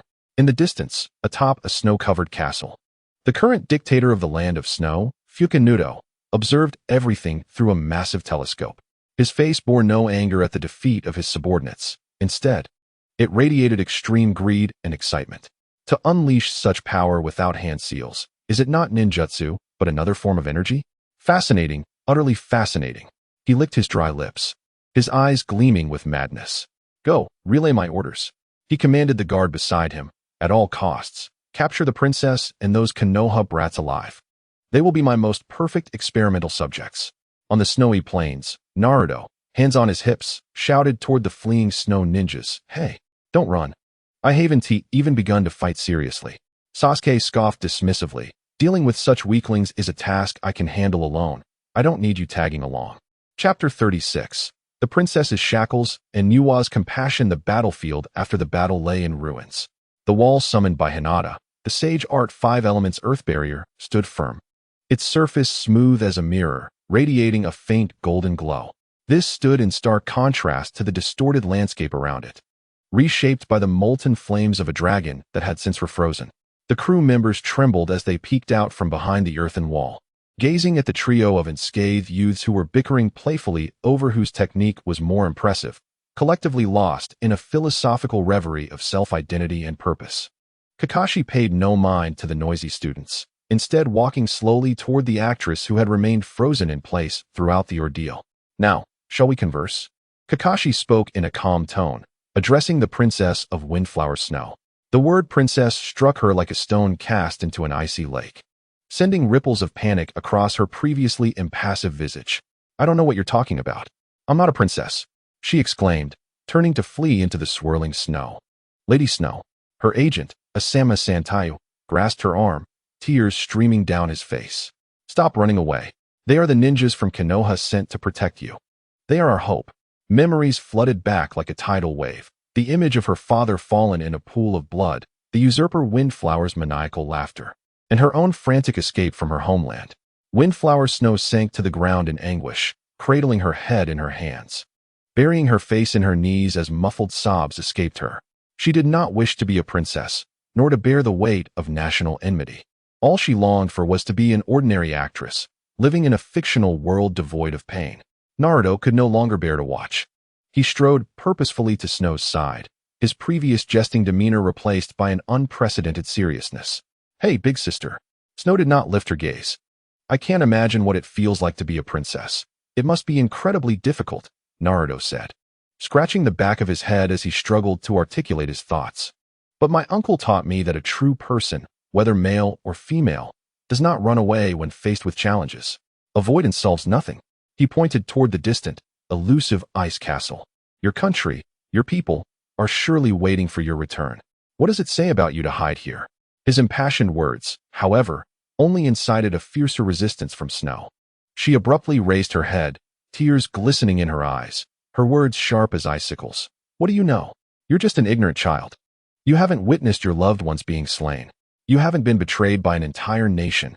What right do you have to lecture me?" Naruto was momentarily silenced, rooted to the spot. "You're out of your depth. Lecturing isn't for someone whose mind is occupied solely with ramen," Sasuke interjected, strolling over. He cast a glance at the weeping Snow, his tone imbued with the characteristic arrogance of the Uchiha clan. "Our Uchiha clan has also faced immense crises. The elders of the village sought to confine us as if we were criminals." He began recounting a tale unknown to Naruto and the others. "But what did we choose? We chose to resist, to fight, to prove the glory of the Uchiha to everyone." He looked down at Snow with disdain. "Your father sacrificed his life to grant you the chance to escape, not to wallow in self-pity here. Your weakness is an insult to his sacrifice." If Naruto's words were a direct punch, Sasuke's were a poisoned dagger, piercing deeply. Windflower Snow's complexion turned ashen, her body trembling. At that moment, a warm hand gently grasped her cold fingers. Hinata, having approached unnoticed, offered her a water bottle with her other hand. "Miss Snow, please drink some warm water." Her gesture was gentle, devoid of any sense of coercion. Snow merely stared blankly at her. "I, Hinata, once felt just as you do, frightened and weak. I was deemed a disgrace by my father for lacking strength. I feared failure and lacked the courage to challenge myself." She lifted her gaze, her pure white eyes reflecting Snow's bewildered face. "It was my companions, Naruto, Sasuke, and my uncle, who gave me the courage to stand up. They taught me that while an individual's strength may be small, with companions by your side, nothing is impossible." Hinata tightened her grip on Snow's hand, her words earnest and deliberate. "Now, we wish to be your strength." Far away, in the village of Konoha, within the home of the Uzumaki, Xianxia lounged languidly in a rocking chair, a colossal mirror of vapor floating before him, broadcasting a 4K live feed of the events in the land of snow. "Oh my, this little drama is full of pathos, fervor, and sharp tongues, culminating in a wave of tender healing. Everything one could wish for," he mused, munching on sunflower seeds, thoroughly entertained. Hinata's performance was impressive enough to warrant a high score in his mind. Her heartfelt words nearly swayed him. Just as he was about to commend her, a system panel appeared before him, visible only to him. Ding. Detected that the host is engaging in remote observation and successfully triggered a special side quest. Quest objective: Hinata Hyuga. Quest name: The Benevolence of Nuwa. Quest description: This world is rife with suffering and confusion. As a descendant of Nuwa, you bear the responsibility to guide lost souls. Help Windflower Snow shatter the shackles of her heart, enabling her to understand that while avoidance may be shameful yet useful, confronting a bleak existence is the mark of a true warrior. Help her reclaim her courage and responsibility as a queen. Quest Reward 1. Increase Hinata Hyuga's Niwa bloodline, awakening level by 5. 2. Unlock a new healing sage technique, Holy Rain Technique, a group continuous healing method that purifies most negative states and has remarkable effects on emotional wounds. 3. The host automatically masters Holy Rain Technique at full proficiency, effective immediately without practice. Wow, what a surprise! Xiangyang exclaimed, sitting upright in his chair. The system was becoming increasingly clever. Even making use of the phrase avoidance is shameful yet useful. However, he was quite fond of the rewards. He promptly pulled out a blank communication scroll, scribbling hastily while muttering to himself. Simply providing encouragement was insufficient. He needed to offer an action plan and a catalyst. He stuffed the completed scroll into the mouth of a summoning toad, slapping its backside. Go, Pikachu! No, I mean Toadji. Deliver this to Hinata as swiftly as possible. In the land of snow, Hinata's words flowed like a warm current, melting the hardest layers of ice within Windflower Snow's heart. Just as Snow's emotions began to stabilize, a small toad appeared with a loud pop at Hinata's feet, releasing a scroll. Hinata, puzzled, unfurled the scroll, and a line of bold, flowing characters met her eyes. Dear Hinata, well done. The moment has come for you to showcase the poise of a future goddess. Use your gentleness and strength to save that lost princess. Remember, a true ruler does not wait for others to save her. She leads everyone to carve a bloody path. With love, your uncle, Xiangyang. Hinata couldn't suppress a soft chuckle. Her uncle was as he always was. Yet this unorthodox encouragement proved to be the final straw, completely shattering the remnants of her hesitation. She tucked the scroll away, her gaze transforming into one of unwavering determination. Rising to her feet, she surveyed her companions and the crew members who looked upon her with hope. Finally, she turned to Kakashi and declared, Kakashi-sensei, we can no longer passively protect anyone. Kakashi raised an eyebrow in response. Naruto immediately chimed in, right? Hinata is absolutely correct. We shall charge forth and send that scoundrel, whose name I believe is Fuka, flying. This is exactly what I desire. Sasuke crossed his arms, declaring that it was about time, as he had grown weary of the delays. Sakura clenched her fists, despite her lack of prowess in combat. Her spirit remained undaunted. I can offer support with the new ninjutsu I have learned. In this moment, Team 7 reached an astonishing consensus.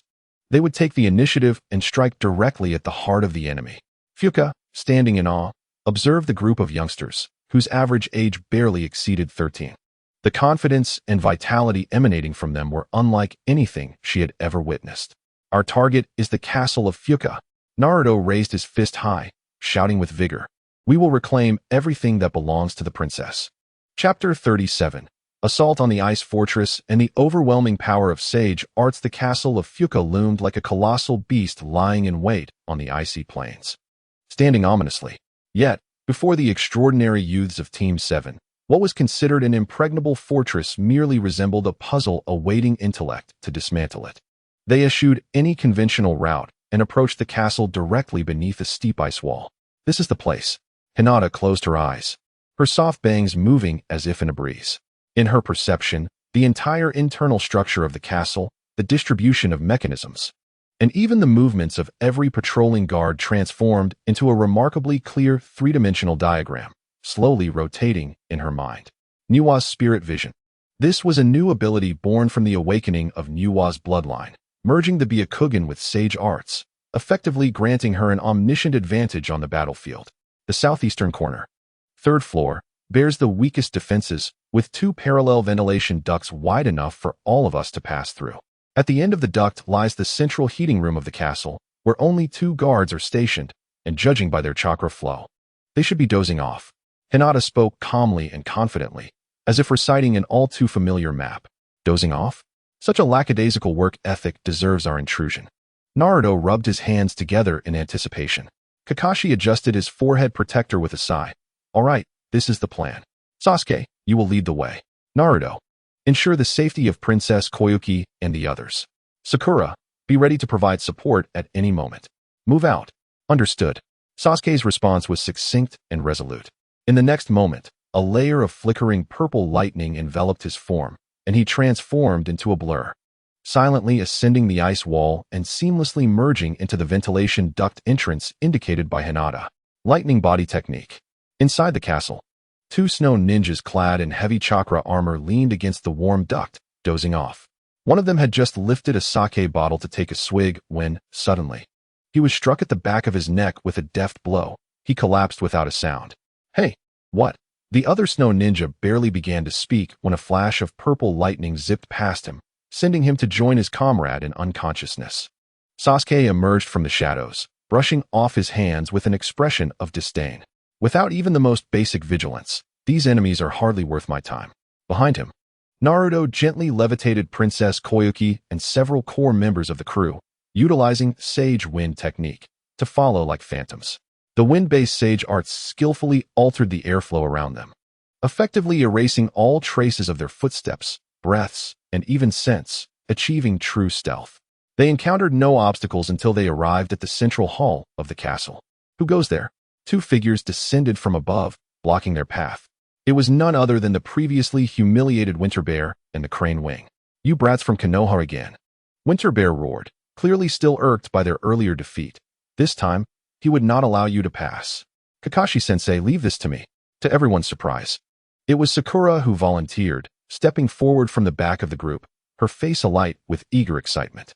Oh, Sakura? Kakashi raised an eyebrow. Just right. My new toys have yet to taste battle. Sakura cheerfully produced a delicate vial from her ninja tool pouch and lightly tossed it toward Winter Bear. A handful of colorless and odorless powder dispersed in the wind. Winter Bear initially dismissed it, but soon felt an unbearable itch at the joints of his proud chakra armor. Ugh, what is this nonsense? His cumbersome body began to writhe, hands clawing at the armor, producing a cacophony of clinks and clatters. The ferocity he once possessed vanished, resembling a lobster tossed into boiling water. This is my specially crafted, itching charm. Powder, Sakura said as if unveiling a masterpiece. Designed to infiltrate armor seams and bypass most physical defenses. Isn't the effect remarkable? You vile woman, using such despicable means. Crane Wing exclaimed, both astonished and furious, waving his hands in a flurry as countless ice sunbon shot toward Sakura. Despicable? No, this is called strategy. Sakura remained unfazed, tossing out several small spheres. Explosive charm. Softening charm. The small spheres detonated mid-air. Some exploded violently, intercepting the ice sunbon with precision, while others released green smoke that enveloped Crane Wing. Though he managed to evade most of it, he inhaled a small amount and instantly felt his limbs weaken, his hands becoming unresponsive. Meanwhile, the last cadre member, Wolf Fong Avalanche, charged from another side, targeting Kakashi directly. Your opponent is me. Kakashi lazily lifted his head, too apathetic to even utilize Raikiri. He simply sidestepped the forceful claw strike of Wolf Fong Avalanche and delivered a precise chop to the back of his neck. Boom. The battle concluded. Kakashi yawned, glancing back at the ongoing struggle between Crane Wing and the various charms, as well as the rolling Winter Bear, scratching at his unbearable itch, and sighed. Sigh. I feel like I could retire early. Naruto and Sasuke paid no mind to the farcical scene, exchanging glances before accelerating simultaneously, transforming into two streaks of gold and purple light, charging straight towards the throne hall at the castle's highest level. Boom. The doors burst open as the two kicked them in unison. At the far end of the expansive hall, Fuka had long been seated upon the throne, clad in a set of even more grotesque and massive chakra armor than his three subordinates. A sickly fervor painted across his face. Welcome, little brats from Konoha. Your strength has truly opened my eyes. He slowly rose, arms outstretched, as if welcoming worshippers, to express my respect for you. I have prepared the finest hospitality this castle has to offer. As his words echoed, countless runes illuminated the floor and walls. Massive mechanisms began to whir to life. The ceiling opened up, unleashing a fierce blizzard, causing the temperature in the hall to plummet visibly, with ice crystals forming in the air. Haha, can you feel it? In this realm of absolute zero, your chakra will freeze, and your bodies will become more brittle than steel. Prepare to become my eternal collection. Fuka laughed maniacally. However, the panic-stricken expressions he anticipated from his foes did not materialize. Naruto and Sasuke stood resolutely amidst the blizzard, exchanging knowing smirks. Hey Sasuke, Naruto nudged his elbow. The owner of this place is rather hospitable, though the air conditioning is a bit excessive. Shut up, dead last. Sasuke huffed coldly. Enough chatter. Do you remember the combined technique Uncle Yang taught us? Of course. I've been eager to try it out. Naruto's eyes sparkled with excitement. Humph. Dealing with such trivial matters is akin to using a sledgehammer to crack a nut. Do not speak so. Let us regard this as a new product launch. Naruto has already begun forming seals, yet the symbols he creates are utterly incomprehensible to Kazahana and his companions. Sasuke scoffed, synchronizing his movements. If we are to use it, let us do so swiftly. Do not hinder my progress. Chapter 38. The seven-colored Rasengan and the Queen's coronation. Kazahana was thoroughly incensed by the audacity of those two young boys. Ignorant fools. Allow me to demonstrate what true despair feels like. The chakra armor enveloping him emitted a piercing roar, and the temperature within the throne hall plummeted once more, as an icy chill threatened to freeze one's very marrow. The ice coating the ground and walls surged forth, transforming into ferocious ice wolves and roaring ice bears. An army of over 100 icy beasts charging forward with the intent to obliterate everything in their path. This is troublesome. Kakashi stood at the forefront, raising his hands. Senjutsu, multiple earth flow walls. Boom, boom, boom. 3 substantial earthen walls erupted from the ground, stacking upon one another to form a formidable barrier. Yet the ice beasts, undeterred by death, crashed into the walls, the tremendous force causing spiderweb-like cracks to spread across their surface. Hey, you lot, hurry up. My old bones won't hold out for long. Kakashi shouted while maintaining the walls, glancing back. They're coming. Don't rush me, Kakashi-sensei. Art requires time to cultivate. Naruto did not turn back, focusing all his attention on his right hand. A swirling mass of rapidly rotating air coalesced in his palm, emitting a sharp whistle. Now, Sasuke leapt without hesitation, landing firmly behind Naruto, pressing his palms against his back with unwavering determination.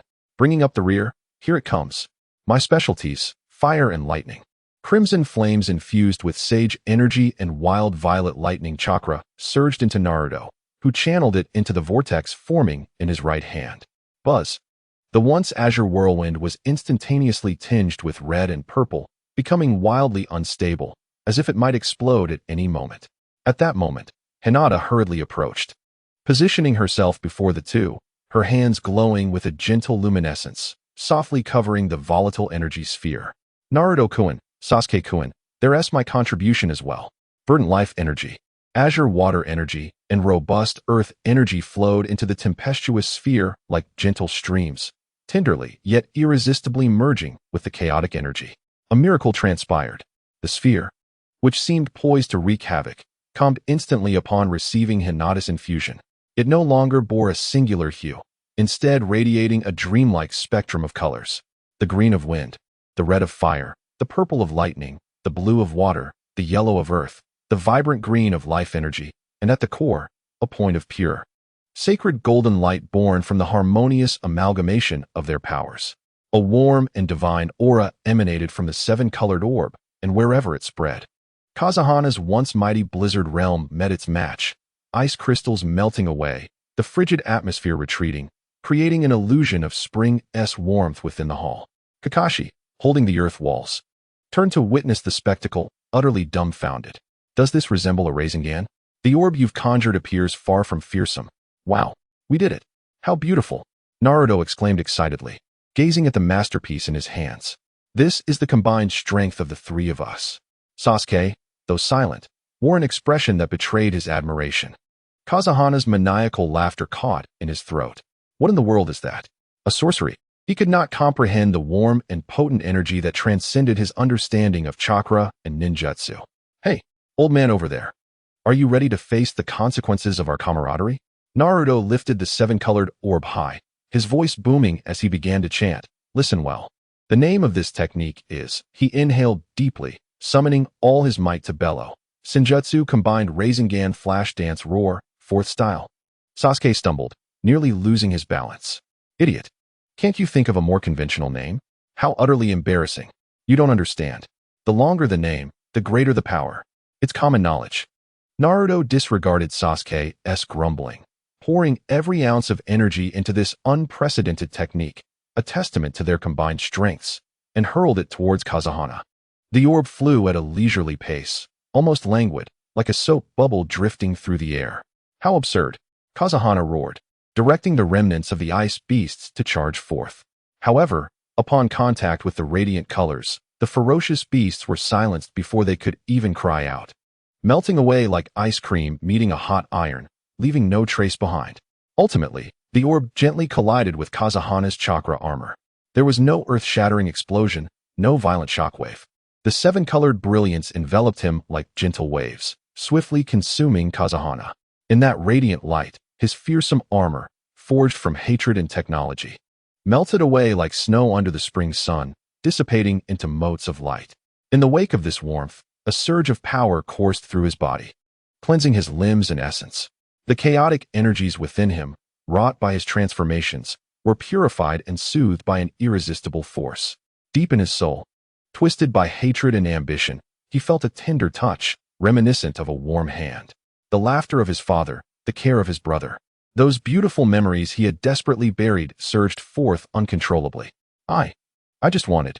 As the light receded, Kazahana knelt, his once mighty armor vanished. Lost in despair, tears streaming down his face like a lost child. I simply wished for spring to return. He was utterly defeated, both physically and spiritually. Windflower Snow, who had been hiding at the back, stared blankly at the scene. Watching those three younger than herself create a genuine miracle in a manner she could not fathom. She glanced once more at her uncle, Kazahana, who knelt weeping, and then at the cold key belonging to her father in her hand. An unprecedented courage surged from within her. I understand now. She no longer hesitated or feared. Clutching the key tightly, she dashed toward the enormous, dust-laden control panel at the side of the hall. Under the gaze of all, she forcefully inserted the key and exerted all her strength to turn the switch. Boom. The entire castle, indeed the very earth itself, began to tremble violently. Deep within the ground, the thermal generator, sealed for 10 years, resumed its heartbeat. The ice and snow outside the castle melted at a visible pace, revealing the rich black soil beneath. The long-awaited sunlight pierced through the thick clouds like a golden waterfall, cascading over the land that had been frozen for too long. One streak, two streaks, thousands of tender green sprouts eagerly emerged from beneath the melting snow, greedily soaking in the sunlight. Under the castle, the citizens of the land of snow, who had hidden away for a decade, stepped outside, witnessing the miraculous revival of nature. Initially shocked, then erupting into thunderous cheers. Amidst the resounding acclaim of the people, Windflower Snow stood on the castle's balcony, facing the warm spring breeze, donning the crown of responsibility and hope. Simultaneously, a gentle, holy light visible only to Hinata descended from the heavens, enveloping her entirely. A warm flow coursed through her being, and she sensed her Neza lineage becoming purer and more potent. In the distant land of Kanahagakure, the residence of Uzumaki Xianxia, he gazed into the water mirror, observing the radiant golden light emanating from Hinata as she completed her upgrade. Content, he nodded in approval. Beep. Detected that Hinata Hyuga has successfully completed the special side quest, The Compassion of Nuwa. Quest evaluation. Perfect. Quest rewards distributed. Hinata Hyuga's Nuwa bloodline. Awakening degree increased by 5. 2. Unlocking a new healing sage technique. Holy Rain Technique. The host automatically masters Holy Rain Technique. At full proficiency, effective immediately without practice. Well done, my dear niece, Xiangyang remarked, snapping his fingers to close the water mirror. In the throne hall of the land of snow, following the battle, Naruto stood with his hands on his hips, proudly proclaiming to Sasuke, "See, I told you. The three of us combined are invincible." Sasuke, arms crossed, scoffed. Humph, we didn't need such flashy techniques to deal with that kind of foe. Chapter 39. The triumphant heroes and unexpected exchange students as the royal ship of the land of snow, adorned with the flag of Konoha, slowly entered the harbor. The entire village erupted in excitement. The docks were teeming with people, the air filled with colorful streamers and the aroma of ramen. As the villagers' enthusiasm seemed poised to ignite the early spring air. Our hero has returned. Team 7, the Eternal Gods. Standing on the deck, Naruto waved energetically at the crowd below, grinning like a carefree child. Sasuke, with his hands in his pockets, turned away, feigning indifference. though the slight curve of his lips betrayed him. Within the Hokage's office, Minato Namikaze snapped the third pen in frustration. Before him lay a task report that Kakashi had painstakingly written using his entire literary prowess. In summary, the report stated, "The enemy was weak. My students were strong, so strong that I, their guiding Jonin, could only cheer them on from the sidelines. In the end, they created a multicolored orb to purify the boss and conveniently brought back a permanent alliance." Minato felt a throbbing in his temples. How had a simple escort mission devolved into a nation-rebuilding task? Given the extraordinary combat abilities, independent decision-making, and absurd jutsu development demonstrated by the 4 members of Team 7 during the mission, Minato struggled to articulate his conclusion to the senior advisors present. "I propose to exceptionally promote Uzumaki Naruto, Uchiha Sasuke, Hyuga Hinata, and Haruno Sakura to the rank of Special Jonin." A heavy silence enveloped the office. To clarify, Minato added, "They are specialized in combat." This meant that these prodigious youngsters were so formidable in battle that assigning them to routine tasks would be a gross misallocation of talent. They were better utilized as strategic assets. Meanwhile, Uzumaki Xianxia reclined in a rocking chair in his yard, savoring the rare tranquility. Beep detected a significant increase in the reputation of the disciple team in the ninja world, successfully triggering the quest the prestige of the Shushan sect. Legends of your exploits now fill the martial world. Quest reward: the Demon Ceiling Tower, beginner, upgraded to the Demon Ceiling Tower, intermediate. The tower space expands. Ceiling power enhances, and each layer can accommodate an additional tailed beast clone, augmenting the respective beast's abilities and unlocking the Spirit Beast Cleaning Mode. Spirit Beast Cleaning Mode? Xiangyang pondered, perplexed. What on earth was that? Was it to have tailed beast clones clean the house? This system was becoming increasingly adept at exploiting labor. At that moment, the atmosphere in the Hokage's office grew tense once more. Gaara, Temari, and Kankuro stood before Minato's desk, regarding the plan for Konoha's collapse. Minato's voice was calm, yet carried an undeniable authority. "Considering the financial situation of Sunagakure and the fact that you were indeed manipulated by Orochimaru, Konoha will waive the war reparations." Kankuro and Temari visibly relaxed at this news. However, Minato's tone shifted. "To rebuild mutual trust, I have a condition." He fixed his gaze on the red-haired youth, exuding a palpable aura of menace. "Gaara, Temari, Kankuro, you 3 must remain in Konoha as exchange students for 2 years. "What did you say?" Gaara's voice was hoarse and icy, the intense killing intent swirling around him like a storm. Was this a new cage? The violent chakra belonging to Shikaku surged uncontrollably within him.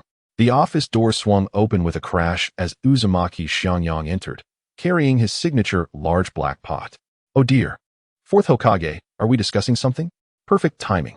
I was thinking my yard was too empty and I wanted to adopt a few pets to liven things up. And here they are, delivered right to me."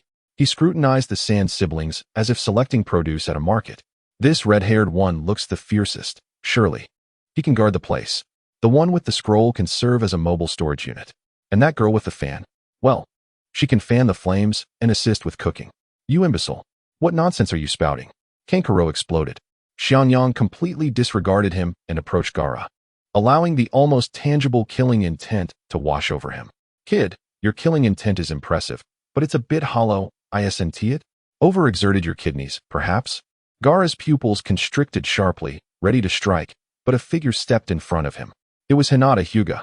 "Gaara-kun," she said, not activating her Byakugan. Simply gazing at him with her pure eyes. "You are in pain, aren't you?" She extended her hand, disregarding the deadly sand armor swirling around him. Guanyin spell. Without radiant light, only a gentle life energy, warmer than the spring sun, flowed slowly from Hinata's palm. This power gently yet irresistibly permeated the violent sand armor, soothing Shikaku's agitation, akin to warm hands tenderly brushing away the deep-seated resentment and loneliness that had accumulated in Gaara's heart for over a decade. Gaara froze. For the first time, he felt that the world could be so tranquil. There was no maddening whisper of Shikaku in his ear, no relentless killing intent gnawing at his sanity. "To ensure you stay out of trouble for the next 2 years, Xiangyang patted Gaara's shoulder. "I've decided to patch up that leaky seal of yours." That night, in the basement of Xiangyang's home, under the astonished gaze of Minato, the master of sealing techniques, Xiangyang executed a remarkably crude, yet intricately brilliant method, forcibly overlaying a more complex sealing array onto the bagua seal he had personally inscribed. Done, Xiangyang declared, clapping his hands. The improved bagua seal was not only more stable, but also capable of autonomously absorbing natural energy to gradually nurture your spirit. In simpler terms, it was like giving you a meditation function for your mental power bank. That night marked the first time in Gaara's life that he was not tormented by nightmares or the whispers of Shikaku. He slept soundly, even dreaming a sweet dream devoid of bloodshed. The following day, I refused to accept this, Kankuro shouted, pointing at Sasuke, who was practicing his swordplay in the yard. I challenge you. Show me what makes Konoha's genius so remarkable. Sasuke halted his movements, turned his head, and regarded him with an expression of bemusement. Sure, but my sword doesn't discriminate. If it dismantles your shabby puppets, don't come crying to me for compensation. 3 minutes later, Kankuro knelt in shock, staring at the scattered puppet parts around him. His proud creations, the crow and the black ant, were neatly disassembled, every screw accounted for, laid out before him. Meanwhile, Sasuke had never even drawn the sword from his back. He had accomplished everything using an ordinary wooden sword. Now, do you comprehend the disparity? Sasuke remarked, sheathing the wooden sword without breaking a sweat. Temari covered her face, feeling more embarrassed than she ever had in her life. She glanced at Uzumaki Xiangyang, who was languidly lying and watching the clouds, then at her two brothers, who were disheartened and withdrawn. Ultimately, she made a decision. She approached Xiangyang and bowed deeply. Master Xiangyang, from this day forth, I entrust you with the education of these two inept younger brothers. Xiangyang yawned and rose from his rocking chair. No problem. Just ensure the tuition is paid on time. Our educational packages come in several varieties: trial, annual, and the prestigious VIP version. Which would you prefer? The expressions of Kankuro and Temari instantly froze. All right, no need to be so serious. Listen well, observe carefully, and learn diligently. I assure you, your years here will be worth every penny. Chapter 40. The Shushan Tutoring Class and the Whisper of the Nine Tails. The next day, in the courtyard of the Uzumaki household. No, stop. Xiangyang shouted through a megaphone at the flustered Kankuro in the center of the chaos. Your approach is fundamentally flawed. What is a chakra thread? It's a wired connection. Too easily targeted. What we need is a sage power connection, a wireless connection, understand? Communicate directly with your mind, treating your puppet as an extension of your body, not just a remote-controlled toy. Kankuro was drenched in sweat, staring at the disassembled crow before him, surrounded by an array of strange metallic parts that Xiangyang had inexplicably procured. But the foundation of puppetry is the chakra thread. That's old news, Xiangyang retorted, kicking aside a broken wooden arm. These scraps are of such poor quality that they can't withstand the infusion of sage power. Look at what I've prepared for you. He held up a gleaming component, aircraft-grade alloy, high-temperature resistant, corrosion-proof, and exceptional conductivity. We'll first replace its joints with this. Then modify the energy core into a micro-sage power converter, and finally install a wind-style sage technique nozzle to give it flight capabilities. Kankuro listened in shock, feeling as though he was learning not ninjutsu, but advanced mecha engineering. Meanwhile, Naruto was instructing Gaara and Temari. What is the essence of wind? It is freedom, Naruto proclaimed, standing atop a large rock, arms spread wide. You must feel it, embrace it, and then make it your own. Like this. With a casual wave of his hand, a sharp wind blade grazed Gaara's scalp, severing the crown of a distant tree. Gaara stood expressionless, while the sand around him instinctively gathered, forming a defensive posture. Temari, on the other hand, couldn't comprehend why controlling the wind required such peculiar gestures. This is called a sense of ritual, Naruto replied confidently. My uncle said that being cool is a lifelong endeavor. In addition to these bizarre training sessions, every evening after dinner, everyone was mandated to attend Xiangyang's unwavering Shushan Night School for moral education. In the basement, Xiangyang used a genjutsu projector to display a PowerPoint presentation boldly titled Bonds. Classmates, today we shall explore a core question, he announced, tapping the screen with a pointer. Why is the strength of companions more important than any bloodline limit? Because companions can treat you to ramen when you're broke, stand by you when you're being beaten, and record your foolish moments as blackmail. Sasuke and Naruto exchanged a glance, instinctively turning their heads away. This power transcends chakra, surpasses ninjutsu. We call it the power of love and peace. Gaara, what are your thoughts? Suddenly called upon, Gaara froze. desperately searching his meager vocabulary for an answer, finally managing to utter, "It interferes with my ability to kill." A profound silence enveloped the basement. Uffed. Hinata couldn't contain herself and let out a soft laugh. She approached Gaara, offering him a cup of hot tea. "Gaara-kun, what Uncle Xiangyang means is that if you have companions, you no longer need to prove your existence by harming others." Her gesture was so natural that Gaara instinctively accepted the teacup. The warmth spread from his fingertips to his heart. Under Hinata's daily canon mantra purification and Xiangyang's relentless brainwashing, the icy fortress within Gaara was gradually melting at a pace he himself hadn't noticed. Finally, during a training session, an unexpected incident occurred. In a bid to showcase his newly developed technique, Naruto concocted an extremely unstable wind release, Rasengan. Watch this. Sage Art, Typhoon Dragon Tornado. A spiraling vortex erupted uncontrollably, sending countless razor-sharp wind blades shooting in all directions, one of which was aimed directly at Temari, who was watching the battle. "Watch out." Kakashi was about to intervene. Suddenly, with a thunderous boom, a sand wall shot up, perfectly shielding Temari and shattering the wind blade upon impact. All action ceased as everyone turned to see the source of the sand wall. Gaara stood there, one hand still extended forward. He looked at his hand, then at the unharmed Temari, a mixture of shock and confusion appearing on his face for the first time. This was the first time in his life that he had proactively used sand to protect someone. Ding! Detecting a significant shift in the fate of the reclusive red-haired boy. The heart of a guardian is budding. The system determines that the task, Change Gaara's Destiny, has achieved a milestone. Rewards granted. 1. The host gains 8,000 skill points. 2. Gaara unlocks a limited talent, Sand Guardian. Dramatically enhances the defensive power, speed, and range of sand, automatically protects the master, and can provide a layer of sand armor to the protected. Xiangyang reclined in his rocking chair, observing the system panel with satisfaction as he crossed his legs. Not bad, not bad. This investment is quite profitable. After training, Naruto hesitantly approached Xiangyang. "Uncle, may I ask you a question?" "Go ahead." Gaara mentioned a creature called Shikaku inside him, allowing him to control sand. "That's what they call a Jinchuriki, right?" Naruto scratched his head. "I feel like there's something inside me too. Sometimes, when I get really angry, a terrifying power emerges." Xiangyang set down the seeds in his hand. "Would you like to meet it?"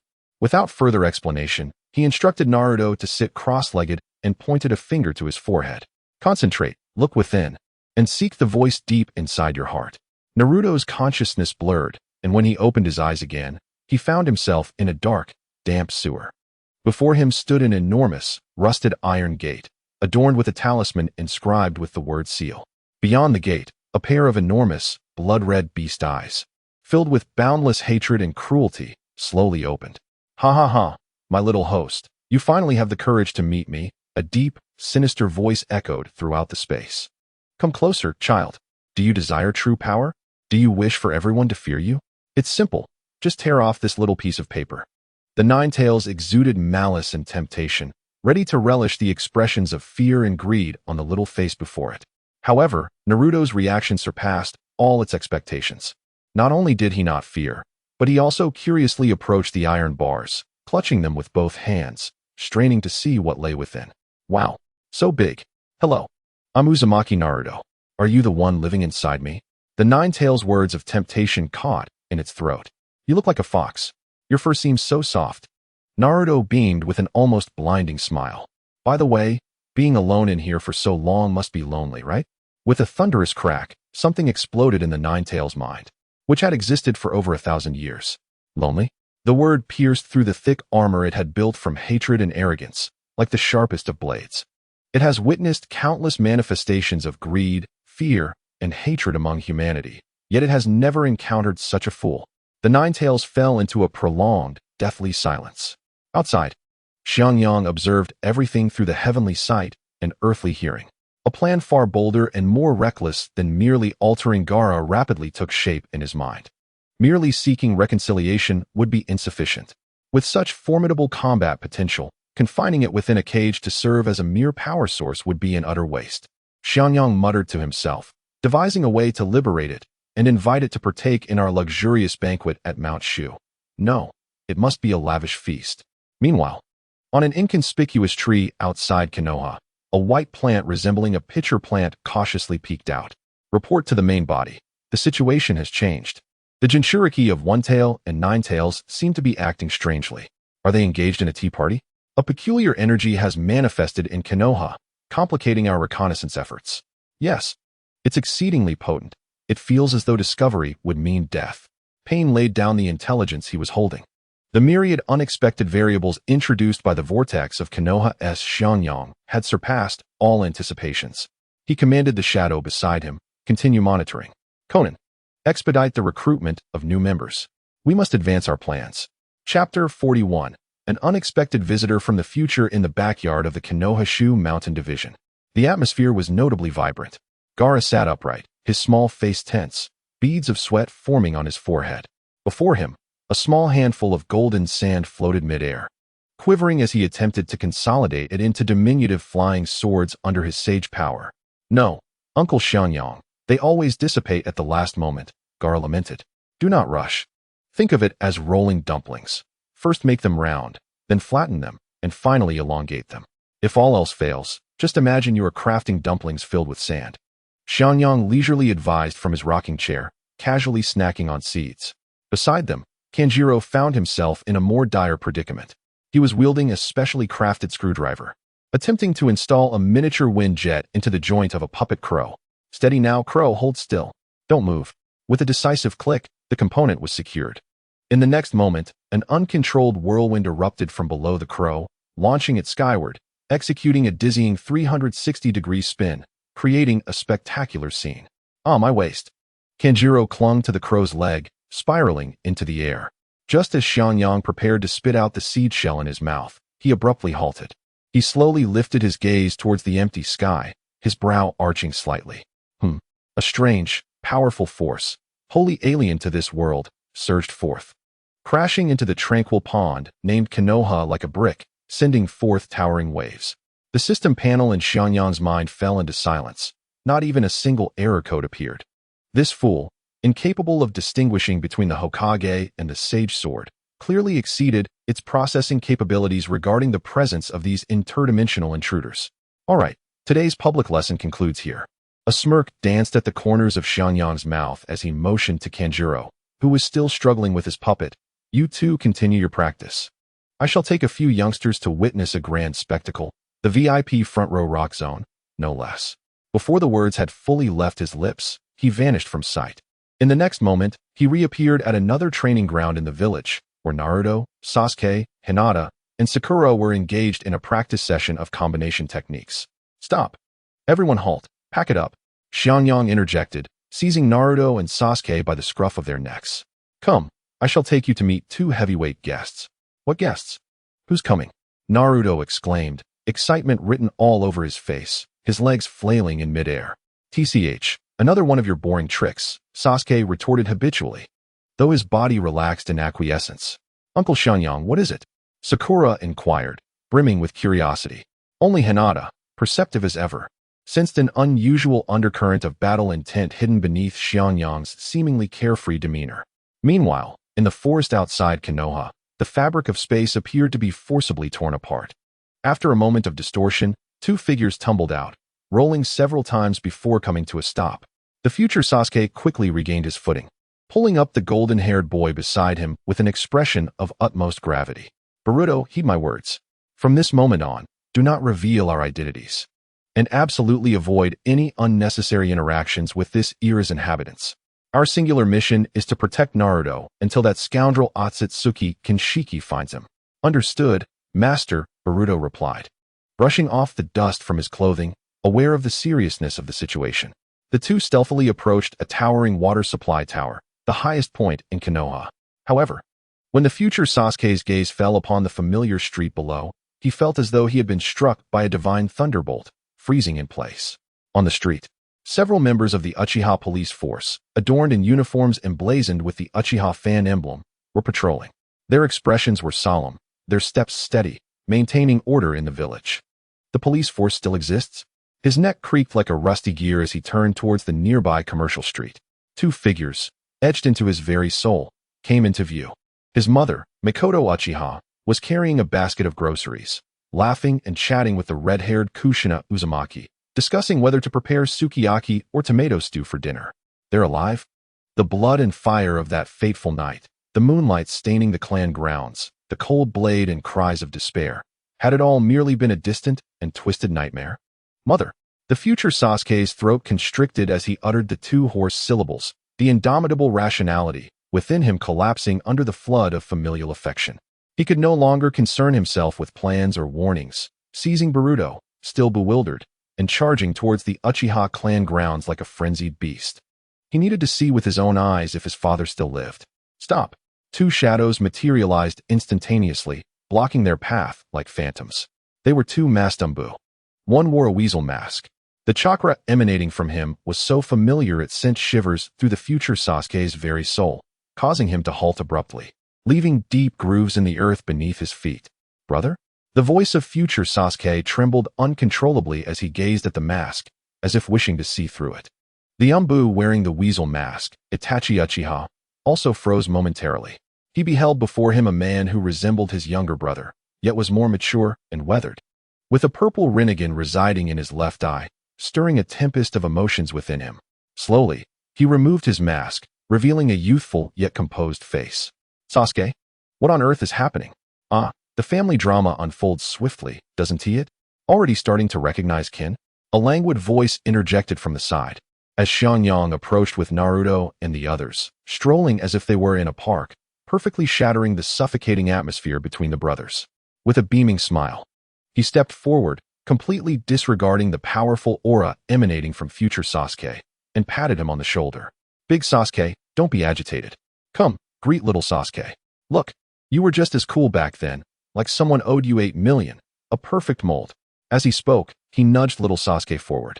Little Sasuke gazed at his future self, then at his future self looking at Itachi, his brain seemingly short-circuiting. Xianxia then casually pulled the bewildered Boruto out, pushing him in front of Naruto and Hinata. Hey, you, the blonde boy, stop dawdling. Go and foster a bond with your youthful parents. Remember, do not spoil the surprise of how affectionate they will become, nor mention that they will have children, as it may frighten these two innocent youths. Naruto and Hinata gazed at the young man before them, who bore a striking resemblance to Naruto, yet exhibited traces of Hinata's features. They exchanged glances. Their cheeks suddenly flushed with a suspicious hue, as if steam were about to rise from their heads. Well, the time for reminiscing has come to an end. Xianxia clapped his hands and turned towards the future Sasuke and Itachi, folding his arms in a manner that suggested he had everything under control. I understand your purpose here. You seek that individual known as Urashiki, correct? He flexed his wrists, the joints cracking audibly, feeling a tingle in his muscles from a lack of full exertion for quite some time. Let us use him as a practice dummy and provide the children with a vivid, hands-on lesson. Boruto, finally snapping out of his stupor from the immense shock of seeing his parents in their youth, shouted eagerly at Xianxia. You have no idea how terrifying the Otsutsuki are. They cannot be overcome merely by willpower or some bizarre jutsu. Do not engage in needless sacrifices. In his eyes, the world of this era was far too peaceful, blissfully naive. These individuals could not comprehend the sheer despair that came with godly power. Sacrifice? Xianxia chuckled, as if hearing the funniest joke of the year. He looked up at the sky, where a black vortex of space was slowly forming, an ominous aura seeping from it. Today, I shall grant you a glimpse into the true essence of the Shushan immortal arts. Without hesitation, Xianxia formed his right hand into a sword-like gesture and casually waved it towards the vortex from which Urashiki would soon emerge. Immortal technique, demon flame, flash slash. A colossal blade of black and purple energy, tearing through space, surged upwards at an unfathomable speed, imbued with a terrifying magical flame capable of incinerating all. It struck Urashiki, who had just begun to emerge from the hook-shaped space-time portal, with unerring precision. The disdainful expression on Urashiki's face froze instantly. He did not even have time to utter a single mortal phrase before being struck by this cataclysmic blow. There was no explosion, no thunderous roar. He simply vanished, as if struck by an invisible hand, and silently transformed into a shooting star, disappearing beyond the horizon. A profound silence enveloped Konoha. Boruto, future Sasuke, and Itachi stood with their mouths agape, staring blankly at the sky, their minds utterly overwhelmed. Only Xianxia, as if nothing had happened, retracted his finger. casually brushing off non-existent dust from his fingertips. Chapter 42. The Unrighteous Old Comrade and the Teaching Bureau of the Shushan Sword Immortal. Silence. A stillness so profound it could halt a heartbeat cloaked the entirety of Konoha. Future Sasuke's Rinnegan and Sharingan widened to their fullest extent as he gazed at the fleeting black and purple sword light in the sky, feeling as though the combat knowledge he had painstakingly built over decades had been completely shattered by that single strike. Boruto, his mouth agape, struggled to close it for what felt like an eternity. He turned to his master, seeking a semblance of normalcy in his expression, but was met only with a blank slate. Itachi's body was taut with tension, watching the nonchalant Xianxia retract his finger and blow away non-existent dust. For the first time questioning the limits of power. My uncle is the strongest in the world. Naruto broke the silence, leaping up and waving his fists, his face alight with unabashed admiration. Humph! Young Sasuke crossed his arms, attempting to maintain his aloof demeanor, yet the wild grin betraying his excitement gave him away. Hinata and Sakura, however, sat calmly, accustomed to Xiangyang's intermittent worldview-altering displays. In the sky, the fabric of space was forcibly torn open once more. Otsutsuki Urashiki tumbled out, looking utterly disheveled. His once pristine white robe was charred and riddled with holes, a portion of his horn broken. His appearance akin to someone who had just crawled out of a cooking pit. As he hastily used his blue Rinnegan to assess his injuries, he pointed accusingly at Xiangyang, his voice filled with fury. Unrighteous. How dare you, a mere mortal, engage in such underhanded tactics? I was caught off guard and did not evade. If you have the courage, wait until I regain my footing and face me in a fair fight. His words brimmed with the grievances of a defeated champion and the lamentations of a vanquished foe. Xiangyang, seemingly unperturbed, dug into his ears as if bothered by the noise, ignoring Urashiki's outcry. Instead, he turned to Boruto with a grin. Watch closely, young one. Today, I shall teach you what your master has failed to impart. He gestured towards the sky, indicating Urashiki. Let us use this fishmonger-like fellow to conduct a lively and fascinating dissection of a deity, teaching you how to drag so-called gods down from the heavens and place them beneath your feet. Boruto was momentarily stunned by these words. At that moment, a long-awaited system panel finally stirred in Xiangyang's mind. Ding! Detection of interdimensional invader Otsutsuki Urashiki. System assessment. Time-stopping fish monster of the underworld. Triggering epic side quest cross-dimensional law enforcement. Quest objective. Completely expel or seal the time-stopping fish monster. Quest reward. Unlock ultimate swordsmanship of Shushan, Sword God.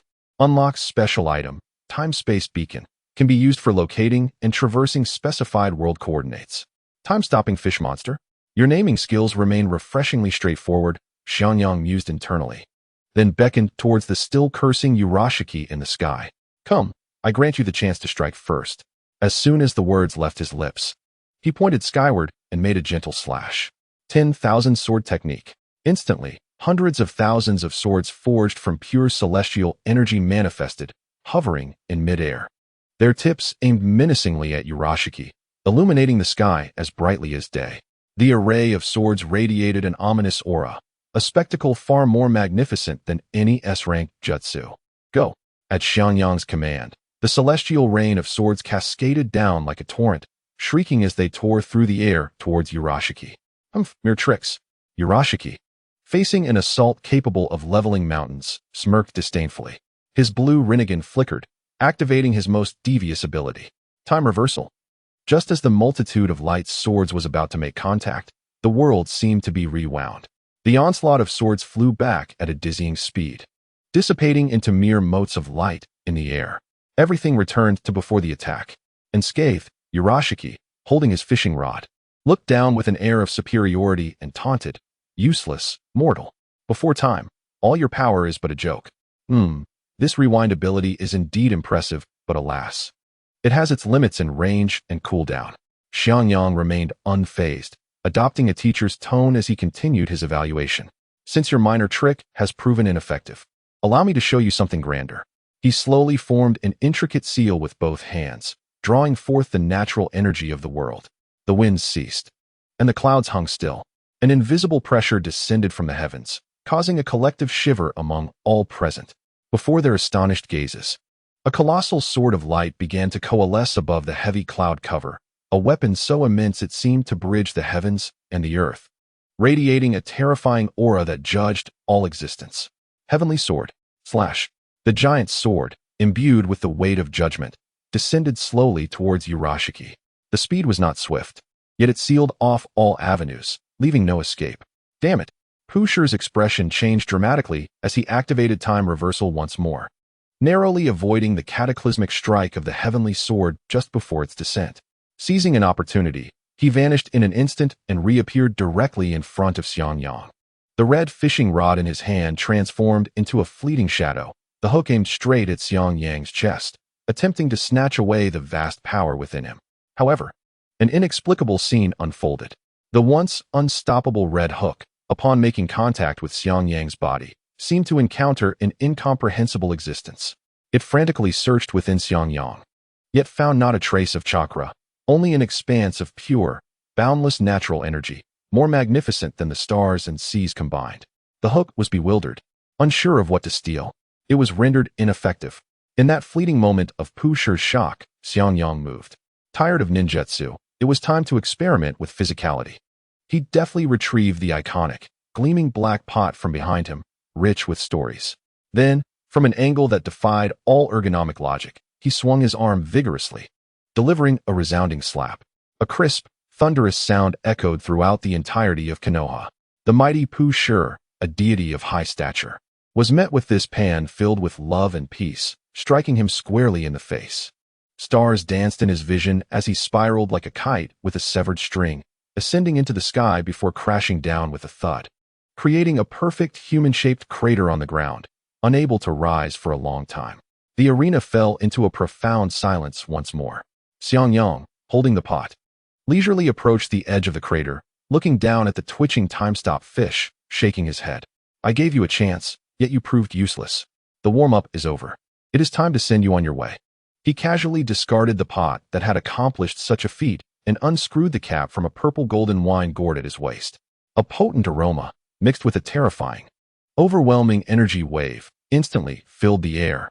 Future Sasuke's expression changed dramatically as he sensed an absolute force of destruction, transcending life and death and surpassing all laws. Xiangyang tilted his head back, taking a long swig of the wine, his gaze becoming hazy yet domineering as he slowly began to chant the forbidden incantation. The wine reigned supreme, intoxicating the four seas. At that moment, the sky above Konoha was utterly shrouded in darkness. Chapter 43. The Arrival of the Wine God. Nuanced divine judgment, and a new hope for the future. As Xiangyang recited the forbidden incantation, the sky above Konoha was completely engulfed in darkness. It was not clouds obscuring the sun, but rather light itself being drawn away by an invisible force. The air became thick, the wind ceased, and every heartbeat felt as if gripped by an unseen hand, making even breathing seem extravagant. Riding the wind with a sword, vanquishing evil across the world. A colossal divine figure slowly materialized behind Xiangyang. Clad in ancient robes, the deity bore a bold and unrestrained visage, holding a massive wine gourd capable of swallowing rivers and seas. His eyes opened and closed, as though the sun and moon were lost within them. An overwhelming pressure, far surpassing ninjutsu and bloodline limits, transcended the laws themselves, flooding the entire space like a tangible tide. What is this? Pusher was utterly panicked. The composure and mockery on his face vanished, replaced by primal fear. He desperately activated his prized blue Rinnegan, attempting to initiate time reversal. Yet, it was futile. Time seemed frozen. His once prized ability was akin to a 4G phone without signal in a basement, unable to even generate a loop. Open! Open for me! He roared, gathering all his strength into a single point, trying to forcibly tear open a rift in space to escape this hellish place. However, the space before him, under the weight of the wine god's presence, was as solid as if forged from vibranium. His power struck it, creating not even the slightest ripple. At this moment, he had truly breached his defenses. No more fighting. I concede. Brother, I was wrong. Our Otsutsuki clan has rules against attacking local guardians. Pusher tossed aside his fishing rod, raising his hands above his head, shamelessly begging for mercy. All around, onlookers were dumbfounded. Future Sasuke, destined to stand at the pinnacle of the ninja world, felt his understanding being repeatedly crushed. Boruto gaped, his mind blank, lost in a sea of confusion. Oh, now you realize your mistake? Xiangyang burped, his intoxicated eyes gazing at Pu Shi in the sky. Too late. He pointed at the struggling figure. Burp, wine god. The divine figure behind him responded in kind. The enormous wine gourd slowly tilted, its opening aimed at Pu Shi. There were no earth-shattering explosions, no world-destroying beams of light. Only a seemingly slow, yet all-encompassing torrent of pure energy surged forth from the gourd's opening, silently engulfing Pu Shi entirely. No, under the power of the wine god. Pu Shi's body, soul, chakra, and even the very concept of his existence on this timeline were being erased. He was as if pencil marks forcibly erased by an eraser, leaving not a trace behind. He let out his final, unwilling scream, fading into nothingness. Yet, just before his complete dissolution, a highly concentrated essence of life, infused with his ultimate malevolence, transformed into a black diamond seal, shooting towards the crowd at an unimaginable speed. Its target was not Naruto, nor Sasuke, nor any seemingly powerful entity, but the one standing quietly, appearing the most fragile and harmless, Hinata Hyuga. To Pu Shi, this was the only ember of revenge he could leave behind. Hinata. Naruto reacted first, instinctively rushing forward. But it was too late. The speed of the wedge was such that even future Sasuke's Rinnegan could only catch a fleeting shadow. As the malevolent curse was about to imprint itself on Hinata's pure forehead, an unexpected surge occurred. A sacred and warm power erupted from within Hinata. A gentle yet unassailable emerald holy light blossomed around her, instantly forming an impenetrable barrier. Nuwa's bloodline naturally counters all evil and parasitic forces. The wedge let out a wretched shriek upon contact with the holy light, as if a heated iron met ice. The malice contained within, remnants of Pu Shi's consciousness, and Otsutsuki power were swiftly purified, decomposed, and restructured by the emerald holy light. Ultimately, all impurities were eliminated, leaving only the purest life energy that surged back into Hinata's body. Ding!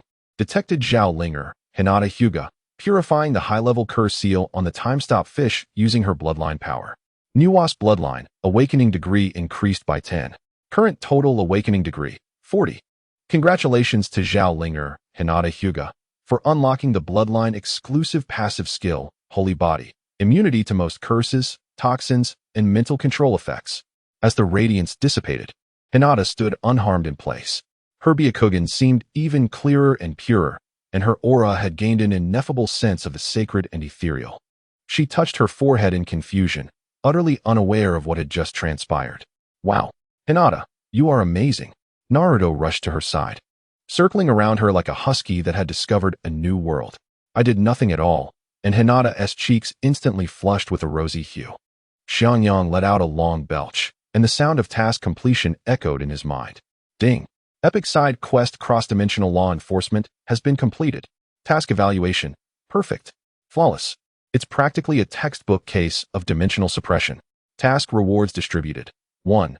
Host unlocks the ultimate swordsmanship of Mount Shu, Sword God. 2. Special item, Temporal Beacon, has been allocated to the system backpack. Satisfied, Xiangyang stretched lazily, the effects of alcohol fading, and he returned to his languid demeanor. He staggered over to the future Sasuke and Boruto, who were still in a state of dysfunction. What is the matter, Sasuke? Are you still eager to rush back and save the world? Future Sasuke swallowed hard, glancing at his parents, who were staring at him with concern from a distance, and then at his younger brother, whose expression was a complex mix of emotions. The heart that had been frozen for years amidst endless battles and solitude melted completely in that moment. If you're not in a hurry, Xiangyang patted his shoulder and said in a tone filled with temptation, stay a while longer in this era. Look, your parents are still vibrant and full of life, pondering what to have for dinner every day. Let your brother see what you've become after establishing a family and career. So he doesn't always think of you as that little kid who needs his protection. Boruto nodded fervently. To him, Uzumaki Xiangyang was no longer just a person, but a living embodiment of the Sage of Six Paths, or perhaps even a being beyond that. All right, future Sasuke rasped. His throat constricted. Then it settled. Xiangyang clapped his hands. Perfect. Our Mount Shu sect is currently expanding operations and preparing to launch a special training program for spatial expeditions. Once you two are trained, Returning to face Otsutsuki will be as easy as slicing vegetables, saving us from their incessant visits. How tiresome. Itachi slowly approached future Sasuke, gazing at his brother, who was taller than him and bore the weight of the world on his face. 1,000 words choked in his throat, ultimately transforming into a single phrase. Welcome home. Sasuke. All right, enough of the family drama. Xianxia cleared his throat and, with a booming voice, addressed all the newcomers from the Konoha 12, the Sand siblings, Itachi, Shursui, and the two time travelers. Starting tomorrow, all members of the Mount Shu sect, including the newly arrived exchange students and time travelers, are to assemble in the backyard at 7 in the morning. Prepare for a grueling, yet love-filled journey of training. The next day, at Uzumaki Xiangyang's residence, the ninja world was momentarily at peace, turning this place into the liveliest attraction and a premier training center. Each morning before dawn, one could see a group of Konoha's future pillars engaged in incomprehensible training in the backyard. Let me reiterate, swordsmanship does not involve riding the sword like a skateboard. Naruto, if you poke Sasuke's behind with the sword tip again, I'll have you experience my newly developed Millennial Kill Spiral Flying Sword Edition. Temari, chess is chess. Do not use your 3-star fan as a chessboard. And you, Shikamaru, if you move my car with your shadow imitation technique one more time, I'll have you clean the toilets for a month. I love you, Gaara. That's it. Maintain that expression. Although still expressionless, at least you no longer exude the murderous intent of turning every living thing within a 10-mile radius into sand sculptures. Hinata, continue using the Guanyin mantra on him. Increase the dosage, and aim for him to utter a sentence longer than 5 words by next week. Yeah, Akamaru has surpassed you after learning the demonic cultivation techniques. Do not slack off. Practice your beast mastery diligently. Sai, your drawing skills are now adequate. Just ensure to control your chakra output when delineating divine beasts. Be gentle. Li, I know you have exceptional taijutsu talent, but Niji has already left you with a bruised face. At least show some respect in front of his girlfriend. Niji, every day. Well done. Use your mind-body switch technique to randomly ambush others. Those successfully ambushed will skip dinner tonight. Choji, stop hiding and snacking. Engage with nature. Your cultivation of the law of heaven and earth is the most challenging. It seemed there was someone else, but Xiangyang couldn't recall. His shadow clone was dousing fires in the backyard while his original self reclined, casually preparing a special meal for the two time travelers. Future Sasuke's expression was grim. Here he was, the pinnacle of the ninja world and a wielder of the Rinnegan, trembling as he attempted to lift a leaf between 2 fingers, trying to make it float. However, the leaf behaved erratically, either plummeting to the ground or spinning chaotically in the air. No.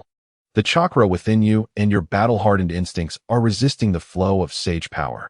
You must empty your mind. Forget about Tensigen and Jikotomai. Imagine you are not Uchiha Sasuke, but a piece of seaweed, swaying with the current. Future Sasuke's expression darkened further. Beside him, Boruto seemed to fare better. With his eyes closed, he chanted, I am a genius. I am a big shot. My dad is Hokage, my master is Sasuke, my uncle is Xiangyang. He suddenly pointed, and a small stone shot forth, accurately striking the back of young Sasuke's head, who was practicing the dragon slash technique. Uzumaki Boruto. Young Sasuke jumped up, clutching his head. I'm so sorry. It was an accident. Boruto quickly apologized, internally elated, for he had finally found something he could do better than his genius master. A month flew by amidst this chaotic yet fast-paced routine. Under Xiangyang's intensive teaching and the influx of skill pills, future Sasuke and Boruto finally grasped the basics of Mount Shu's 5-element sage techniques and sword flight.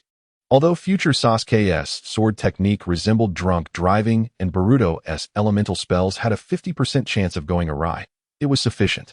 The moment of farewell inevitably arrived. Are you really leaving? Uchiha Mikoto grasped future Sasuke's hand, her eyes glistening with tears. Stay a few more days. I want to make your favorite tomatoes for you tomorrow.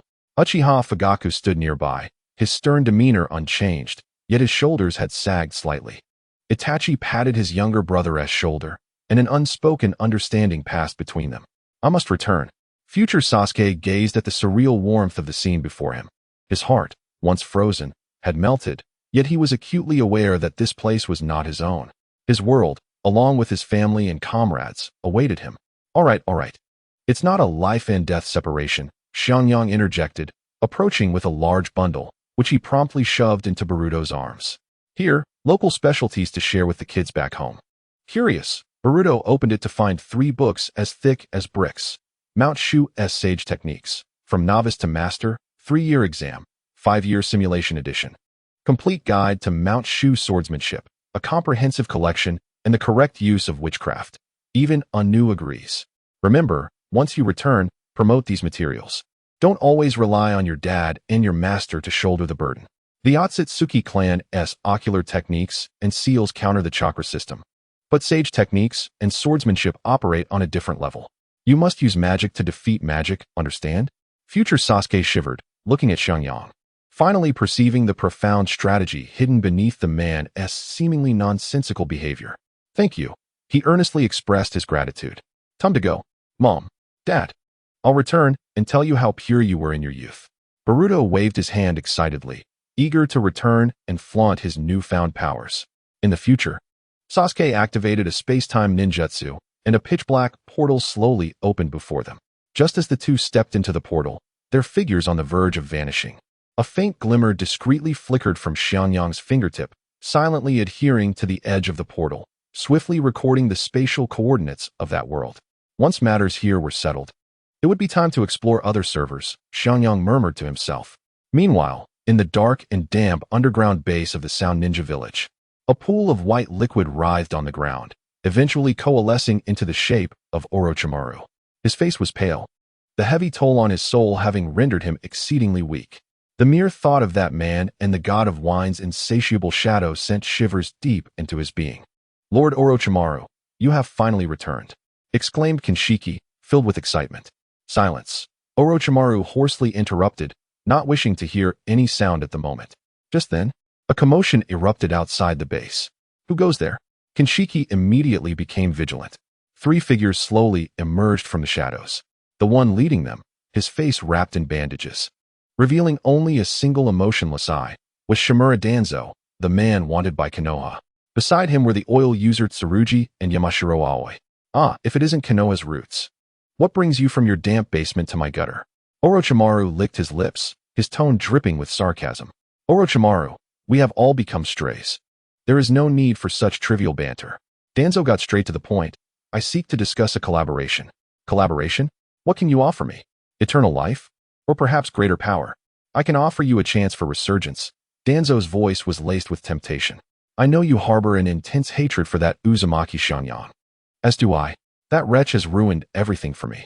Your target is that young girl from the Hyuga clan, isn't it? Danzo continued. I have investigated. She possesses a technique that can bring the dead back to life, a true method of bestowing vitality upon a person. It is the ultimate key to immortality that you have long desired. Orochimaru's slitted eyes narrowed instantaneously. Indeed, the Sharingan and the impure world reincarnation appeared coarse and inferior in the face of such a sacred and pure bloodline. What do you propose? Orochimaru inquired. We lie in wait, gathering strength. You may continue your research while I reach out to those discontent with Konoha. Danzo's single eye gleamed with madness. We shall form an alliance and bide our time. Konoha is currently too powerful. Other great nations and ninja villages are undoubtedly terrified of Konoha's might. Once they are locked in mutual destruction, we shall emerge to collect the spoils. At that moment, 2 ambition-driven outcasts of the era reached an agreement. Orochimaru glanced at Danzo, revealing a serpentine smile. May our collaboration be fruitful. However, I require experimental materials, ample and high-quality specimens. Danzo smiled in return. No problem. This shinobi world is rife with lost lambs.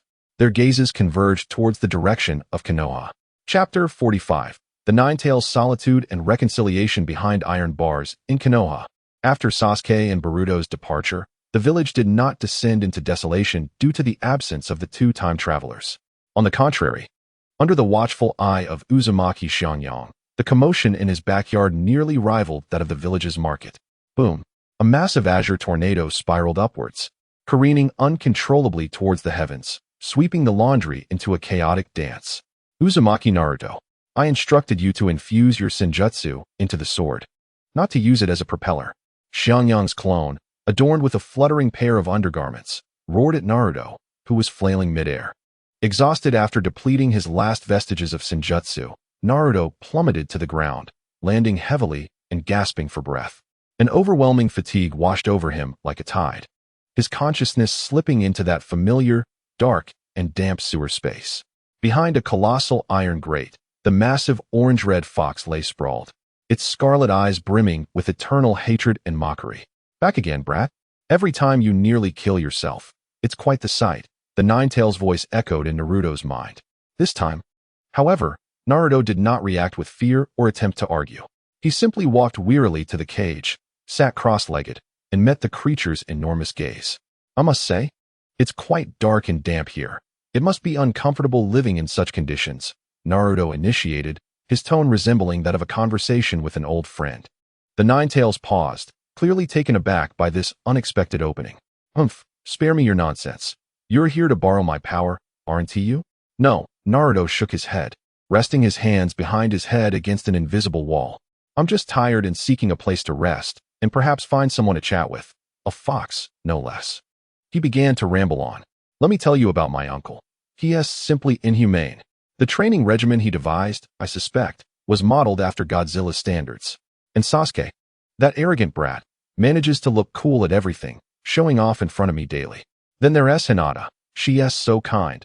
I often feel unworthy of her." Naruto babbled on, recounting the struggles of training, amusing anecdotes with his friends, and occasional feelings of confusion. The Ninetales transitioned from cold mockery to an eventual silence, listening intently. "Actually, I can understand you quite well." Naruto suddenly shifted his tone. "What do you know?" came the Ninetales' agitated response. "I understand." Naruto gazed at it, recognizing its solitude.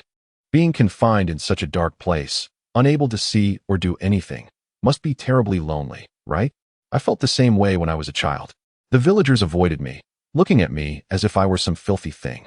I had only one friend, Sasuke, with no parents to care for me, only my uncle. Seeing Sasuke with his mother and brother, I envied him immensely. That feeling, it's like being trapped in an invisible cage by the entire world. So, I can understand why you're always so angry." Upon finishing his words, Naruto beamed a brilliant, pure smile at the Ninetales. "From now on, I'll come chat with you often, Kurama."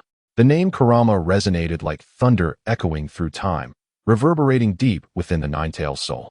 Since that old man, no one had called it by that name again. How did this brat know it? Its enormous eyes revealed a glimmer of disbelief. Just as the atmosphere grew a tad tense, a languid voice intruded unexpectedly. "Ah, the iron bars and tears segment? You seem rather engrossed." Both Naruto and the Ninetales jumped in surprise, as Uzumaki Xianxia's projected consciousness materialized out of thin air, holding a jug of liquor and 2 glistening roasted chickens, the aroma wafting delightfully. "Uncle, how did you get here?" Naruto exclaimed in astonishment. All talk and no action is mere pretense. Xianxia completely ignored Naruto's question, shaking one of the roasted chickens before the Ninetales. "The best way to build rapport is to share a drink and a meal. Here, don't be shy. It's freshly roasted." With that, he tossed the chicken, which soared through the air in a perfect arc, landing precisely before the Ninetales' claws. The Ninetales fixed its gaze on the roasted chicken, a low growl emanating from its throat, as if to assert its dignity. "I would never eat human food." Grr. A clear protest from its stomach ruthlessly interrupted its declaration. "Stop being stubborn. Just look at how thin you've become." Xianxia approached the imposing iron bars of the seal, extending his finger to casually touch the colossal character for seal. I pondered whether it would be possible to create a small opening for convenience in feeding. No sooner had I spoken than the indomitable sealing rune, crafted by the hands of Minato Namikaze, began to emit a faint glow. Subsequently, a small door, just large enough for the Ninetales to extend a paw, magically reshaped itself beneath the bars. The Ninetales' eyes widened in disbelief. What sorcery is this? Have they transformed the seal into a mere security door? Under Naruto's astonished gaze, the Ninetales hesitated for a full half-minute. Ultimately, the yearning for delicacies triumphed over millennia of pride. Cautiously, albeit somewhat awkwardly, it extended a massive claw capable of shattering mountains, gently snagging the roasted chicken with its talon, and, in a manner incongruous with its formidable size, retreated. Thus, a man and a fox, illuminated by the glow of the sealing runes, partook in a peaceful dinner for the first time across the vast iron bars. Xianxia regarded this scene with satisfaction, as the system's prompt resonated in his mind. Ding! Initial reconciliation detected between Li Xiaoyao, Naruto Uzumaki, and the Guardian Spirit Beast, Ninetales, system added note. Host has successfully altered the Ninetales fate trajectory. Rewards have been issued. Unlocking the Ninetales exclusive task chain. The birth of the strongest summoning beast. Task Phase 1. Secure the Guardian Spirit Beast Ninetales willing submission of rent, chakra. Xiangyang took a swig of liquor and burped, addressing the Ninetales in its cage. Kurama, would you like to step outside and behold the world? The Ninetales paused its gnawing. Do you wish to become stronger than ever before? Strong enough to confront those who have bullied you in the past? Its breathing grew heavy. I can assist you. Xiangyang's tone brimmed with unwavering confidence. Dismantling this wretched cage and restoring your freedom, even reshaping your form to be mightier than your current self, is well within my capabilities. But there are conditions. He gestured toward Naruto, who was still obliviously devouring his meal. You must become his companion, a true companion. Not merely a chakra battery confined within, a partner who fights alongside him. So what do you say? Shall we make this deal? The Ninetales regarded the enigmatic man before it, then glanced at the greasy-haired boy. Millennia of arrogance and solitude began to tremble and crumble at that moment. For the first time, it felt an emotion called anticipation toward the intangible future. Why should I trust you? The Ninetales growled, masking its inner turmoil. Xiangyang smiled, extending his hand through the ceiling bars to gently pat the Ninetales' colossal nose. Simply because it pleases me. Chapter 46. The liberation of the Ninetales and the fiery-haired youth in the backyard of the Uzumaki residence. The atmosphere rivaled that of an S-rank mission briefing. Minato Namikaze, the fourth Hokage renowned for his golden flash, clenched his fists in anxiety. Beside him, Kushina Uzumaki was the antithesis, her face flushed with excitement, nearly brandishing a cheerleading baton. Jiraiya squatted nearby, notebook in hand, ready to document this historic moment that could revolutionize the understanding of the ninja world. Xiangyang, is your sage power resonance seal truly reliable? Minato could not help but voice his concerns, as this was a matter of his son's well-being. Rest assured, brother-in-law, Xiangyang replied nonchalantly while flexing his wrist. Your method is a relic of the functional machine era, stable for sure, but lacking in intelligence. My system is an interconnected smart home setup. The user experience is entirely different. Jiraiya interjected, Kid, this is no trivial matter. What if the Ninetales goes out of control? Before he could finish, Kushina smacked him on the back. Silence. What do you know, you old fossil? I trust Xiangyang. Let's get started. I can hardly wait. With high expectations resting upon him, Xiangyang approached Naruto and patted his belly. Are you ready, Naruto? It's time for a system reboot in your life. Naruto nodded vigorously, his face brimming with trust. Bring it on, uncle. I'm ready to welcome a brand new Ninetales that doesn't require rent. Xiangyang wasted no time. He extended his finger and gently tapped the seal on Naruto's abdomen. There were no intricate hand signs or grandiose displays. Suddenly, the black ceiling runes illuminated with golden streams of light, akin to an activated circuit board. Core protocol unlocked. Administrator privileges acquired. Xiangyang's finger danced swiftly along the luminous pathways, as though manipulating an invisible touchscreen. The old firewall protocols were dismantled, the user binding module rewritten, and the Ninetales chakra battery plugin was being uninstalled. Please stand by. Minato and Jiraiya watched in astonishment, utterly bewildered by this operation that surpassed their knowledge. What protocols? What plugins? Was this sealing technique or some arcane technology they were unaware of? Uncle, my stomach feels so itchy. Naruto squirmed. Hold still. We're almost there, formatting the hard drive. Oh, I mean liberating the true form. Xiangyang struck the center of the seal with a resounding clap. Boom. A tremendous surge of chakra, infused with fury and hatred, erupted from Naruto's body like a volcanic explosion. The crimson chakra pillar tore through the clouds, enveloping the entirety of Konohagakure in its terrifying weight. As the light dissipated, a colossal creature crashed to the ground. Xiangyang's meticulously tended garden reduced to rubble. Before them stood a giant fox, towering 100 meters high. With Ninetales thrashing behind it like serpents, its scarlet eyes surveying the diminutive humans below, radiating a desire for annihilation. It was the Ninetales, Kurama, in its complete form. A powerful chakra storm erupted around it, forcing everyone to shield their eyes. At that moment, another equally potent golden chakra erupted from Minato, resonating with the Ninetales in the sky. This was his other half, the E-Ninetales. The two kindred forces converged in the air, harmonizing. as the hatred that had burned within the Nine Tails for decades visibly began to dissolve. Minato stepped forward, gazing up at the immense figure. Kurama, you have suffered for so long. From this day forth, you are free. The immense head of the Nine Tails lowered slightly, complex emotions swirling in its beastly eyes. In that moment, its animosity toward Konoha vanished completely. All right, the sentimental segment is over. Xiangyang snapped his fingers, capturing everyone's attention. Now that we've resolved the historical grievances, it's time to fulfill my promise. He flicked his fingers, and a golden light penetrated the Nine Tails' forehead. This is my exclusive Demon Clan transformation technique, complete with a full suite of sage energy channels and top-tier beautification services. Given your long tenure within my nephew, it's on the house. As soon as he finished speaking, the Nine Tails' massive form was enveloped in a blinding golden light. Under the horrified gazes of all, the giant fox rapidly shrank and reformed. When the light faded, a tall and striking young man stood in its place. He boasted fiery red hair cascading like flames, casually draped behind him, and sharp golden eyes that exuded an innate arrogance and defiance. Clad in a sleek black outfit generously sponsored by Xiangyang, he appeared extraordinarily handsome, almost ethereal. The young man examined his hands and glanced at his reflection in a nearby puddle, seemingly pleased with his new appearance. He raised his head, surveying his surroundings, and declared in a deep, magnetic voice, "From this day forth, I shall be known as Uzumaki Kurama." In Xiangyang's mind, the system's prompt chimed in timely fashion. Congratulations, host, on successfully subduing the guardian spirit beast, Nine Tails. Unlock the unique talent of the tailed beast, demonic energy conversion, which allows chakra to be transformed into pure demonic energy, and acquire the skill, transformation. Congratulations, host. The Demon Lock Tower has successfully established a foothold with a tailed beast clone within the control range of Mount Shu. All members receive a 10 boost in all attributes. Wow. Kushina was the first to rush forward, completely disregarding the lingering powerful aura surrounding the opponent. She embraced Kurama's arm, her eyes sparkling with admiration. So handsome. Kurama, from now on, you shall be the embodiment of beauty for our Uzumaki clan. Even more handsome than Minato. Minato, standing aside, could only chuckle helplessly.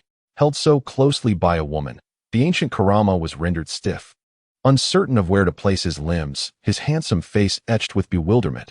Who am I? Where am I? And who will save me? Naruto, brimming with excitement, dashed over, circling around Kurama. Hey, Kurama, now that you've turned into a human, you can get a job, right? I must tell you, my uncle is super shady. We need to team up to earn some money to pay off debts. Get a job?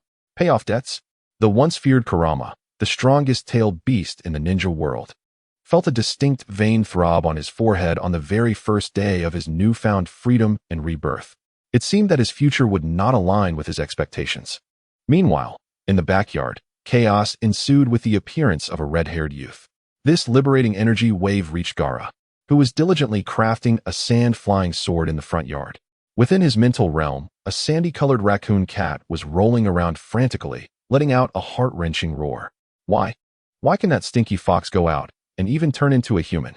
I refuse to accept this. I want to go out too. I want to become a handsome guy. Gaara, you must plead with that Uzumaki immediately. Right now? Chapter 47, Dark Circles number 2 in Naruto's Demise. Why? Why can that stinky fox go out and even turn into a human? I refuse to accept this.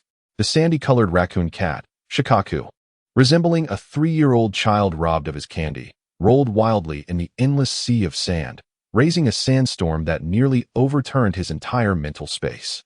Gaara sat cross-legged on the sandy ground, his expression devoid of emotions, trying to block out the piercing roar. Gaara, can you hear me? I want to go out too. I want to grow stronger. I would be 1,000 times more handsome as a human than that flashy fox. Shikaku, seeing that Gaara ignored him, rolled over in front of him and cautiously poked Gaara's shoulder with its enormous paw. I promise to be obedient. I want to go east if you tell me to go west. I want to chase birds if you ask me to catch dogs. Hurry up and plead with that Uzumaki. Immediately. I beg you. Gaara remained silent, but for the first time, a flicker of emotion appeared in his emerald eyes. He recalled the red-haired man, Kurama, who, despite his arrogant demeanor, could stand freely under the sun, bantering with Naruto and being tugged by Kushina's arm. That was the taste of freedom. This creature that had stirred within him for over a decade finally evoked a sentiment known as sympathy. Ultimately, Gaara opened his eyes, stood up, and stepped out of the backyard. Xiangyang, reclining with crossed legs, observed with interest as Kurama struggled with a pair of chopsticks. Those claws, capable of rending mountains, could not even grasp a piece of tofu, causing veins to bulge on his forehead in frustration. Go, Kurama. Use your chakra. Attach chakra to the tips of the chopsticks. Kushina excitedly offered her suggestion from the sidelines. Lord Xiangyang. A cold voice interrupted the cheerful family scene. Gaara had somehow already stood beside him, succinctly stating, Shikaku wants to come out. Oh. Xiangyang took a sip of tea, not lifting his gaze. My appearance fee is quite high. Moreover, Kurama is an internal employee of Konoha and can enjoy a discount, but you, as an outsider, must pay full price. Before Gaara could respond, Shikaku was nearly frantic within him. Agree to it. Hurry and agree. What is money? I have plenty of sand. There's gold in the sand. Calmly, Gaara repeated, terms. Very well. Xiangyang set down his teacup and extended 3 fingers. First, upon coming out, you must register with me and leave an energy clone in my demon lock tower as a guarantee. That serves as a deposit. Second, you must sign a contract to forever protect Sunagakure and the Wind Country's Kazekage, and you can no longer throw tantrums and think about destroying the village. Third, Xiangyang's lips curled into a subtle arc. The most crucial point, you must obey the unified command of the Shu Mountain sect, especially my orders as the leader. Shikaku nearly roared. No problem. 300 clauses would be fine. Just let me out. Gaara nodded, agreed. Xiangyang snapped his fingers, executing the same operation, the same brilliance.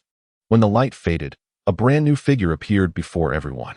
He appeared to be a boy of merely 15 or 16, with messy brown hair and striking green eyes, accentuated by heavy dark circles, giving him the appearance of an internet addict who had gamed for a week straight. He wore a black vest and cargo pants sponsored by Xiangyang, hands in his pockets, exuding a vibe that screamed, "Don't mess with me. I'm tough." The boy tilted his head and announced in a husky, arrogant tone, I am Shikaku, the Sand Waterfall Guardian, making my dazzling entrance. Ding. Detected that the host has successfully tamed the gatekeeper spirit beast Shikaku. System has added remarks, rewarding the host with the skill, control of wind and sand. Congratulations, host. The Demon Lock Tower has successfully established a foothold with 2-tailed beast clones. Attribute enhancement has risen to 20. The Spirit Beast Cleaning Mode has officially activated. Spirit Beast Cleaning Mode. The Spirit Beast can clean the gates of Shu Mountain without the disciples having to do it themselves.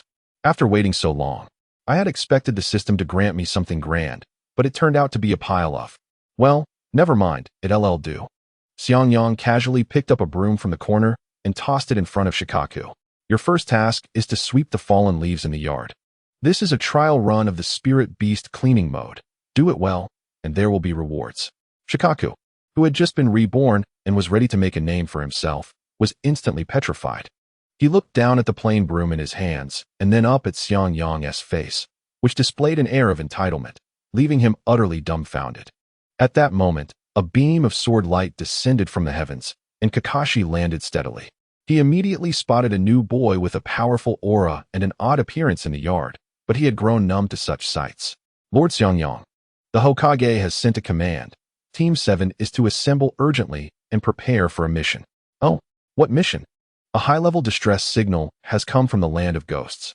The leader of the Phantom Legion, Yomi, intends to resurrect the ancient demon, Morio, and merge with it to conquer the world. Our task is to protect the priestess, Cheyenne, who can seal Morio. As soon as the words left his mouth, a system panel popped up automatically in Xiangyang's mind. Ding. Detected a storyline related to the moon worship cult, Akatsuki organization. Side quest issued. Quest name, Purification of the Demon. Quest objective, completely eliminate the soul and body of the demon Morio.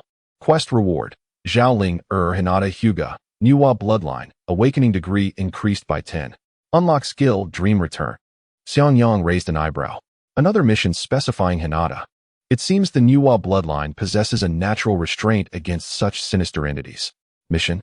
The ever-busy Kurama, struggling with debt issues, perked up at the mention of a mission. Is there a commission? I need to earn money quickly to pay off debts. He was currently living off Xiangyang, wearing clothes sponsored by him, and felt somewhat inferior. Upon hearing that Kurama wanted to go, Shikaku, who was still locked in a battle of wills with the broom, instantly tossed it to the ground. Why should that stinky fox be the only one to play? I want to go too. How could I possibly miss out on the opportunity to profit from fighting? Kakashi felt a dull throb in his temples as Yang clapped his hands, making the final decision. Then we shall go together. Kakashi, you will lead this mission. Along with Naruto, Sasuke, Hinata, Sakura, and the 3 siblings from the Sand Village, Gaara, Kankuro, and Temari, plus the Nine Tails and Shikaku, making a perfect team of 10. Just right for a formidable crew. He glanced at the 2 eager-tailed beasts, stating, "You two have been pent up for so long. It's time to unleash some fire. That so-called Undying Legion will serve as your practice dummies." The messenger from the land of ghosts looked at this extravagantly assembled team, tears of excitement welling in his eyes. He felt that Konoha was taking their allies' plea for help far too seriously, dispatching only the elite of the elite. Only Kakashi, observing the troublesome children behind him, along with the 2 unconventional human-shaped bombs, and the 3 forcibly recruited allies from the sand, felt a profound sense of despair. Am I leading a class or a mobile disaster unit? Chapter 48. The Maiden's Prophecy and the Biju's Side Job at the Border of the Land of Ghosts. The air was a few degrees chillier than in Konoha. Towering ancient trees obscured the sky, leaving only fragmented shadows that fell upon the damp moss, making the world resemble a faded ink wash painting. Everyone, brace yourselves. Kakashi weakly rallied the troops before the mission, which was to protect the priestess, Xian, until she successfully sealed the malevolent spirit, Morio. Do you all understand? The response was a cacophony of noise. The natural energy in this place was so thin that even cultivating was arduous. The newly minted red-haired beauty, the Nine Tails, disdainfully flicked a withered leaf off his shoulder. Being here is better than sweeping the courtyard. Shikaku, the lazy youth with heavy dark circles under his eyes, slung a broom over his shoulder and retorted nonchalantly. By the way, how will the mission's reward be divided? I expect my full share since I am an external aid. Kakashi's brow twitched. The composition of this team was utterly absurd. The entire team 7 from Konoha, the 3 siblings from Sand, and 2 recently released beasts eager to work and repay debts. He wasn't leading a class. He was managing a disaster in motion. At that moment, a group appeared on the narrow path ahead. Leading them was a girl clad in splendid priestess attire, her long purple hair cascading down, her exquisite features overshadowed by an aura of aloofness. She was Xian, the priestess of the land of ghosts. Her guard, Suzumi, stepped forward, adopting a defensive posture. You are the reinforcements from Konoha? Indeed, I am the leader of this mission. Kakashi Hitaki. However, Xian disregarded the pleasantries, moving past the crowd to stand before the most eye-catching member of the team, the blonde boy. She halted, addressing Naruto in a tone that declared a foregone conclusion, you will die. The entire team fell silent. Naruto blinked in disbelief for 3 seconds before springing up as if his tail had been stepped on. Huh, what kind of joke is this? I'm going to be Hokage. How could I die in a place like this? Can't you speak properly, woman? Sasuke scoffed from the side, hands in pockets. Turning away. Idiot, don't argue with a woman who is trying to play the oracle. Yet, despite his words, his body instinctively shifted half a step to shield Naruto from Xian's icy gaze. Hey, little girl, you can't just say things like that. The Nine Tails strolled over, towering over Naruto, scrutinizing Xian. I've been around this kid long enough to know he won't die anytime soon. So what gives you the right? Exactly. Shikaku chimed in, slamming his broom down, making a mock face. I can predict you'll step in dog poop today. Do you believe me? How dare you speak so disrespectfully to Lady Xian? Suzumi fumed, ready to draw his sword. Now, let us not be hasty, Kakashi interjected, appearing between them with a smile, gently restraining Suzumi's hand. Children can be thoughtless, speaking without restraint. Suzumi gazed at the 2 odd-looking youths before him, one with red hair and golden eyes, the other sporting heavy dark circles, exuding a vibe of being troublesome, and was momentarily at a loss for words. The conflict was forcibly quelled, and the team resumed their journey. However, Xian continued her ominous declarations as they progressed. That waterfall ahead is where you will meet your end. If you stop now, you might live a few more days. Surrender. Fate cannot be defied. Naruto's anger surged visibly. Instead of retreating, he was spurred into an even greater fervor. You watch. I'm going to shatter your so-called prophecy. He shouted, performing one-handed push-ups along the rugged trail. Fate is meant to be broken, to prove his strength. He even attempted to showcase the sword-flying technique he had recently learned. Here goes. A kunai, propelled by his chakra, flew awkwardly through the air, tracing an ungraceful arc before embedding itself with a thud into a tree trunk just inches from Kakashi's head. Kakashi froze. He felt his hairline recede another millimeter. As night fell, the group set up camp by a spacious riverside. The campfire blazed, dispelling the chill of the forest. Naruto and Sasuke bickered over a piece of grilled meat, while Sakura helplessly tried to mediate. And the Ninetales and Shikaku argued passionately about how to divide the mission's reward. Amidst the clamor, two figures remained tranquil. Cheyenne sat alone on a rock away from the fire's warmth, hugging her knees, starkly contrasting with the surrounding merriment. A silhouette quietly approached her. It was Hinata, holding a bowl of hot soup and a piece of grilled fish wrapped in leaves, cautiously offering them. "Please, have this, it's chilly tonight." Cheyenne did not turn her head, her voice as frigid as ever. "I do not require it." Hinata did not leave, nor did she insist. She simply placed the food gently beside Cheyenne and sat down quietly, gazing at the flickering flames in the distance. After a long silence, Cheyenne finally spoke. "Aren't you afraid of me? Everyone else avoids me. Why do you come?" "Because I believe in Naruto-kun," Hinata replied softly, her profile illuminated by the firelight. Appearing particularly gentle, "He will surely change his fate." Naive. The prophecy of death has never been wrong. "He will." Hinata's tone carried an undeniable warmth, akin to my own efforts to change. In the past, I couldn't even speak to anyone normally. But Naruto-kun told me that if I try hard enough, I can change. He changed me, so he will certainly change his own fate. Cheyenne fell silent, observing the fragile yet resolute girl beside her, then glancing at the blonde boy who was playfully wrestling with his friends in the distance. Hinata stood, bowing slightly to Cheyenne. "I believe in him." With that, she returned to the warmth of the campfire. Cheyenne remained alone in the darkness, the steaming bowl of soup and the fragrant grilled fish lying quietly beside her. She neither moved nor spoke again. Chapter 49, Ghost Legion? No, it's the experience, baby. As Cheyenne reflected on Hinata's words, she remained enveloped in silence. The earth suddenly began to tremble slightly, as if afflicted by Parkinson's disease. The battle-hardened guardians of the Ghost Nation immediately formed a protective circle around the priestess, Zun. The atmosphere thick with tension.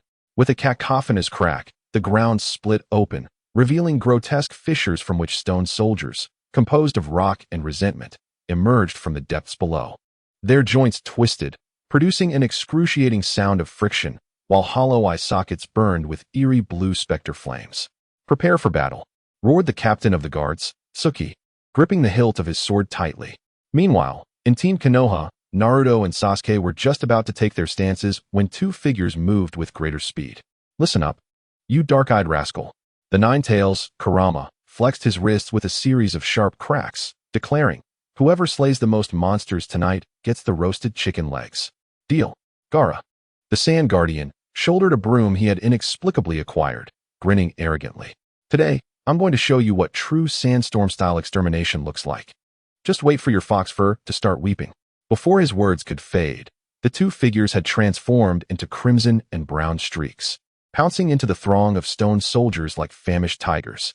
Kakashi silently covered his face, lamenting the shift from a protective mission to a KPI battle royale.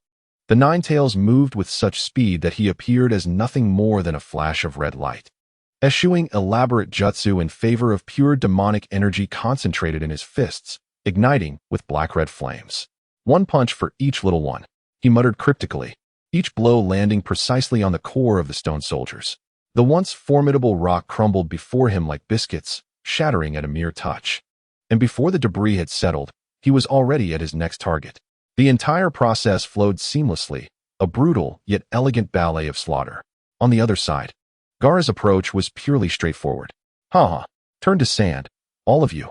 With his mouth agape, he unleashed large orbs of vacuum bullets, like a machine gun, causing a series of explosions within the ranks of stone soldiers. The thunderous roars echoed incessantly, as debris and dust were swept skyward, creating a scene reminiscent of a demolition site. The duo efficiently cleared the battlefield while engaging in a verbal barrage. "Stinky fox, don't you dare steal my kill. I saw that one first," Gaara exclaimed triumphantly as one of his vacuum bullets sent flying the target Kurama had been about to strike. "You were just too slow, moving like a sleep-deprived turtle."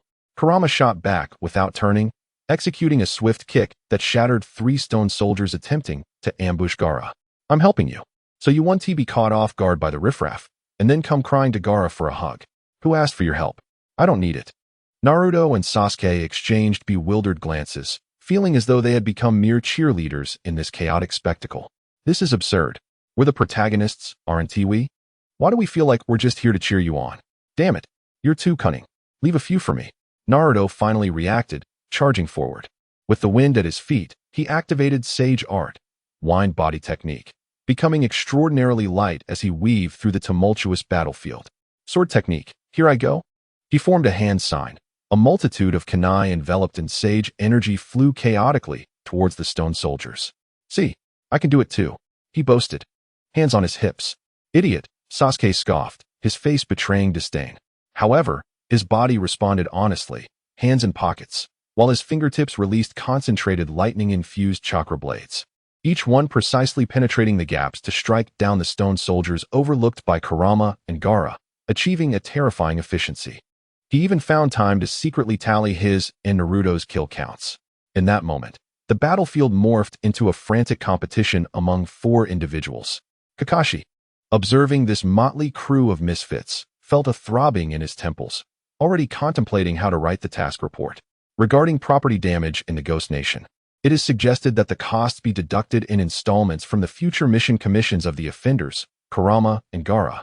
Amidst this chaotic uproar, no one noticed several ghostly soldiers, distinct in form from the others, silently traversing the maelstrom of energy. They were semi-transparent, impervious to physical attacks, and moved purposefully towards Ziyuan, who was protected at the center by the guardians. Ziyuan, be careful. Suki swung his sword, but the blade passed effortlessly through the ghost's form. The ghost soldiers lack a physical body. As a ghostly hand, emanating a dense aura of resentment, reached for Zin, her face paled in terror. In that critical moment, a figure stepped in front of her. It was neither Naruto nor Sasuke, nor the 2 humanoid-tailed beasts furiously racking up kills. It was Hinata Hyuga. She displayed no signs of panic, her hands forming a unique and gentle seal before her chest. There were no massive fluctuations of chakra or overwhelming presence. A soft, verdant glow, reminiscent of budding spring leaves, radiated from her. The light was not blinding. Instead, it offered a comforting warmth. Kanonjutsu, Hinata murmured softly. The green light spread like ripples across the battlefield, caressing the fearsome ghost soldiers without causing any explosions. The bodies formed from resentment began to dissolve upon contact with the light, their twisted expressions of hatred gradually transforming into peace and serenity. Just before they completely dissipated into motes of light, they seemed to release a sigh of relief. The entire battlefield fell into an eerie silence. The cacophony of explosions and shouts ceased. Kurama halted mid-swing. Gaara closed his mouth, still poised to unleash his attack. Naruto and Sasuke simultaneously froze, their movements stilled. Everyone turned their gaze toward the corner enveloped in gentle green light. Ziyuan stared blankly at the scene before her, focusing on the slender figure shielding her. The teachings she had received since childhood, the power she wielded, and the destiny she bore were all tied to sealing and sacrifice. To her, power was a means to combat, to annihilate, to impose violence upon violence. Her priestess abilities were meant to either seal monsters or foretell death, filled with foreboding and despair. But what had just occurred? It was neither an attack nor extermination, not even a sealing. It was purification, a gentle transcendence of the utmost grace. She observed Hinata's back. The girl who earlier had reassured her that Naruto would surely change fate, now exhibiting a strength she had never imagined in a manner she had never comprehended. It dawned on her that power was not solely for destruction. It could also be for redemption. Ziyuan clutched the bell at her chest tightly, and without realizing it, her grip loosened. Chapter 50, Stronger Than Prophecy. Let fate clear the path for you. The night breeze swept through, lifting a few charred leaves before gently letting them fall. The battlefield lay in an eerie, uncanny silence. Kurama remained frozen mid-strike, his fist poised, the wind from his punch still lingering. Gaara, with his mouth agape, held back the vacuum bullet stuck in his throat, his face turning an unflattering shade of purple. Naruto and Sasuke halted all movements, standing dumbfounded. The 4 warriors, who had just been embroiled in a frenzied competition, turned in unison to the corner bathed in soft green light, their expressions oddly synchronized, as if they had witnessed their router sprouting legs and fleeing. This was not right. While they were engaged in a violent ballet of bloodshed and explosions, replete with the aesthetics of Industrial Revolution brutality, what was happening over there? A serene existence, universally beneficent, fast-forwarding to world peace? The guardians of Ziyuan were collectively rendered speechless, gripping their blades yet uncertain of whom to direct them towards. In fact, they felt that the weapons in their hands appeared both ludicrous and unnecessary in the face of such an astonishingly gentle power.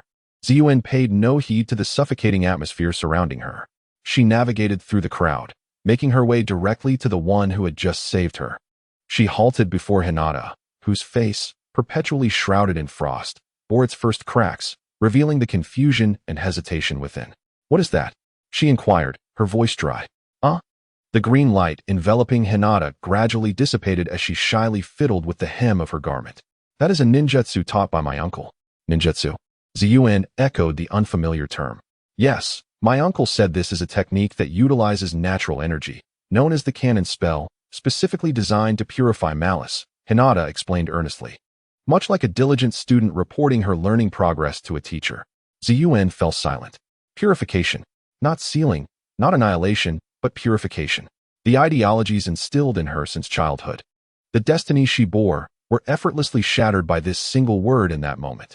As night deepened, the bonfire rekindled. "That chicken leg is mine. I just took down 37 stone golems." "Nonsense. Those were AoE attacks. They don't count as kills. I precisely eliminated 38, and one was yours, so that makes 39. The chicken leg belongs to me." Kurama and Shikaku nearly rolled up their sleeves to engage in a real brawl over the ownership of the last roasted chicken leg. "Fools. You both miscalculated." Sasuke stirred the fire with a stick, not bothering to look up. "I eliminated 42, all the miscellaneous ones you overlooked." "What?" Kurama and Shikaku exclaimed in unison. Naruto, nearby, was frantically tugging at his ears. "You guys are too cunning. What about me? I threw so many shuriken. I should have some accomplishments." Kakashi silently skewered the last chicken leg onto a stick and handed it to Hinata, who was using the clean garment spell to brush the dust off everyone's clothes. Amidst the clamor, Ziyuan sat alone in the darkness, hugging her knees like a forsaken bird cast away by the world. Suddenly, a violent tremor jolted her awake from her nightmare. In her dream, the unchangeable images of death replayed. Her companions fell in her prophecies, their gazes shifting from trust to despair, ultimately transforming into resentment. She screamed, yet no sound emerged. She curled up in agony, cold sweat soaking her back. "Are you all right?" A gentle voice resonated beside her, and a warm coat was softly draped over her shoulders. It was Hinata, holding a steaming cup of hot water. "I do not require your pity." Ziyuan's voice trembled with suppressed tears, yet she maintained her facade of indifference. Hinata said nothing, simply sitting quietly beside her, mimicking her posture as they both gazed at the distant bonfire. After a prolonged silence, Ziyuan's defenses finally crumbled. "You have no idea," she roared, tears streaming down her cheeks. I can see everyone's deaths. I tell them, but they do not believe.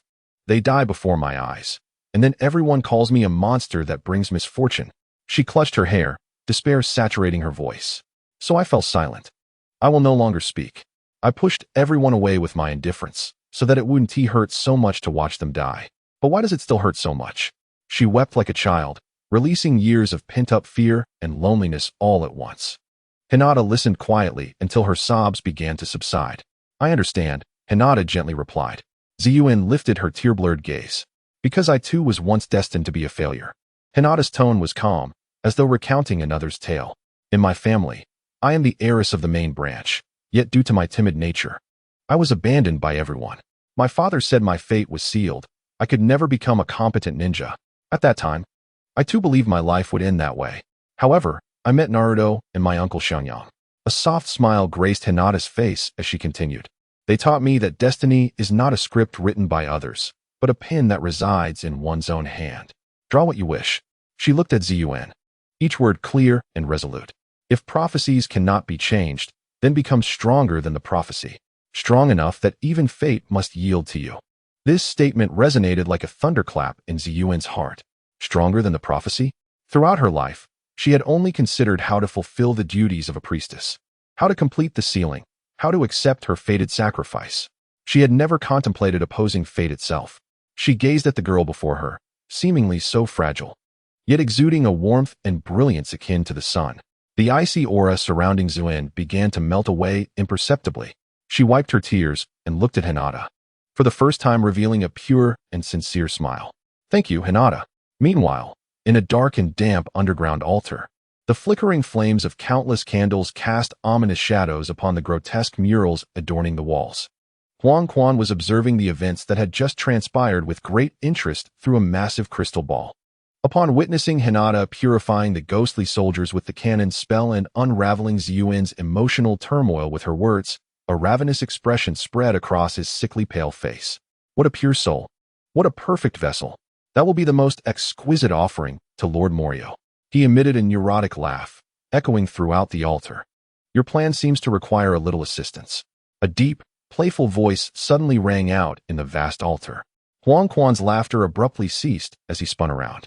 Before him, the space shimmered like water, and a mysterious figure clad in a black robe adorned with red clouds and an orange whirlpool mask slowly emerged from the void.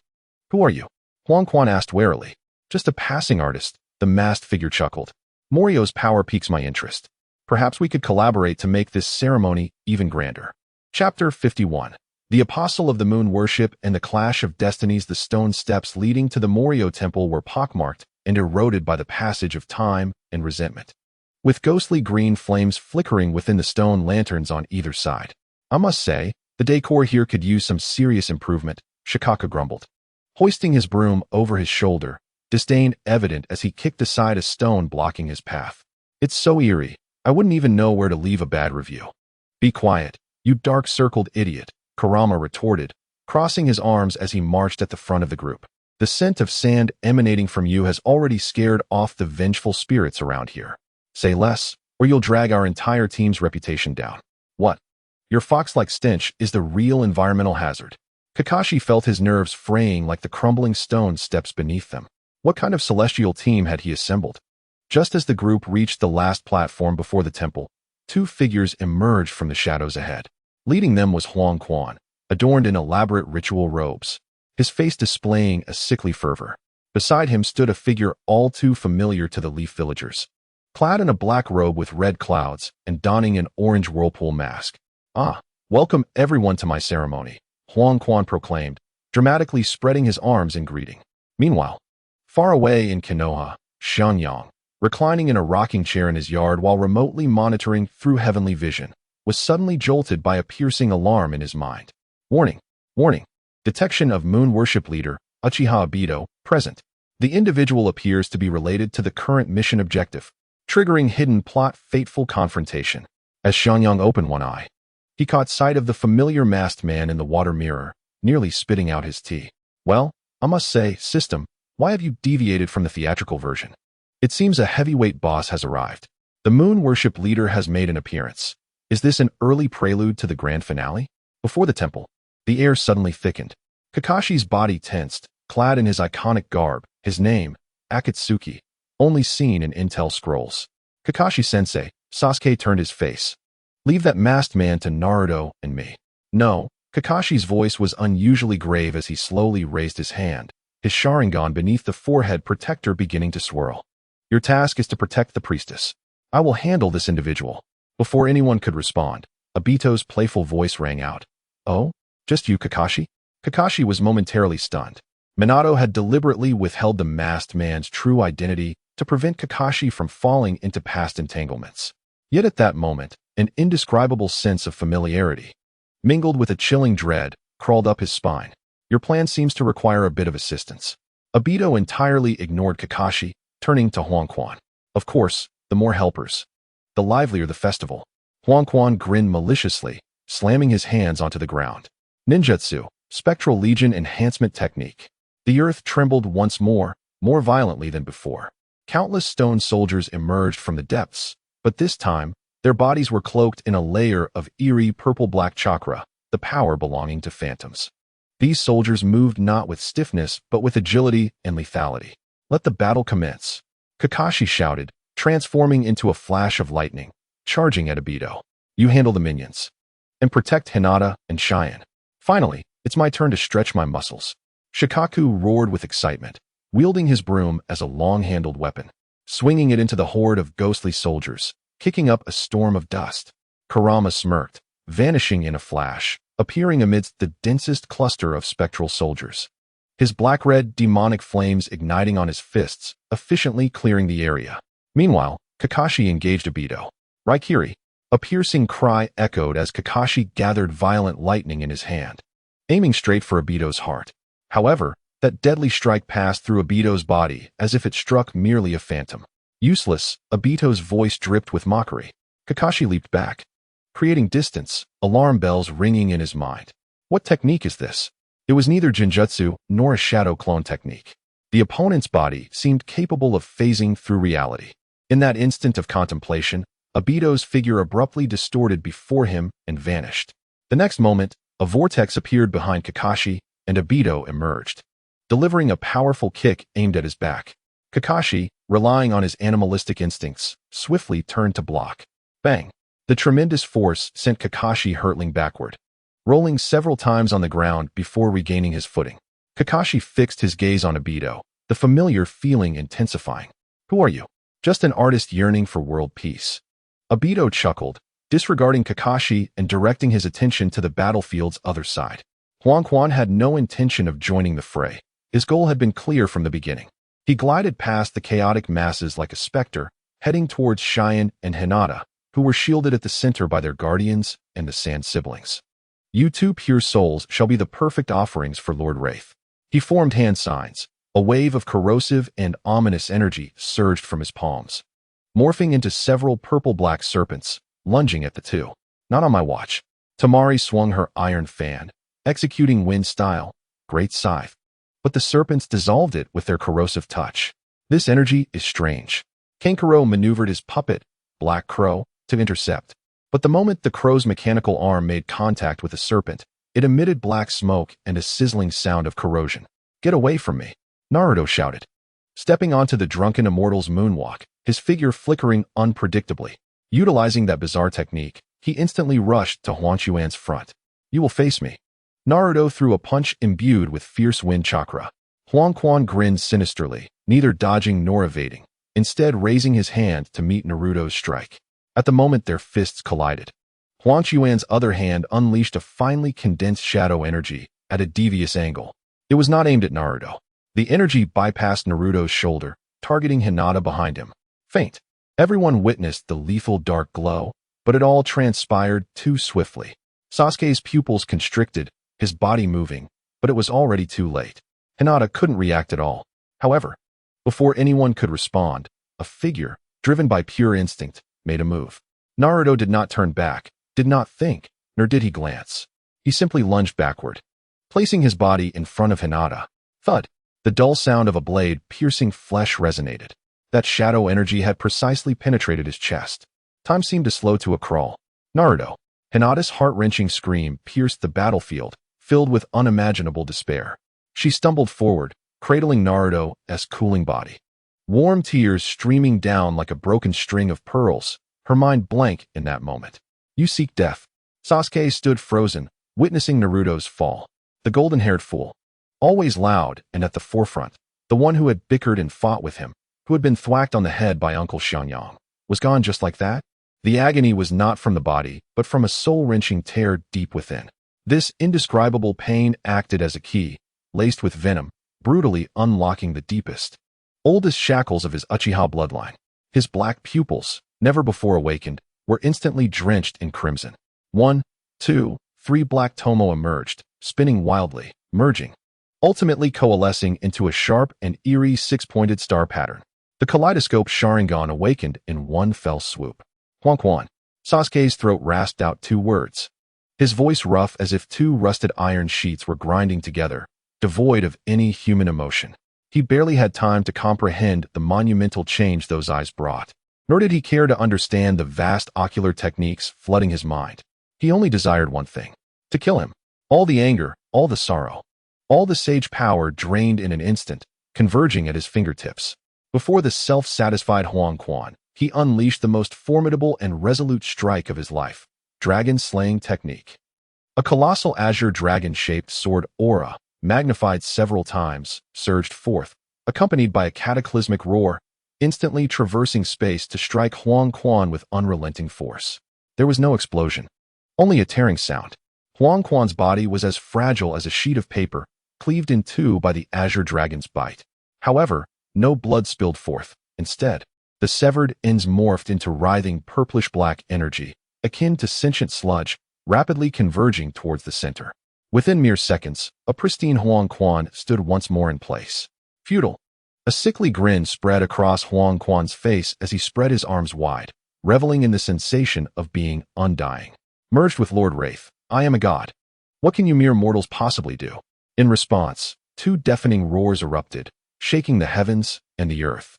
The Vortex Nine Tails and the Sand Guardian, upon witnessing Naruto's collapse, felt the last strand of rationality snap within them. What of mission rewards? What of KPI competitions? What of roasted drumsticks? To hell with it all. You dare harm him, I shall grind you to dust. No longer maintaining their facades as handsome youths and delinquents, their monstrous powers surged skyward. Fiery red hair transformed into a blazing nine-tailed fox, and dark circles morphed into a colossal, shadow-casting raccoon. The two genuine-tailed beasts descended upon the battlefield in their most primal and ferocious forms. Die, wretched creature. The Nine Tails opened its massive maw, instantly forming a high-density, compressed-tailed beast bomb, radiating an aura of annihilation, which it hurled directly at the still-dazed Stone Soldier Legion. Sandstorm Grave. The Sand Guardian was even more straightforward. Slapping his palms together as an endless torrent of sand erupted from the earth, morphing into a tidal wave that engulfed half the temple. In an instant, the ground shook violently, and debris flew as the battlefield transformed into a true scene of catastrophe. Meanwhile, Kakashi's battle with the masked man had reached an impasse. Lightning Cutter. Lightning Curse. Kakashi's strikes were as swift as lightning, yet each one passed through his opponent's body with no hindrance, leaving him feeling utterly frustrated. Conversely, the masked man's enigmatic attacks were consistently evaded by Kakashi's extensive combat experience and animalistic instincts. Kakashi, you've grown weaker, the masked man remarked with a playful tone laced with amusement. Kakashi's heart constricted painfully, a sense of ominous familiarity threatening to overwhelm his mind. Oh, it seems the ritual has encountered a minor mishap. The masked man tilted his head, glancing at the now chaotic battlefield, then casting a quick look at Sasuke, who knelt on one knee, blood tears streaming from his eyes, emitting a soft chuckle. Huang Quan, it seems your plan has spiraled out of control. He placed a hand on Huang Quan's shoulder, stating, we shall take our leave for now. When you can truly master the power of Wraith, instead of being subjugated by it, we will return to reclaim what belongs to you. Halt! Kakashi barked fiercely. The masked man paid him no heed. As the space before him warped like the surface of a pond disturbed by a stone, twisting into a vortex. Until we meet again, my friends. I hope by then, you can prepare an even grander welcome ceremony. As his words faded, he and Huang Quan were swallowed by the vortex, vanishing without a trace. With the enemy's retreat, the battlefield was left in disarray and silence. Sasuke struggled to breathe, bracing himself against the ground, the burden of the Mangekyo Sharingan far exceeding his expectations. The Nine Tails and the Sand Guardian gradually regained their composure, reverting to their human forms, gazing at Naruto, collapsed in Hinata's arms, one silent, the other anxiously tugging at his hair. Only Hinata remained, her sobs suppressed to the utmost. She cradled Naruto, whose body had grown cold. Images flashed uncontrollably in her mind. At the age of 3, that blonde boy stood before her, shouting at those who bullied her, do not torment her. In Uncle Xiangyang's courtyard, he was always the most diligent in training, falling countless times, yet always rising with a smile, giving her a thumbs up. And just moments ago, without hesitation, he had taken the fatal blow meant for her. Why? Why did this happen? Uncle Xiangyang taught me that the Guanyin incantation can heal and purify, but he no longer has a heartbeat. Hinata's mind fell into a void, despair crashing over her like a colossal wave, drowning her completely.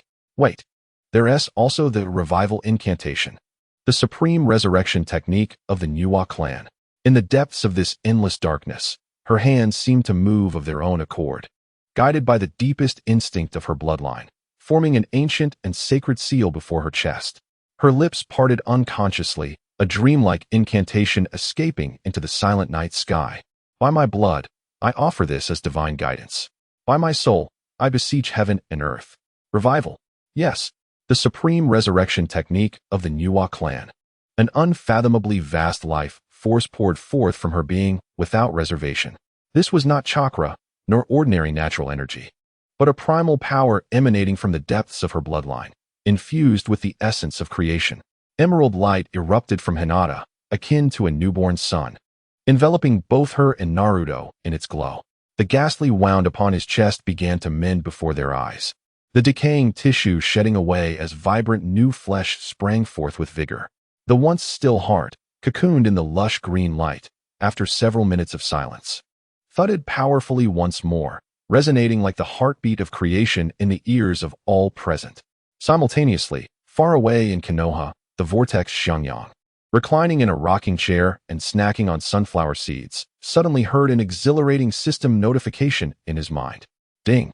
Detecting Zhao Linger, Hyuga Hinata, breaking through her limits due to intense emotional fluctuations, Nuwa bloodline, awakening degree increased to 50. Successfully awakened the Nuwa bloodline's innate skill, Dream Serpent. Vortex xianxia shot upright from his chair, scattering sunflower seeds everywhere. He gazed at the girl enveloped in holy light within the water mirror, a look of immense satisfaction and pride spreading across his face. Good girl, well done. Chapter 53, Resurrection and the Shattered Prophecy. A violent cough shattered the silence before the temple.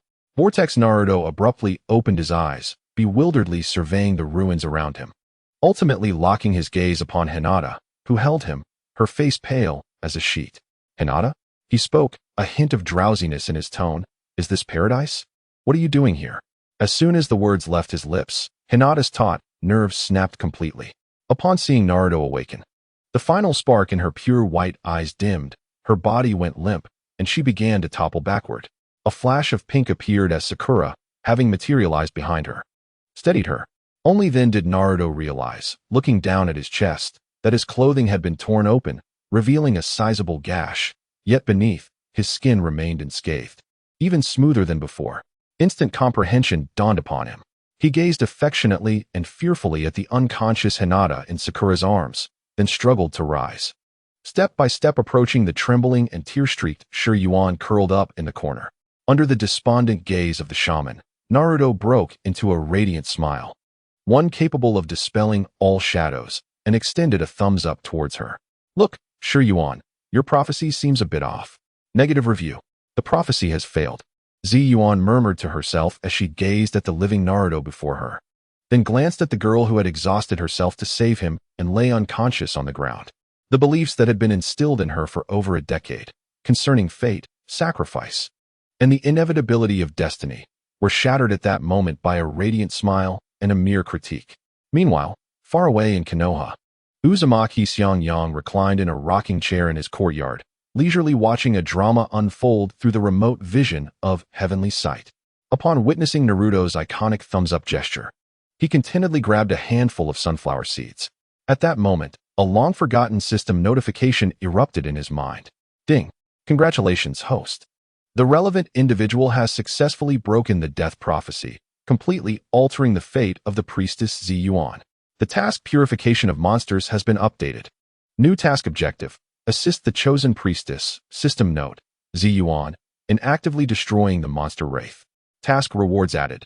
Zhao Linger, Hinata Hyuga, unlocks exclusive skill, Dream Return.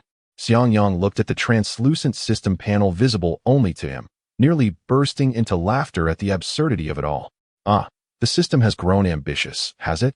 Acknowledging defeat and joining the fray? Not only adding notes for Ziyuan, but also proactively enhancing rewards. Well done. I shall give this operation a perfect score. Perhaps next time I shall upgrade your font. The system panel flickered slightly, seemingly expressing dissatisfaction, yet ultimately refrained from vocalizing it.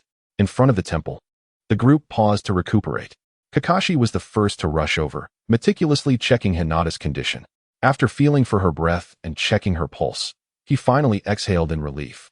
Nodding to the others, it was merely a case of excessive consumption of sage power and mental energy. A good rest would suffice. No sooner had he spoken than two figures surrounded Naruto. "Hey, kid, come here and let me have a look." Shikaku, the one-tail, exclaimed, astonished as he poked Naruto's chest. "This doesn't make sense. It's so solid. I clearly saw you were cold and lifeless earlier, with a gaping hole in your chest large enough to keep fish." Kurama, the nine-tails, circled around Naruto, sniffing him like a connoisseur assessing a rare treasure. "Stop sniffing. I'm not barbecued meat," Naruto retorted, annoyed. "Are human women really this terrifying?" Shikaku pondered, arms crossed. Sasuke Uchiha sat alone on a broken stone pillar, distanced from the campfire, eyes closed as he silently endured the pain radiating from his eyes, along with the new power that seemed capable of piercing through all worldly illusions. He recognized his newfound strength, yet the price for it was one he dreaded paying the most. "It's fortunate I was revived, otherwise. Trading that idiot's life for these eyes would indeed be a poor bargain," he murmured, fatigue lacing his voice. As night deepened, the crackling fire illuminated the surroundings. Naruto stood guard beside the makeshift bed he had fashioned from his coat, watching Hinata breathe steadily. He held her hand, softly recounting his experiences after death. "Let me tell you, I arrived in this pitch-black place where a guy wearing a bull mask insisted I register. I told him I had 8 teammates waiting for me to lead them. If you send me down now, our team's KPIs will fall short, and the captain will dock my pay." Upon hearing this, the figure agreed, asking who the captain was. "My captain is Kakashi, a guy who doesn't even dare to show his face," I said. "He was so frightened he kicked me back immediately." Claiming that Kakashi's name was forbidden where he was, mentioning it incurred a fine of 500 taels. Kakashi, who was tending to a wound on Karu's arm, paused, feeling subtly insulted. Temari and Kankuro stifled their laughter, their faces reddening. Just then, Ziyuan, who had been sitting alone in the shadows, approached, cradling her knees. Without uttering a word, she quietly took a seat by the fire, positioned perfectly to feel its warmth. Her expression had softened, no longer bearing the icy aloofness that kept others at bay. Her eyes sparkled with the light of the flames, reflecting a newfound glimmer of hope. "Fool," Sasuke interjected abruptly, interrupting Naruto's fanciful storytelling. "Keep talking nonsense, and I swear I'll really send you down to have a chat with that bull-headed guy about KPIs." Chapter 54. The God of Thunder and the breaking of mental barriers. The campfire in front of the temple was the only source of light amidst the ruins. Uzumaki Naruto, like a protective mother hen, remained steadfastly by Hinata's side, clumsily tugging at his sleeve to wipe the fine beads of cold sweat from her forehead, incessantly chattering. "Hinata, are you cold? Should I give you my coat?" "No, wait, my coat was laid out below. Should I take Sasuke's instead?"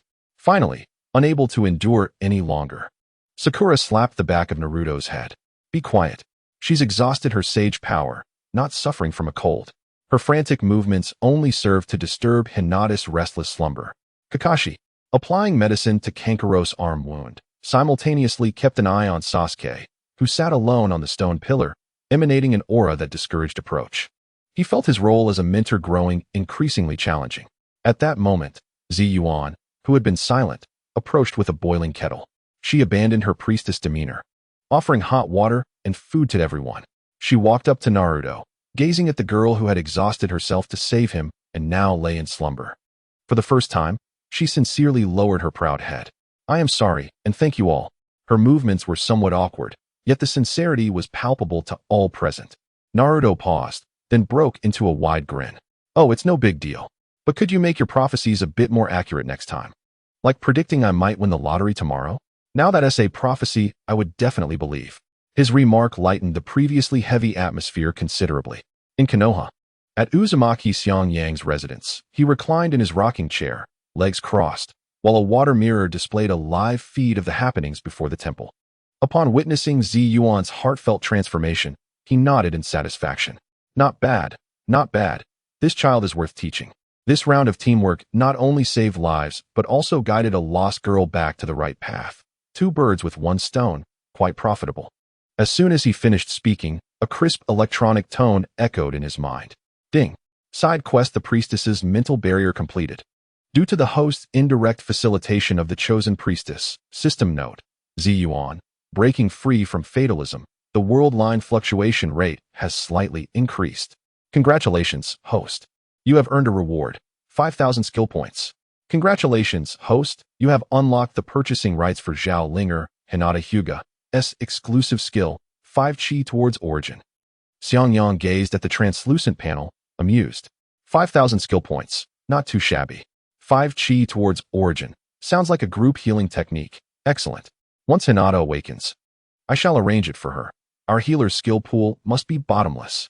As night deepened, on the cliff behind the temple, Sasuke Uchiha stood alone, the night wind tugging at his clothing. He slowly closed his eyes, and in the endless darkness, the crimson patterns of his Sharingan spun silently. A torrent of immense, icy information surged through his mind like a flood breaking through a dam. Kaleidoscope Sharingan, God of Thunder. These eyes were born in the moment he witnessed the death of his closest friend. A manifestation of his powerless rage against his own weakness and the overwhelming fury towards his enemies. A yearning for ultimate power to judge all. His left eye possessed a passive ability known as Body of the Thunder God, permanently and dramatically enhancing one's own speed, strength, and the potency of all lightning-based ninjutsu and sage arts, while simultaneously becoming immune to all lightning attribute damage. The right eye possesses an active ability known as Wrath of the Thunder God, allowing the summoning of apocalyptic lightning from the heavens to strike any designated target. This lightning power can even be infused into any physical or energy attack, exponentially magnifying its might. Sasuke suddenly opened his eyes wide. Without forming any hand seals or unnecessary movements, he simply raised his right hand towards a distant towering mountain. The 6-pointed star pattern in his pupils slightly contracted. In an instant, a bolt of purple lightning, thicker than a barrel, descended like a divine spear, tearing through the pitch-black night. There was no deafening roar, nor any earth-shattering explosion. The lightning fell silently and vanished just as quietly. The mountain top in the distance vanished by half, its cut smooth as a mirror. Sasuke gazed at the purple arcs still lingering in his palm, feeling the immense power surging within him, capable of effortlessly shattering anything. Yet, he felt no trace of joy. His mind was filled with the image of that blonde fool lying in a pool of blood, along with Hinata's heart-wrenching cries. The power gained at the cost of that fool's life, he muttered coldly to himself, devoid of any warmth. I will never wield it. What difference is there between this and trash, a power obtained through the sacrifice of comrades? To defeat an opponent with such strength is not victory, it is disgrace. He clenched his fist, forcefully repressing that world-destroying power, along with those uncanny eyes, deep into the recesses of his being. Chapter 55. Awakening and the Strategy from the Priestess. The first rays of morning sunlight filtered through the shattered dome of the temple, casting dappled light on Hinata Hyuga's face. Her long eyelashes fluttered slightly as she slowly opened her eyes. Consciousness emerged from a chaotic darkness, revealing a vastly magnified golden head before her. Hinata, you're awake. Naruto Uzumaki exclaimed with joy, nearly bouncing on the spot upon seeing her open her eyes. He flailed his arms, wanting to express his delight and gratitude.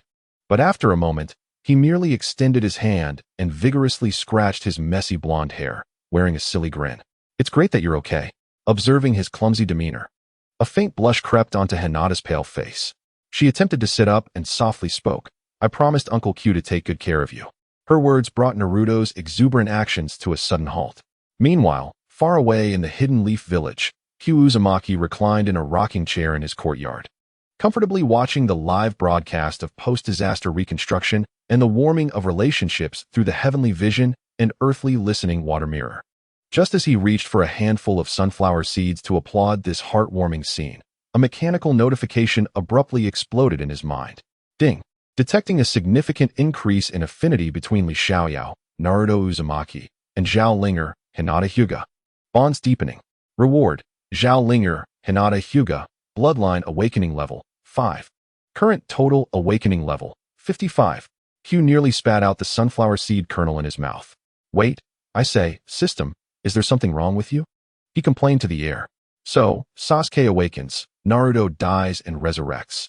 And yet the awakening level rises faster than this couple's romance. I seriously suspect you're a hidden CP enthusiast, dishing out tasks while leading the charge in shipping. The system panel flickered briefly before choosing to remain silent. In front of the temple, the warm atmosphere was disrupted by an approaching figure. Ziyuan approached, holding an ancient and tattered sheepskin map. Her face no longer bore that frigid, distant demeanor, but instead radiated a resolute determination. She spread the map on the ground before everyone, pointing to a complex circular structure. This is the altar map beneath the temple. The essence of the wraith is sealed deep within, but its core is now connected to my soul. She raised her head, scanning each person present. To completely eradicate it, someone must attack its essence with the purest purifying power from the front of the altar. Simultaneously, another must use the most powerful sealing technique from the back of the altar, severing its connection with my soul while it is weakened by the purifying force. Both actions must occur simultaneously with precision. Kakashi crouched down, studying the map, his brow involuntarily furrowing. Half of his attention was on Sasuke, who sat alone on a fractured stone pillar in the distance. The boy had been acting strangely since yesterday, though his face remained as cold as ever. He exuded an aura that was sharp, ferocious, and laced with a disquieting sense of destruction. Especially those eyes, even when closed. They seemed to harbor a brewing storm of lightning. Kakashi chose to remain silent. Some hurdles must ultimately be crossed alone. Naruto, evidently lacking Kakashi's perceptive nature, approached Sasuke boldly. "Hey, Sasuke, are you okay? That eye of yours yesterday." Before he could finish, he was cut off by a chilling retort. "Shut up, don't bother me." Sasuke didn't even bother to turn his head. This was not the usual banter, but rather a deeply rooted rejection, imbued with a strong sense of aversion. Naruto froze in place, as if doused with cold water. Nearby, Kankuro was cautiously repairing his puppet, Black Crow, which had corroded joints, and he elbowed Gaara, who was folded in his arms. "Look, do people from Konoha argue with such vigor? One just returned from the brink of death, another nearly exhausted himself, and one just activated a new ability, yet they suddenly act like enemies. It's baffling." Just as the atmosphere of the group grew tense, a pink figure broke the awkwardness. Sakura Haruno approached, holding several small porcelain bottles she had just crafted. "Stop sitting around. These are a few bottles of tranquilizer I made from the herbs I brought. They can quickly restore depleted mental energy. The upcoming battle cannot be resolved solely with brute force." She distributed the potions among everyone, even tossing one towards Sasuke. The youth instinctively caught it, not refusing. In her own way, Sakura demonstrated her irreplaceable value within the team. The group gathered around the map once more, beginning to formulate a detailed combat plan. The purification task was assigned to Hinata. Kakashi determined that her cannon spell was the nemesis of the Wraith's malevolent energy. "What about me? What about me?" Naruto immediately raised his hand. "You and Sasuke will be responsible for the main assault, creating opportunities for Hinata." Just as Kakashi was about to assign the sealing task, an evil aura, far more terrifying than any they had encountered before, surged forth like a tsunami. Boom. The earth emitted a deep, thunderous roar, shaking violently. The remaining stone pillars of the temple collapsed, and the recently ignited campfire was extinguished by an invisible gust of wind. This aura was thick with malice and pure destructive intent, suffocating everyone present. Ziyuan's face turned pale as she clutched her chest, painfully collapsing to the ground. Huang Quan has completely absorbed the Wraith's power. Before her words had settled, a dense, unbreakable purplish-black mist surged from the entrance of the underground palace, and a massive, twisted shadow slowly rose from within. Just then, Sasuke abruptly stood up, flexing his wrist, the crisp sound of cracking joints echoing. "Old debts and new accounts. Let us settle them today." Chapter 56. The Demon Approaches. The air before the temple transformed in an instant from stagnation to a viscous, lethal poison. The malevolent aura surging forth from the depths of the subterranean palace could no longer be merely referred to as an aura. It resembled a living entity. A colossal amalgamation of pure malice and destructive desire, enveloping every individual present in its cold, slick embrace. Boom. The earth emitted a mournful groan under the unbearable weight. From the depths of the darkened entrance, a distorted figure slowly ascended. Once, it was Huang Quan. Now, it merely resembled a grotesque creature barely maintaining human form. One half of its body had fully transformed into a writhing, rolling mass of purple-black energy sludge, as if countless anguished faces were suspended within. The other half was covered in bizarre purple-black patterns. The second act of the ritual commenced. The creature opened its mouth, unleashing a cacophony of overlapping, inhuman howls. With its proclamation, the ground beneath it erupted violently. Countless pale arms emerged from the fissures, soon followed by ghostly soldiers. Their bodies encased in a layer of purple-black energy armor, crawling forth from the earth. Their numbers were tenfold, and the aura they exuded was 100 times more oppressive. "Ah, the atmosphere crew is quite dedicated," a playful voice emerged from behind Huangquan. A man adorned with an orange single-eyed mask, Obito Uchiha, leisurely stepped from the shadows, casually patting Huangquan's writhing energy shoulder, as if tending to a beloved pet. "Kakashi, you still face me." Obito turned his head, seemingly greeting an old friend through his mask. "Are you surprised? I have returned to play with you. This time, I shall not let you succeed." Kakashi's Sharingan spun rapidly, the three tomo vividly visible. He was no longer the passive figure of yesterday. "This time, I shall shatter that worthless mask of yours, along with your self-satisfied demeanor."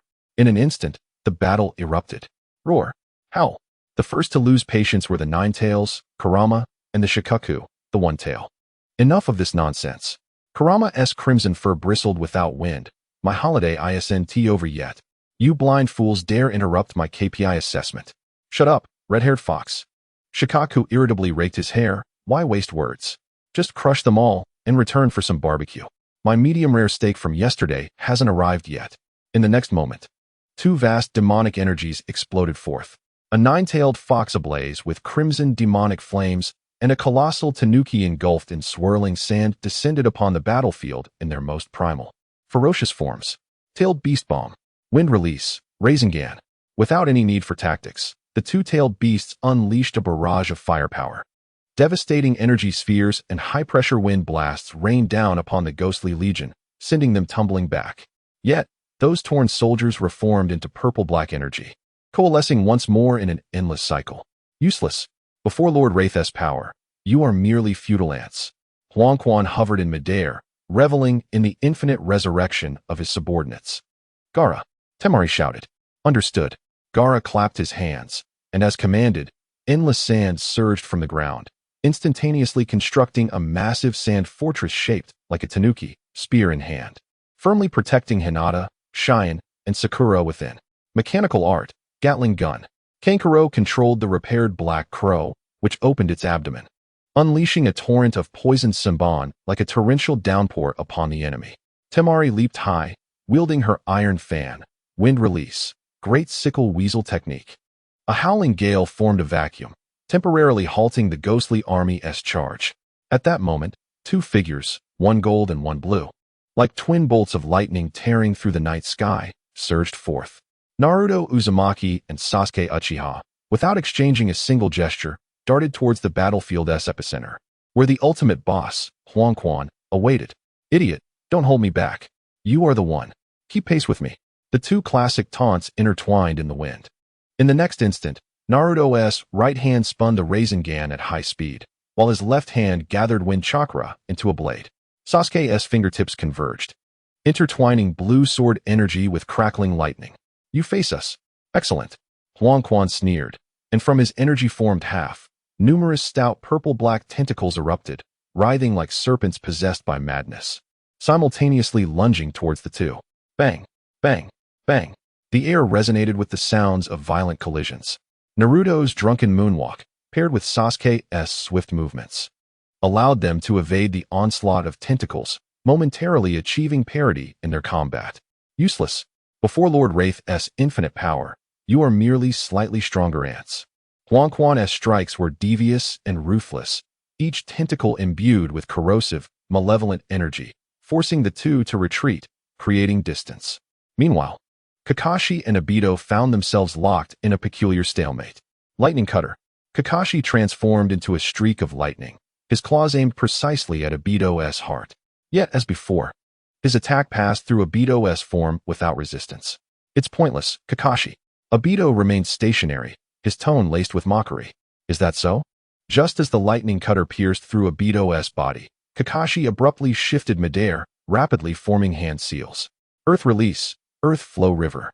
The ground beneath Obito instantly morphed into a quagmire, restricting his movement. Lightning release, lightning prison. Without a moment's pause, Kakashi gathered immense lightning chakra in his palm, transforming it into a vast electric net that descended, enveloping a 10-meter radius. Obito's form began to distort, on the verge of being pulled into the Kemui dimension. Now, Kakashi's Sharingan caught the fleeting moment of spatial distortion. Demonic flame flashing slash. The kunai in his hand ignited with black flames, slicing towards the point where Obito's vanishing form connected with reality at an unimaginable angle. This was the perfect combo he devised after a night of contemplation, targeting the brief interval between phasing and transitioning. Yet, the black flames struck nothing but air. Obito's figure vanished even faster than Kakashi had anticipated, reappearing 10 meters away. Not bad, Kakashi. You've managed to keep up with my rhythm. Obito applauded. It seems you didn't sleep well last night. Those dark circles have appeared. Were you up all night thinking of me? Kakashi did not respond, merely focusing on regulating his breath. His strategy could anticipate Obito's actions. Yet the latter's reaction speed and understanding of space-time ninjutsu far surpassed his own. Most critically, Obito appeared in no rush to attack, seeming more like a bored spectator enjoying a drama unrelated to him. His attention, subtly, always flickered towards the other battlefield. That Uchiha Sasuke, fighting alongside Naruto, yet deliberately suppressing the true power of his eyes. What are you really watching? Kakashi keenly sensed Obito's fleeting movements. Nothing much. Obito turned back, redirecting his attention to Kakashi, pondering when the climax of this festival would finally arrive. After all, a good show that concludes too swiftly is exceedingly dull, isn't it? Chapter 57. The purification assembly line and Kakashi's resolve. The battlefield had descended into a peculiar vicious cycle. This cannot continue. There are far too many minions. Temari wielded her enormous iron fan, each swing conjuring a tempest that tore through the air, scattering dozens of ghostly soldiers. Yet it was futile. The shredded remnants on the ground writhed momentarily before reassembling, shakily rising to their feet and continuing their relentless advance, heedless of kin. Kankuro's puppet, Black Crow, had overheated, unleashing a barrage of poisonous sunban from its mouth and arms, creating a metallic storm. However, these intangible foes were impervious to poison, suffering only minor punctures before the purple-black energy surged and restored them to their former state. This was not a battle. It was akin to providing a free massage to the enemy. Kankuro exclaimed in frustration. Meanwhile, Naruto and Sasuke were being overwhelmed by dozens of energy tendrils from the underworld, unable to approach. Hey, Sasuke, are you alright? What about your lightning? Strike it. Naruto shouted as he narrowly dodged a swinging tendril. Shut up, idiot. My sage power isn't limitless. Sasuke retorted, equally strained, deliberately suppressing the power of his Mangekyo Sharingan, relying solely on standard lightning techniques and the Dragon Slash, which consumed vast amounts of energy. Just as their defenses were on the verge of being inundated by the seemingly endless ghost army, Gaara, who had remained silent until now, slammed his hands onto the ground. Boom. The ground in front of the temple transformed instantly into a sea of quicksand. Endless yellow sand surged skyward, morphing into a colossal, rapidly spinning vortex, like an enormous washing machine standing between heaven and earth. A powerful suction erupted, rendering the surrounding ghost soldiers unable to resist, as they were pulled into its depths, emitting silent wails. Well done, Gaara. Shikaku's massive raccoon-like head emerged from the sandstorm, roaring with excitement, and opened its gaping maw towards the ghost soldiers at the vortex's center. Next, it was time for my performance. Allow me to show you what true artistry looks like. Wind release, vacuum wave. Instead of a single blast, it unleashed hundreds of highly compressed air projectiles within mere seconds, akin to a machine gun. Boom, boom, boom, boom. Amidst the sandstorm, countless explosions erupted in unison. If Gaara's sand burial was the washing machine, then Shikaku's vacuum wave was akin to tossing an entire box of explosives inside. The ghost soldiers were utterly pulverized into the most basic form of energy powder, shredded by the abrasive sand and bombarded by the air projectiles. TCH, flashy nonsense. Not far off, Kurama, maintaining its full form, scoffed disdainfully. What did you say, you damned red-haired fox? Shikaku bristled instantly. I said your attack is as weak as a starving child. Kurama elegantly flicked its 9 tails, forming a tail beast ball that radiated a sense of destruction. Watch closely. Sand raccoon. This is called clearing the field, understood? Before the words even left its mouth, the tail beast ball, trailing a long flame, accurately shot into the heart of the swirling sandstorm. Silence. A blinding white light consumed everything. A massive spherical energy shield expanded instantaneously, engulfing the entire sandstorm along with all the debris, then quietly obliterated it. As the brilliance faded, Only a vast, glazed, deep pit remained. However, before anyone could breathe a sigh of relief, the remnants of the pulverized purple-black energy at the pit's bottom began to writhe again, attempting to reassemble. The malice seemed ancient and indestructible, impervious to physical attacks. Futile, I had warned, as the triumphant laughter of the underworld echoed from above. His laughter abruptly ceased. Now, a cool yet resolute female voice rang out. Hinata Hyuga had, unbeknownst to anyone, moved to the forefront of the sand fortress constructed by Gaara. She clasped her hands before her in a complex and sacred seal, her pure white eyes shimmering with undeniable light. Guanyin incantation. A gentle emerald glow radiated, no longer coalescing as it had when healing Naruto, but expanding like sacred ripples toward the deep pit. Miracles occurred wherever the light touched. The purple-black malice, writhing like a festering sore, seemed to meet its nemesis, screeching as if it had been dropped into boiling oil. Under the green light's influence, they melted away like snow before the radiant sun, swiftly purified into motes of light, ultimately dissipating into the air. Destruction, fragmentation, purification. A flawlessly executed purification assembly line. Crafted in mere seconds by the collaboration of Gaara, Shikaku, Kurama, and Hinata, completely eradicated what had once seemed an endless horde of minions. Far away in Konoha, Uzumaki Kiyoshi, who had been watching the entire performance through a water mirror, excitedly slapped his thigh, scattering sunflower seeds everywhere. Wow, a professional team. This is what a professional team looks like. He danced in the air, exclaiming, Gaara handles procurement and raw material collection. Shikaku oversees rough processing and pulverization. Kurama manages high-temperature sterilization. And finally, my Hinata is responsible for the final quality inspection and harmless treatment. Perfect. If this assembly line were to apply for a patent, it would undoubtedly win the Ninja World's annual Best Innovation Award. Ding. The system acknowledges the host's reasoning and is generating a patent application template for this tactical process. Kiyoshi, you really did it. On the other side of the battlefield, Kakashi's confrontation with Obito had transcended the realm of ninjutsu, resembling a bizarre solo dance. Raikiri. Kakashi's figure transformed into a blinding flash of lightning, his hand blade, enveloped in the lamentations of 1,000 birds, repeatedly thrusting towards Obito's vital points, only to penetrate through time and again. Utterly pointless, Kakashi.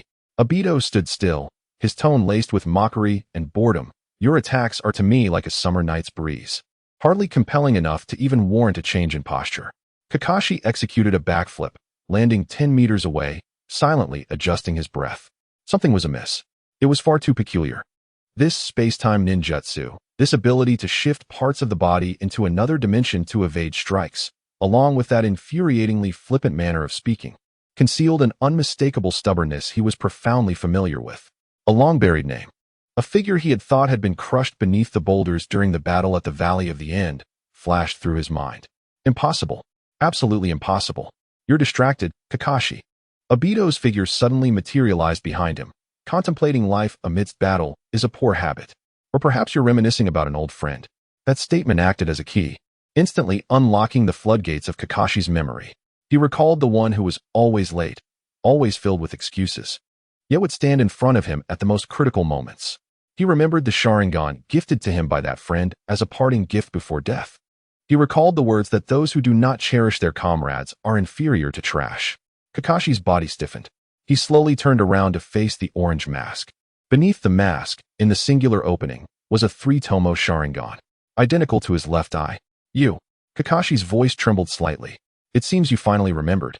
Toby spread his hands, a hint of cruel amusement lacing his tone. Surprised? The relic you hold dear, which you have guarded with your life. Its original owner now stands before you, ready to obliterate everything you cherish. It was confirmed. It was truly him, Uchiha Obito. Kakashi's gaze underwent a monumental transformation in that fleeting moment. All confusion, shock, and incredulity dissipated in an instant, replaced by an unprecedented, bone-chilling sharpness. His habitual lethargy vanished entirely, supplanted by the figure of the renowned copy ninja, Kakashi Hitaki, who had instilled fear in countless adversaries. He no longer hesitated or pondered why his foe had transformed into this.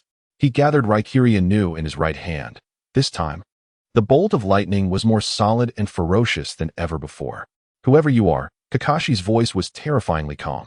No matter your name, the mask you wear, or your past, you must remain here today. Before his words fully echoed, he surged forward like a bolt of lightning, propelled by an unyielding resolve, charging at Toby. Chapter 58, The Resolve to Protect. At the heart of the battlefield, a dazzling interplay of golden and azure light converged, transforming into an indomitable vortex of death. Wind god dance of the immortal. Naruto's movements reached an extreme, executing a bizarre gait akin to the antlered steps of an antelope. The wind-infused blades of his sage power, leaving trails of cerulean afterimages, like a spinning top of death. Dragon slashing technique, lightning slash. Sasuke followed closely behind, integrating the techniques of the Shushan swordsmanship into his taijutsu. Each step taken at the most intricate angles, his azure sword aura intertwined with lightning, striking with precision at the wounds Naruto had inflicted. Their synergy required no explicit signals or gestures. One dismantled defenses and sowed chaos, while the other delivered precise strikes, amplifying their gains. With a swift slice, half of Hozuki's energy-formed body was shredded into fragments, dark purple energy shards splattering like mud. Well done, Sasuke. Let's talk. Keep up. However, before they could capitalize on the advantage, the scattered energy shards, as if animated, writhed frantically, converging towards Hozuki's core. In mere seconds, his torn form was restored to its original state, not a trace of injury remaining. Ha! Do you see? This is the power of a god. Your attacks are merely tickles to me. Hozuki spread his arms wide, laughing maniacally, reveling in his immortality. His twisted face bore a singular gaze fixated on Sasuke. Uchiha brat, you seem rather lacking. His words dripped with mockery. What are you afraid of? Or are you merely holding back? Sasuke faltered momentarily. Don't listen to his nonsense. He's trying to mess with your mind. Naruto bellowed, launching forward once more. Shut up. Sasuke's roar was instinctive, his onslaught intensifying, sword energy surging, lightning flashing. Each strike more ferocious than the last. Yet, he still refrained from unleashing the power of his eyes. Oh, have I struck a nerve? Hozuki deftly evaded Sasuke's slashes, seemingly amused by a newfound plaything. I can sense the power within your eyes, that ultimate force brimming with destruction and judgment.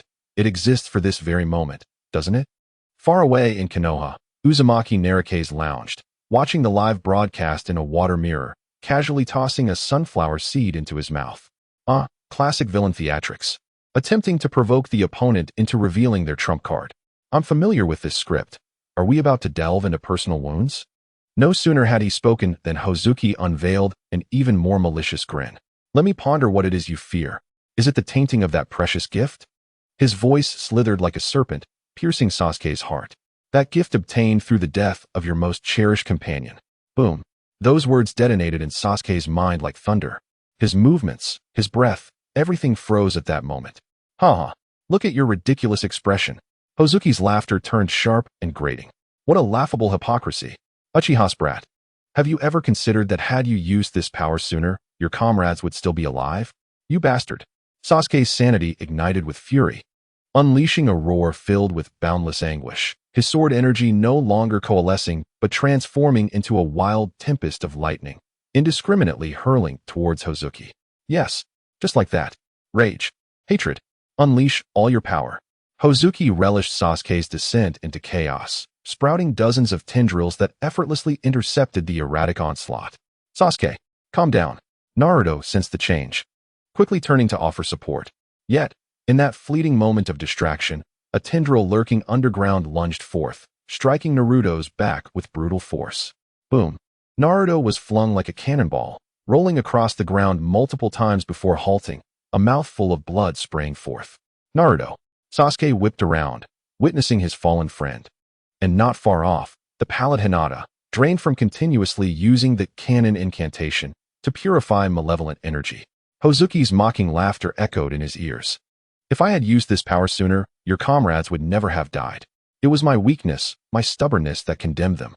A wave of unprecedented regret and rage surged within him like an erupting volcano, consuming all reason. He gazed at Naruto, who had been struck down again, at Hinata, distracted by worry, and at Kakashi, who was entangled with Toby yet remained vigilant of their plight. Hozuki was right. This power was paid for with Naruto's death. The oath to refrain from using it, that ridiculous insistence, felt utterly feeble in the face of such brutal reality. What utter disgrace! What ridiculous restraint! Weakness is the greatest shame. Ha! Have you figured it out? Then allow me to witness the true power of your eyes. Hozuki's laughter grew ever more manic. Sasuke slowly straightened his posture. He no longer looked at Hozuki or anyone else. He simply clenched his fists tightly, nails digging into his palms, blood dripping steadily to the ground. I will never use it, he murmured the oath he had sworn. Then with a chilling calm, he repudiated it. Not at all. Chapter 59, Thunder Calls. In my name, God of Thunder. Far away in Konoha, Uzumaki Narukes watched the live broadcast. The sunflower seed he had just cracked dropping with a thud onto the rocking chair. He had just applauded Hozuki's textbook villainous taunts, only to be utterly flabbergasted by Sasuke's instantaneous rebuttal. Not at all. Those 3 words, light yet resounding, struck like a slap against the oath he had just declared. Narukes paused for a moment, then slapped his thigh. I knew it. This is the true essence of the Uchiha. All that talk of never using it, of soul's disgrace. It was merely prelude. How typical. Saying no while the body is far more honest. Alert. Detecting a drastic shift in Lin Yu's, Uchiha Sasuke, mindset. Sundara Attribute 10. Dandara Attribute 20.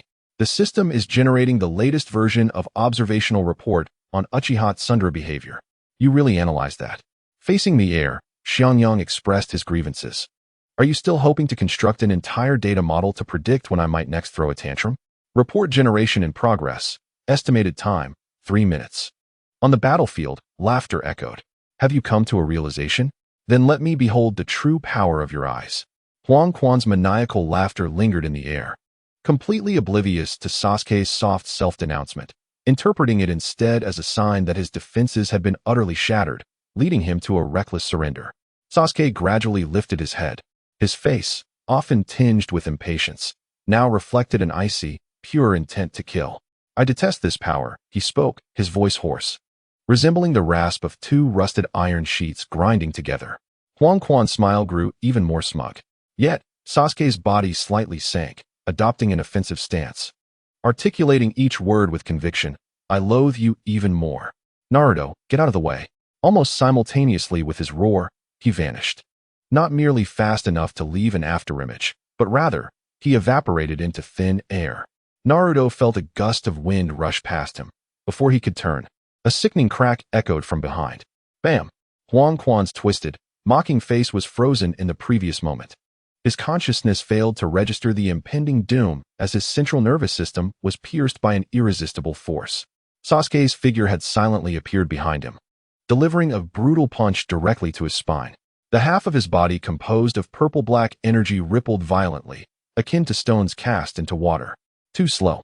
A chilling voice brushed against Huang Quan's ear. In the next instant, Sasuke transformed into a bolt of black lightning, soaring upwards. He leaped to the pinnacle of the battlefield, under the astonished gazes of all, raising his sword and pointing towards the heavens. He closed his eyes. When he opened them again, the ordinary 3-tomo Sharingan was no more. Within his gaze, a bizarre, enchanting pattern resembling a 6-pointed star, embodying the principles of cosmic life and death, spun slowly, emanating a haunting crimson glow. The essence of sage techniques enveloped the world, as if the mute button had been pressed. The wind ceased, the sand settled, and even the distant bickering of Kurama and Shikaku faded into silence. The sky transformed in a heartbeat from the remnants of dusk to an impenetrable, pure blackness. Thick thunderclouds congregated from all directions, churning violently like boiling ink. The world was left with an oppressive, tumultuous roar of thunder. Thunder God. Boom. A singular flash of light. An indescribable golden divine thunder tore through the pitch-black sky. The bolt was thicker than the temple itself, not merely striking down, but resembling the sky, opening a golden eye to bestow the most severe and absolute judgment upon the tainted earth below. Target, Huang Quan. There was no scream, no struggle, not even a clash of energies. Before the purifying and destructive might of Kaminari no Kami, Huang Quan's so-called immortal body, which he prided himself on absorbing the vast malevolent energy of the wraiths, disintegrated like sunlit bubbles, evaporating completely in an instant, breaking down into the most primitive and fundamental particles. Not even a trace of purple-black energy remained. As the lightning dissipated, the sky returned to its former state. as if the cataclysmic scene had merely been a collective hallucination. In its place lay a massive crater, over 100 meters in diameter, its edges entirely vitrified. Wisps of smoke still rising. The battlefield was enveloped in a deathly silence. What on earth? Is this even a technique a human can wield? Kenjiro exclaimed, having just gathered the scattered puppet components. His mouth gaped open, unable to comprehend. This is incredible. Handholding was equally dazed, struggling to maintain her grip on the iron fan. In the distance, Kurama and Shikaku paused their usual brawling, their enormous heads huddled together, marveling at the glassy pit in unison. Meanwhile, on the other side, Obito, facing Kakashi, looked on through the eye-hole of his mask, a rare light laugh escaping him, akin to admiration. Now this is what it should look like. The power of the Uchiha should manifest like this. With a soft thud, Sasuke descended from the sky, kneeling on one knee. He bowed his head, gasping for breath. Two streams of blood trickling from the corners of his eyes, soaking into the scorched earth, blooming into small, dark red flowers. Sasuke. Naruto was the first to react, rushing over to support his faltering figure. What were you thinking, using such a reckless technique? He scolded, his words gentle despite the urgency behind them. Shut up, you fool. Sasuke replied, his voice weak, yet still defiant. I told you not to hold me back. You. Naruto was both exasperated and anxious, yet words failed him. You've worked hard. Sasuke-kun, Hinata approached, her palms glowing with a soft green light as she gently placed them on Sasuke's back. The power of the Kannon mantra began to help him regulate the rampaging sage energy and ocular power within him. Just as everyone believed the dust had settled and prepared to clean up the battlefield and head home for supper, an anomaly occurred once more. From the center of the smooth, mirror-like glassy pit, an almost imperceptible, finer than a hair, purple-black essence emerged, as if possessing a life of its own. Slowly wriggling back into existence from the charred earth. It was feeble, as if it could extinguish at any moment. Yet it undeniably existed. It's not over yet. Kakashi, who had been silent, suddenly spoke. Almost simultaneously, Obito's playful voice echoed from behind him. It appears the third act of the festival is about to commence. In a distant corner of Konoha, lounging in a rocking chair while binge-watching, Uzumaki Xianxia momentarily forgot about the sunflower seeds in his hand. What? It's not dead? Is this thing akin to a cockroach? He watched the tendril of black mist slowly emerging from the water mirror, feeling as though his worldview was being challenged. On the battlefield, what is happening? What is that thing? Kanjiro pointed at the center of the pit, having just retrieved the fallen puppet parts. It can still move? This is absurd. Handholding gripped her iron fan even tighter. Just as Naruto steadied Sasuke and turned around, he spotted the tendril of black mist and instinctively raised his hand to unleash a spiral sphere. Don't waste your effort. A soft exclamation came from a distance. As Obito's figure flickered in the shadows, seemingly surprised by the outcome. Its source still remains. Such a thing cannot be eliminated through mere destruction. It resembles a concept, a grudge in itself. As long as even a trace of malice lingers upon this land, it will never truly vanish. Now, Kakashi shouted, seizing the moment while it was at its weakest, directing his voice towards the shaman, Xian. Ziyuan was fully prepared. She understood that physical assaults had reached their limit. Now, it was the domain of professionals like her. With no hesitation left, she lifted her skirt and rushed to the center of the altar, the very spot where the body of the malevolent spirit had once rested. She raised the ancient bell high above her head, its surface shimmering faintly under the moonlight, adorned with the pure sealing power passed down through generations of priestesses. This force was distinctly different from the surrounding celestial energy, chakra, and demonic power. It was ancient, solemn, and unique. Ziyuan's complexion had paled as she faced the unquenchable evil thought alone, bearing immense pressure. Gritting her teeth, she turned to the Byakugan girl who had quietly provided healing and purification on the battlefield, her eyes filled with trust and final hope. Hinata, please. This call drew everyone's attention to Hinata. Without hesitation, she nodded to Sakura, who was in the sand fortress built by Gaara, indicating for her to take care of the exhausted Sasuke, then swiftly approached Ziyuan. She stood beside her and gently placed her fair hand over Ziyuan's, which clutched the bell. At that moment, two entirely different forces intertwined. Hinata closed her eyes, not invoking any offensive celestial techniques related to the 5 elements, nor summoning the Kannon mantra, capable of purging vengeful spirits. Instead, she emptied her mind, pouring forth the purest, most primordial life force from the depths of her bloodline into the ancient bell without reservation. This force was warm and compassionate, akin to the breath of a mother to all beings. In the sunlit embrace of the rocking chair at the Hyuga household, a warning blared. Warning! Warning!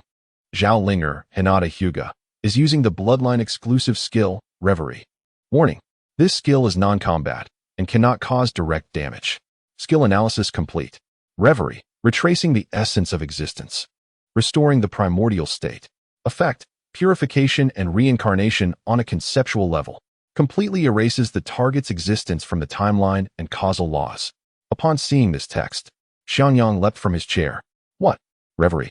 Isn't that the skill Ling used to return 10 years in the past in the first Sword of the Immortal?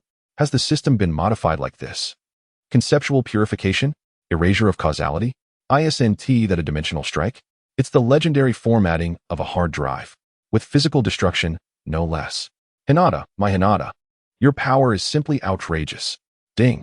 This is Zhao Linger's innate talent, unrelated to this system. This system merely serves as a faithful recorder. Xiangyang, you're getting tsundere now.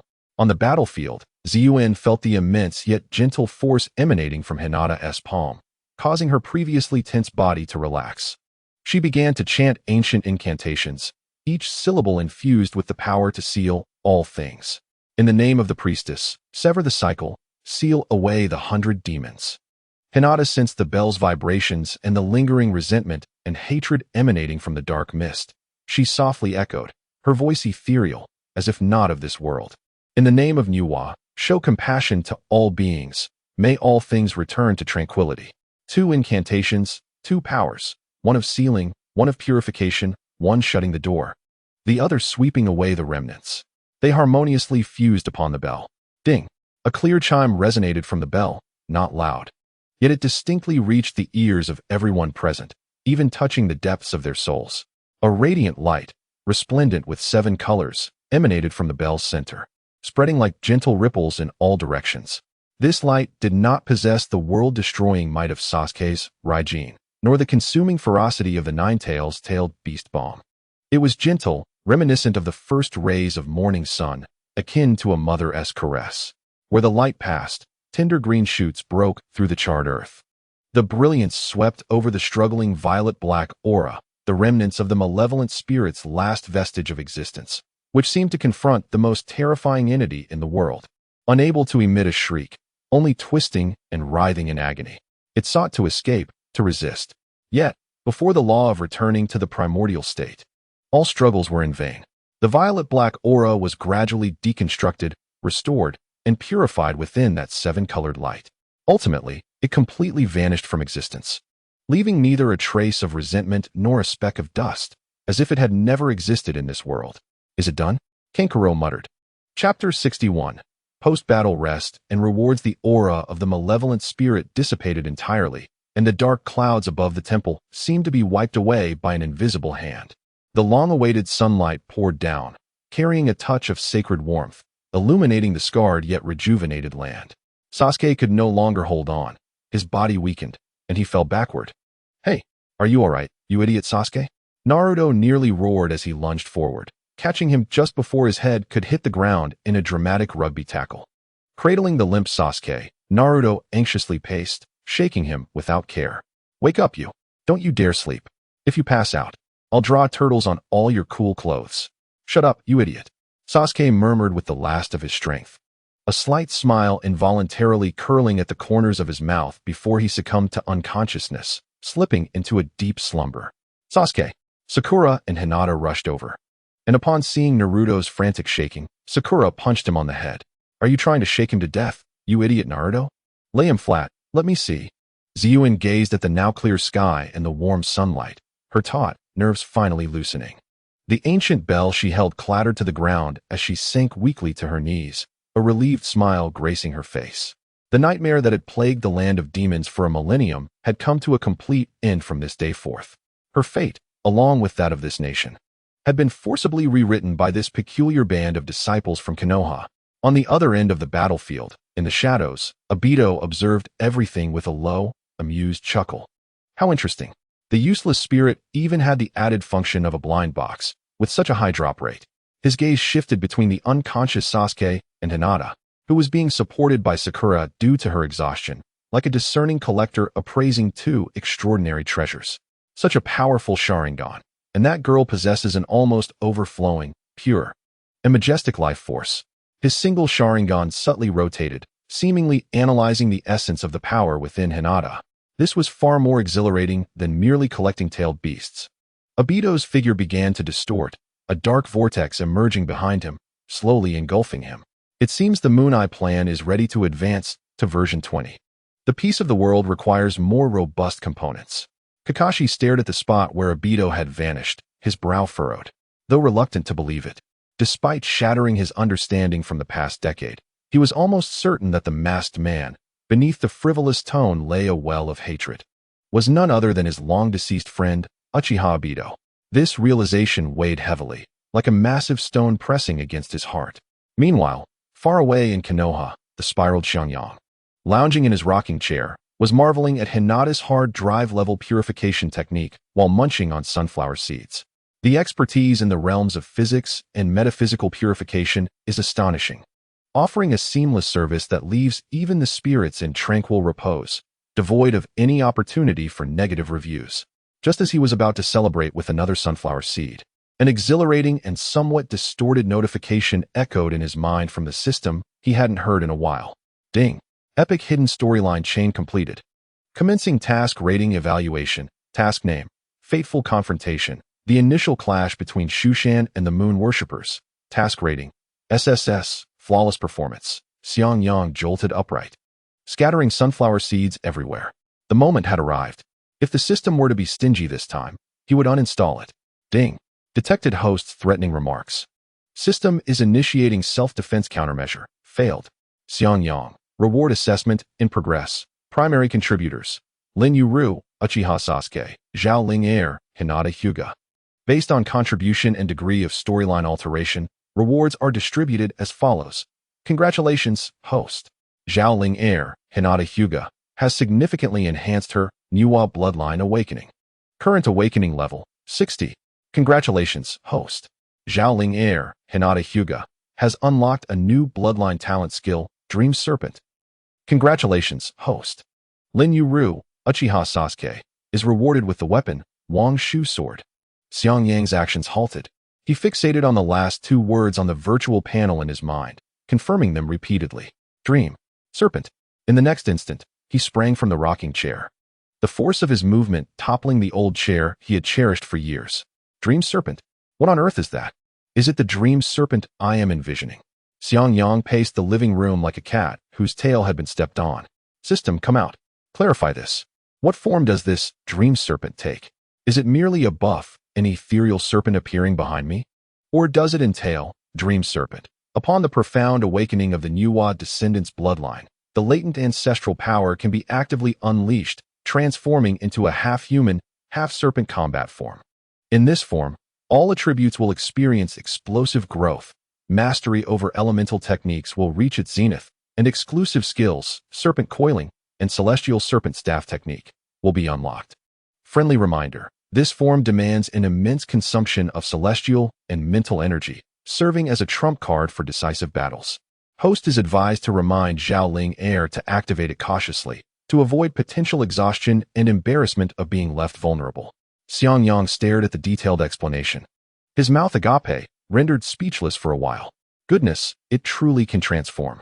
He envisioned that scene. In future battles, amidst the fray, the gentle and serene Hinata would suddenly proclaim, "In the name of Nuwa, I shall vanquish you." And then, with a resounding thud, her lower half would morph into a colossal serpent tail, radiating with vibrant holy light. Wouldn't the adversary be left utterly shattered, questioning their existence? The shift in narrative is simply too rapid. From ninja skirmishes to celestial techniques clashing, and now we fast forward to an ancient mythical creature brawl? Exciting. Xiangyang slapped his thigh, exhilarated. He was already anticipating what words he might employ next time he encountered Hinata, hoping to elicit a casual display of this remarkable new form. Ding. Hidden storyline completed. Host has altered the fate of key figures. Additional rewards have been distributed. Please check. Still reeling from the shock of the Dream Serpent, another notification chimed in. He opened the panel to view his rewards. Congratulations, host. Due to your impeccable guidance in altering Zhao Ling Heir's destiny within the priestess clan, your affinity with Zhao Ling Heir has risen to a bond of life and death. And your Nuwa bloodline awakening has increased to 10. Unlocking passive talent, Holy Spirit Guardian. Holy Spirit Guardian. Immunity to most fatal and causality-related attacks. Xiangyang regarded this new passive with satisfaction, nodding appreciatively.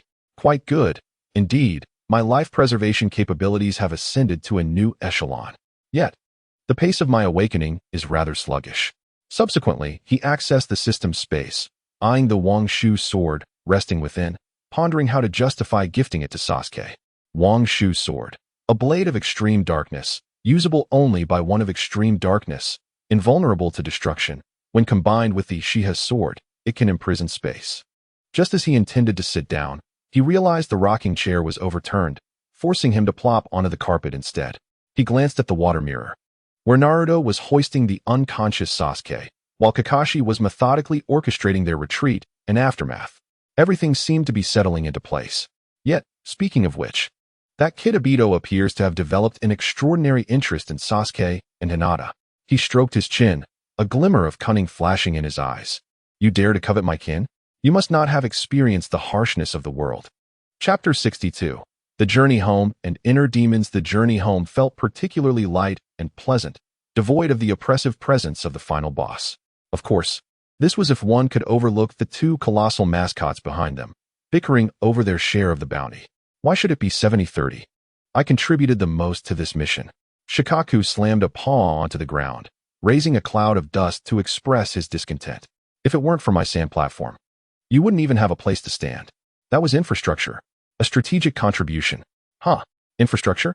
Kurama flicked his bushy tail, regarding Shikaku through his nostrils.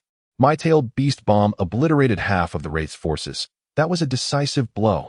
Your little sand trick barely counts as renovation. In my opinion, a 90-10 split is generous. Nonsense. That was indiscriminate bombardment, nearly tossing our allies into the fray. If it weren't for Gaara's intervention, you would be the villain. At least I'm not like you, who just rolls around on the ground like a raccoon. The Konoha youngsters and the Sand siblings quickened their pace, pretending not to recognize the two ancient beings squabbling over mere coins.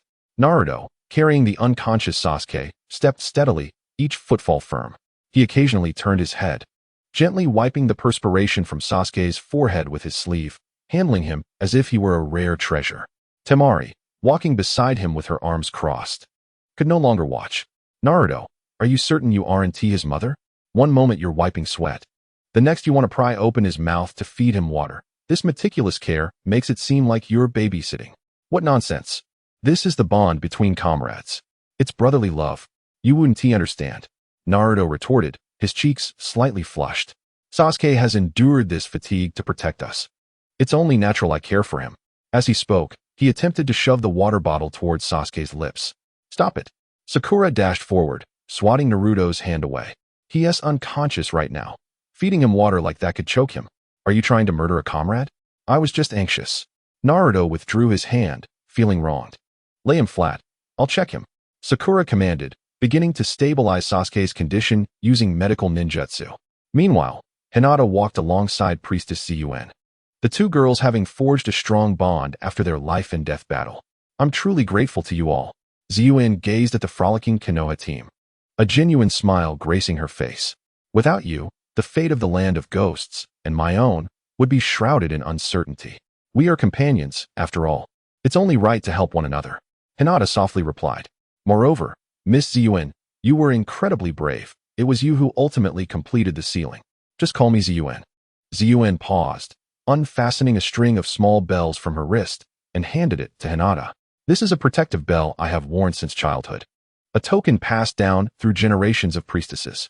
Now, I wish to gift it to you as a testament to our friendship. Hinata gazed upon the exquisite bell, accepting it solemnly without any reluctance. Thank you, Xian, I truly cherish it. And this, Xian said, handing Hinata a scroll containing the alliance pact between the land of demons and the Hidden Leaf Village. Please deliver this to Lord Hokage. Certainly. As the team took a respite in a forest clearing, Kakashi hesitated for a long moment before finally sitting down beside Naruto, holding a bowl of freshly prepared hot soup. Naruto, he began. Naruto replied, struggling to feed Sasuke with a spoon, only to be thwarted once again by Sakura's relentless intervention. Your Uncle Yang has quite an extensive network, doesn't he? Kakashi attempted to engage in casual conversation.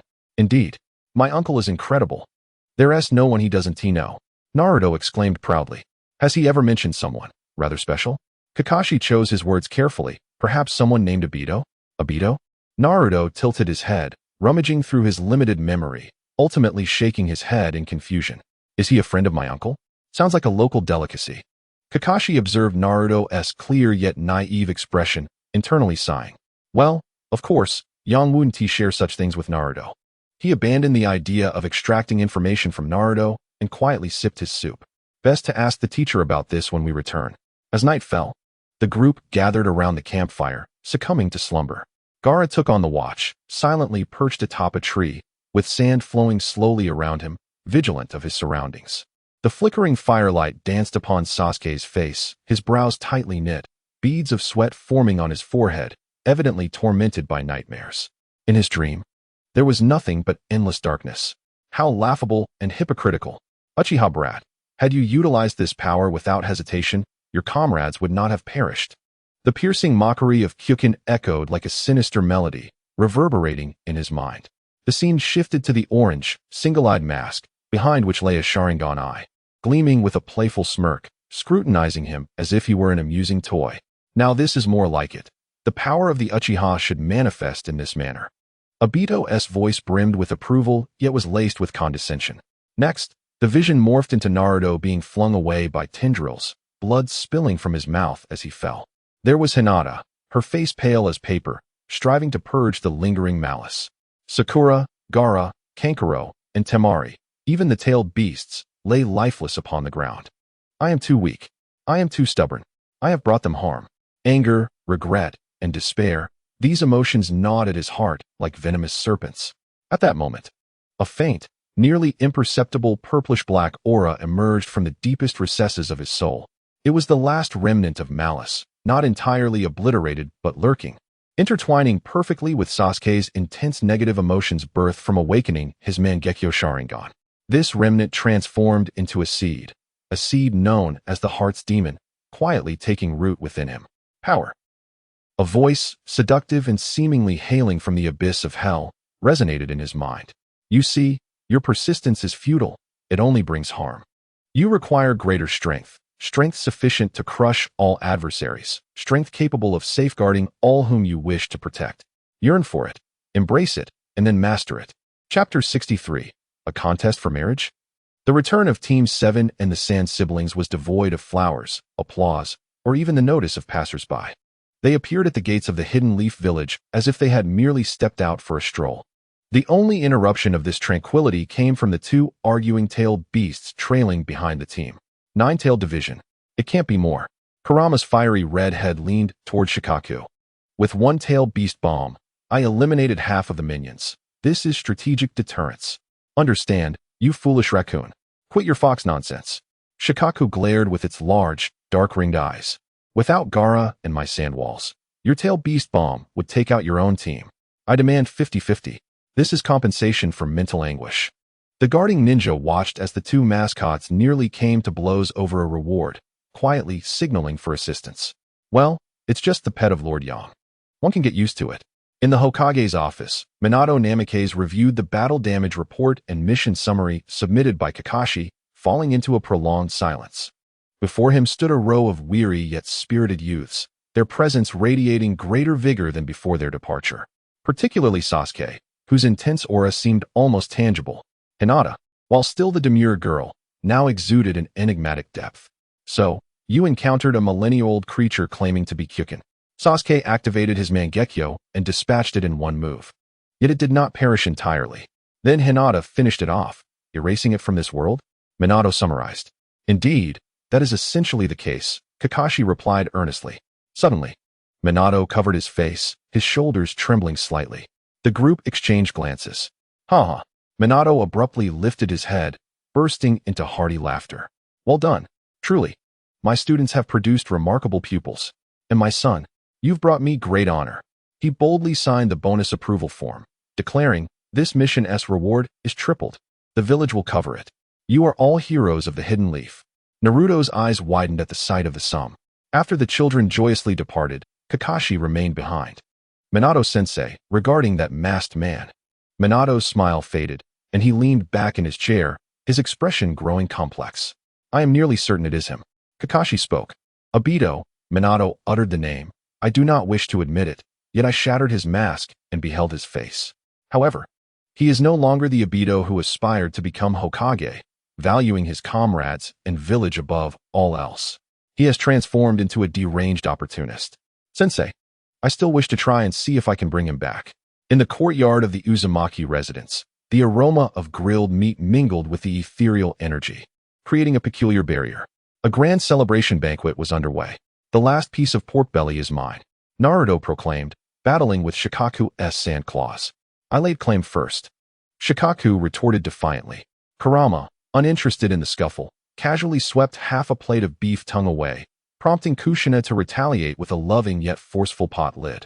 Yang approached Sasuke, holding a cup of juice, as Sasuke sat awkwardly, with Sakura incessantly serving him food, causing his proud face to redden. "You've worked hard, Sasuke," Yang said with a smile, casually patting his shoulder. A gentle wave of ethereal energy flowed in. Yang paused momentarily, sensing a faint, chilling negative aura concealed beneath Sasuke's surging ocular and ethereal powers. It resembled a drop of ink falling into clear water. His expression remained unchanged, still wearing that cheerful demeanor. "Congratulations on your growth, and thank you for protecting Naruto and the others." Yang produced a wooden talisman adorned with intricate runes, strung with red thread, and offered it to Sasuke. "I crafted this personally. It is a charm for tranquility and peace. Consider it a gift." Sasuke gazed at the seemingly ordinary talisman, still warm from Yang's touch. "Unnecessary." He spoke those words, yet his hand was quite honest as it reached out, swiftly grasping the talisman and promptly stuffing it into his pocket. Considering your earnestness, I shall reluctantly accept it." Xianxia smiled faintly, uttering no more, turning to join Naruto and Shikaku in their fierce contest over the grilled meat. Amidst the joyous laughter and harmonious atmosphere in the courtyard, the long-dormant system within Xianxia's mind suddenly blared a jarring red alert. "Warning! Warning! Emergency mission triggered. Beep, beep, beep, beep, beep." Mission name: The Crossroads of Destiny. Xianxia halted, his chopsticks poised midair. Detected. Lin Yuru, Uchiha Sasuke, has forcibly activated the Mangekyo Sharingan, compounded by spiritual contamination from the boss, resulting in severe cracks in his mental defenses. Detected. Bayua's master, Uchiha Obito, is exploiting this fracture, remotely infiltrating Lin Yuru's mind, planting seeds of inner demons. Warning: if not addressed promptly, there is a high probability Lin Yuru will succumb to darkness, falling into the abyss, becoming a high-ranking member of Bayua's sect. This will trigger the tragic rout of the legend of Sword and Fairy in the Demon Sealing Tower. Xiangyang's expression gradually hardened. Mission objective: reinforce Lin Yuru, Uchiha Sasuke's mental barriers before the inner demons take root, leading him to understand the true meaning of power. Mission reward: to be determined by the extent of restoration. System special reminder: simple physical admonitions and spiritual platitudes can no longer eradicate the inner demons. Power is not for vengeance and destruction, but for protection. A grand and public martial arts contest, one that could yield bonds and recognition, may help him regain his original intent and reshape his path. Xiangyang gazed at the virtual panel in his mind, where the system had encased the words martial arts contest in shimmering golden neon lights, dancing and spinning. His chopsticks clattered to the ground. He slowly turned his head, observing Sasuke, blushing to the roots of his ears from Sakura's insistence on feeding him, yet stubbornly proclaiming his aversion to the food. The system murmured to Xiangyang, "Do you harbor some misunderstanding of the concepts of protection and original intent? Please, host, prepare promptly for a grand martial arts contest for Lin Yuru, Uchiha Sasuke." Xiangyang felt as if his CPU might overheat. Chapter 64. The most absurd treatment plan in History Vortex. Xiangyang stared at the 4 words flashing on the system panel, adorned with a marquee effect and accompanied by a background score, and fell into a 3-minute state of paralysis. He rubbed his temples, deciding to engage in a cordial yet profound exchange with this uniquely wired system.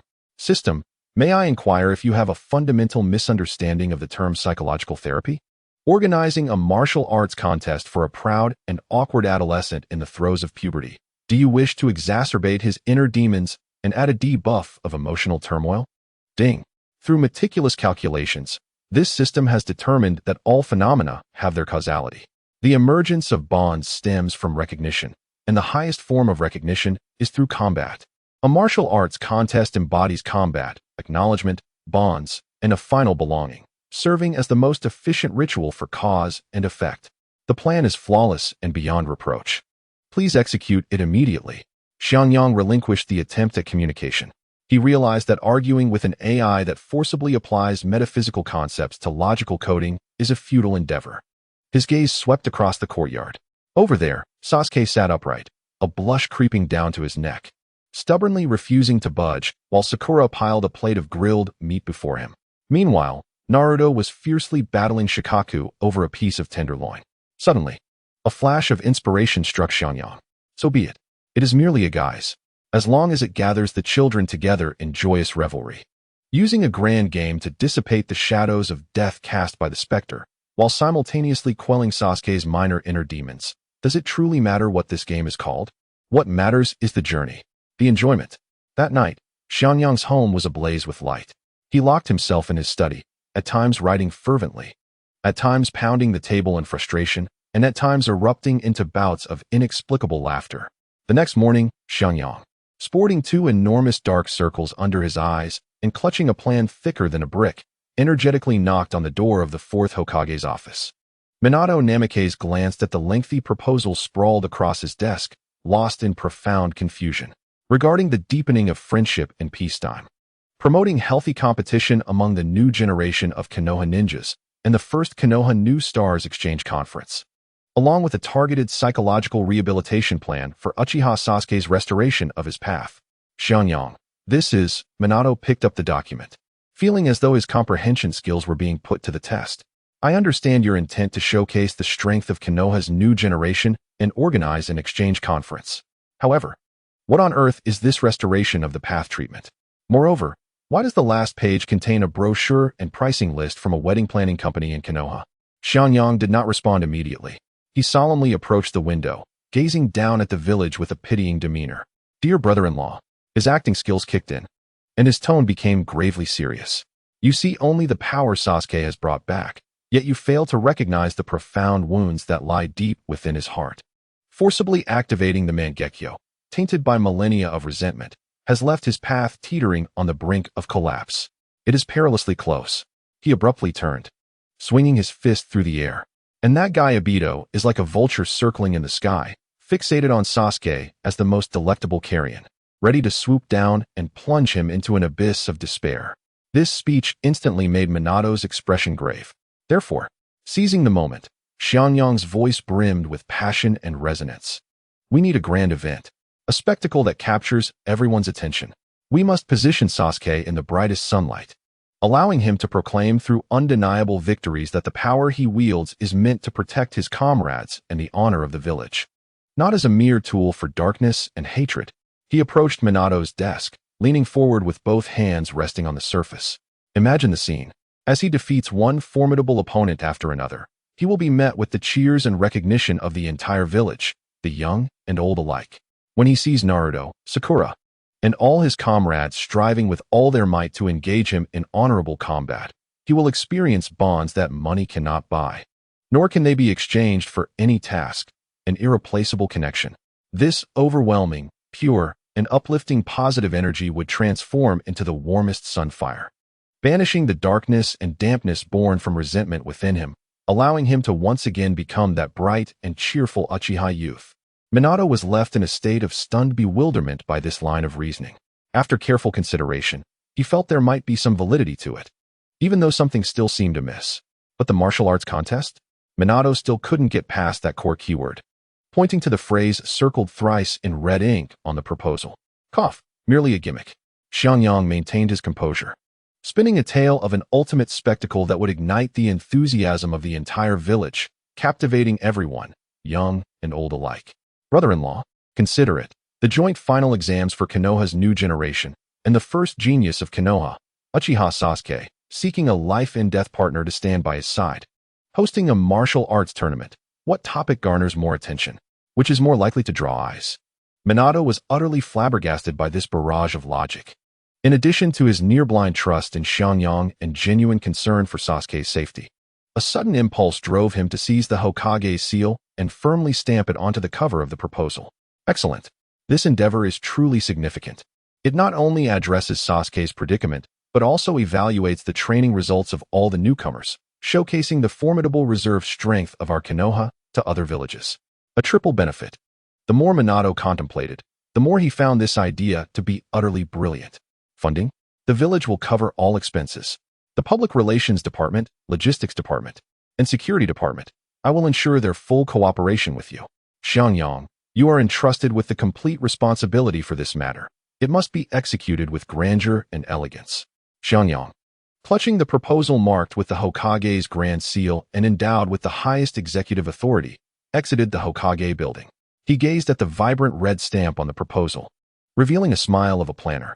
He began to anticipate the expression on Sasuke's face when the entire Konoha erupted in fervor over this martial arts matchmaking event. Chapter 65. A ripple effect. Konoha village was in an uproar. Overnight, a particularly extravagant and eye-watering announcement plastered every utility pole and bulletin board in the village. The main title read the First Konoha Rising Stars Exchange Conference, presented in the most formal official font. However, what truly ignited public opinion was the subtitle. Boldly written in pink cursive and surrounded by a swirling circle of animated hearts. The selection battle for Uchiha Sasuke's fated partner. The accompanying image featured a cold, official portrait of Uchiha Sasuke, with a suspicious blush photoshopped onto his cheek. The news spread faster than Kakashi using the Flying Thunder God technique to procure a visit to paradise. Within 3 minutes, a horrific commotion erupted at the village office, where registrations were being handled. Don't push. I was here first. Hey, can you use your gentle fist to clear a path for me? Yamanaka clan. Use your mind transfer technique to control the guards at the door. Watch me. The seduction technique, maid edition. The registration area was instantly surrounded by female ninjas and ordinary villagers of all ages, the scene spiraling into chaos. The ninjas assigned to maintain order felt as though they were facing 100,000 white zetsus. Meanwhile, at the eye of the storm, the Uchiha clan's residence. The atmosphere was oddly quiet. Uchiha Sasuke sat expressionless at the dining table, his delicate ebony chopsticks groaning under the pressure, splinters falling away. Crack. The chopstick snapped. xianxia. Each syllable seemed to emerge from the depths of his clenched teeth, crackling with enough electric tension to make even the third rake's skin prickle. Seated at the head of the table, Uchiha Fugaku elegantly lifted his teacup, meticulously skimming off the foam. I believe this is quite good, Sasuke. You have reached the age where important life decisions must be considered. This is also an opportunity to showcase the exceptional genes of our Uchiha clan to the entire village. Father. Sasuke's face darkened completely. In stark contrast, Uchiha Makoto was in a state of excitement, her hands cradling her face, her eyes sparkling with gossip and enthusiasm. Oh, I knew my son would be the most popular. She seized Sasuke's hand and began counting on her fingers. Sasuke, what kind of girl do you like? Let me help you out. That girl Sakura from the Haruno family is lively and cheerful. Hinata from the Hyuga clan is also wonderful, gentle, and strong. I heard she achieved great success in her recent mission. And Ino from the Yamanaka family is quite beautiful. Sasuke felt as though he were suffocating. Amidst the buoyant atmosphere of excitement, he was filled with indignation and could no longer remain seated. He stood abruptly, bursting out of the house. With a deft push off the ground, a replica Kusanagi sword appeared out of thin air. He stepped onto the blade, transforming into a streak of blue light. Fueled by seething rage, heading straight for xianxia's home, he demanded an explanation. Immediately. Right now? At xianxia's residence, tranquility reigned. Vortex xianxia lounged with one leg crossed over the other, holding a freshly printed set of competition rules, explaining them to Naruto, Hinata, and Sakura. Thus, the purpose of this competition is friendship first, competition second, primarily to assess everyone's recent training results and promote healthy rivalry. What? A martial arts matchmaking event for that guy Sasuke? Naruto exclaimed, leaping to his feet, his voice booming enough to scare the birds from the trees. Are you out of your mind, Uncle xianxia? What if he loses? Does that mean he has to marry the man who defeats him? What will happen to the Uchiha clan? Will they have to change their surname? Xiangyang raised a hand, lightly tapping Naruto on the head with the rule book. What are you thinking? I wrote the rules, and I hold the final interpretation. It's merely a gimmick to help Sasuke resolve a minor psychological issue. Hinata, sitting nearby, blushed. Her delicate cheeks tinged with color. She spoke softly, but doing this, Sasuke-kun might feel very troubled. The whole village is watching. Before she could finish, another forceful presence interrupted. Haruno Sakura sprang up, her fists clenched, her eyes ablaze with fierce determination, as if magma were churning behind her. She wasn't motivated by the matchmaking aspect. She sought an opportunity to prove herself. Not that. Sasuke-kun is mine. No one else can take him. Xiangyang-sensei, I will definitely win. Sakura declared with conviction. I want Sasuke to see, to show everyone that Haruno Sakura is not just a burden trailing behind them. My witchcraft technique is strong too. Xiangyang regarded the trio of spirited individuals before him with a satisfied smile. Just then, a sharp beam of sword light descended from the heavens, striking the courtyard with tremendous force, creating a wave of energy. Sasuke, his expression dark, leapt down from the sword as it automatically returned to its sheath behind him. A low-pressure aura surrounded him, causing the grass beneath his feet to appear as if coated in frost. Xiangyang, you must explain this to me. What on earth is happening here? His inquiry was laced with fury. Xiangyang remained relaxed, merely lifting his chin and gesturing toward the eager Sakura nearby. Explain? No need for that. Look, your first challenger has already appeared. Sasuke faltered, turning to meet Sakura's gaze, which bore an intensity he had never seen before. Xiangyang continued in his unhurried tone, each word striking at Sasuke's raw nerves.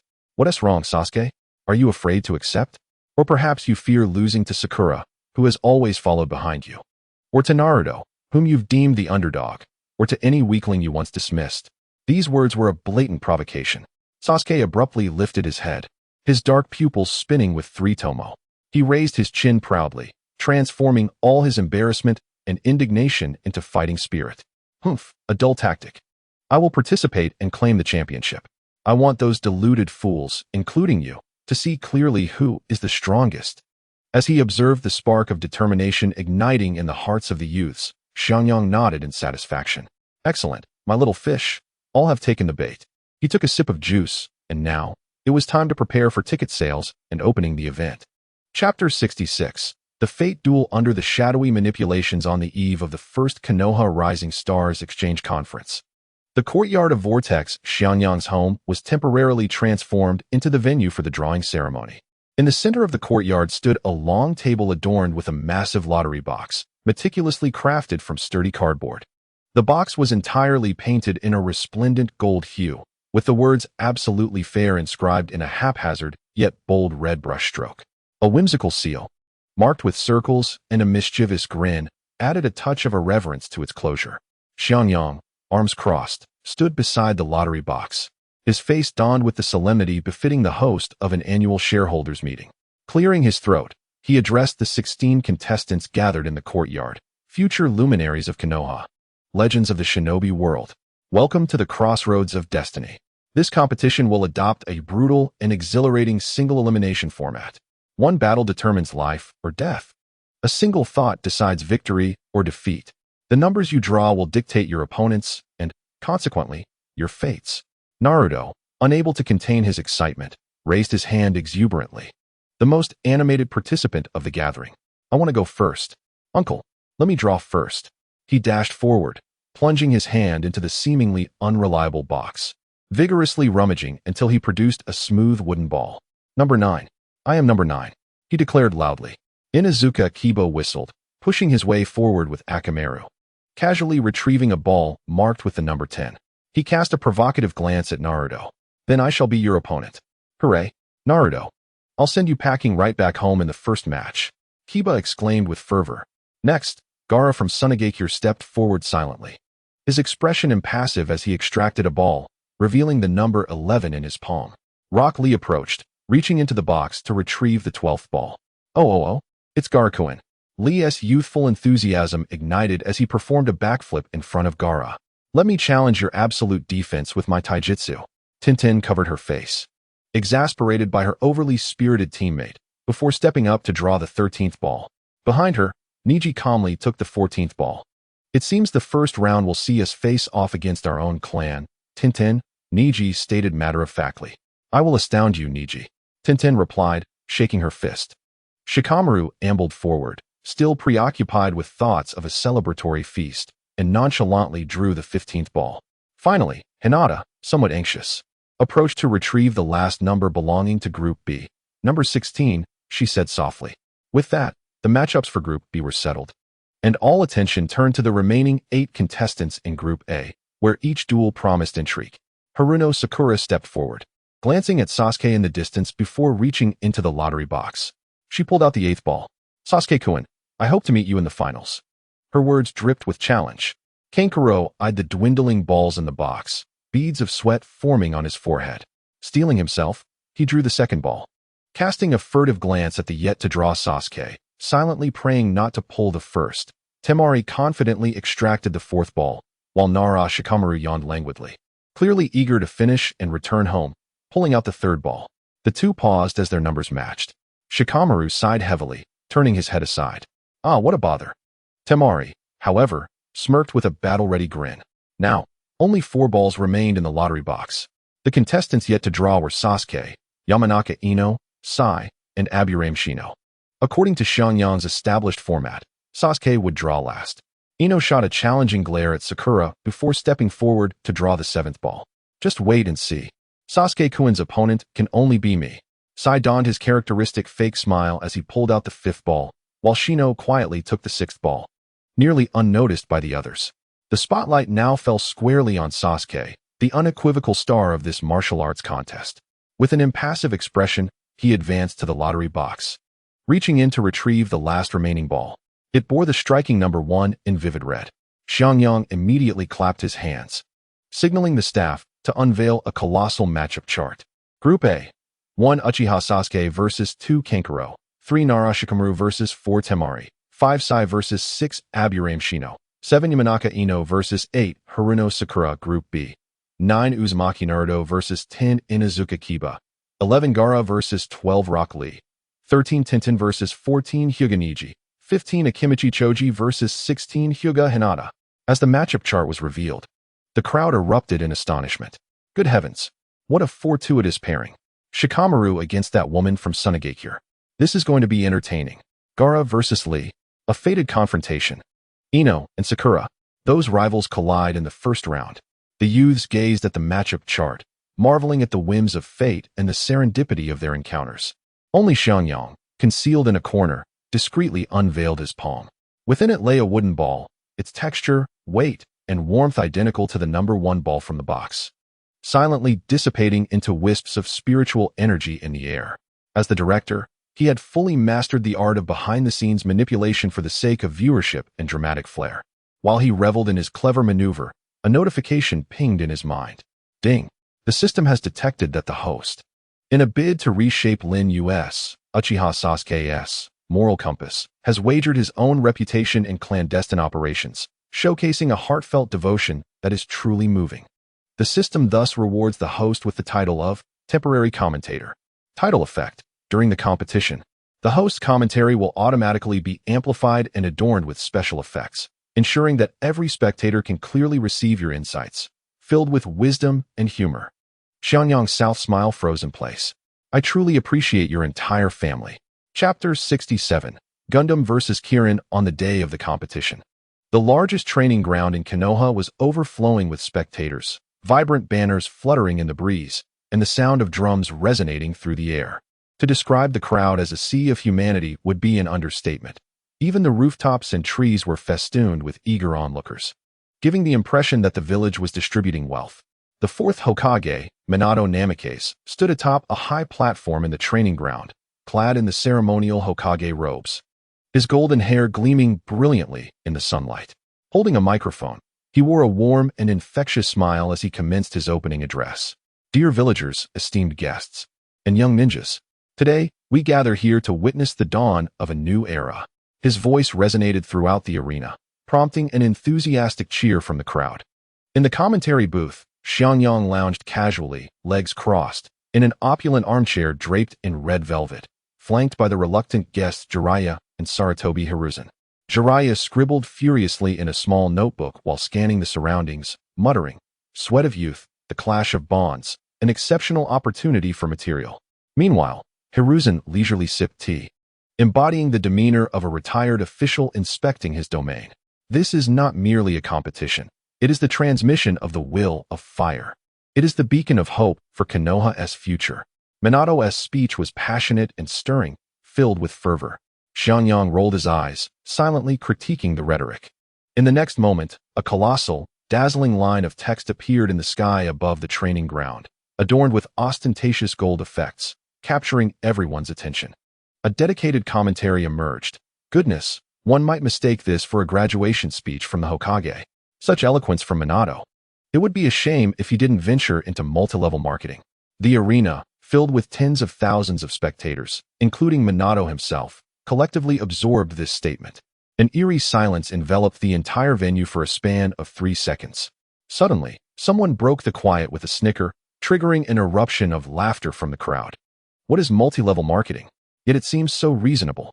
The fourth Hokage possesses such talents? The thunderous laughter nearly lifted the roof of the arena. On the high platform, Minato's smile froze, and he stumbled slightly, nearly losing his footing. Regaining his balance, he lifted his head, casting a sorrowful gaze toward the commentary booth. Xianxia nonchalantly whistled, feigning interest in the scenery. In his mind, the system's prompt resonated with malicious glee. Ding. The title of temporary commentator is exceptionally effective. Please continue to impress, illuminating the venue with your witty remarks. I'll illuminate your big-headed nonsense. Xianxia cursed inwardly. Amidst the joyful atmosphere, the first match commenced. Round 1. Match 1. Uchiha Sasuke vs. Sand Village's Kankuro. With the referee's signal, the cheers and whistles reached a crescendo. Go, Sasuke. Show them your might. Kankuro stepped onto the field, his expression unusually serious. He gazed at Sasuke, who stood with crossed arms, seemingly impatient, and initiated a conversation. I acknowledge your strength, Sasuke. As he spoke, he performed an unexpected action, unwrapping the traditional puppeteer crow, discarding it carelessly to the ground. However, I am no longer the person I once was. Kankuro swiftly formed hand seals, slamming the last one onto the ground, invoking the secret technique, Gundam Black Crow. The ground trembled violently, and with a thunderous crack, a massive fissure appeared before Kankuro. From beneath the earth, a colossal figure emerged, a towering 5-meter humanoid mech, its design rugged and imbued with futuristic technology. The seams of its armor glowed faintly with a blue aura, and a large circular core reactor on its chest emitted a deep hum. Once again, silence enveloped the arena, as all present stood with mouths agape, their minds blank. Jiraiya's notebook fell to the ground with a thud, and Sarutobi Hiruzen sputtered tea from his mouth. Golden commentary erupted on cue. I can't believe it. I merely taught him a bit about energy circuits and structural mechanics, and he conjured a Gundam. Is this child a mechanical prodigy? Is the Sand Village abandoning puppetry for technology? The audience, just regaining their composure, found themselves stunned once more by this commentary. Kankuro leaped gracefully onto the shoulder of the Gundam, surveying the diminutive Sasuke below with a confident demeanor. Taste this. Spirit Energy Beam. With a grand gesture, the Gundam's right arm transformed, revealing a gaping barrel, blue energy coalescing at the tip. A beam of energy, wider than a barrel, screamed through the air, hurtling towards Sasuke. Yet, Sasuke's expression remained unchanged. Just as the beam was about to strike him, his 3-tomo Sharingan flickered, and he vanished from sight. The beam struck the barrier wall behind him with a tremendous explosion, sending ripples of energy through the air. Spectacular! A cold voice unexpectedly echoed behind Kankuro. What? Kankuro's hair stood on end as he whipped around. Sasuke had somehow appeared behind the Gundam, hovering on a floating sword, maintaining the same altitude. Your toy is too slow. Its power is too dispersed, he stated blandly. The efficiency of energy conduction and transformation is utterly abysmal. The actual energy utilization rate is less than 30%. Kankuro's face flushed crimson, his pride wounded more severely than any physical blow could inflict. What do you know? He shouted, attempting to command the Gundam to turn and retaliate. Understanding is unnecessary. Sasuke raised his hand, palm upturned, for in the face of absolute power, such trivial cleverness is rendered meaningless. Crackling golden lightning erupted around him, intensifying in density and ferocity. The sky darkened abruptly, ominous clouds gathering, and serpents of electricity danced. An overwhelming pressure enveloped the arena. Spirit technique, lightning release, Kirin. Sasuke refrained from utilizing his Mangekyo powers, instead merging his innate lightning chakra with natural energy, compressing it to its utmost limit, invoking the celestial phenomena. From within the storm clouds, a divine beast comprised entirely of pure lightning emerged, roaring as it revealed its fearsome head. Its massive form flickered within the darkness, its eyes, made of lightning, fixated on the black Gundam below. Descend, Sasuke commanded, gesturing downward. The lightning Kirin roared, transforming into a devastating golden bolt, plummeting from the heavens to engulf the massive black mech. The deafening explosion obliterated everything, causing the entire arena to tremble. As the brilliance faded and smoke enveloped the air, a kneeling Gundam Black Crow lay at the center of the arena. Its chest armor shattered, revealing a charred core reactor, emitting thick plumes of smoke, utterly incapacitated. Sasuke stood atop the Gundam, his cloak billowing in the wind, gazing down at the dazed Kankuro below, who had fallen to the ground, utterly defeated. He slowly withdrew his hand. It is over. Chapter 68. The second and fourth matches? The shockwaves from the first match had yet to dissipate, and the audience continued to discuss Kankuro's imposing Black Gundam and Sasuke's cataclysmic lightning release with fervor. Meanwhile, medical ninjas cautiously dismantled the completely wrecked mech on the arena floor, their every action imbued with awe and curiosity for this remarkable creation. Round 2. Nara Shikamaru vs. Sand Village's Temari. As the referee announced the match, the atmosphere reignited. One was recognized as the leading strategist of the new generation from Konoha, while the other, a Sand Village elite, was renowned for her massive iron fan and formidable wind techniques. This confrontation was eagerly anticipated as a pinnacle of intellectual warfare. Temari strode onto the field, brandishing her iconic 3-star iron fan with grace. In contrast, Nara Shikamaru ambled lazily to the center, hands tucked into his pockets, appearing as if he had just awakened from slumber. Then, under the gaze of tens of thousands of eyes, he raised his hand. I forfeit. The simplicity of his words plunged the arena into an absolute silence lasting 5 seconds. Temari, poised for battle, froze in disbelief, her expression shifting from fierce determination to sheer astonishment, culminating in an eruption of fury.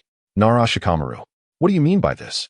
Her massive fan slammed to the ground, stirring a gust of wind. Do you look down on me?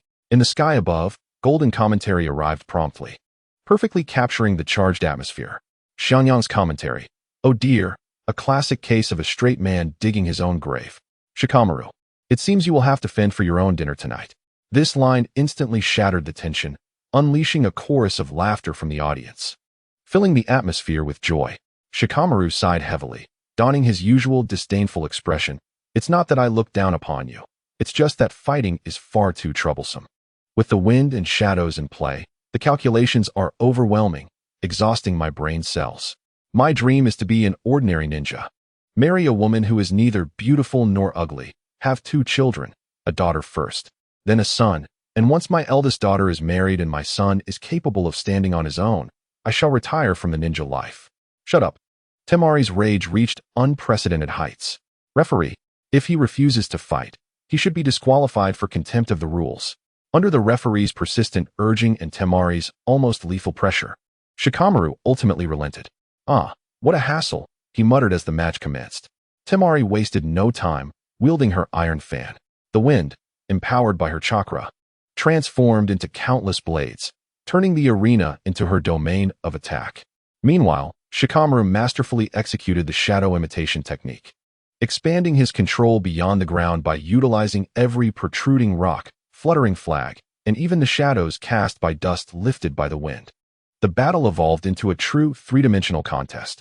Ultimately, under a sweeping gust of wind side that enveloped half the arena, Shikamaru found himself cornered. Temari pressed her advantage, swinging her fan to deliver the final blow. Just then, Shikamaru seized a fleeting opportunity as Temari swung her fan. The shadow cast by her fan briefly connected with hers at a certain angle. Shadow imitation technique. Success. His voice, though not loud, resonated clearly in Temari's ears. Her movements halted, frozen in the act of fanning, unable to budge. The victor is Nara Shikamaru. As he released the technique, Shikamaru felt utterly exhausted. his face dusty and covered in minor wounds from the wind. "See, I told you it was troublesome," he grumbled as he trudged off the stage. After several matches, it was time for the much-anticipated duel. Fourth match, Inuzuka Ino versus Haruno Sakura. Once intimate friends, now fierce rivals. As they stepped onto the stage, a subtle tension filled the air. "Sakura, bring it on. I want to lose to you again," Ino declared with fervor. "Neither will I, Ino," Sakura replied resolutely.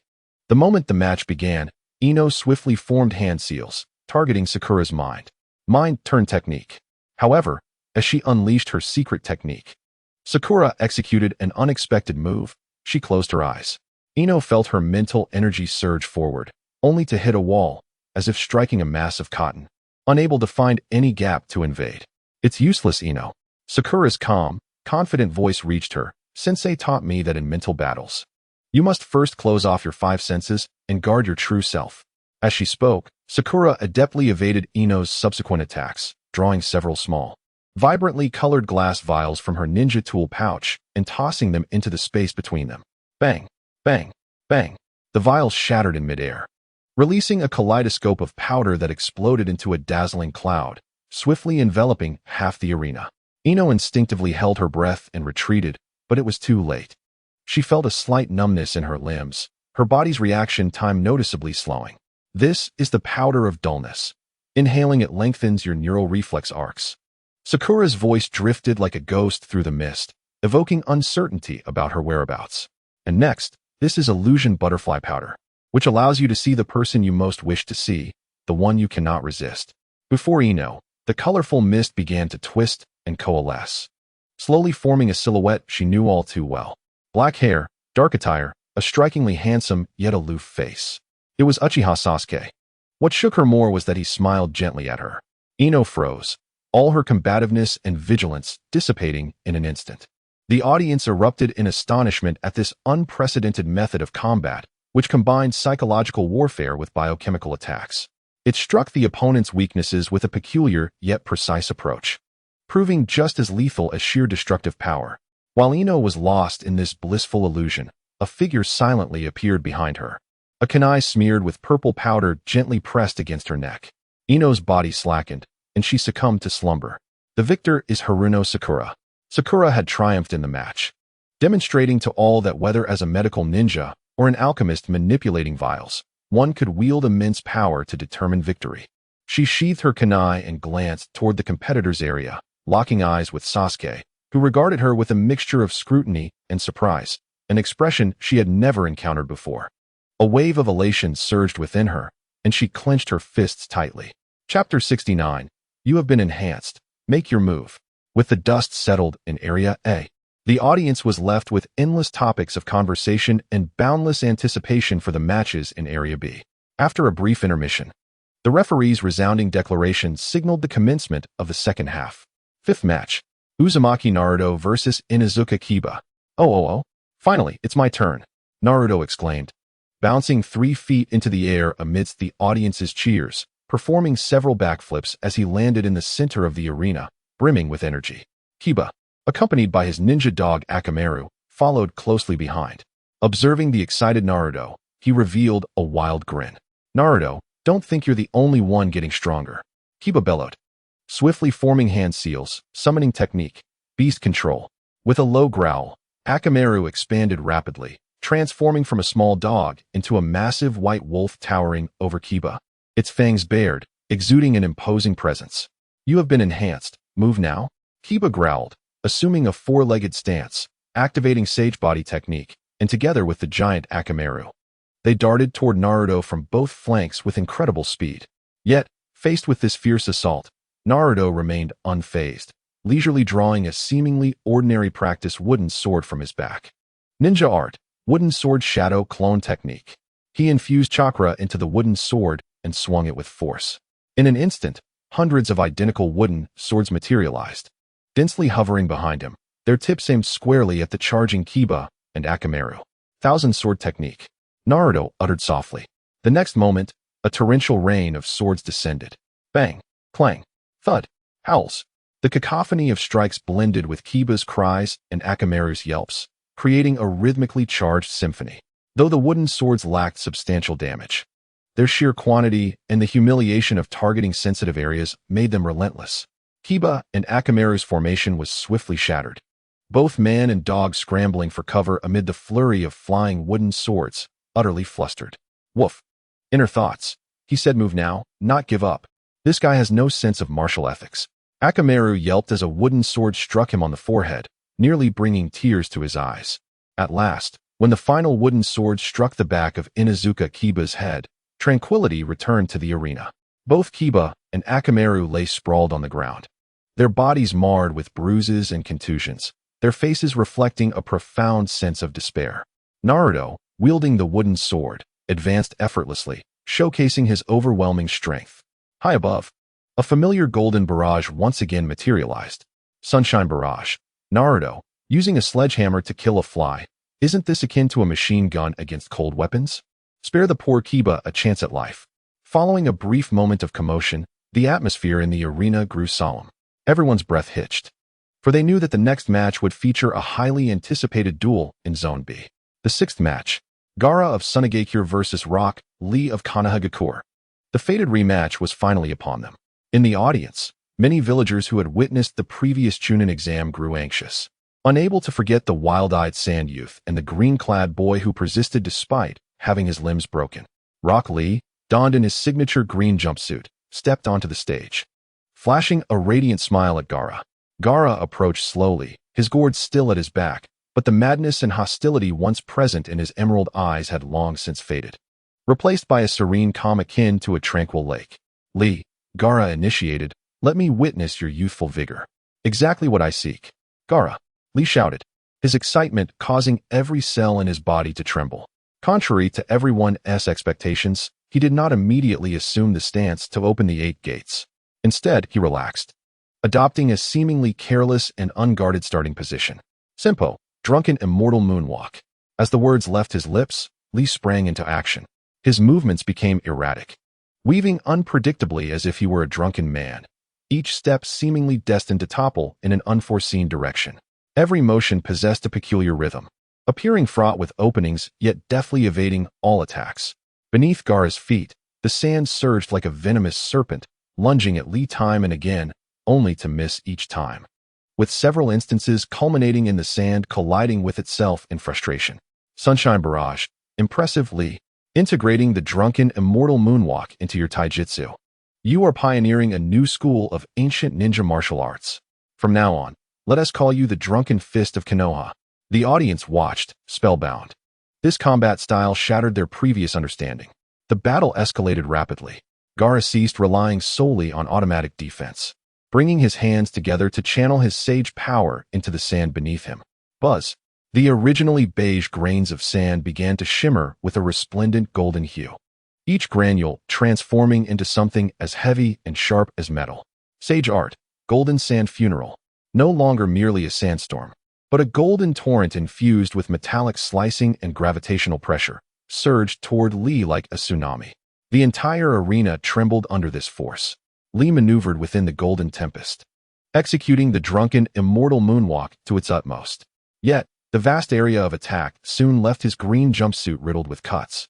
Ultimately, he was driven to the edge of the arena, with no escape. He halted, steadied himself, and his skin flushed crimson as green chakra vapor billowed upwards. The sixth gate, the gate of view, open. Lee's aura surged to its zenith in an instant. This time, he would not be obstructed by your sand. He unleashed a furious roar toward the sea of golden sand, to the peacock. His fist moved so swiftly that it left behind an afterimage. Countless fiery punches resembling a flock of resplendent peacocks charging into the overwhelming golden tide. Boom, boom, boom, boom, boom. The cataclysmic clash of flames and golden sand ensued. The barrier of the entire arena quaked violently, the blinding light rendering it impossible for anyone to keep their eyes open, while the deafening explosions drowned out all sound. As the dust settled and the light dimmed, the scene within the arena finally revealed itself. Rock Lee had exhausted all his energy, battered and bruised, kneeling on the ground, gasping for breath. Opposite him, Gaara lay quietly, his sand armor completely shattered, exposing his original attire. Gaara slowly opened his eyes, gazing at the kneeling Lee, a genuine smile blossoming on his face. I have lost. Lee, swaying unsteadily, stood and extended his hand toward Gaara. No, your youth can still burn even brighter. Gaara grasped his hand. The surrounding audience erupted into fervent applause upon witnessing this moment. Chapter 70. The return of heavenly technique and the gentle touch of a big guy. The transcendent duel between Gaara and Li set an exceptionally high standard for the matches in Zone B. The audience's enthusiasm ignited, and the atmosphere in the arena reached an unprecedented peak. The seventh match, Hyuga Niji versus Tenten. With the judge's announcement, the two teammates from Class 3 stepped onto the stage. Tenten shook her bun hairstyle, unfurling a massive scroll from her back, ready to engage without an ounce of camaraderie. Niji, I will show no mercy. Niji maintained his calm demeanor, offering a slight nod to Tenten. Just what I desire. At the sound of the starting whistle, Tenten slapped her hands on the scroll with lightning speed. Prepare yourself. Ninja art, sage technique, machine gun rain. On the scroll, numerous sealing techniques ignited simultaneously, and then a chilling spectacle unfolded. Dark barrels emerged from the scroll, automatically locking onto Niji's position, forming an impenetrable firepower matrix. These barrels were no ordinary objects. They shimmered with the brilliance of sage energy. In the next moment, countless energy projectiles infused with wind, fire, lightning, and water attributes, trailing dazzling flames, poured forth like a torrential downpour. The entire arena was ensconced in this vibrant and lethal barrage. The spectators in the high stands were once again treated to a flurry of commentary. Sunshine barrage, goodness. What was supposed to be a ninja duel? And Tenten pulls out a Gatling gun. A physical exorcism, is it? My friend, times have changed. Faced with this modern warfare-style saturation attack, Niji stood resolutely. His feet slightly apart, he extended his arms, and his body began to spin rapidly. Hakusho Kaiten. A hemispherical shield of pure sage energy unfolded instantaneously, larger and more solid than any previous Kaiten. Countless sage bombs detonated against the golden energy shield, creating an unrelenting cacophony, the shockwaves even causing the front-row spectators to sway. Yet, the golden shield remained unyielding, repelling all assaults. As the light dissipated, Niji ceased his spinning, entirely unscathed. Tenten, your attacks are ineffective against me. He stated this with calm certainty, adopting the stance of the Hyuga clan's gentle fist.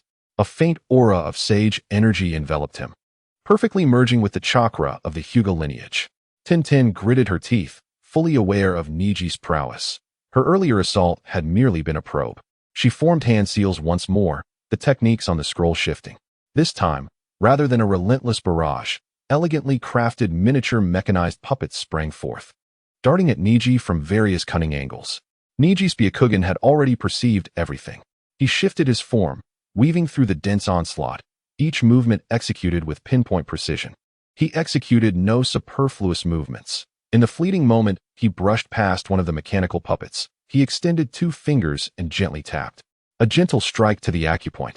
Instantly, the flow of celestial energy within the puppet was interrupted, and it plummeted straight down from the air. Ningxi's figure flickered like a specter across the field, each reappearance accompanied by the chaotic descent of a puppet. Ultimately, he manifested before Tiantian. Quick to react, Tiantian leapt back to create distance.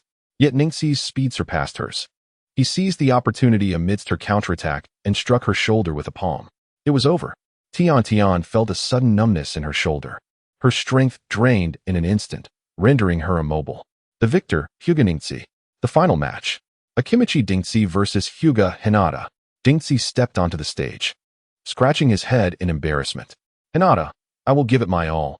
This is my respect for you. Hinata nodded earnestly in response.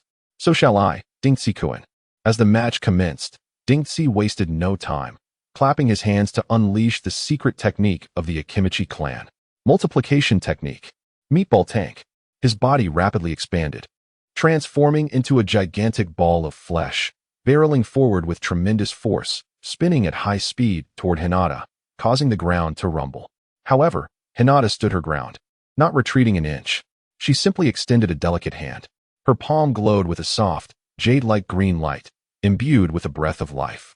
A force, profoundly different from all powers in this world, gathered within her palm, compassionate and overwhelming.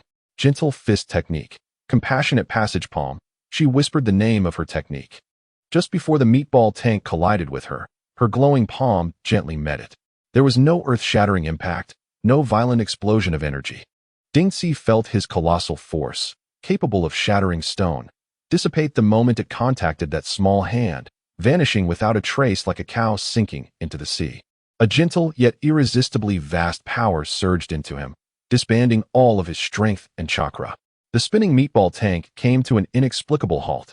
The multiplication technique was forcibly interrupted, and Dingxi reverted to his original form, standing perplexed before Hinata, completely unharmed. He glanced at his hands, then back at Hinata's serene face. His mind in a daze. "I lost." Dingxi scratched his head, feeling as if he had struck a massive cotton ball with all his might. Powerless and frustrated, yet begrudgingly admiring. Hinata had won the match in the gentlest of ways. From the spectators' area, Dingxi frowned deeply. He sensed that the power Hinata had just employed, though named Gentle Fist, was fundamentally different from the Hyuga clan style. It was a higher, almost Tao-like strength he had never seen her wield before. "Hinata, you have grown stronger." With that, the first round concluded, and the 8 finalists emerged. Amidst the crowd's eager cheers, the grand matchup board was revealed once more. Second round matchups: Uchiha Sasuke vs Nara Shikamaru, Haruno Sakura vs Sai, Uzumaki Naruto vs Gaara, Hyuga Dingxi vs Hyuga Hinata. The moment the list appeared, the arena erupted in astonishment, followed by a fervent discussion that surpassed all previous matches. The dazzling golden barrage captivated every spectator's screen with unprecedented flair. Sunny barrage, here it comes. Family drama in prime time. The feud of the affluent. Sibling rivalry. The year's most tear-jerking drama. My sister can't be this strong. Konoha special. Everyone, secure your tickets. Dingxi gazed at the names on the matchup board, then turned to his cousin, who was quietly stepping off the stage, offering a water bottle to the still-dazed Dingxi. A hint of gratification crossed his face. The day when the caged bird soars free is not far off. Chapter 71. Thunderous might shatters all. Witchcraft illusions descend. The whistle for the second round sounded amidst the eager anticipation of the crowd. The first match: Uchiha Sasuke vs Nara Shikamaru. Sasuke strolled onto the field with a hand in his pocket, exuding a relaxed demeanor, while Shikamaru ambled over with a perpetually weary expression, as if the world owed him a debt. "How troublesome. How about you just forfeit, Sasuke, or I could forfeit?" Shikamaru yawned, suggesting a surrender right off the bat. "Cut the nonsense." Sasuke's response was characteristically succinct. The moment the match began, Shikamaru, with his hands still in his pockets, subtly marked several inconspicuous points on the ground. Sasuke did not grant him the opportunity to play tricks. With a flash, he surged forward, enveloped in lightning. However, just as he entered the center of the arena, the ground beneath him illuminated with faint glimmers of technique. Senjutsu array technique. 8 trigrams lock, Shikamaru drawled lazily. Sasuke felt the air around him thicken. Each step met with considerable resistance as shadow imitation techniques ensnared him from all angles, blocking every potential escape route. Troublesome guy. Sasuke disliked being hindered in a situation where he could not crush his opponent with sheer power. Above, the golden barrage lit up once more. Sunny barrage, here it comes. The academic elite versus the scholarly genius. Shikamaru has seamlessly woven together all 36 stratagems and the mysterious arts. "Sasuke, you need to pay to get stronger." "Give it up, Sasuke." Shikamaru's voice echoed from all directions, distorted by the array's effect. "Every step you take is within my calculations. This battle was over the moment you stepped into my first array. Is that so?" Sasuke's eyes, imbued with 3 tomo, began to rotate slowly. In the face of absolute power, any strategy is merely a jest. The lightning chakra within him surged uncontrollably, and amidst the golden lightning, a barely perceptible purple-black aura flickered. A beguiling voice echoed in his heart. "Use it. Harness the power of those eyes. Show him what true despair is. Make him kneel before you." Repenting for his own cleverness, Sasuke's expression shifted to one of icy ferocity, a wave of destructive impulse washing over him. He was about to activate the recently awakened Mangekyo Sharingan when, suddenly, the talisman engraved with peculiar runes that Sunny had forcibly given him before his departure emitted a soothing, cool aura. This refreshing sensation coursed through him, forcibly suppressing the tumultuous killing intent and rage within. Sasuke jolted awake, drenched in cold sweat. He glanced at Shikamaru, who was still in a hand-seal posture, ultimately abandoning the thought of using his Mangekyo.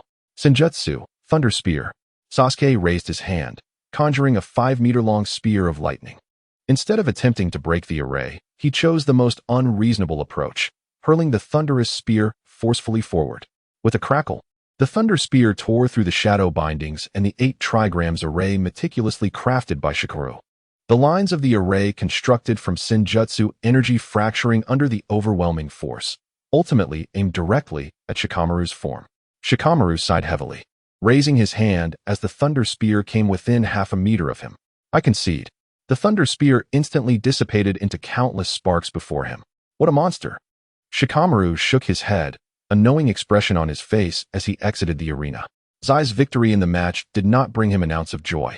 For the first time, he acutely felt the inner impulse for destruction and chaos, a curse stemming from the depths of the Uchiha bloodline. Subconsciously, he reached into his pocket and clenched the still warm wooden talisman, silently descending from the arena. In the commentary booth, Xianxia held a teacup, squinting his eyes. System prompt. The activation level of the inner demon seed is at 15. The progress bar surged alarmingly fast, akin to being propelled by a rocket, Xianxia mused. Realizing that mere physical enhancements would not suffice, psychological guidance was essential, lest this child stray down a misguided path. He glanced at the competitors in the next match, Hyuga Niji and Hyuga Hinata. It was time to reveal a true spectacle to these children. And to a certain peeper lurking in the shadows, a mischievous grin spread across Xiangyang's lips. The second match, Haruno Sakura versus Sai. Sai maintained his commercial facade, holding a scroll and a brush. Sakura, please go easy on me.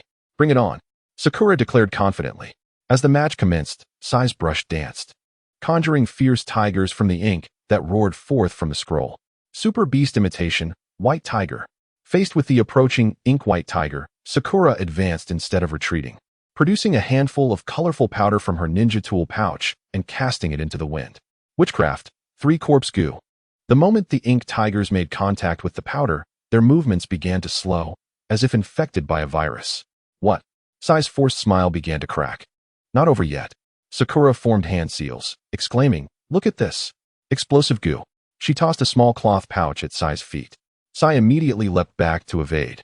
But the pouch landed without detonating, instead releasing countless tiny black beetles that swiftly crawled toward the ink tigers, which had been slowed by the 3 corpse goo. Boom, boom, boom. A series of explosions erupted, obliterating all the summoned beasts into a shower of ink spots. Xiangyang's commentary, filthy. Such a dirty tactic. Sakura has turned the goo technique into a remote-controlled bomb. Even Deidara would applaud her expertise. Witnessing his meticulously crafted artwork dismantled so effortlessly, Sai's facade crumbled entirely. He inhaled deeply, and his brush began to move once more. This time, the scroll unveiled ink samurai, each wielding swords. However, Sakura's tactics were always a step ahead of him. Jinjutsu, deep affection. A pink mist enveloped Sai in an instant. Before him, the scene transformed. He found himself standing in a sea of flowers, where a gentle and beautiful woman, whom he had only seen in books, smiled at him, the embodiment of his ideal partner. Sai's movements froze. In that fleeting moment, a kunai coated with a paralyzing agent pressed against his neck. You lost, Sai. Sakura's voice pulled him back to reality. No, I lost. Sai rolled up his scroll, revealing for the first time a sincere smile tinged with resignation. He realized he was struggling to keep pace with his peers. Chapter 72, Dream Snake. Nuwa's poised the third match. Uzumaki Naruto versus Rock Lee. As the referee's proclamation echoed, a wave of warm laughter and cheers erupted from the audience. These two individuals, one, the son of Konoha, and the other, the source of Konoha's fervor, embodied a joyful spirit in their duel. Naruto, brimming with vitality, executed several backflips onto the arena, while Lee, appearing notably composed, approached step by step, performing a standard martial artist's bow. Naruto-kun. Lee, are you feeling all right? You fought fiercely in the last match, Naruto inquired with concern. Lee flashed his signature radiant smile, giving a thumbs up. The flame of youth will not easily extinguish. However, facing a formidable opponent has indeed drained me. I cannot unleash my full strength at this time. Then let us engage in a simple spar of taijutsu.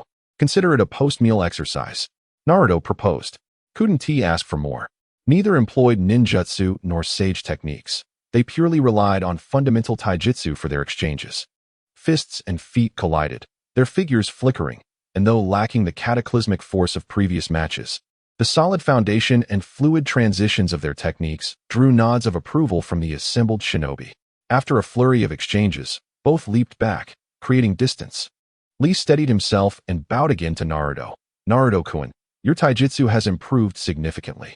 In my current state, I cannot defeat you. To continue igniting my youth in future matches, I concede this round. He raised his hand decisively.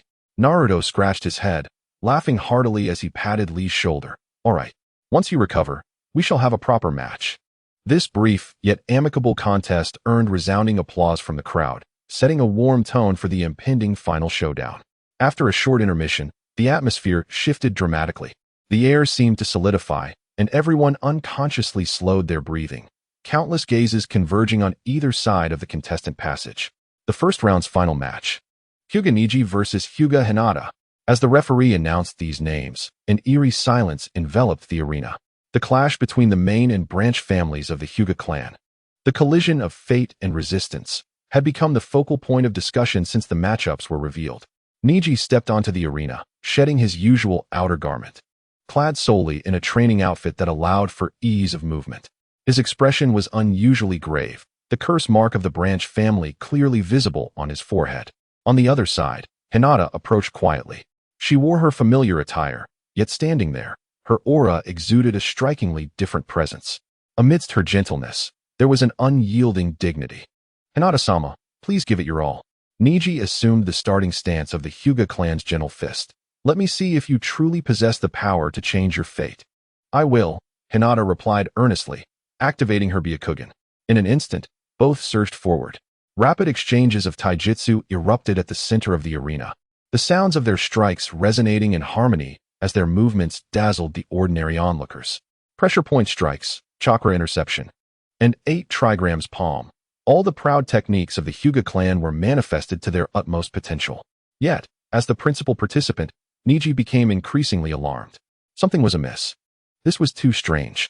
His gentle fist accurately struck several of Hinata's chakra points, and by all logic, her chakra flow should be in complete disarray, her movements sluggish. Yet, Hinata's actions remained fluid, devoid of any stagnation. His blows, capable of severing chakra flow, landed on her as if sinking into the ocean, generating no ripples whatsoever. He could clearly see a peculiar, life-infused green energy circulating within Hinata, instantly healing and restoring the chakra points he had just struck. Why is my gentle fist ineffective against you? Neji finally halted, unable to contain his shock. Hinata also paused, gazing at her astonished cousin, softly responding. Because we are no longer wielding the same kind of power. She lifted her gaze, her pure Byakugan locking onto Neji's. Neji and I, do you believe in the existence of gods? Before Neji could respond, Xiangyang on the high platform felt the system panel flashing frantically in his mind. Warning, Zhao Linger, Hyuga Hinata, is unleashing her bloodline power. The dream serpent, transformation is about to commence. In the arena, Hinata closed her eyes. When she opened them again, it seemed as though the entire world had lost its voice. An indescribable, ancient, sacred aura erupted from her petite form. Radiant, multicolored light soared skyward, enveloping Hinata completely. Under the gaze of countless spectators, the silhouette within the cocoon of light began an astonishing transformation. Her lower body elongated within the sacred luminescence, reshaping into a magnificent serpent tail adorned with shimmering scales of many colors. Her upper body remained that of a maiden, pure and dignified, as an ancient and sacred serpent mark slowly materialized upon her forehead. Her long hair danced in the light, moving as if caught in an unseen breeze. What is this? On the Hokage platform, the fourth Hokage, Minato Namikaze, rose to his feet, disbelief etched upon his face. Beside him, Jiraiya and Sarutobi Hiruzen mirrored his astonishment. Among the competitors, Sasuke felt his sage power and ocular prowess surge uncontrollably. The kaleidoscopic pattern of his Sharingan spun wildly, desperately attempting to decipher the force before him. Yet, all he received in return was a void of chaos and blankness. The essence of that power far exceeded his comprehension. Naruto gaped, rendered speechless, only able to stare at the familiar yet unfamiliar figure suspended in the air. Hinata? At that moment, when the entire arena fell into a stupor, a resplendent golden commentary banner boldly filled the air, dispelling the heavy atmosphere. Sunshine commentary. Everyone rise. Feel the majesty of the pay-to-win player. I declare, from this day forth, I am the first devout follower under Niwa. Transformed into the dream serpent form, Hinata hovered in midair. She looked down upon the utterly stunned Niji with a gaze filled with compassion and empathy. She did not launch any attack, merely her presence, suffused with an overwhelming divine pressure, rendered Niji incapable of even lifting a finger. Niji, this is my answer. Her voice resonated throughout the arena, crystal clear to every ear. Destiny is never immutable. Niji gazed up at the divine figure, watching the sacred light and the benevolent stance. In that instant, the string named fate within his mind snapped completely. The curse of the caged bird, which had plagued the Hyuga branch family for millennia, felt utterly ridiculous and trivial at that moment.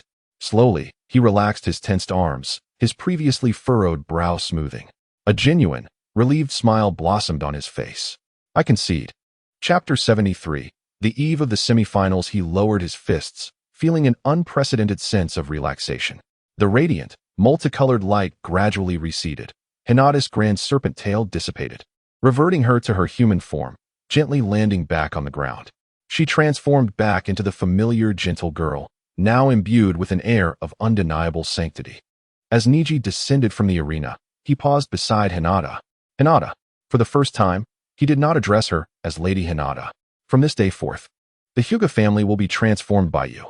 With that, he turned away, striding towards the competitors' seats with newfound lightness.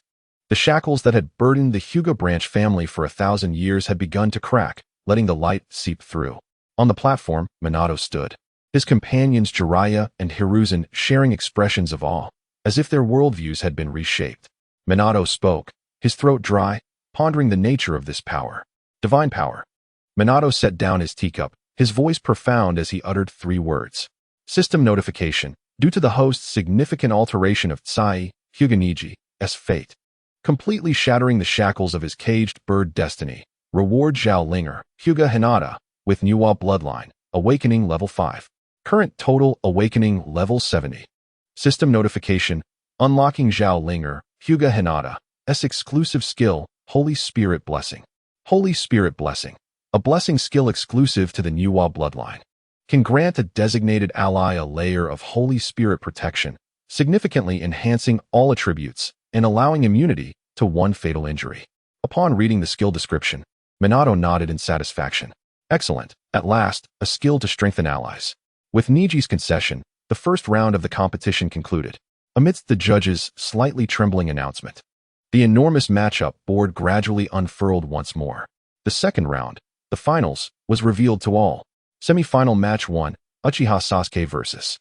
Haruno Sakura. Semi-final match 2, Uzumaki Naruto vs. Hyuga Hinata. The moment the names appeared, the arena erupted once more in astonished murmurs. The golden commentary banner, now more extravagant, adorned with a rainbow marquee effect, filled the space. Sunshine commentary. Something big is about to happen. The clash of love and rivalry is upon us. The fated duel of childhood friends awaits. Folks, let the donations and votes commence. Secure your bets now. Sasuke disregarded the surrounding clamor, his gaze fixed intently on Hinata. The force that even his Sharingan could not decipher stirred something deep within him. His competitive spirit and pride were shaken as never before. That evening, in the Sunshine household, the atmosphere was peculiar. In the courtyard, Sasuke was fervently practicing swordsmanship. He employed no sage techniques or ninja arts, merely repeating the most fundamental motions of swinging, slashing, and stabbing. Each strike was delivered with utmost effort, the sound of wind whistling through the courtyard. The image of Hinata as a divine being replayed in his mind, representing a power he had never encountered, transcending all. Do you wish to attain such power? All you need is the enticing voice within him resounded clearer than ever. Silence. Sasuke growled, his wooden sword snapping in two from the force of his grip.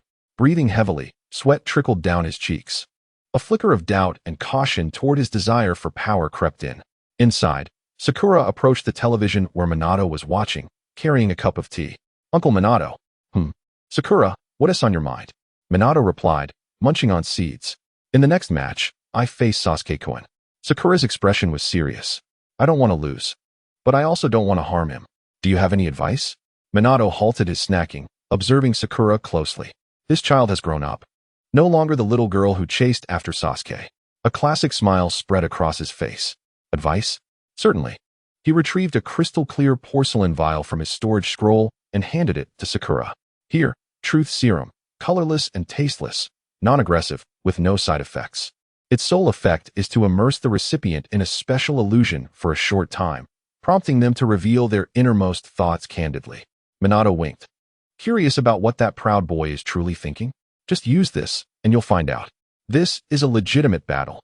Defeating your opponent with strategy is nothing to shame. Sakura accepted the vial, a blush rising to her cheeks as she bowed deeply to Minato. Thank you, Uncle Minato. Meanwhile, on the rooftop, Naruto found Hinata gazing at the moon. Hinata, Naruto-kun. Hinata turned her head. Tomorrow, I will give my all in our match. Naruto's expression was devoid of any frivolity. It was marked by an earnestness that conveyed the utmost respect for both you and the forthcoming match. Hinata gazed at his serious demeanor and nodded solemnly in agreement. Yes, we must engage in a match without regrets. Under the moonlight, they exchanged a knowing smile, solidifying their unspoken pact. Xianxia, perceiving this exchange through his ability to see and hear all, nodded in satisfaction. Indeed, all preparations have been made, and the traps are in place.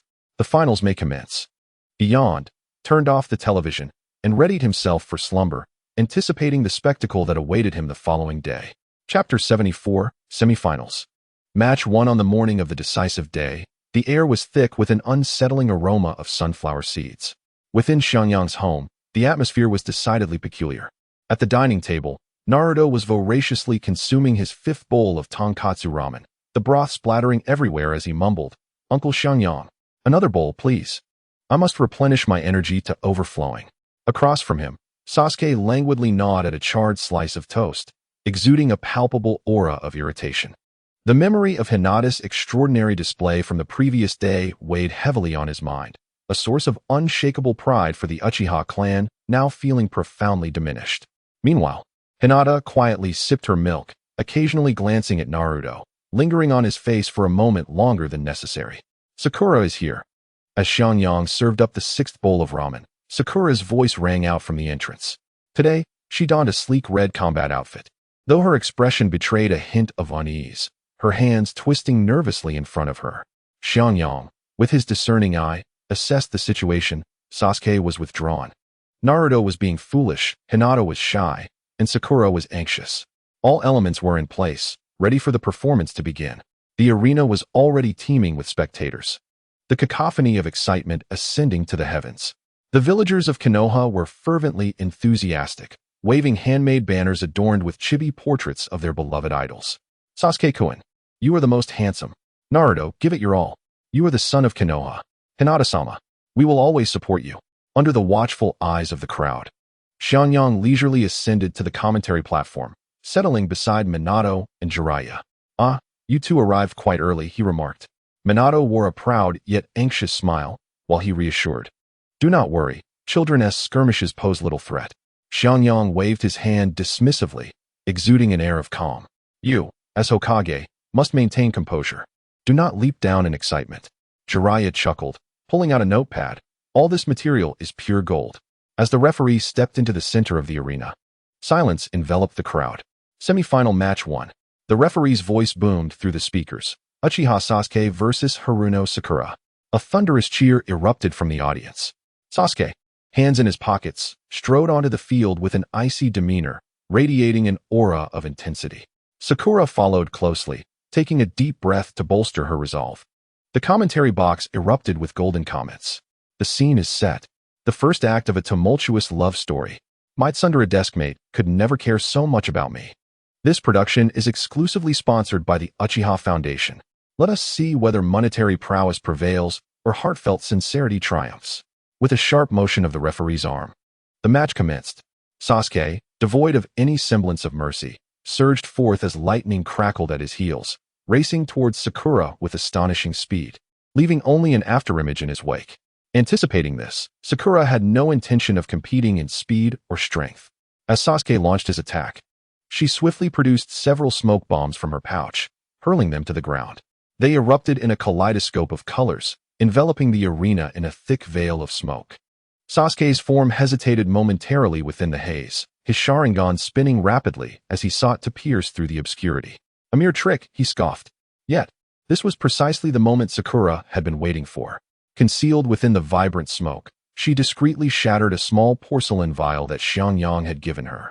An odorless powder mingled with the smoke, swirling towards Sasuke. Wind Jutsu. Sasuke raised his hand as a powerful gust surged from behind him, dispersing the colorful smoke. The arena returned to clarity. Just as he prepared to locate Sakura, a wave of disorientation washed over him. The familiar sounds of the arena faded, replaced by the foreboding silence of a dark forest. A shadow, unidentifiable, loomed, claws poised to strike at the fallen Sakura. The familiarity of this figure ignited a primal fear within him, piercing through the illusion with a harsh sting. Almost instinctively, his sage power and chakra surged violently. Idiot! Get away! The roar erupted from his throat, tremulous with raw emotion. The arena fell silent, all eyes frozen in shock. Naruto gaped, dropping his chopsticks. Minato and Jiraiya exchanged bewildered glances. Countless hearts shattered among the audience of young women. Upon unleashing his cry, Sasuke realized that the anticipated enemy was nowhere to be found. The scene reverted to normalcy, with Sakura standing unharmed before him, her expression one of astonishment. Suddenly, he felt the weight of thousands of gazes converging upon him. Filled with shock, confusion, gossip, and dawning realization, shame and anger erupted within him like a volcano, flooding his mind. He, Uchiha Sasuke, had uttered such humiliating words in front of the entire village. Naruto, protect her. The second phrase, instinctively blurted amid the illusion, echoed relentlessly in his mind. His face transformed from pale to crimson, then to a deep purple, ultimately settling into a furious shade of blue-black. Haruno Sakura. He nearly spat through clenched teeth. A tempest of lightning surging around him. Defense breached. He's panicking. The Tsundere exposed in a moment of social disaster.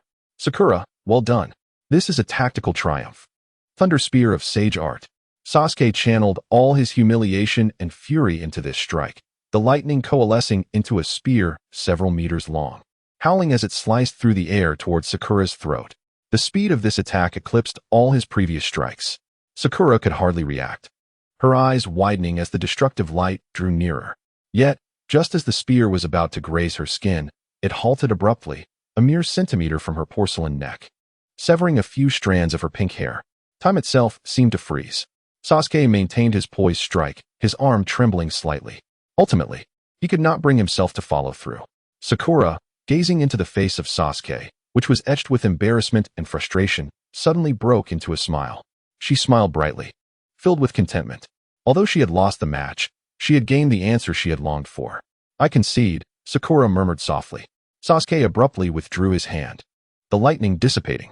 He remained silent, not even glancing at the referee, and turned to leave the arena. His retreat was marked by an urgency, as if he wished to find a crevice in the earth to hide in, never to emerge again. Chapter 75. The gentle duel of wind and five elements. Sasuke's moment of utter embarrassment transformed the atmosphere of the arena into something quite peculiar. The audience, still savoring his earlier exclamation to the foolish opponent to dodge, exchanged knowing glances, eager for the impending match. On the commentary stand, Xianxia sipped his goji berry tea with delight. Nothing exhilarated him more than witnessing a proud individual crumble. The second semifinal began. The referee, having regained his composure, cleared his throat and bellowed with all his might. Naruto Uzumaki versus Hinata Hyuga. A roar erupted from the crowd, even more fervent than before. After all, one was the village's beloved son, a spirited youth adored by all, and the other was the esteemed Hyuga clan's heiress, recently celebrated for her miraculous display of prowess. This confrontation promised to be a spectacle. Dressed in his vibrant orange tracksuit, Naruto performed a backflip onto the stage, energetically waving to the audience. Everyone, I will definitely win. Hinata approached the arena quietly, offering a slight bow to Naruto, her white eyes brimming with determination. Naruto-kun, I look forward to your guidance. As the starting whistle blew, unlike the previous match that erupted in sparks, neither combatant made the first move. Naruto drew a plain practice wooden sword from behind him and held it before him. Hinata, I will give it my all. Hinata nodded earnestly. In the next moment, Naruto sprang into action. Employing the Sage Wind Body technique, His form became ethereal and agile, like a leaf caught in the wind or a fish gliding through a stream.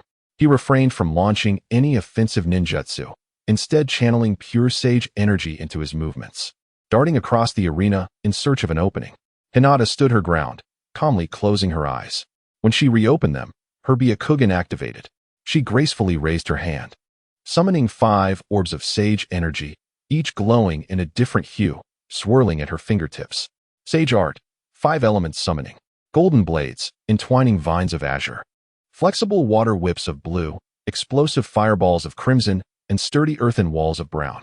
The 5 elemental techniques danced in her hands, as if they were extensions of her very being. Naruto's speed was remarkable, but Hinata's techniques were swifter, no matter from which angle Naruto approached. A perfectly suited elemental technique stood ready to intercept him. Wind blades sliced through vines, water quelled flames, and earth walls blocked golden rays. The two engaged in a dance of offense and defense, one fast, the other still, intertwining swift movements with resplendent sage arts, creating a scene devoid of any sense of hostility. It was as though they were performing a duet titled Wind and 5 Elements. The entire arena was entranced. Is this a fight? It looks so beautiful. Indeed, it feels like a dance. Is this what a sage art duel looks like? I'm in love. On the commentary stand, Minato and Jiraiya exchanged satisfied glances. Suddenly, a familiar, cheeky golden barrage of comments filled the air. Xiangyang's comment, "Stop. Everyone pause. This isn't a fight. It's a grand display of affection. I declare this match's exclusive sponsor to be the local candy shop." The crowd fell silent for a moment before erupting in laughter. The comments continued. Xiangyang's comment, "What do you know? This isn't a competition. It's the final duet of Li Xiaoyao and Zhao Linger at the Demon Lock Tower. It's the last tender moment. The farewell dance. Wah, so heart-wrenching. My tears are worthless." Even Minato couldn't help but chuckle at the absurdity of Xiangyang's commentary. He turned to his companion, amused and exasperated by his serious nonsense. The battle continued. Realizing that mere speed could not penetrate Hinata's elemental defenses, Naruto quickly altered his strategy. Drunken sage moonwalk. His steps morphed into an erratic dance, sometimes lunging forward, sometimes retreating, his movements resembling a drunken man unsure of his next step. Hinata's techniques momentarily faltered. She could track Naruto's movements, but could not predict where he would land next. Seizing the opportunity, Naruto thrust his wooden sword forward.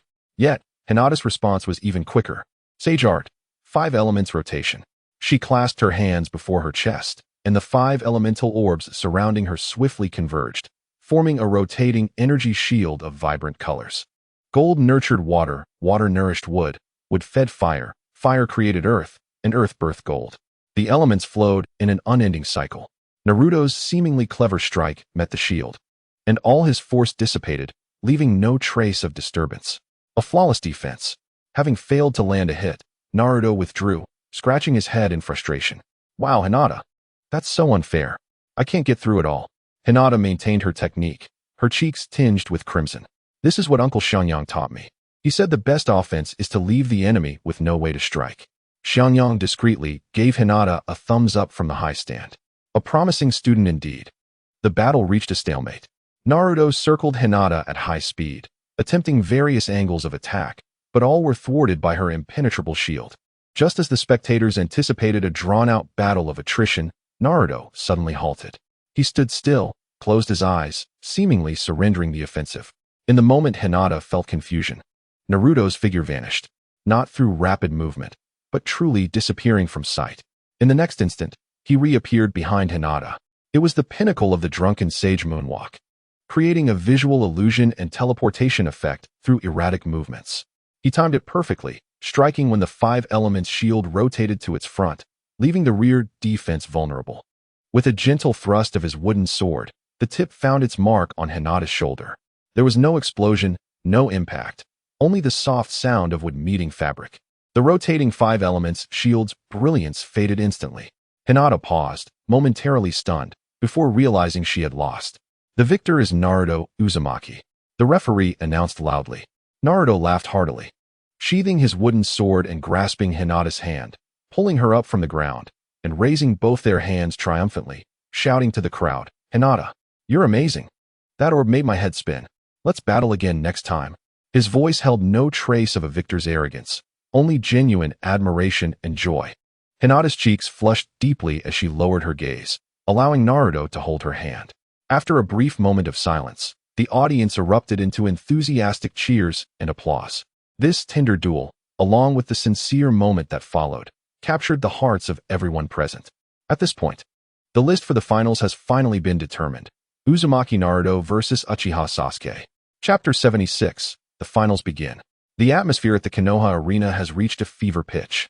The stands are packed with spectators, even the aisles filled with villagers on tiptoes. Various banners and flags create a vibrant sea of color. The ultimate showdown. A fated confrontation. On the high platform, Xianxia brewed himself a pot of fine Longjing tea, accompanied by a plate of sunflower seeds, peanuts, and a platter of cut fruits. Wearing sunglasses and lounging with his legs crossed, he resembled a retired official enjoying a play from his balcony. Minato Namikaze fidgeted restlessly, his hands on his knees, leaning forward, his entire demeanor radiating tension. Xianxia, do you think they will truly unleash their full power? Don't worry, Xianxia replied, cracking open a sunflower seed and accurately spitting the shell into the nearby trash can. It's normal for young people to have a bit of fire in them. A fight is just a fight. They'll still be good brothers afterward. Besides, with us watching, how could they possibly destroy the arena? He said this. Yet his heart pounded wildly with excitement. Xianxia's commentary, demolish it. Tear it apart. If they don't break anything, what's the point? I won't accept the ticket price unless someone bleeds today. Beside him, Jiraiya had already taken out his manuscript paper for the tale of the hot springs, writing fervently with a lecherous yet ecstatic grin. Bonds, confrontations, fate, and inspiration. My creativity is ablaze. The referee stepped into the center of the arena, took a deep breath, and announced with all his might, the finals. Now commencing. Uzumaki Naruto versus Uchiha Sasuke. The cheers from the crowd surged into a tidal wave, nearly lifting the roof of the arena. Naruto, ever the beacon of enthusiasm, burst onto the scene, performing flips down the aisle and landing with a V sign for the audience. Sasuke, in stark contrast, strode in with his hands in his pockets, moving deliberately and steadily. His face bore no excess expression, yet an air of aloofness surrounded him, causing the temperature around him to drop several degrees. The public execution in the previous match had dealt a devastating blow to his pride as an Uchiha. Today, he aimed to redeem himself with an undeniable victory and erase all shame. The two stood firm in the center of the arena, 10 meters apart. Sasuke, are you ready to be knocked away? Naruto grinned, revealing a set of gleaming white teeth. Talkative as always, you bottom feeder, Sasuke coldly retorted. The referee raised his arm high and then brought it down sharply. The match begins. Before the words echoed away, both moved simultaneously. No probing, no ninjutsu exchanges. Right from the start, it was the most intense clash of sage techniques. Sage art, thousand sword technique. Naruto formed hand seals, and countless golden light points appeared behind him, rapidly elongating into thousands of swords forged from sage power. The sword tips aimed at Sasuke, and with a sweep of Naruto's arm, the 1,000 flying swords transformed into an unstoppable torrent of steel, shrieking through the air towards Sasuke. Before the sword rain arrived, the fierce sword energy had already carved deep gashes into the ground. Facing an attack that would make any Jonin's scalp tingle, Sasuke merely scoffed. His eyes spun with 3 tomo, instantly transforming into a crimson 6-pointed star of the Sharingan. Sage art, great fire dragon technique. Sasuke unleashed a colossal fire dragon, distinct from the traditional Uchiha dragon. It was entwined with blinding golden lightning, emanating not a dragon's roar, but a violent thunderstorm. This was the sage technique enhanced by his right eye's power of the thunder god. Boom! The thunderous dragon collided with the golden sword rain in the center of the arena. A deafening explosion erupted, with violent shockwaves radiating outward. Sword and fire, gold and thunder. 2 extreme forces clashed and consumed each other. Countless flying swords melted away, and flames were severed. The entire arena was enveloped in blinding light and scorching air currents. The protective barrier on the high platform glowed, shielding against the dispersing energy waves. As the smoke cleared, both fighters emerged unscathed. Interesting, Sasuke spoke.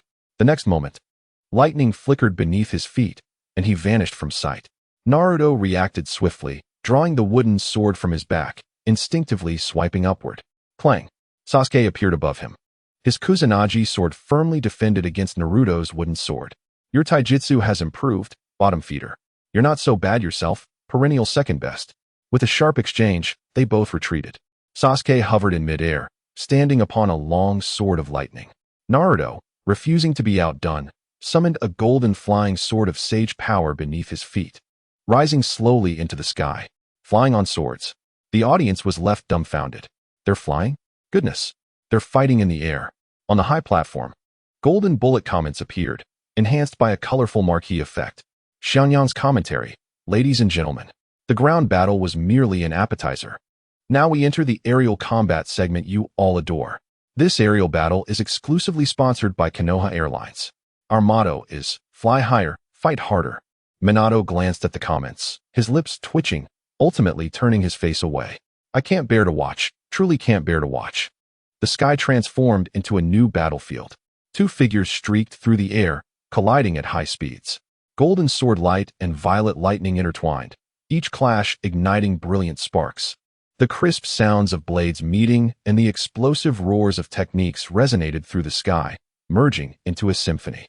They battled across the arena, from one end to the other, soaring from low altitudes to the clouds above, moving so swiftly that most could only perceive two trails of light. Sage art, wind cutter. Naruto swung his sword, unleashing a massive azure wind blade. Lightning spear. Sasuke, fingers pointed like a blade, shot forth an exquisitely sharp spear of lightning. Wind and lightning collided in the air, triggering another violent explosion. Delightful. Again, Naruto laughed heartily, his fighting spirit surging. This is just the beginning.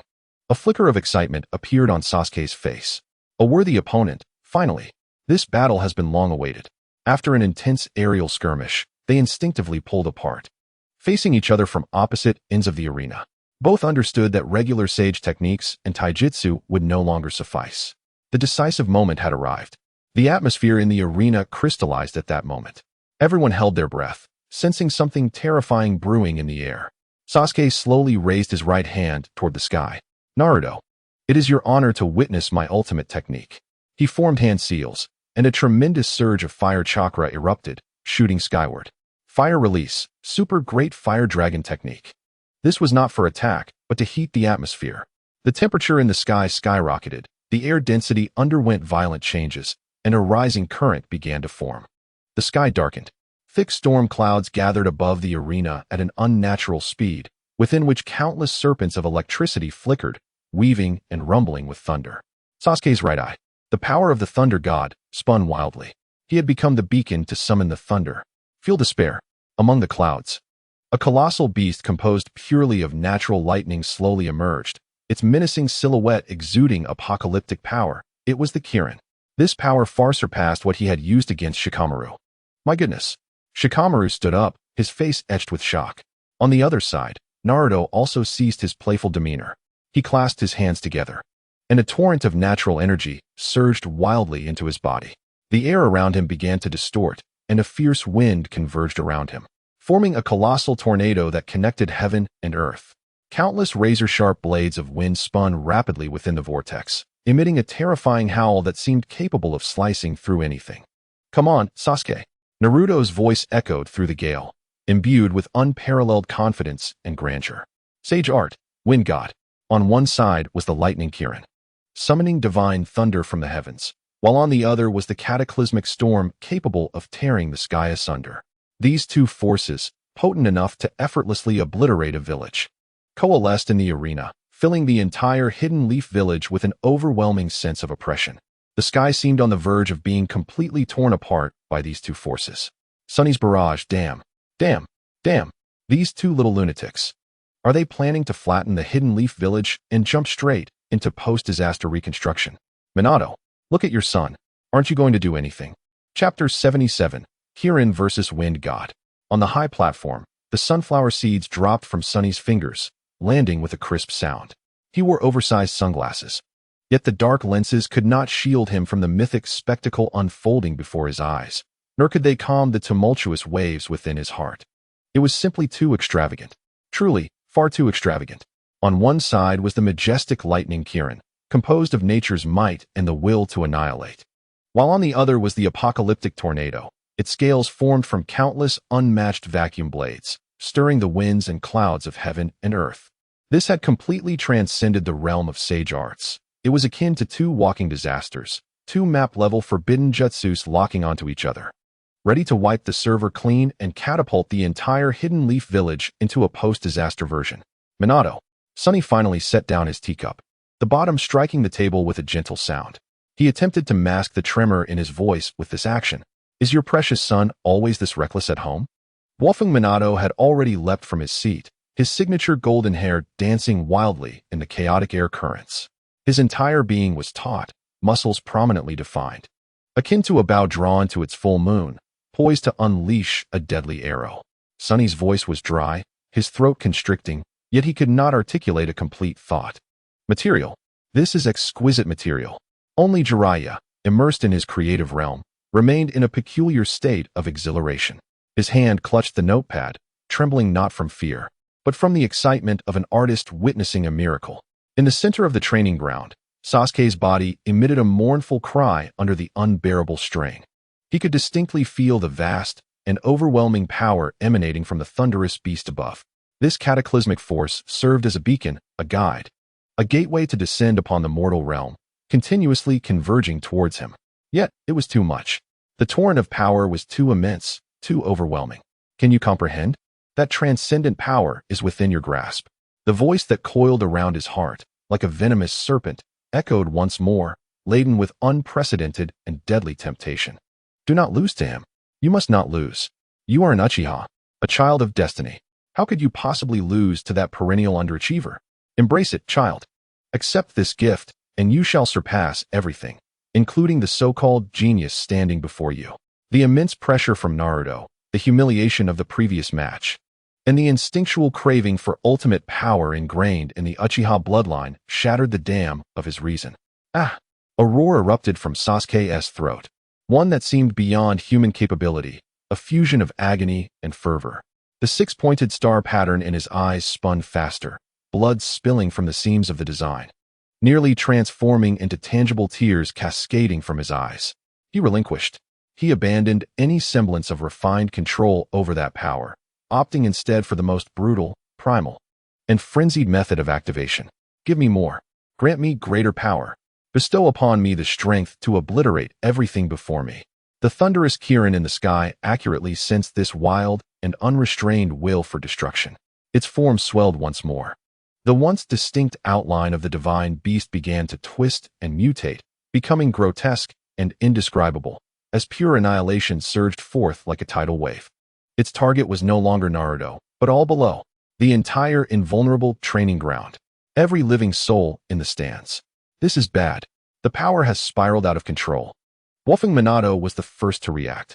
His perpetually gentle smile vanished, leaving his face as pale as parchment. Jiraiya-sensei, understand. Without a moment's hesitation, the two of them, the current Hokage of the Hidden Leaf and his advisor, vanished from the high platform. Golden flashes and white smoke erupted at the edges of the arena. Immediately after, Kakashi, Uchiha Shisui, and Uchiha Itachi appeared like phantoms, emerging from their respective positions to the forefront of the platform, hands forming seals, prepared to erect the strongest defensive barrier they could muster. It is over. Sasuke himself finally awoke from the feverish dream brought on by that power. He raised his head, staring blankly at the monstrous force of destruction in the sky, gazing into those eyes composed purely of lightning, indifferent and cold, reduced to an insatiable desire for ruin. A chilling dread pierced through him from the soles of his feet to the crown of his head. What have I done? This is not what I wanted. I merely wished to win. Just once, I wanted to triumph over Naruto in a fair contest. I do not wish to annihilate everything here. Stop. Please stop. He screamed in madness, attempting to sever the mental link with the Kirin. However, the power, now akin to a wild beast freed from its restraints, ensnared him, its master. Tightly, the shackles of lightning pinned him in place, rendering him incapable of even twitching a finger. In that critical moment, filled with despair amidst the eye of the storm, Naruto too keenly sensed the qualitative shift in Sasuke's power. It was no longer pure, elevated combat intent. It was infused with chaos, madness, and a will to destroy. Then, through the howling winds, he saw Sasuke's face. That face, usually adorned with a proud expression, was now etched with profound fear and irrevocable despair. Naruto froze. He had prepared for an earth-shattering, fateful duel with Sasuke, ready to confront his strongest jutsu, Wind God, head-on with Sasuke's ultimate technique, Kirin. Yet, he was wholly unprepared to see Sasuke like this. This was not his rival. This was his childhood friend, the one with whom he had shared countless escapades, the one they had both faced reprimands with, the one who had once been chased around the house by Uncle Sonny wielding a frying pan. That friend was now gripped by fear. In a flash, in the blink of an eye, Naruto made a decision that would astonish both the deities above and all mortals in the earthly realm. A resolute light flickered in his azure eyes, clear as the sky. Foolish Sasuke. A bellow that pierced through the cacophony of wind and thunder resounded throughout the arena. In the next moment, the apocalyptic storm that seemed capable of tearing the heavens asunder, the divine essence of the wind god, contracted inward with alarming speed, without any warning. It disintegrated and vanished without a trace. Such immense power of celestial magic dissipated without eliciting even the slightest explosion, forcefully repressed back into Naruto's body with a control nearing the miraculous. He relinquished his most formidable strike. Immediately, he clasped his hands together before his chest. The multiple shadow clone technique. Bang, bang, bang, bang, bang, bang. It wasn't merely dozens or hundreds, but thousands upon thousands of Naruto Uzumakis clad in orange battle attire emerged in that instant like a golden tide. They hesitated not for a moment, gathering in the air with a fearless resolve, layering upon one another, one stepping on the shoulders of another, constructing an impenetrable wall of orange flesh and blood. A barrier forged from life as bricks, and the will to protect as its foundation. They stood between the rampaging Thunder Kirin and the despairing Sasuke beneath, as well as the entirety of the training arena. At the forefront stood Naruto's true self. He spread his arms wide, tilting his head back, defiantly facing the annihilating lightning capable of obliterating all. Come. With his actions, he proclaimed to his friend, who had been consumed by the backlash of power, the loudest declaration of all: do not fear. I am here. Naruto. On the high platform, the anguished cries of Minato and Kushina were swallowed entirely by a thunderous roar that shattered the heavens. Boom. The devastating heavenly thunder crashed down. In that instant, the entire world was engulfed in a blinding, pale light that consumed all. Chapter 78. Breaking the inner demon. The cataclysmic white light obliterated vision, and the deafening thunder drowned out all sounds of the world. On the high platform, Xianxia Sunflower Seed hung motionless in midair, his sunglasses having slipped to the tip of his nose without him noticing. He was frozen, his mind racing with a single thought. Goodness, the special effects budget has exploded. How much would this cost? This was no mere martial arts competition. It was a celestial battle mistaken for a mundane world, inadvertently crashing the server.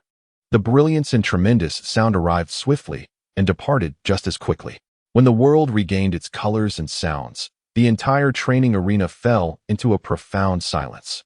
Everyone stared blankly at the direction of the arena, mouths agape, as if to swallow an egg. The once flat and sturdy training ground had vanished, replaced by an exaggeratedly massive pit, its bottom scorched to a glassy state, with wisps of white smoke rising from the edges. The air infused with a bizarre scent of ozone and char. The force of this strike was sufficient to erase a significant portion of the hidden leaf village from the map. Minato and Jiraiya had landed on the edge of the giant pit, their expressions gravely serious. Kakashi, Shisui, Itachi, and others soon appeared, each face etched with shock and dread. Yet, Xiangyang's focus remained uniquely distinct. He scanned the surroundings with his heavenly eyes, confirming that the audience and nearby structures were safe within the protective barrier. Then his attention precisely zeroed in on the center of the pit. There lay a figure devoid of color. It was Naruto. His body was battered and bruised, clothes tattered, skin marred by horrific electrical burns, lying there motionless, with only the faintest rise and fall of his chest indicating life. The protective barrier formed by thousands of shadow clones had disintegrated under the heavenly thunder, leaving him, the original, to bear the brunt of the final wave of damage. Xiangyang's heart sank. This had gone awry. Those two truly dared to go all out. Xiangyang's comment: Medic, medic, our crystal is being hammered by a super soldier. We need a healer. Naruto. A heart-wrenching scream shattered the silence. It was Kushina. She desperately attempted to rush down, but was firmly restrained by Minato. Don't go down there. It's too dangerous. Minato's voice trembled. However, another reacted even sooner, Uchiha Sasuke. He knelt not far from Naruto, completely stunned. He stared blankly at his friend, who had become tattered to protect him, his mind devoid. All notions of Uchiha honor, the obsession to surpass others, and his relentless thirst for power crumbled before Naruto's words. "You idiot, Sasuke," and that orange wall of flesh.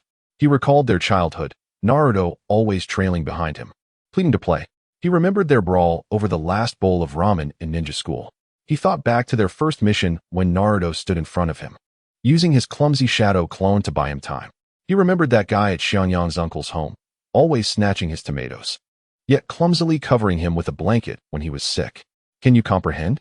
That kind of strength, the inner demon that had once seduced him and led him astray, now seemed utterly ludicrous and pale. Strength? Is this the power he sought? To use this strength to harm the only one willing to sacrifice their life for him? This fool? No. Sasuke's body began to tremble violently as he reached out his hand, seemingly trying to grasp something, yet he clutched nothing.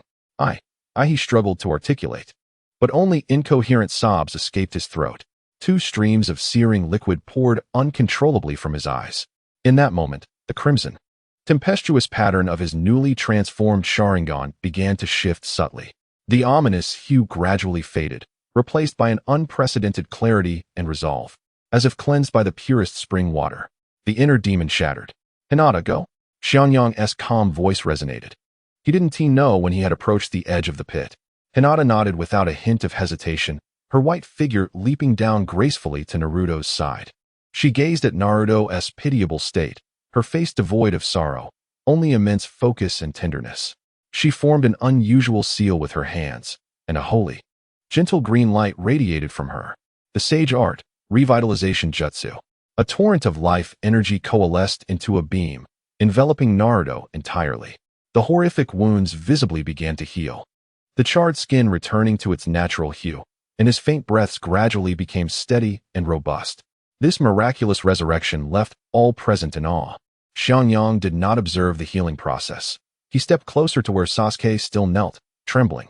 Sasuke sensed someone approaching and slowly lifted his head, his newly transformed Sharingan reflecting Xiangyang's face adorned with a playful smile. Xiangyang said nothing profound, nor did he offer comfort.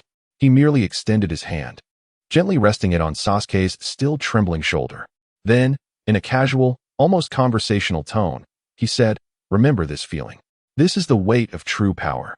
Boom. Those words struck Sasuke's soul like a genuine thunderclap.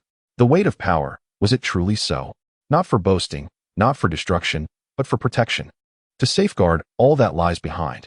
To protect that fool who would lay down their life for him. Sasuke stared blankly at Xiangyang, then turned to look at Naruto, who was being healed by the holy light. He finally, thoroughly awakened. He bowed his once incredibly proud head heavily towards Xiangyang. In that fleeting moment, a long-lost system notification resonated in Xiangyang's mind, erupting with an unprecedented grandeur akin to the symphonic splendor of Vienna's Golden Hall. Ding! Warning! Warning! Epic alterations detected in the world line. The fateful confrontation between the core figures, Li Xiaoyao, Naruto Uzumaki, and Lin Yuru, Sasuke Uchiha, has completely deviated from its predetermined course due to Li Xiaoyao's selfless protection and Lin Yuru's sudden enlightenment. Fate alteration degree assessed. Immense. Initiating world line correction and reward settlement. Xiangyang raised an eyebrow. This rather unintelligent system seems to be quite theatrical today. Settlement complete. She has soared. An ancient divine blade forged from the essence of the rising sun over the East Sea. It symbolizes the sun and life, radiating with a brilliance capable of scorching the heavens and boiling the seas. Ding! Due to the simultaneous emergence of the Shiha and Wangshu swords, the convergence of Yin and Yang, and the resonance of the universe, automatically unlocking the dual technique, Shiha Wangshu overturning the universe, for Li Xiaoyao, Naruto Uzumaki, and Lin Yuru, Sasuke Uchiha. As Xiangyang absorbed this series of system announcements, he felt utterly bewildered. Goodness, I merely sought a bit of amusement and inadvertently brought forth 2 divine artifacts and unlocked a fusion technique. He gazed at Naruto, who was nearly healed and bouncing with vitality at the pit's bottom, and at Sasuke, who had just undergone a profound transformation of spirit, exuding a newfound steadiness and determination. A bold idea began to take shape in his mind. An awards ceremony. It seemed it could be made even more festive. Chapter 79. Celebration and Awards. The residual power of the thunder crackled in the air, and the glassy pit served as the best testament to the two youths' reckless escapade. Hinata's resurrection spell radiated a gentle green light, visibly healing Naruto's wounds at an astonishing pace. Before long, he sprang up, appearing hardly worse for wear aside from his tattered rags resembling those of a beggar. Naruto. Kushina was the first to rush down, enveloping her son in her arms, tears streaming uncontrollably down her cheeks. Minato followed closely, patting Naruto on the shoulder and confirming his son was indeed safe, letting out a long sigh of relief. Sasuke stood silently to the side, walking over to stand before Naruto, extending his hand. Naruto grinned widely, revealing a set of gleaming white teeth, and grasped it without hesitation. Everything was understood without words. Xianxia stood at the edge of the pit, clearing his ears. Enough of the family drama and brotherly affection. It was time for him, the director, to take the stage. He cleared his throat and pulled out a dazzling, gem-studded amplification device from his storage space, which came with a reverb effect. Ahem. Testing. Testing. Hello? That magnified voice instantly drowned out all the commotion in the arena, resounding throughout the entire training ground. Everyone turned in unison to gaze at the orchestrator of chaos standing high above. Dear elders and fellow villagers of Konoha, brothers and sisters, friends. Xianxia struck a flamboyant pose with the amplification device. Though the competition has concluded, our celebration is just beginning. He paused, savoring the feeling of being in the spotlight. To celebrate the rise of our new generation of strength in Konoha. To commemorate my beloved, my two children successfully advancing. To honor our village's training ground for completing its historical mission and retiring gloriously. I declare, tonight, at my residence, we shall host a grand celebratory barbecue party. All villagers are welcome to partake for free, with unlimited drinks and endless roasted meat. A moment of silence ensued, followed by an eruption of cheers akin to a tidal wave. What thunder, what chaos, what apocalyptic destruction, all paled in comparison to the allure of free barbecue and drinks. Minato observed Xianxia's antics, feeling both exasperated and amused. He understood that Xianxia was employing his unique method to conclude this thrilling competition on a lighthearted note, while simultaneously soothing the frightened hearts of the villagers. He nodded at Xianxia and then picked up another amplification device, clearing his throat. Additionally, this celebratory feast is fully sponsored by the Hokage's office. Boom. The villagers' cheers grew even louder. Inside the Hokage's office, the atmosphere was tense. Sarutobi Hiruzen struggled to light his pipe. Jiraiya, for once, put aside his frivolity, repeatedly reviewing the astonishing scene captured in the crystal recording. Hinata Hisashi's expression was the most complex. He had witnessed Hinata wielding the dream snake with a divine grace, leading him to a newfound understanding of the future of the Hyuga clan and of his previously deemed useless daughter. The entire village of Konoha had gone mad. The topics of conversation among the villagers shifted overnight from whose ninjutsu was superior to whether sage arts were genuine, if sword flight could truly reach the heavens. And rumors circulated that the Hyuga clan's eldest daughter was a descendant of Nuwa. Jiraiya was brimming with inspiration, working into the night to craft multiple versions of tales about Naruto and Sasuke's duel. Titles such as The Dual Heroes Battle the Sky, One Thunder, One Wind Moves Konoha, and Astonishing. The two genius youths of Konoha publicly demolished for love, quickly spread through the village, selling out rapidly. In Xianxia's courtyard, the place was already teeming with people. The aroma of barbecue mingled with the scent of alcohol, permeating the air. The younger generation gathered together, playfully enjoying this rare moment of peace. However, the atmosphere remained somewhat delicate.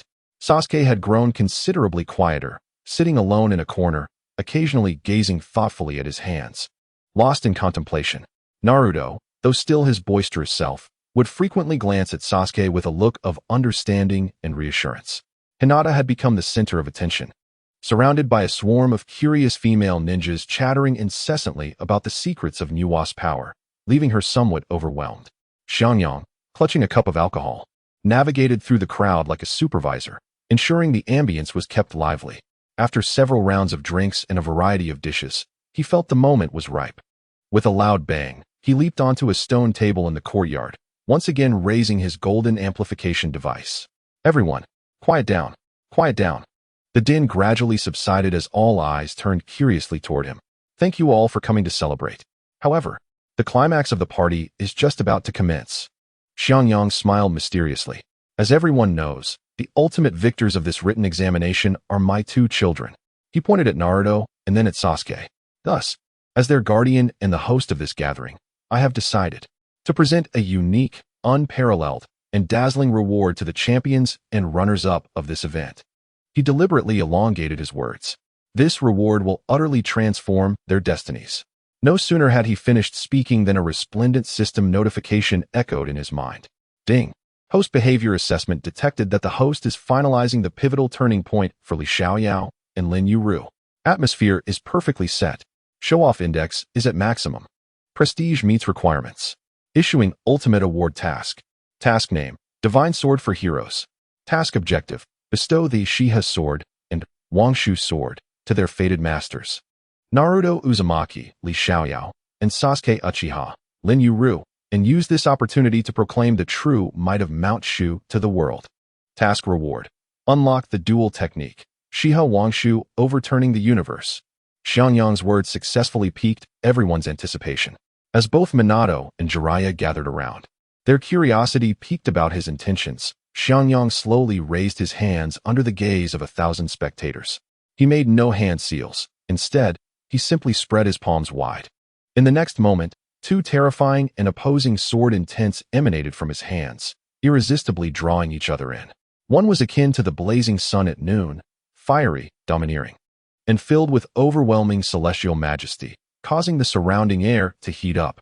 The other resembled the cool, tranquil moonlight of a deep night, serene, ethereal, and imbued with profound depth, sending a chill across the skin of those present. In the courtyard, every ninja armed with weapons, whether it be Kakashi's short blade or the long swords of other Umbu, emitted a faint hum at that moment. It was neither excitement nor resonance. Rather, it was a tremor of submission and reverence towards a higher existence, instinctively felt by the weapons themselves.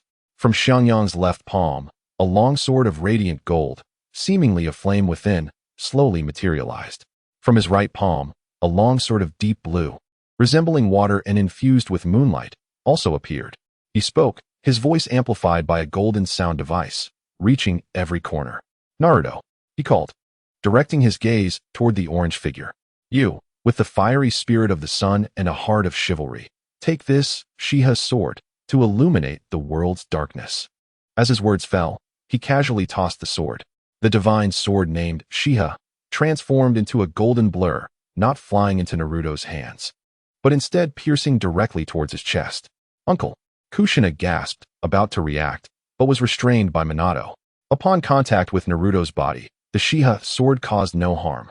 It seamlessly merged into him. In the next instant, a blinding golden light erupted from within Naruto, as if a true sun had descended upon the world. A resounding dragon's roar reverberated through the heavens, merging perfectly with Naruto's overwhelming sage energy.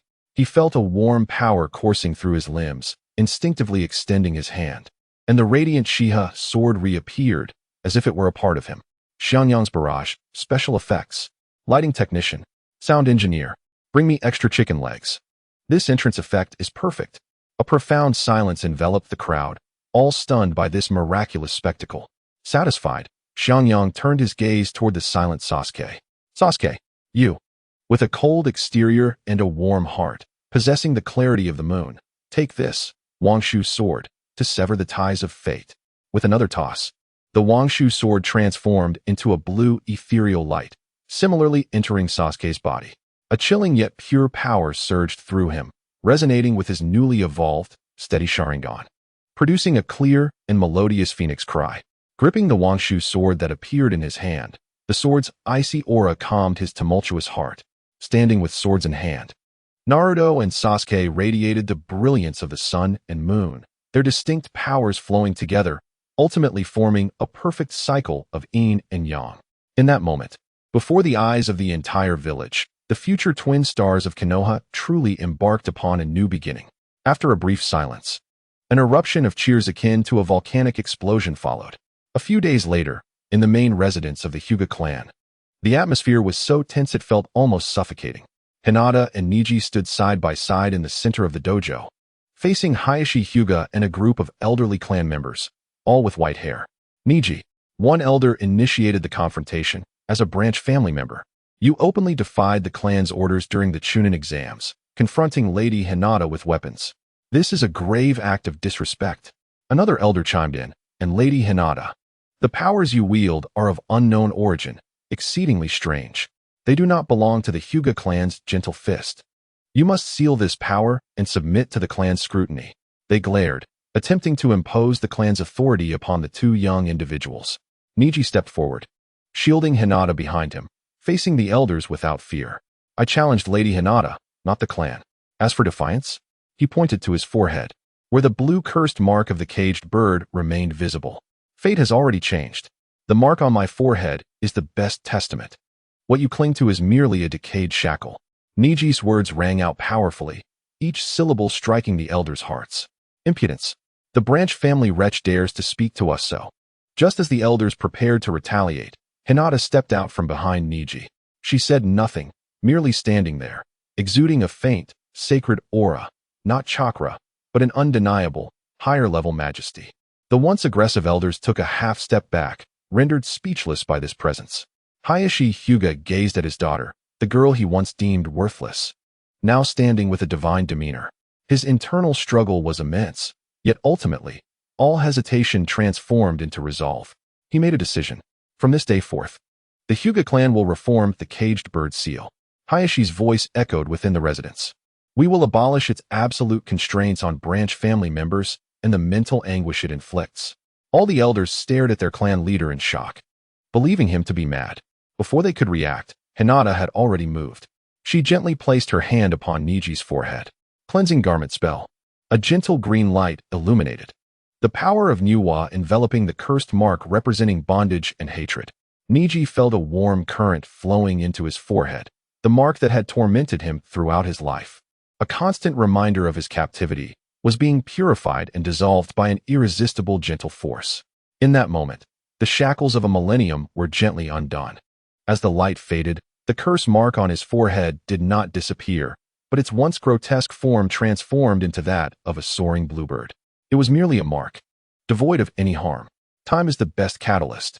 In the blink of an eye, 2.5 years passed. Or, to phrase it in a more contemporary manner, 1 Kuan year elapsed. During this period, the strength of Konoha's 12 young elites experienced a qualitative leap. Naruto and Sasuke's dual sword technique became increasingly refined, often engaging in friendly sparring that sculpted the clouds above Konoha into bizarre shapes. Hinata had mastered her Nuwa power, and her application of the resurrection spell ensured that the hospital's mortality rate remained at 0, becoming a true walking miracle. Sakura Haruno's mastery of her cursed techniques flourished, her poison arts making even Orochimaru weep with desire, while her love curse reportedly left Ino and Sai with an unforgettable experience. Xianxia felt the time was ripe. He summoned the siblings, Kankuro and Gaara, to gather together. Little AI, you have spent quite some time in Konoha. It is time for you to return home, Xianxia remarked, patting Gaara on the shoulder. The Sand Village cannot remain without a leader. You must go back to inherit your father's position. Thus, the trio embarked on their journey back to Sunagakure, accompanied by Shikaku, who had skillfully taken on human form, adorned in a little vest, often found clutching a gourd and indulging in liquor. After they had ventured far from Konoha, a seemingly inconspicuous plant quietly emerged from the ground. A trembling clone of white Zetsu observed the unabashed surge of sage power emanating from the village, his mind blank with shock. He shuddered as he transmitted the information back to the Akatsuki base. Report. Leader, the intel is erroneous. Konoha is, without a doubt, a den of sorcery. At the Akatsuki base, Nagato sat in his wheelchair, gazing at the blurred yet vivid images of the Chunin exam finals brought back by White Zetsu. Filled with mosaics and divine light, lost in profound silence. Particularly haunting was the image of the cataclysmic lightning and the orange wall formed by thousands of Narutos. After a long pause, he finally spoke. The Tailed Beast collection plan must commence. The first target shall be Shikaku. In his eyes, the recently departed Shikaku, the weakest among the 9-tailed beasts, presented the most opportune breach. To ensure absolute certainty, Nagato turned to the shadows. Deidara, Sasori, you shall execute your artistic collaboration. Additionally, Orochimaru and Danzo, you two will accompany them. Ensure that Shikaku is brought back. Emerging from the darkness were four figures. Deidara wore a fervent grin. Sasori's puppet exuded no expression. Orochimaru licked his lips, and the newly allied Danzo, eager to prove himself, wore a grim countenance. The artistic duo, alongside the scheming pair, set forth towards the land of wind. Chapter 81. The succession of the Kazekage. The Akatsuki strikes Gaara, and his companions returned to Sunagakure. The wind still howled. Yet an oppressive atmosphere enveloped the village. The higher-ups, particularly the conservative elders, regarded Gaara with suspicion and detachment. Chio and Izo were the first to approach, eager to nominate Gaara as the Kazekage, only to face a collective opposition from the Council of Elders. A crucial meeting determining the village's future was underway in the Kazekage's conference room. Gaara's power is far too perilous. He is unfit to become the Kazekage. One elder bellowed, pounding the table, spittle flying.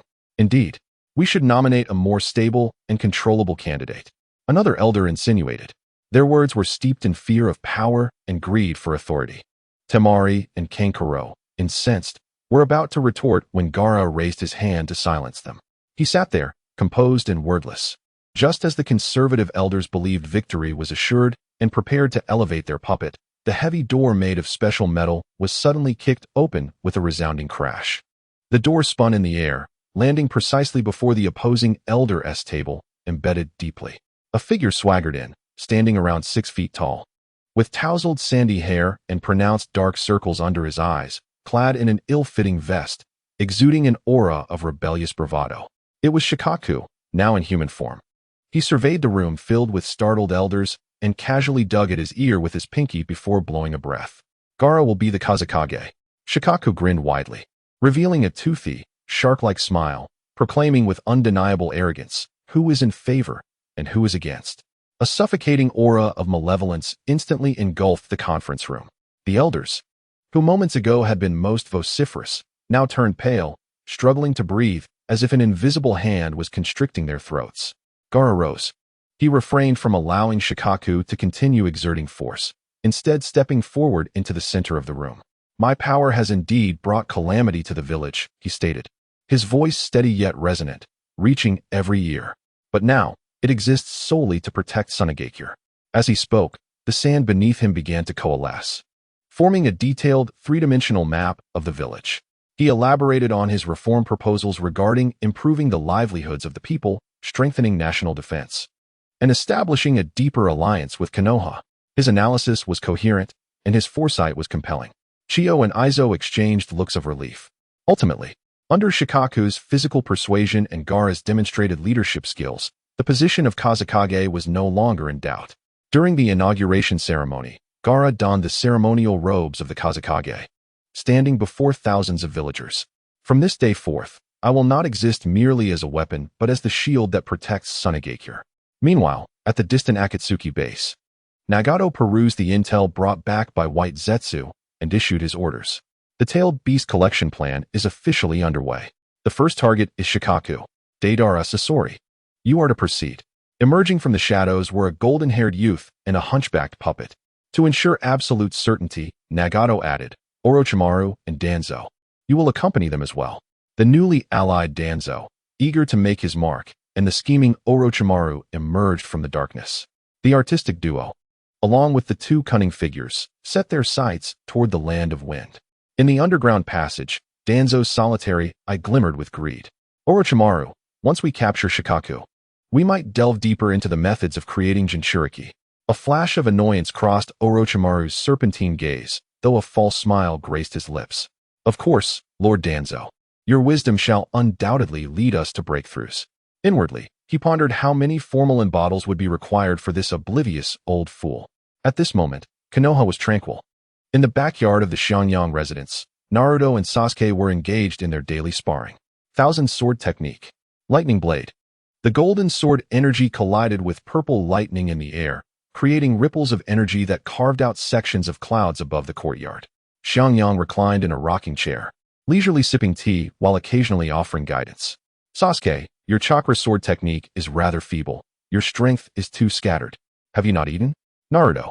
The drunken immortal moonwalking step is meant for positioning, not for twisting like a dance. If you get too flamboyant, you might end up in trouble. Kakashi, holding a book titled Paradise of Affection, drifted by and paused beside Xianxia. Xianxia, these children are growing in strength far too rapidly. I worry about their lack of true, brutal combat experience. Xianxia sipped his tea, spitting the leaves aside, revealing a smile unique to a jester. Patience, Kakashi. The instructor for practical classes is already on the way. In the skies above the land of wind, Deidara rode his beloved clay giant bird, surveying the newly revitalized village below. A manic smile adorned his face as he retrieved a massive C3 grade clay from his pocket. Behold this supreme art. He hurled the clay downwards. Here, the colossal bomb, capable of obliterating half the village, trailed a long wake as it plummeted toward the heart of Sunagakure. A piercing alarm instantly echoed throughout the entire village. In the Kazakage's office, Gaara, who had just donned his ceremonial robes and had yet to attend to his first document, suddenly lifted his head. His emerald eyes contracted in surprise. He had not anticipated that his first trial as the Wind Shadow would arrive so swiftly and with such ferocity. Chapter 82. Absolute Defense of Sand versus Art of the Sky. The shrill sound of alarms shattered the tranquility of Sunagakure. A colossal, grotesquely shaped clay construct, trailing thick smoke, plummeted from the heavens, aiming directly for the heart of the village. In the Wind Shadow's office, Gaara had just donned the ceremonial robe symbolizing supreme authority. The character for Wind still warm to the touch when this inaugural challenge presented itself. Temari and Kankuro's faces drained of color. It's a bomb. Quickly, organize an evacuation, Temari shouted. Yet, Gaara remained remarkably composed. He did not even lift his gaze. Instead, he extended his hands, forcefully pressing them against the floor of the office. Sage Art, Sand Guardian's Wall. Boom. The ground of Sunagakure trembled. Countless grains of golden sand, infused with his unique magnetic chakra, burst forth from the earth, soaring skyward. They swiftly converged in the air, intertwining and compressing, ultimately forming a colossal sand wall that obscured the sun above the village.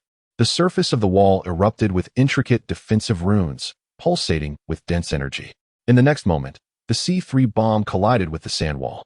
A violent explosion ensued, flames consuming everything. However, all shockwaves and destructive forces were firmly repelled by the golden giant barrier. After the explosion, the sand wall bore only a charred imprint, not a single crack marring its surface. What? In the sky, Deidara, perched on the clay giant bird, exclaimed in disbelief. My art was actually blocked? Your art is too loud, came a crisp female voice from his side. Temari, wielding a massive fan and riding a current of wind, hovered at his level. Her mastery of wind-style sage techniques had liberated her from the constraints of the fan, allowing her to glide effortlessly.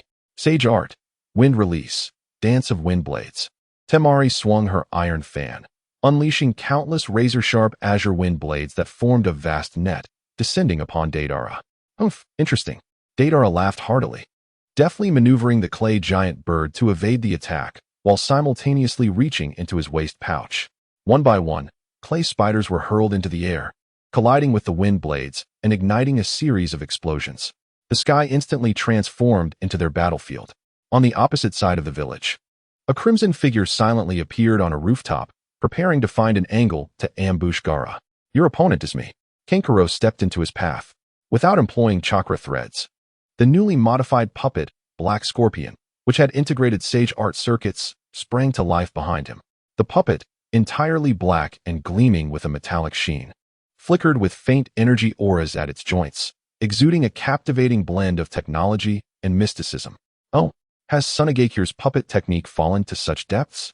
Sasori, concealed within the red sand, mocked hoarsely. No, it has evolved. Kankuro clasped his hands together, and the shell on Black Scorpion's back opened, releasing countless poisoned sunbon that, under the enhancement of sage power, transformed into a dark tempest, shooting towards Sasori. The confrontation between the old and new generations of puppeteers was on the verge of ignition. A Jinchuriki cannot simply retreat like a timid turtle. Frustrated by his inability to break through, Deidara grew increasingly agitated. Art requires an audience. It is a fleeting beauty.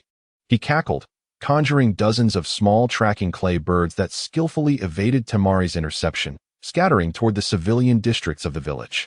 He aimed to distract Gaara, As long as there was a single flaw in the massive sand wall, he would seize the opportunity. Gaara snorted disdainfully. More golden sand surged forth from the gourd behind him. This sand was finer and more resilient than ordinary grains, as each particle was infused with Gaara's sage energy and magnetic power. Scatter! Gaara uttered a single word. The golden sand transformed into countless minute sand needles, tracing imperceptible trajectories in the air, precisely striking each clay bird. Puff! Puff! Puff! A series of muted thuds echoed as all the small bombs detonated well away from the crowd, causing no casualties. Having completed this task, Gaara lifted his gaze, his emerald eyes locking onto Deidara in the sky. Roar!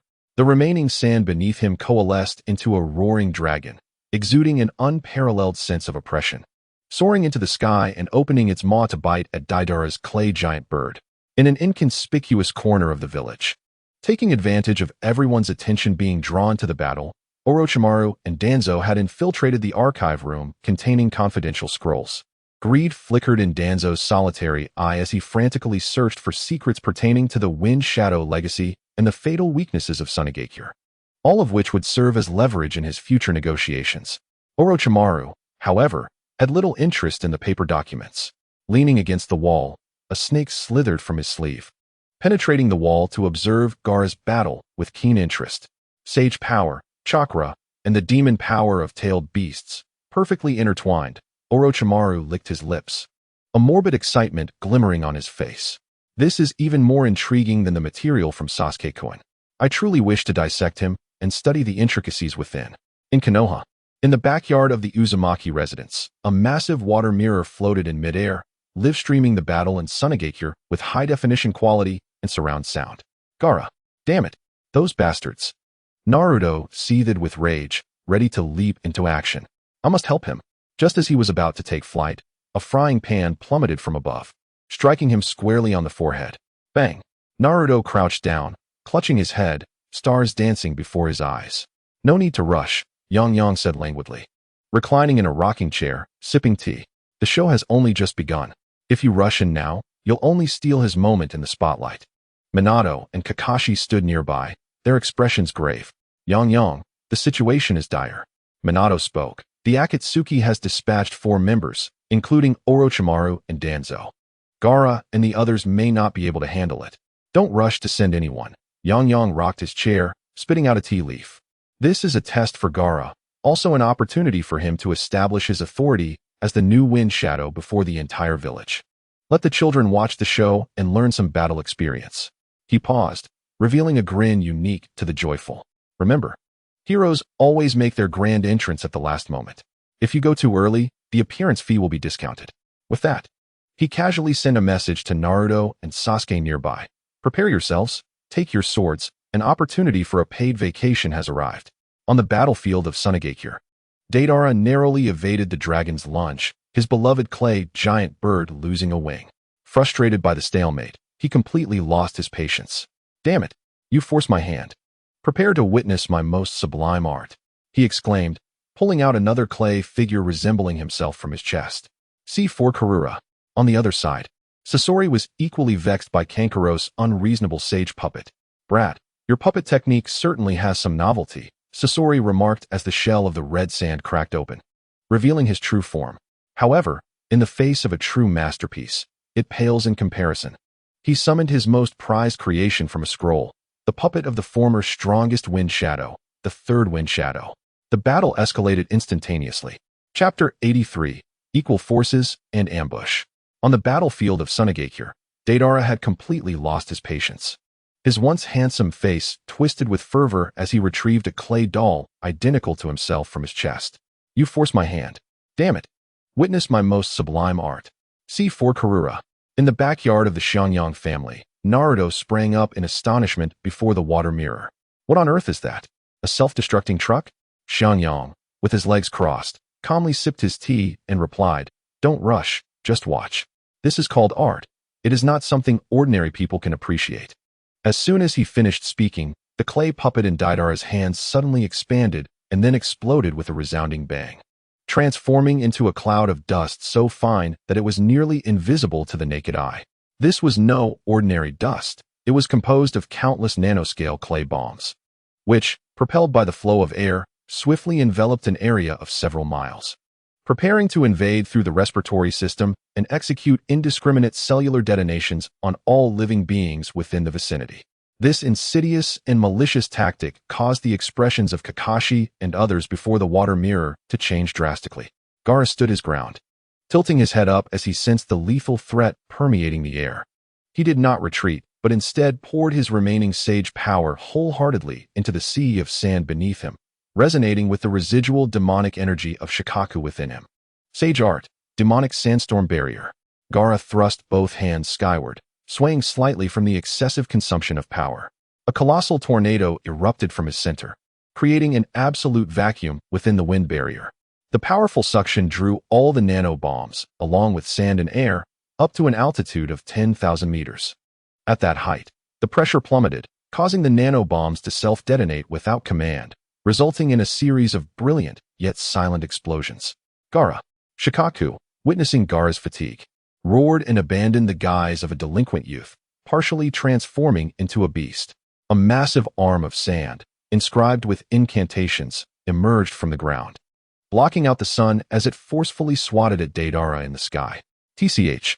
Deidara performed a roll mid-air, evading the tremendous blow with a clay substitution, but was nonetheless blown far away by the intense wind pressure.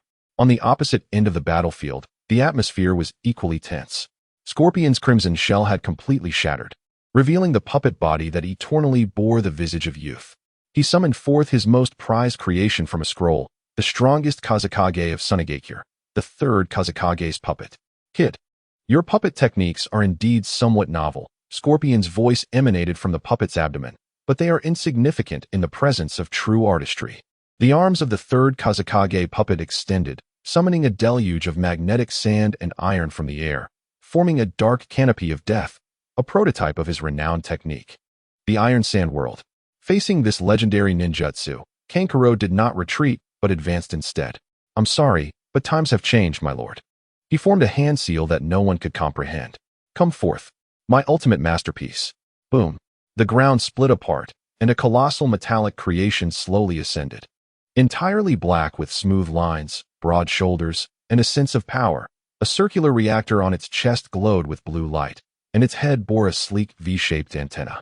This was the modified version of the Gundam Black Raven, enhanced by Xianxia's sage technique. In the backyard, Naruto's jaw dropped, wide enough to fit an egg. What the heck? A Gundam. When did Kankuro create something like this?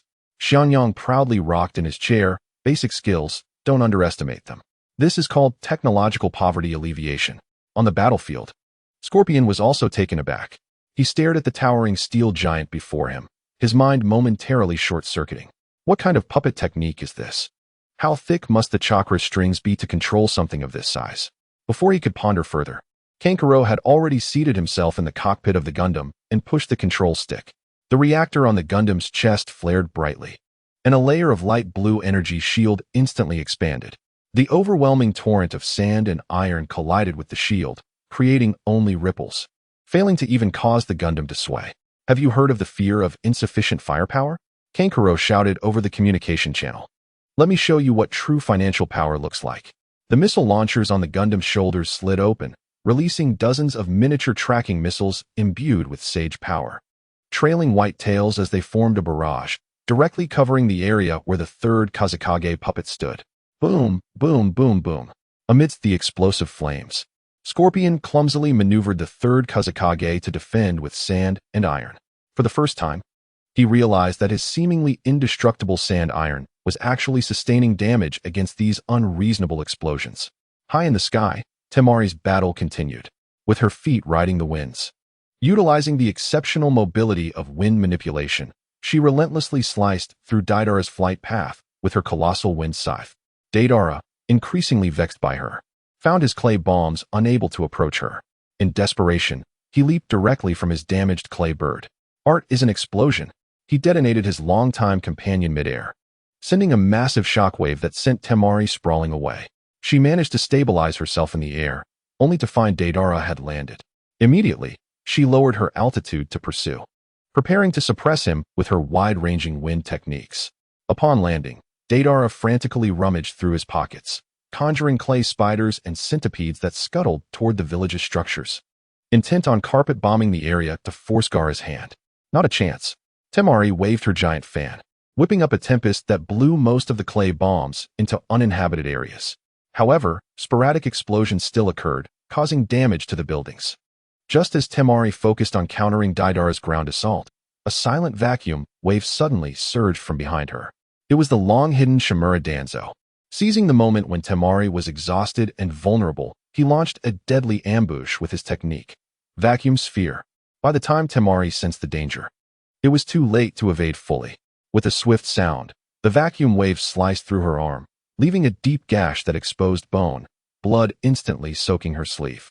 Before she could react, a purple venomous snake shot out from the shadows on the other side. It was Orochimaru.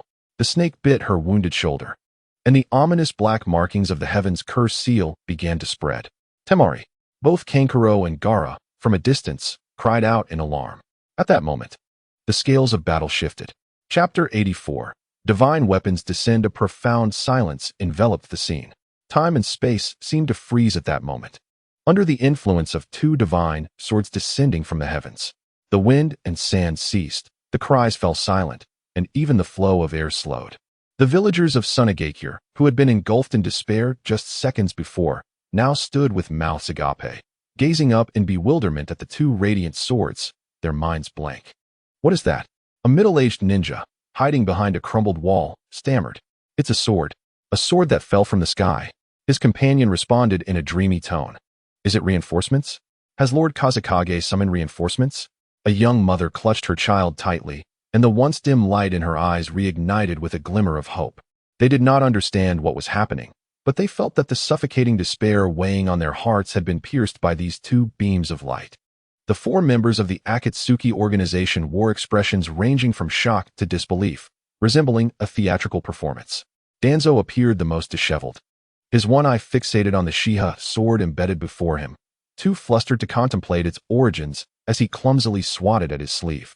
Ignited by the true fire of the sun. What kind of flame is this? He exclaimed in horror, realizing that his chakra was unable to extinguish the small flame, which only burned brighter. High above, Deidara had completely lost his sanity. No, my art. He gazed upon the pile of frozen clay remnants scattered on the ground, emitting a lament akin to a cuckoo's sorrowful call. Who did this? Who dared to transform my exalted masterpiece into mere refuse? Unforgivable.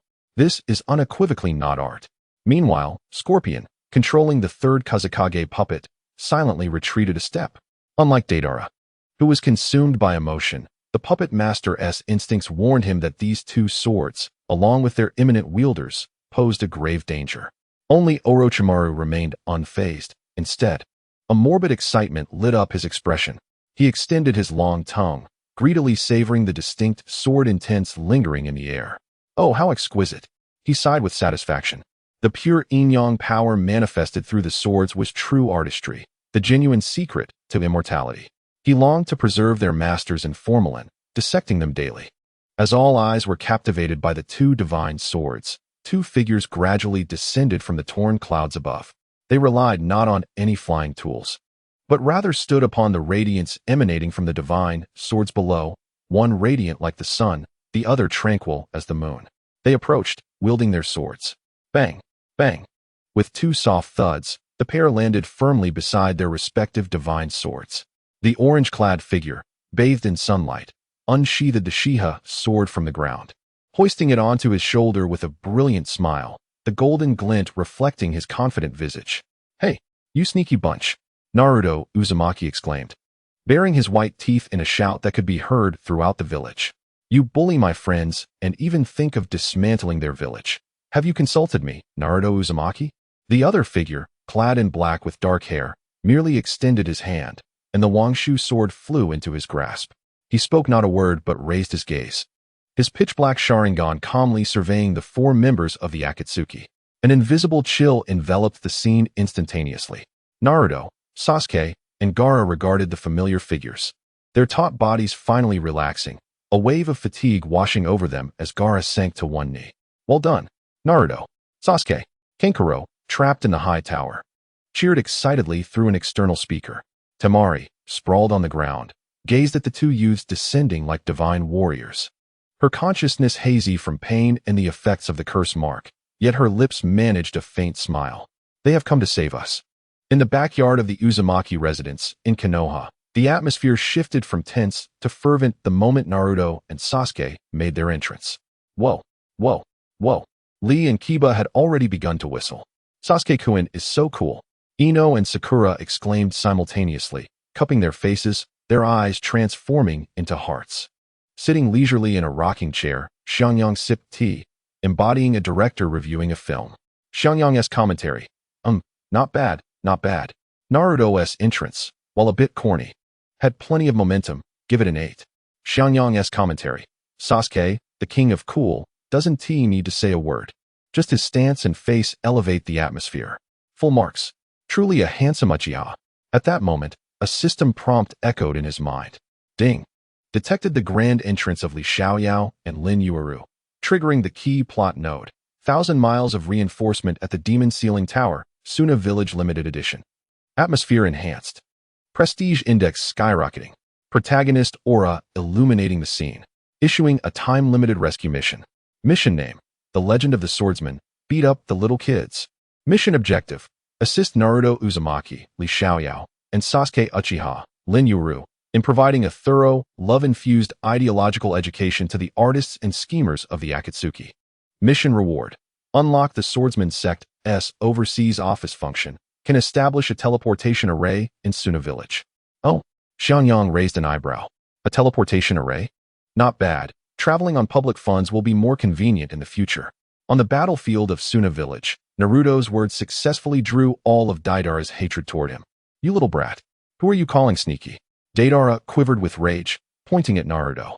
You don't understand. This is art. Explosions are the ultimate form of art. You sudden intruders simply cannot grasp the beauty of art. Huh?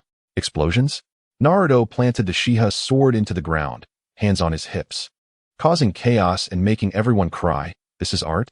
I see you as nothing more than a childish brat throwing a tantrum. How dare you insult my art? I'll blow you to ashes. Deidara declared, reaching for his clay. Silence. A cold voice interjected. It was Sasuke. He slowly raised the Wangshu sword. Its tip aimed directly at the 4 members of the Akatsuki. Leave or die? Chapter 85. The protagonists emerge and execute swift justice on the battlefield. 2 figures descended, their feet gliding upon flying swords. One emanated a golden glow, while the other was entwined with crackling lightning, completely overshadowing everyone present. In the backyard of the Uzumaki residence, the atmosphere had reached a boiling point. Xiangyang's commentary. Ladies and gentlemen, all you loyal viewers, the paid content has been processed. Please note, high energy ahead. Now begins the VIP exclusive moment of dimensional domination. Front row snacks and drinks are available. Limited pre-orders for Akatsuki commemorative art relics are now open. Xiangyang reclined, crossing his legs, savoring his tea, feeling as though he were the top battlefield director in the entire ninja world. In Suna Village, Deidara gazed up at the 2 divine swords hovering in the air, the Shiha sword and the Wangshu sword, feeling an overwhelming wave of anxiety from the energy emanating from them. Such pressure he had only felt from the leader of their organization. How dare you bully my Gaara? Naruto had no intention of engaging in emotional dialogue with the villain. He pointed at Deidara, embodying a passionate protector of his friend. Without giving Deidara a chance to defend himself, he wielded the Shiha sword, channeling his sage power and Nine-Tails chakra, unleashing a golden energy explosion. Sage art, solar slash. Naruto bellowed, bringing down the Shiha sword. A massive half-moon of golden flame energy erupted from the blade, searing through the air with the intensity to incinerate all in its path. Deidara's complexion paled as he sensed the threat of death, hastily extracting explosive clay from his pouch to create defenses. A multi-layered massive clay bird shielded him. However, it was all in vain. Upon contact with the golden flame energy, the clay did not explode or resist. It melted away, evaporating without leaving a trace. What? My art? Deidara screamed in despair as the energy surged forward, crashing into him. The force sent him flying, collapsing an entire section of dilapidated buildings, stirring up clouds of dust. His body convulsed among the rubble before he succumbed to unconsciousness. One strike, a swift execution. Meanwhile, Sasuke moved even faster than Naruto. He hovered in midair, gazing down at Scorpion. A puppet master? A grotesque manipulator of corpses, truly a perverse taste. He raised the Wangshu sword. Sage art, moonlit shadows. The Wangshu sword vibrated gently, and in an instant, hundreds of chilling blue sword shadows appeared, densely filling the air, enveloping Scorpion and the third Kazekage puppet entirely. This is bad. Scorpion's mind raced with alarm as he hurriedly manipulated the third Kazekage puppet to execute his most powerful defensive ninjutsu. Magnet release, sand iron barrier. A deluge of black sand iron gushed forth from the mouth of the puppet, coalescing into a massive, spiked sphere in a futile attempt to withstand the onslaught of sword rain. However, before the extreme chill emanating from the Wangshu sword, the magnetic forces governing the sand iron became sluggish. Its internal magnetic currents hindered in their flow, rendering their movements painfully slow. Clang, clang.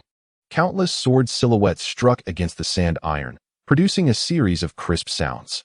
Each sword shadow bore a delicate veil of frost, the chill swiftly spreading, causing the black sphere of sand iron to freeze at a visibly accelerated pace. With a sharp crack, the sand iron's defense was utterly shattered. The remaining sword rain passed through unimpeded, transforming the third-generation wind shadow puppet into a crystalline ice sculpture, which then shattered into a cascade of icy powder with a series of cracking sounds. Several solidified icy blades precisely penetrated its joints, pinning it firmly against the wall behind, rendering it immobile. Kanjuro's mouth gaped as if to swallow an egg, his eyes wide as he surveyed the wreckage and the pinned Scorpion, his mind in a daze. Have these two become increasingly exaggerated? He muttered to himself. How can I possibly learn from this? Is the pinnacle of mechanism arts merely a celestial conflict? This was entirely beyond his comprehension of combat. On the opposite side of the battlefield, Toby and Orochimaru, an unlikely duo, exchanged a glance that only they could interpret after witnessing Deidara and Scorpion being effortlessly subdued. Run. Without a moment's hesitation, they both turned to flee, employing earth release techniques to escape this perilous place. Just as they began to form their seals, a chilling voice echoed from behind them. Thinking of leaving? Toby froze, glancing back to find Uchiha Sasuke had appeared behind him, the Wangshu sword emanating a cold aura, its tip pressed against his back. Orochimaru reacted with lightning speed. The moment Sasuke materialized, she transformed into a serpent, burrowing into the ground and vanishing from sight. Toby, however, was not so fortunate. Sasuke, uninterested in idle chatter, delivered a swift kick to Toby's knee pit. With a thud, the former shadow of Konoha collapsed to the ground in a disheveled heap. Before he could muster any resistance, Sasuke reversed the sword's hilt and struck him heavily on the nape of his neck. The cold energy of the Wangshu sword surged through the hilt, instantly sealing Toby's chakra flow. Toby's eyes rolled back, following in Deidara's footsteps. From the moment Naruto and Sasuke entered the fray, to the Akatsuki's two members rendered unconscious, one pinned to a wall and another fleeing, the entire sequence lasted less than a minute. It was a complete and utter rout. Naruto sheathed the Shiha sword over his shoulder, striding confidently toward Gaara, a broad grin on his face. Hey, Gaara, are you alright? We arrived just in time, didn't we? Gaara gazed at Naruto's radiant smile, then shifted his gaze to the distant Sasuke, who had sheathed his sword and maintained his cool demeanor, his emotions swirling within. He struggled to rise, but found himself weakened, kneeling once more. Bowing his head, he spoke hoarsely, "Thank you." He knew he owed yet another debt to the people of Konoha, one that only continued to grow. Kanjiro and Temari hurried over, supporting Gaara on either side. Hey, you two, what a reckless display, Temari complained, though relief was evident on her face. But well done. Kanjiro gave Naruto and Sasuke a thumbs up, admiration etched across his features. At that moment, a languid voice resonated across the battlefield through a certain amplification ninjutsu. Ah, the vigor of youth is truly remarkable. I say, since the battle has concluded, shouldn't you descend? Posing consumes quite a bit of chakra, you know. It was Xianxia, offering guidance via Kakashi's miniature communicator. Naruto and Sasuke exchanged glances, both sensing a shared exasperation. They then steered their flying swords downwards, landing gracefully. Chapter 86. Post-battle settlement and artistic persuasion. The aftershocks of the battle had yet to fully dissipate when Naruto and Sasuke touched down, only for three figures to appear in an instant. Kakashi, Sakura, and Hinata, the support team from Konoha, or rather, the cleanup crew, had finally arrived. Oh, it seems we've arrived a moment too late, Kakashi remarked, one hand in his pocket while scratching the back of his head, exuding a relaxed demeanor. You two sure know how to make a commotion. Hinata, bypassing the idle chatter, hurried to where Kanjuro was supporting Temari. Temari was struggling to endure the discomfort caused by the curse mark, the eerie patterns on her neck flickering ominously. Sister Temari, please stay still, Hinata urged gently, her voice imbued with a reassuring strength. She formed a series of seals, a soft green light emanating from her palms. Cannon spell. The light enveloped Temari's neck. The sinister curse mark sizzling within the green glow, gradually receding. Temari's previously tense form relaxed, and she exhaled deeply. Glancing at Hinata, her expression shifted to one of awkwardness as she muttered, "Humph, meddling too much, but thanks." Meanwhile, Sakura had crouched down, meticulously scraping some residual chakra samples from the edges of the dissipating curse mark with specialized ninja tools, sealing them in a small vial. Rising to her feet, her expression turned serious. This is undoubtedly Orochimaru's curse mark, but the formula has been altered. The energy properties are more sinister, with greater corrosiveness, seemingly intended to rapidly drain the host's life force. Naruto, bearing his Shiha sword, strode confidently to Gaara, flashing a bright smile. "Gaara, are you alright? I didn't arrive too late, did I?" Gaara looked at Naruto, then at the distant Sasuke, who had sheathed his sword and still wore a cool demeanor. His emotions tumultuous. He struggled to rise but found himself unable, once again kneeling. Bowing his head, he spoke hoarsely, "Thank you." The debts he owed to Konoha and these individuals were perhaps insurmountable. Kakashi commenced his professional duties, producing several blank sealing scrolls, skillfully sealing the unconscious Deidara. The immobile scorpion pinned to the wall, and Tobi, who was brought to his knees by Sasuke, one by one. As Kakashi sealed Tobi, Sasuke approached. Without uttering a word. Once Kakashi completed the sealing technique, he extended his finger, imbuing it with his lightning-infused sage chakra, inscribing an additional Uchiha sealing technique onto the scroll. A double layer of insurance. The Uchiha clan held no fondness for this old man. In the distance, several elders from Sunagakure had witnessed the entire overwhelming battle, transitioning from shock to fear, and now only relief remained. They no longer dared to question Gaara's position as Wind Shadow or his alliance with Konoha. It was laughable. Those two youths were nothing short of monsters. If Konoha's younger generation was already this formidable, what could be said of the older generation? The group set off on their journey back to Konoha, bearing the 3 scroll-encased captives. Upon reaching the village gates, a familiar scene greeted them. Vortex Xianxia was leisurely seated on a small stool, a miniature wooden table before him, a pot of fragrant tea steaming enticingly. Xianxia's broadcast, "Welcome back, heroes." This public-funded excursion and armed parade has been a resounding success. Now let us proceed to everyone's favorite segment, interrogation and spoils division. Oh no, I mean, the post-battle summary. Xianxia's internal monologue rolled through his mind like a barrage of scrolling comments. Uncle. Naruto was the first to rush over. Sasuke and Hinata followed closely behind, offering Xianxia a slight nod. Xianxia lifted his teacup, savoring a leisurely sip. "Ah, it's good to have you back. Judging by your appearances, it seems you've brought back quite the haul. Now, let us attend to the local specialties you've returned with." In the depths of the Konoha interrogation department lies a specially designed cell, perpetually shrouded in darkness and dampness, reserved for the most obstinate of adversaries. Deidara, having been released from his seal, is firmly bound to a metallic chair with unique restraints, unable to move even a finger. Nonetheless, he continues to vociferously proclaim, "You ignorant mortals who fail to comprehend art. Art is an explosion. Art is a starfish." Yes, the iron door of the cell creaks open, revealing Uzumaki Q, who enters with a gleaming black frying pan in hand, a smile gracing his face. He approaches Deidara with keen interest. "Young man, I hear you possess a profound understanding of art." Deidara puffs out his chest proudly, declaring, "Indeed, what I pursue is the ultimate art that blossoms in an instant." A sharp, resonant sound echoes as Q brings the frying pan down upon Deidara's forehead. The impact leaves Deidara dazed, his eyes rolling back as countless stars swirl around him. Q retrieves the pan, glancing at its bottom with satisfaction before pulling up a chair and sitting before Deidara. Crossing his legs, he gently taps Deidara's knee with the handle of the pan. "Now let us discuss another form of art." Q's smile is disarmingly gentle, embodying a language of candor and severity. Are you interested in exploring this? Deidara shakes his head, attempting to dispel his dizziness, glaring at Q. You desecrate art. Another resounding thwack follows, this time striking his cheek. No, no, no. I am helping you elevate your art. Q replies earnestly. Your art is fleeting. Observe. My art resonates with echoes that linger. He continues, let us discuss your art collective, Akatsuki, is it not? Sounds like a senior exercise group. It is the Akatsuki organization.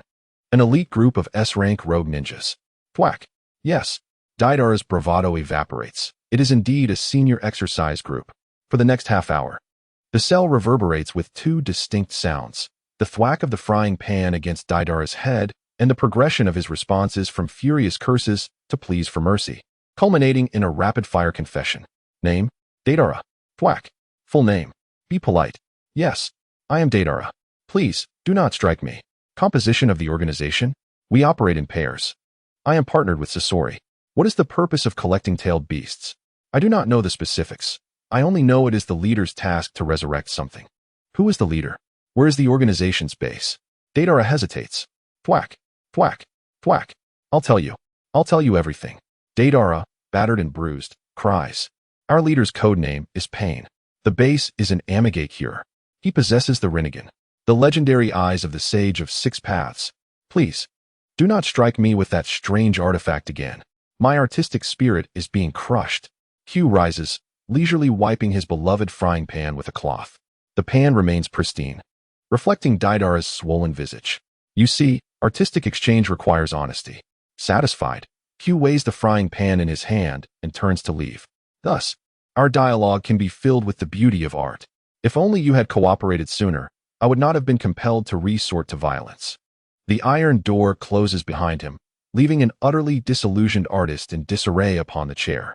Chapter 87. Danzo's Dream and the Shadows of Amigate Cure in Kanahagakure. The Tower of Prisoners has supplanted the former prison, becoming the new holding facility for detainees. Deidara Sasori and Shimura Danzo, these freshly minted S-rank captives, are among the first fortunate clients to inhabit this specially designed VIP cell. Each brick within the tower is inscribed with Q's modified sealing techniques, creating a vast energy field. Anyone within this space finds their chakra and mental strength continually sapped, rendering escape utterly impossible. Q observes the scene through a monitoring mirror, relishing the sight within.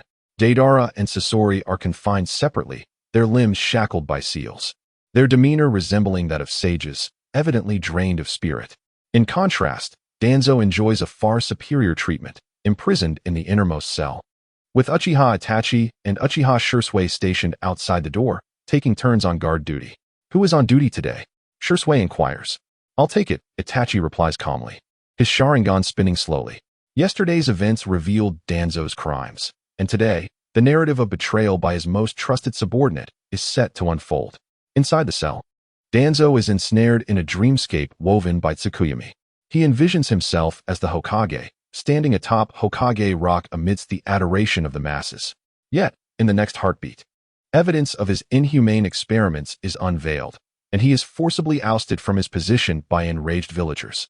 Day after day, he is ensnared in this cycle of his deepest desires and greatest fears. Q's commentary. What a splendid VIP immersive VR series. Updated daily.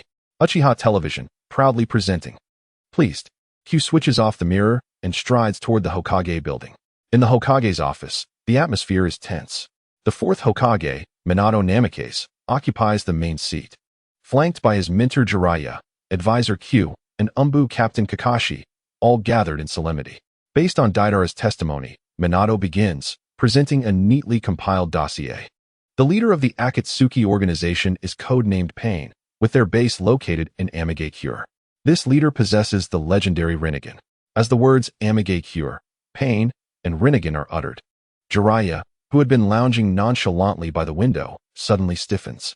He turns, his usual jovial expression replaced by an overwhelming gravitas. Amigate Cure's Rinnegan, Jiraiya murmurs, seemingly lost in distant memories. It must be Nagato. Sensei? Minato casts a questioning glance. During the war, I once took in 3 orphans from Amigate Cure and taught them ninjutsu. One of them was named Nagato. He was born with the Rinnegan. The great sage frog once prophesied that among my disciples would arise a child destined to bring monumental change to the ninja world. I always believed it would be him. Yet I never anticipated he would tread this dark path. The office falls silent, the only sound being Jiraiya's anguished self-reflection.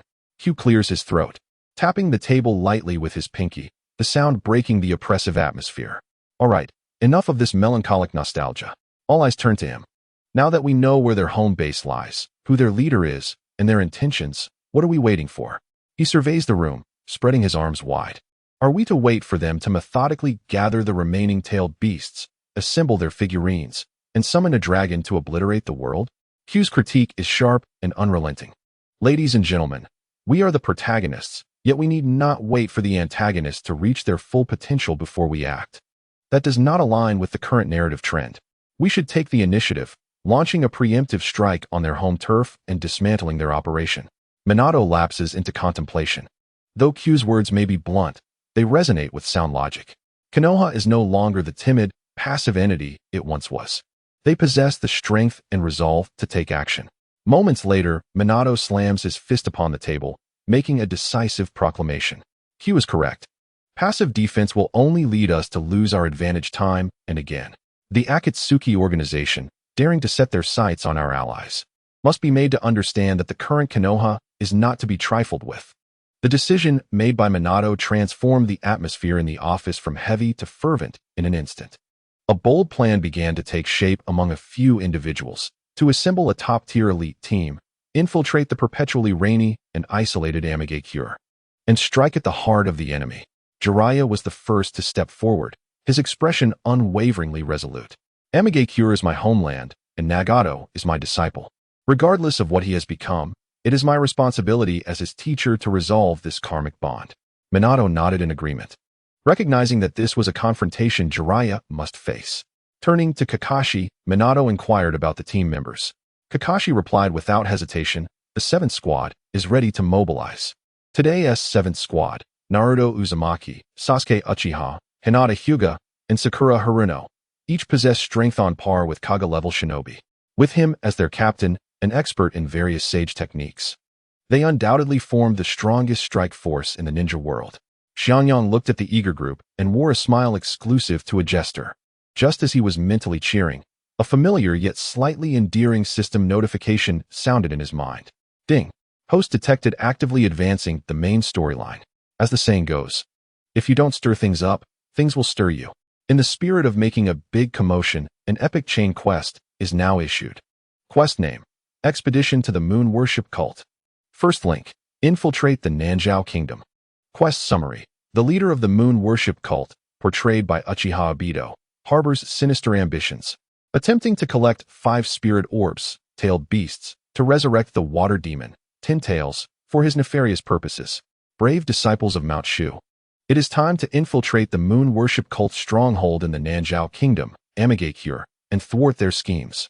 Quest objective: successfully infiltrate Amigakure and locate the specific position of the Akatsuki base.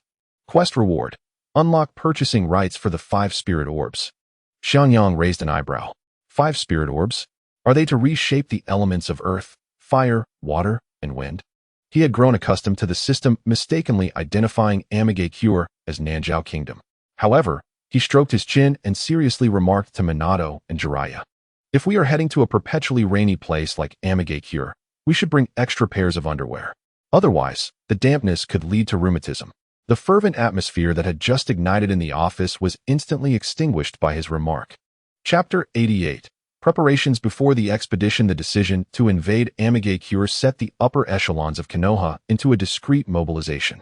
Minato began to allocate resources and prepare various logistical supplies, while Kushina proactively volunteered to travel to Sunagakure and the Land of Snow, armed with a pile of rune stones and formation plates provided by Xiangyang to establish the teleportation arrays. As she put it, I was once capable of taking down an entire squad. Setting up a teleportation array is a cinch. And I can scout our commercial territory at the same time. 2 birds with 1 stone. Thus, under the watchful gaze of the 4th Hokage, his wife set off with a team of Umbu operatives in a whirlwind. Meanwhile, Xiangyang, the chief planner and technical director of this expedition, called the core members preparing to depart into his spacious backyard. He leisurely sat in a rocking chair, eyeing the lineup of Jiraiya, Kakashi, and the 4 young members of the 7th squad, resembling a boss preparing to distribute year-end bonuses to his employees. All right, warriors. Before you set off to conquer the final boss, as your game master, I shall provide you with the final version update, commonly known as a power-up. Clearing his throat, Xianxia called out the first name, Kakashi. Kakashi responded weakly, here. Xianxia produced a black pill from his pocket, covered in intricate golden runes, exuding an aura of high value. Your Mangekyo Sharingan is draining your life force with every use. Your endurance is severely lacking. He tossed the pill to Kakashi. Here. The eye-clearing pill, specifically designed to remedy various ocular ailments and enhance your vision, making it easier to activate that technique you call, oh right, Susanoo. Kakashi caught the pill, examining it with curiosity. Its texture and appearance bore an uncanny resemblance to chocolate beans found in stores. However, he refrained from questioning further, simply accepting it with gratitude. Next, he turned to Sakura. She stepped forward eagerly. This is a toy I developed based on the curse seal sample you brought back from Orochimaru last time. Xianxia handed her several exquisite porcelain vials. This one is called the curse-breaking worm. Theoretically, it can dispel any curse in existence, including the heavenly curse seal. This one is the backlash worm. If you encounter anyone using curse seals, discreetly place this on them. The stronger the curse they inflict on others, the more severe the backlash they will suffer. Sakura's eyes sparkled with excitement as she carefully accepted the vials, treating them with the reverence of a specialist in cursed techniques. Hinata, here, your lineage possesses great potential. The Dream Serpent skill is powerful, but remember, it does not always have to be your trump card. Sometimes, transforming at the onset can save you a lot of trouble. Hinata nodded earnestly, committing his words to memory. Lastly, Xianxia's gaze landed on Jiraiya. Uncle Jiraiya, yes? Your sake god technique needs a lot of work. Each use leaves you feeling completely drained. Your endurance and power are lacking. Jiraiya's face flushed with embarrassment. Xianxia waved his hand, and a massive purple gold gourd appeared, landing heavily with a thud. Here, the sake god gourd. It can automatically absorb and refine natural energy or sage power. With this, you won't have to exert so much effort when using the sake god technique. You can easily use it 7 or 8 times without issue. Jiraiya's breath caught in his throat. He rushed forward, wrapping his arms around the towering gourd, rubbing his face against it. Oh, my treasure, he exclaimed, exuding an aura of joy as if he had found a second spring in life. The others discreetly averted their gazes, pretending not to know this embarrassing elder. After distributing these power-ups, Xianxia pulled Naruto and Sasuke aside. You two need to practice the new combination technique Shiha and Wangshu overturning the universe until you master it. He pointed towards the back mountain. Go there and practice. Return only when you can erase a small mountain from the map. Naruto and Sasuke exchanged determined glances. Igniting with fighting spirit, they transformed into streaks of gold and black, racing towards the back mountain. Half an hour later, a thunderous explosion echoed at the edge of Konoha, followed by violent tremors. A moderately sized mountain, neither too tall nor too short, was reduced to dust before the eyes of all. In the next moment, the 4th Hokage, Minato Namikaze, appeared in the backyard of the Xianxia family, adorned with a benevolent smile. Where are Xianxia, Naruto, and Sasuke? I wish to engage in a cordial discussion regarding the protection of the village's assets and the issue of budget overruns. On the eve of their departure, the moon hung splendidly in the sky. Sasuke sought out Sakura, who was diligently practicing her potion making. He approached her, standing silently for a considerable time. Just as Sakura was about to inquire, Sasuke produced a finely crafted talisman from his pocket and pressed it into her hand. His gesture was somewhat stiff. The Hidden Rain village is perilous. Having spoken, he swiftly turned and departed, leaving Sakura alone, clutching the talisman that still bore the warmth of his touch. Meanwhile, Naruto and Hinata strolled beneath the moonlight. Suddenly, Naruto halted, his expression unusually solemn. Hinata, he began, locking his gaze with hers, upon our return from this mission, I shall visit the Hyuga household to seek your father's consent for our union. Hinata's heart skipped a beat. She remained silent, nodding vigorously under the luminous moonlight. The following morning, as dawn broke, a team assembled at the entrance of Konoha. Among them were the legendary Sannin, Jiraiya, the proud pupil of the 4th Hokage, Kakashi Hitaki, the Copy Ninja, the future of the Uzumaki and Uchiha clans, Naruto Uzumaki and Sasuke Uchiha, the esteemed heiress of the Hyuga clan, Hinata Hyuga, and the medical ninja proficient in mystical arts, Sakura Haruno. This ensemble was nothing short of magnificent. Xiangyang did not attend the farewell. Instead, he reclined in a rocking chair in his yard, a colossal water mirror hovering before him, vividly reflecting the scene at the gate. Welcome, welcome, to the live broadcast of the grand reality series Expedition to the Moon Worship Cult. I am your host, producer, and financial supporter, Uzumaki Xiangyang. Let us observe this remarkably illustrious rookie village tour. Will they successfully navigate their challenges? Dear audience, stay tuned. In the water mirror, the team, embodying Konoha's finest combat prowess, set forth toward the hidden rain village, bathed in the light of the rising sun.